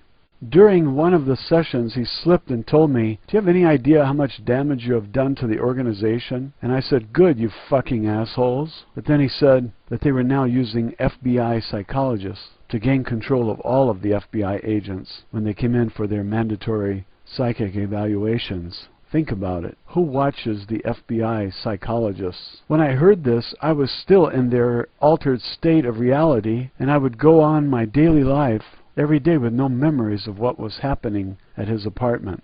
Somehow I found myself in the FBI office in Atlanta, and I was there to tell them the story about what was happening to the FBI during the psychic evaluations. "Watch the psychologist," I said, and the director of the FBI office knew exactly who I was, and he kept on asking me, "Who are you? Who are you?" He knew I was the guy who stuck the pencils in the wall from before and told of the stage hypnotists, and he kept on saying, "Do you have any idea how many people are looking for you?" And I kept telling them that I came in as soon as I regained my memory. He said, "How convenient. They keep erasing your memory." He didn't believe me when I told him I have no memory about anything he's talking about. A specialty team of FBI agents were on the way from Washington the moment they discovered that I was in Atlanta. But somehow I gave him the information, and then I disappeared, and I was back in my apartment. I don't know how I did it, but that's what happened. As it turns out, the whole thing was true, and nearly the entire FBI was under the control of the Illuminati. And when they would say the magic word, they would all turn and say, "Heil Hitler!" After a few months, the FBI got control of the situation, supposedly, and arrested all the psychologists involved, deprogrammed all the agents, all the military generals, as well as most of the members of the Senate, I would assume, and Congress, as well as President Clinton. My controller, Aaron, when the whole plot was exposed, said that he had to do some very fast talking to save his life, and said to me, "Do you have any idea how much damage you've done? You've reduced the organization down to me being the new head mind controller because they arrested everyone. Several members of the Illuminati wanted to kill my son and his mother in retribution for what I had done, but did not since I had no memories of them, and they thoroughly detest me. As part of their control over me, they have separated me from my powers somehow. I cannot move any more objects, but it is very, very slowly coming back to me. However, I do remember jumping off a 5-story parking garage in Buckhead, the affluent singles bar area in Atlanta, when the FBI was chasing me. I didn't know who they were, and I just did it without thinking and simply ran away. My programmer, now also Aaron, simply erased my memory of the whole event. I didn't know that they were FBI agents at the time. All I knew was that they were men after me. Going way back to the initial programming, all I do in situations, I simply run, get away. I think I also walked into another FBI office at some point in time, and I was halfway inside the door when I suddenly got this uneasy feeling as I looked at the FBI agent behind me. He was a tall black man, and when he began sweating bullets, my instinct just took over and I ran away. How, when, and where that happened is still a mystery to me.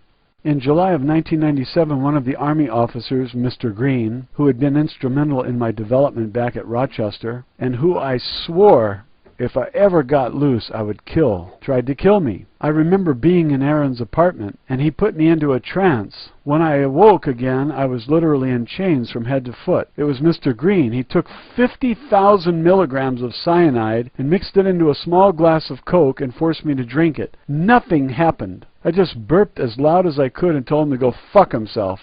He became frantic and calling me a son of a bitch, and then he pulled out his .45 revolver and shot me at point blank in the head. The impact knocked me unconscious, but when I came to, I saw 3 shell casings laying on the floor. Aaron erased the whole event from my memory, and about a week later, when he had me in my trance, told me that the attack was unauthorized and that I no longer have to worry about Mr. Green again. Hey! In fear for his life, Aaron and I had a fight and stopped speaking to each other, as he could not cover up the memories any longer, and he knew that I knew that he knew that I knew, kind of thing. I moved back to New Jersey in October of 1997, and have since been trying to piece it all together. I know who my new controller is. For the longest time I could not figure it out. The fact that they would not simply let me go and not have someone watching me. But now I have figured it out. It's my mother. And they hopefully don't know that I have figured it out. I have had myself deprogrammed by one of the Montauk boys, and I'm going through my 21-day recovery period, which coincidentally ends today. And that is where I'm at. Now I have to figure out how to get my powers back. I must figure out some way to get in contact with the FBI and figure out some sort of plan. In the meantime, the information I have collected states that now the Illuminati are attempting to control the world through the recording business and the media. Inserting subliminal messages through all the major recording studios. They have now gone to actual application with the broadcasts of 425 megahertz, mind-controlling frequencies, with towers all over the world. The one in Russia is targeting California, and they are controlling the television companies and are starting to use hypnotic messages into everything we watch and read. Uh-oh. I can only do my part to try to stop them. I hope some other people will help me this time. Hey, I'm with you, Andy. Let's kick some butt. As more of my memories come back, I will add more detail to the timeline. In the meantime, I'm faced with one major question in regards to all of this. Who am I? And is it really me? March 10th, 1998. As World War II ended, and as the debris of Berlin smoldered, the American intelligence services quietly courted Nazis and their quislings in the Soviet satellites. Some 5,000 European anti-communists, according to the Washington Post for June 9, 1982, quietly immigrated to the United States. In the early days of television, young Ronald Reagan's fundraising acumen was tapped by the Crusade for Freedom, a CIA front. The then liberal celluloid cutout and the FBI informant appeared in a cameo spot to talk viewers out of their hard-earned dollars to fund the migration of Eastern European freedom fighters to the United States. These paragons were really die-hard Nazis. The CIA, Pentagon, and an army of Nazi recruits have since consummated as ideological bond that has held in sickness and in stealth from virtual government, CIA mind control operations in America, page 150 by Alex Constantine. Secret location of Rochester facility located in Rochester, New York. This is not only the truth about what the United States government has already done, but these operations are not only still going on, but have escalated in their scale and have become so integrated into today's society that the public is starting to believe the lies the government is protruding to discredit anyone who comes forth and states that they have been a victim of a government mind control experiment or some other sort of illegal, horrific, government-based medical experiment. What the government is doing to cover their tracks simply is they come up with a fictitious medical term to explain what all these people are remembering. In this case, they came up with the false memory syndrome. The fact that all these people are simply delusional or crazy. It conveniently explains their memories of the wrongdoings and the government torture done to them as all simply being figments of their imagination. And it all never happened. It also shuts them up as now they are heavily sedated. I know this as to be fact because it happened to me when I attended the University of Rochester between the years 1988 and 1992. The horrific experiments were conducted at the secret facility illustrated in the map of Rochester, New York above. Sorry folks, I don't have that map. These are the individuals responsible for the kidnapping, and most disturbing of all are the torture, murder, and illegal horrific medical experiments being done on American children today. They actually are the Nazi Party working in conjunction with different branches of the United States government in order to find effective ways to control your mind and control the minds of all U.S. citizens, as well as the rest of the world, in order to form the New World Order, a single military-based world government where free speech, free thought, and free will only be a memory of the past. This is also the same group that was hypnotizing citizens as well as the United States Army using stage hypnotists in the mid-1990s. The United States government, the part that was not yet under their control, eventually passed a law making it illegal for stage hypnotism to be performed in the United States because of this exact group. Their secret location was never revealed until now, as they have not yet been prosecuted. Why? because the network of government collaboration between the different branches of the government and the Nazi Party have become so intertwined that it virtually has become impossible to sort out who is really responsible, because the whole operation's success is based on secrecy. This is also the same group, the certain individuals and groups within the United States government and the die-hard members of the Nazi Party who were brought over from Eastern Europe, named as the Freedom Fighters, with the money donated by the American people who gave during Ronald Reagan's fundraising campaign, which was then cleverly tapped by the Crusade for Freedom, a CIA front operation. This group of fanatics then attempted to overthrow the FBI by planting their agents posing as FBI psychologists. The agent would then hypnotize or brainwash the FBI agent during their psychological evaluation into giving their loyalties to Adolf Hitler and the Nazi Party. Sound too outrageous to be true? Believe it. You probably never heard anything about this conspiracy because the FBI covered up this plot as to not expose their own incompetence as a group. Had almost the entire FBI under their control until the conspiracy was exposed. I would estimate that happened sometime between 1996 and 1997. The FBI is still looking for those who are responsible for these plots, and here they are at the Rochester location. Secret Paramus facility located at 140 Century Road, located in Paramus, New Jersey. There are literally dozens of these facilities located across the country. Each one has a different function and specialty. This is a sister facility to the one in Rochester, New York. The entrance to the underground facility is located in an office building in Paramus, New Jersey at 140 Century Road. The building next door, 120 Century Road, is also owned by the same company who finances the project. The Paramus facility does not specialize in mind control, it specializes in sex. The Paramus facility uses women to gain government secrets, industrial secrets, intelligence information. Basically, any information they are assigned to gather, these sex agents then go and manipulate their target, not with guns or threat, but by using one of the most powerful agents of manipulation, sex. As stated above, the sex agent is one of the most powerful means of extracting information. These girls are either brought in at a very young age, or I would imagine kidnapped and then they are made into a sexual agent. This is done through a series of very disturbing programming steps. This process includes brainwashing and, as you can imagine, extreme sexual abuse, a process which was frequently used and perfected by the KGB, as well as attempted by the CIA in their San Francisco house. I'm not sure as to the actual procedures involved in making one of these sex agents, or where the girls come from. I can bet that 99% of these girls are not there on a voluntary basis. You don't think that our government would be insidious enough to use these girls to get information out of powerful men? Are you that ignorant? But anyway, here is where the top secret underground entrance is located. This location is where the secret societies of the world work, sometimes in conjunction with the United States government, as well as many other governments, and of course sometimes for themselves. This is where these sex agents are programmed and trained. At the Paramus facility in New Jersey, the secret location of the relocated Montauk Project, Dobbins Air Reserve Base in Atlanta, Georgia, the Montauk Project, formerly located at Camp Hero in Montauk, New York, was first made public by Preston Nichols in his infamous book, The Montauk Project.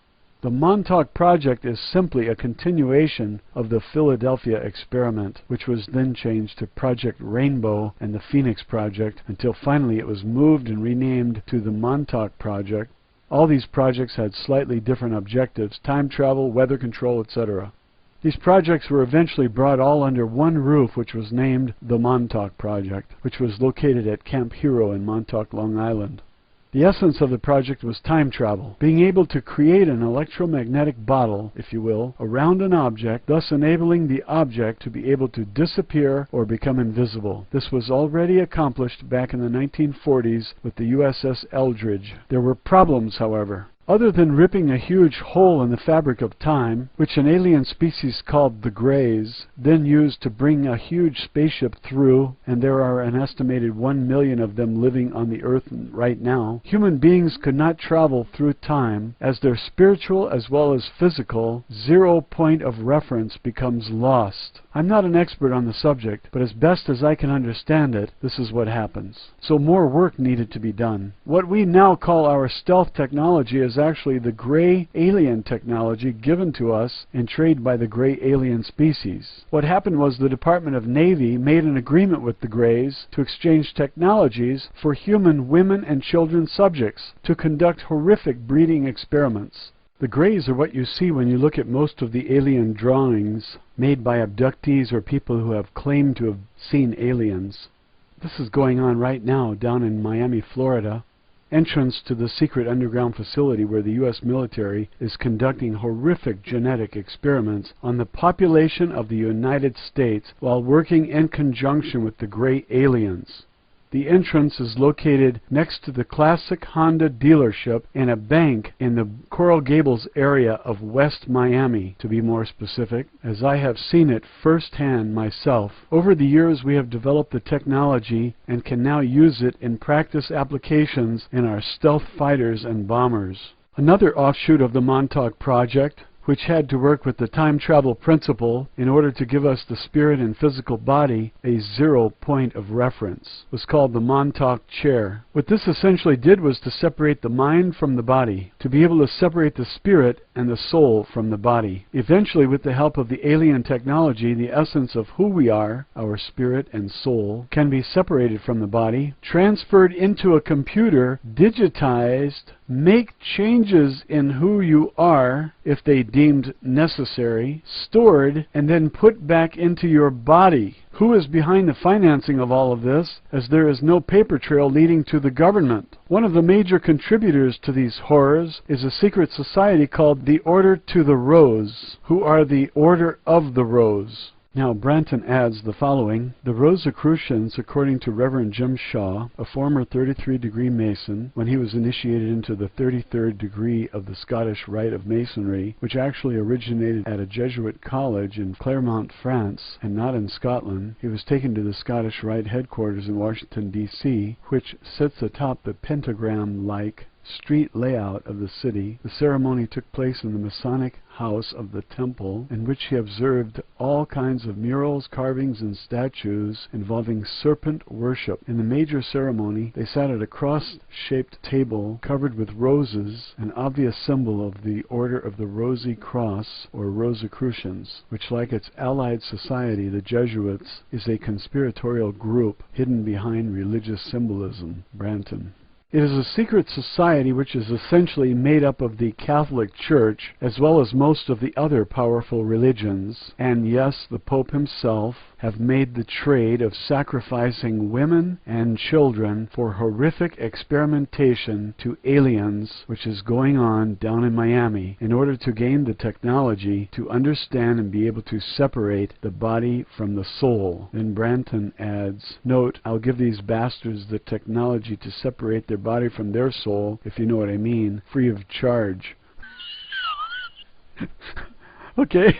All right. Thank you, Branton. Who is Branton? You know, we could use some little editing here. Some of these word sentences are very hard to say. Okay, back to work. As you can imagine, that when this gets out, it will not be a popular opinion at all, and it would be one of the great scandals of all time. What is happening now? The Montauk Project for some time was moved to Atlanta, but recently has moved from Atlanta back to Camp Hero in Montauk and is active, especially because the Montauk location is the crosshairs of the Earth's biorhythms and is essentially the point on Earth where time travel is most easily accomplished when the Earth is the point of origin. So Camp Hero has since been reopened by the Department of the Navy, had the water drained from the flooded tunnels, and is now fully operational again. The comet Hale-Bopp also caused quite a commotion as to what was going on. This is what truly happened. The comet was supposed to pass right by us, in astrological terms, a very close brush with the planet Earth.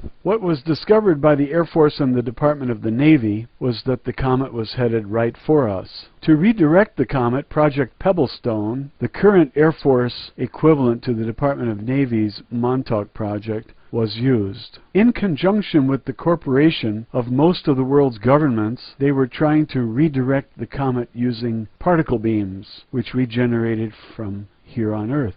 The comet was moved, but then seemed to redirect itself back toward the Earth. It was determined that there was indeed an alien ship directing the comet directly towards Earth. If it had hit the Earth, it would have caused a nuclear winter and wiped out the human race within 5 years. So with the cooperation of Project Pebblestone and the Department of the Navy, a time hole was opened in front of the comet, causing it to pass directly around or through, if you will, the Earth. The purpose of the comet was indeed to wipe us out, the humans, as well as most of the life on the Earth. Who was in the alien ship was not known to us, or to anyone of the half a dozen alien species which are already here. The act was definitely one of aggression, as the aliens, whoever they are trying to terraform the planet for their own usage, as the comet contained large amounts of methane. This is what the top organization who actually runs the planet Earth concluded. An organization made up of a council of half humans and the other half made up of various alien races, whose name is so secret that it has never been mentioned anywhere in print. So they destroyed the alien ship using a top-secret antimatter bomb, as some say. The mass suicides in Rancho Santa Fe, San Diego, where 39 people killed themselves because they believed there was an alien ship coming behind the Hale-Bopp comet, were absolutely correct. They were not correct, however, in believing that the aliens were coming to bring us to a higher form of human existence. They were, in fact, coming to destroy us. Camp Hero is where the Department of the Navy has reopened the Montauk facility and is currently working with a variety of different species of aliens on a variety of covert projects located in Montauk, Long Island. As more and more of my memories come back to me, things become more clear. March 16, 1998. I remember that I was a member of the Department of Navy's ultra-elite Delta Force. The term Delta Force is usually associated with the Army and Special Forces units therein. It is generally thought that the highest level of covert operations unit for the Navy is the Navy SEALs. This is generally true for all Earth-based operations. For interplanetary operations, the Department of the Navy has a group of very special soldiers, suckers, which can do the same type of superhuman things I have referred to before. For the very special projects, the secret societies of the world use the very special commando forces of the Department of the Navy, a unit so secret that only a few people in the world know of their existence, and that force is called the Delta Force. The Delta Force for the Department of the Navy. Suckers with fancy names. As I regained my memory, I remember that Mr. Green, the man who was so terrified of me, was one of the men who raped my mother in front of me while they held a gun to my father's head when I was about 7 years old. I remember 6 men coming to our house. 2 of them put a gun to my father's head, and the other 4 went back into the back room and had their way with my mother. I think I was about 7 years old. As the men left, they were laughing at my father and about what they had just done. My father just sat in his chair and cried. I ran outside and swore to kill these men. This man turned around and put his gun in my face, and I didn't flinch. I just stood there and swore to kill him. He looked at me and thought about killing me for a split second and then slowly walked away, looking at me in the eyes. I remember that I made the association of Mr. Green and what they did to my mother and father, and that's the reason why they could never break me using beating tactics. I made the association between him and the entire group. That's why no matter what they did to try to make me one of them, I always hated them and would always hate them, so there was nothing that they could do because the damage was already done. Through my contacts, I have found out the reason why I'm having so much trouble regaining the essence of me is that what these people did to try to control me was they took the essence of me, my soul and my mind, out of my body, smashed my mind into many pieces, and stuck me back in my body upside down and backwards. I remember that when I was sent on missions for the Delta Force, they would send me through a time portal and then bring me back a few days later to Earth in Earth's time. However, when you alter one's timeline, they come back different. This is why when I would come back, the mother of my child would always tell me that I'm different somehow. I will explain this more later. I was also contracted out to be used for breeding experiments to other alien governments by the Department of the Navy and by the council who really runs Earth, the New World Order. These alien governments wanted to cross me with one of their own to create a warrior class of species. I remember having sex with many different species and in many different places. Again, much more into that later. March 26, 1998. I have put more and more of my mind back together. I have spoken of jumping off high objects and surviving. I jumped off a 200-foot platform for President Bush and hit the ground very hard. As I lay there, the president was furious as he thought they had just killed me. When I got up and then walked over to him, he was in shock. I remember him asking me if I had volunteered for this. I just looked at him and started freaking out, asking him for help. To put it bluntly, as there is no real other way, what the New World Order, the Montauk Project, and Project Monarch boys are all about is the controlling and manipulating of people's minds for usage in their own projects. Once the subject's mind has been effectively controlled, they are then used, plugged into machines, and are then central components in time travel, weather control, and of course more mind manipulation. The essence of their control and of their tactics comes from the splitting of the mind. The splitting of the mind entails a process of degradation and humiliation of the subject, TSA. The process is different for each individual, but in essence what they do is go into your subconscious and find out what the most personal aspects of you are, like touching your genitals. Then they use this against you, essentially rip your mind apart. What happens is this: an individual boy who possesses special mental abilities is selected at a very young age, 5 or 6. The boy is then subjected to various stages of terror and horror to begin to separate himself from himself and his family. They do things like having several men rape the boy's mother in front of him and make him watch. They put a gun to the father's head and make the 7-year-old boy watch his father sit there helplessly as his mother is raped in front of him. I remember this happening several times in my childhood. My conditioning involved several levels of physical torture and horrific sexual abuse, going beyond any known descriptive term. They continue to drive wedges into the subject's minds until hopefully the mind will split apart as it cannot take any more. One of these wedges they used to drive into my mind was the murder of my mother's future husband, Mr. Johnson, back when I was 11 years old. When my parents were getting divorced, my mother's one true chance at happiness was shattered in order to get to me. What they simply did was program Sally Johnson to kill her husband when he came over. This concludes her defense theory, as she pleaded temporary insanity. Theoretically, this is true if she could not help herself and was simply following her instructions out as were programmed into her by this group. This particular type or conditioning was done at the Paramus facility, map enclosed. This effectively drove my mother into a downward, out-of-control spiral, which caused enough discord in my life to give them an avenue of manipulation, an avenue for them to try to split me. When a man has an ejaculation, what actually happens is this. When the ejaculation occurs, the semen, which is shot out of the body, is the DNA package containing the blueprints for the body. What is unseen is at the same time that is also being transferred is the soul or spirit of the person. We are all creatures of energy. The energy which flows through us is called Kundalini energy. When a man reaches an orgasmic state during the ejaculation, not only is the semen sent out of the male penis, also at the same time sends off the essence of the spirit as well during this period. Both are shut out at the same time. If you ever took the time to notice, the male penis is shaped like an antenna. This is obviously done for a reason, and the reason is that the spirit is also sent out through the penis during ejaculation.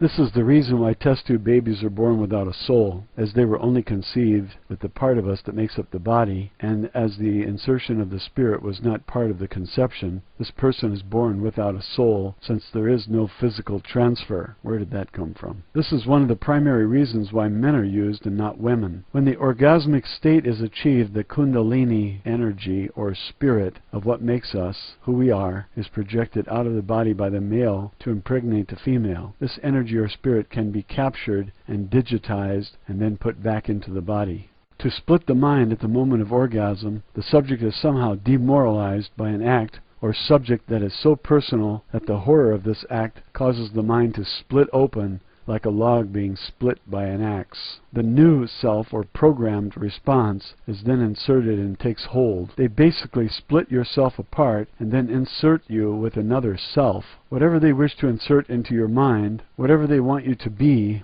they then insert, and that is what you become. My mind has been split 6 times. Each time they would split my mind, they would insert the appropriate programming, and that would be that. However, because my will is so strong, the programming would not hold. I kept breaking out of it, and they could not control me. Every time I would break their hold on me, they would have to resplit my mind in order to reinsert the programming. This is why my mind is split 6 times. Normally, when the mind is split once, is all the mind can take. Somehow my mind was split 6 times, and I survived. I don't know how. The small lab where they did their experiments on me, as I have mentioned earlier, is the secret laboratory attic in the roof of the University of Rochester Library. The big lab, where I had most of the work done to me, was done at the Rome National Air Base, located in Rome, New York. To maintain security and for discretion, they dug an underground tunnel going directly from the Rochester facility, located under the Andrews Street Bridge, going to the facility in Rome where the other Montauk chair is located. They use electric cars, as not to create any undue suspicion from ground vibrations, to travel between the 2 facilities. Rome National Air Base, located in Rome, New York, where another Montauk chair is located underground. The reason they went through so much trouble with me is because I have the ability to concentrate and focus on one thought, and one thought only. Because I can do this, they used me to operate the Montauk chair and open time portals going to different points in time. What they do is have the chair operator focus on any point in time in any part of the universe, and the thoughts are then amplified and a time portal is opened. A computer then records these thoughts, and the time portal is then stored in a computer on a storage disk. As the work progresses, a library of time portals is then created. Note Albielek has mentioned something called the Malta-Base, the Montauk Alsace-Lorraine Time Archives underground base, which is located in Germany near the French border in the Alsace-Lorraine region, which has been a disputed territory between Germany and France for centuries, Branton. When they want access to that particular moment in time, they insert the storage disk of the time portal, and they're off and running. The only complication is that the computer must readjust the time portal for the starting point, as the Earth and our time has since moved since the portal was recorded. So once the new calculations are entered as the starting point, the portal is then opened. I have sat in the chair several hundred times, and they used me to open several hundred portals and make several hundred recordings. The earlier time travel project was the one called Project Southern Cross. Time portals have always been here on Earth, at least as long as modern man. The oldest version of the time portal is an older system in which a huge crystal, which has been here since the time of Atlantis, is activated by emitting sound frequencies while over the crystal. There are supposedly 8 crystals hidden around the world. Only one has been located, and it is at the corner of what makes up one of the corners of the Bermuda Triangle. Project Southern Cross was used to win World War II in favor of the Allies. What the U.S. government did was, using this old time machine, they effectively went back in time and delivered future technologies to the 1940s to help us win the war. We would deliver communication devices as well as weapons made out of 1940s parts and technologies using bulb resistors, etc. These devices would be delivered to the 1940s along with a complete set of drawings on how to make them out of 1940s parts. I took part in several of these deliveries, as well as ran many missions for the U.S. government going back in time and altering the future. One of the people I ran these missions with was Duncan Cameron from the Montauk Project. March 27th. As I was living in Atlanta, I thought I was out of the program and living a totally normal life. As I regained my memory, I remember these men coming to my girlfriend's apartment and having 50 men rape my girlfriend. This included animals as well as other perversions. I remember them raping my sister in front of me. I remember them raping my mother in front of me. Now that I think about it, I remember most of my girlfriends being gang raped in front of me. More about this later. The Babylon 5 movie, which came on a few months ago, contained a subplot about a human being which came from the past into the future. They are looking for this being. I am who they are looking for. During some of my duties, I was sent through the time portal into the future and actually formed the Babylon Project. The producers of the show have sent a message back in time for me, and I have received it. When they split my mind all 6 times, they had to expose me to some horror, and I remember all of what it took to split my mind. That's all I'm going to say about it for now. Claims have been made that I was being used up until mid-July 1997. This far exceeds what I thought. For the entire time that I was down in Atlanta, I thought I was living a normal life. The reality was I was being manipulated and having gangbang parties with my girlfriend. When I went to Fort Lauderdale and spent 8 weeks down there, I thought I was having a great time. The reality is I was being breeded by the Greys down in Miami while I was there. One of the deep programmers I have been using has since tried to manipulate me, and I no longer go to him. I realize now no matter what I do, someone is going to try and manipulate me for their own purposes. That is the end of the book, and you can finally rest. Because I need a rest, and this is my second time through it. I'm angry, and I want revenge. I want to get these bastards. And the only thing I can do is read the book. I don't have any guns, and I hope that you will do the same.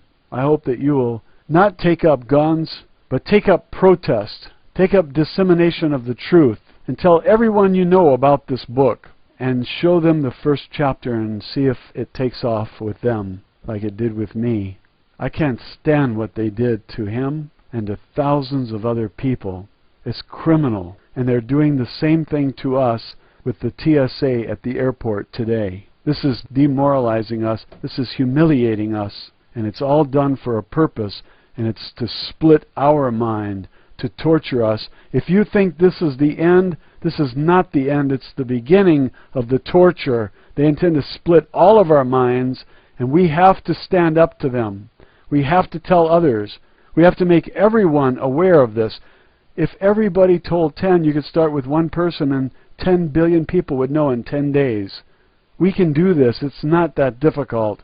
It just means each person who hears this recording has to do something, not just stand there. Thanks for listening.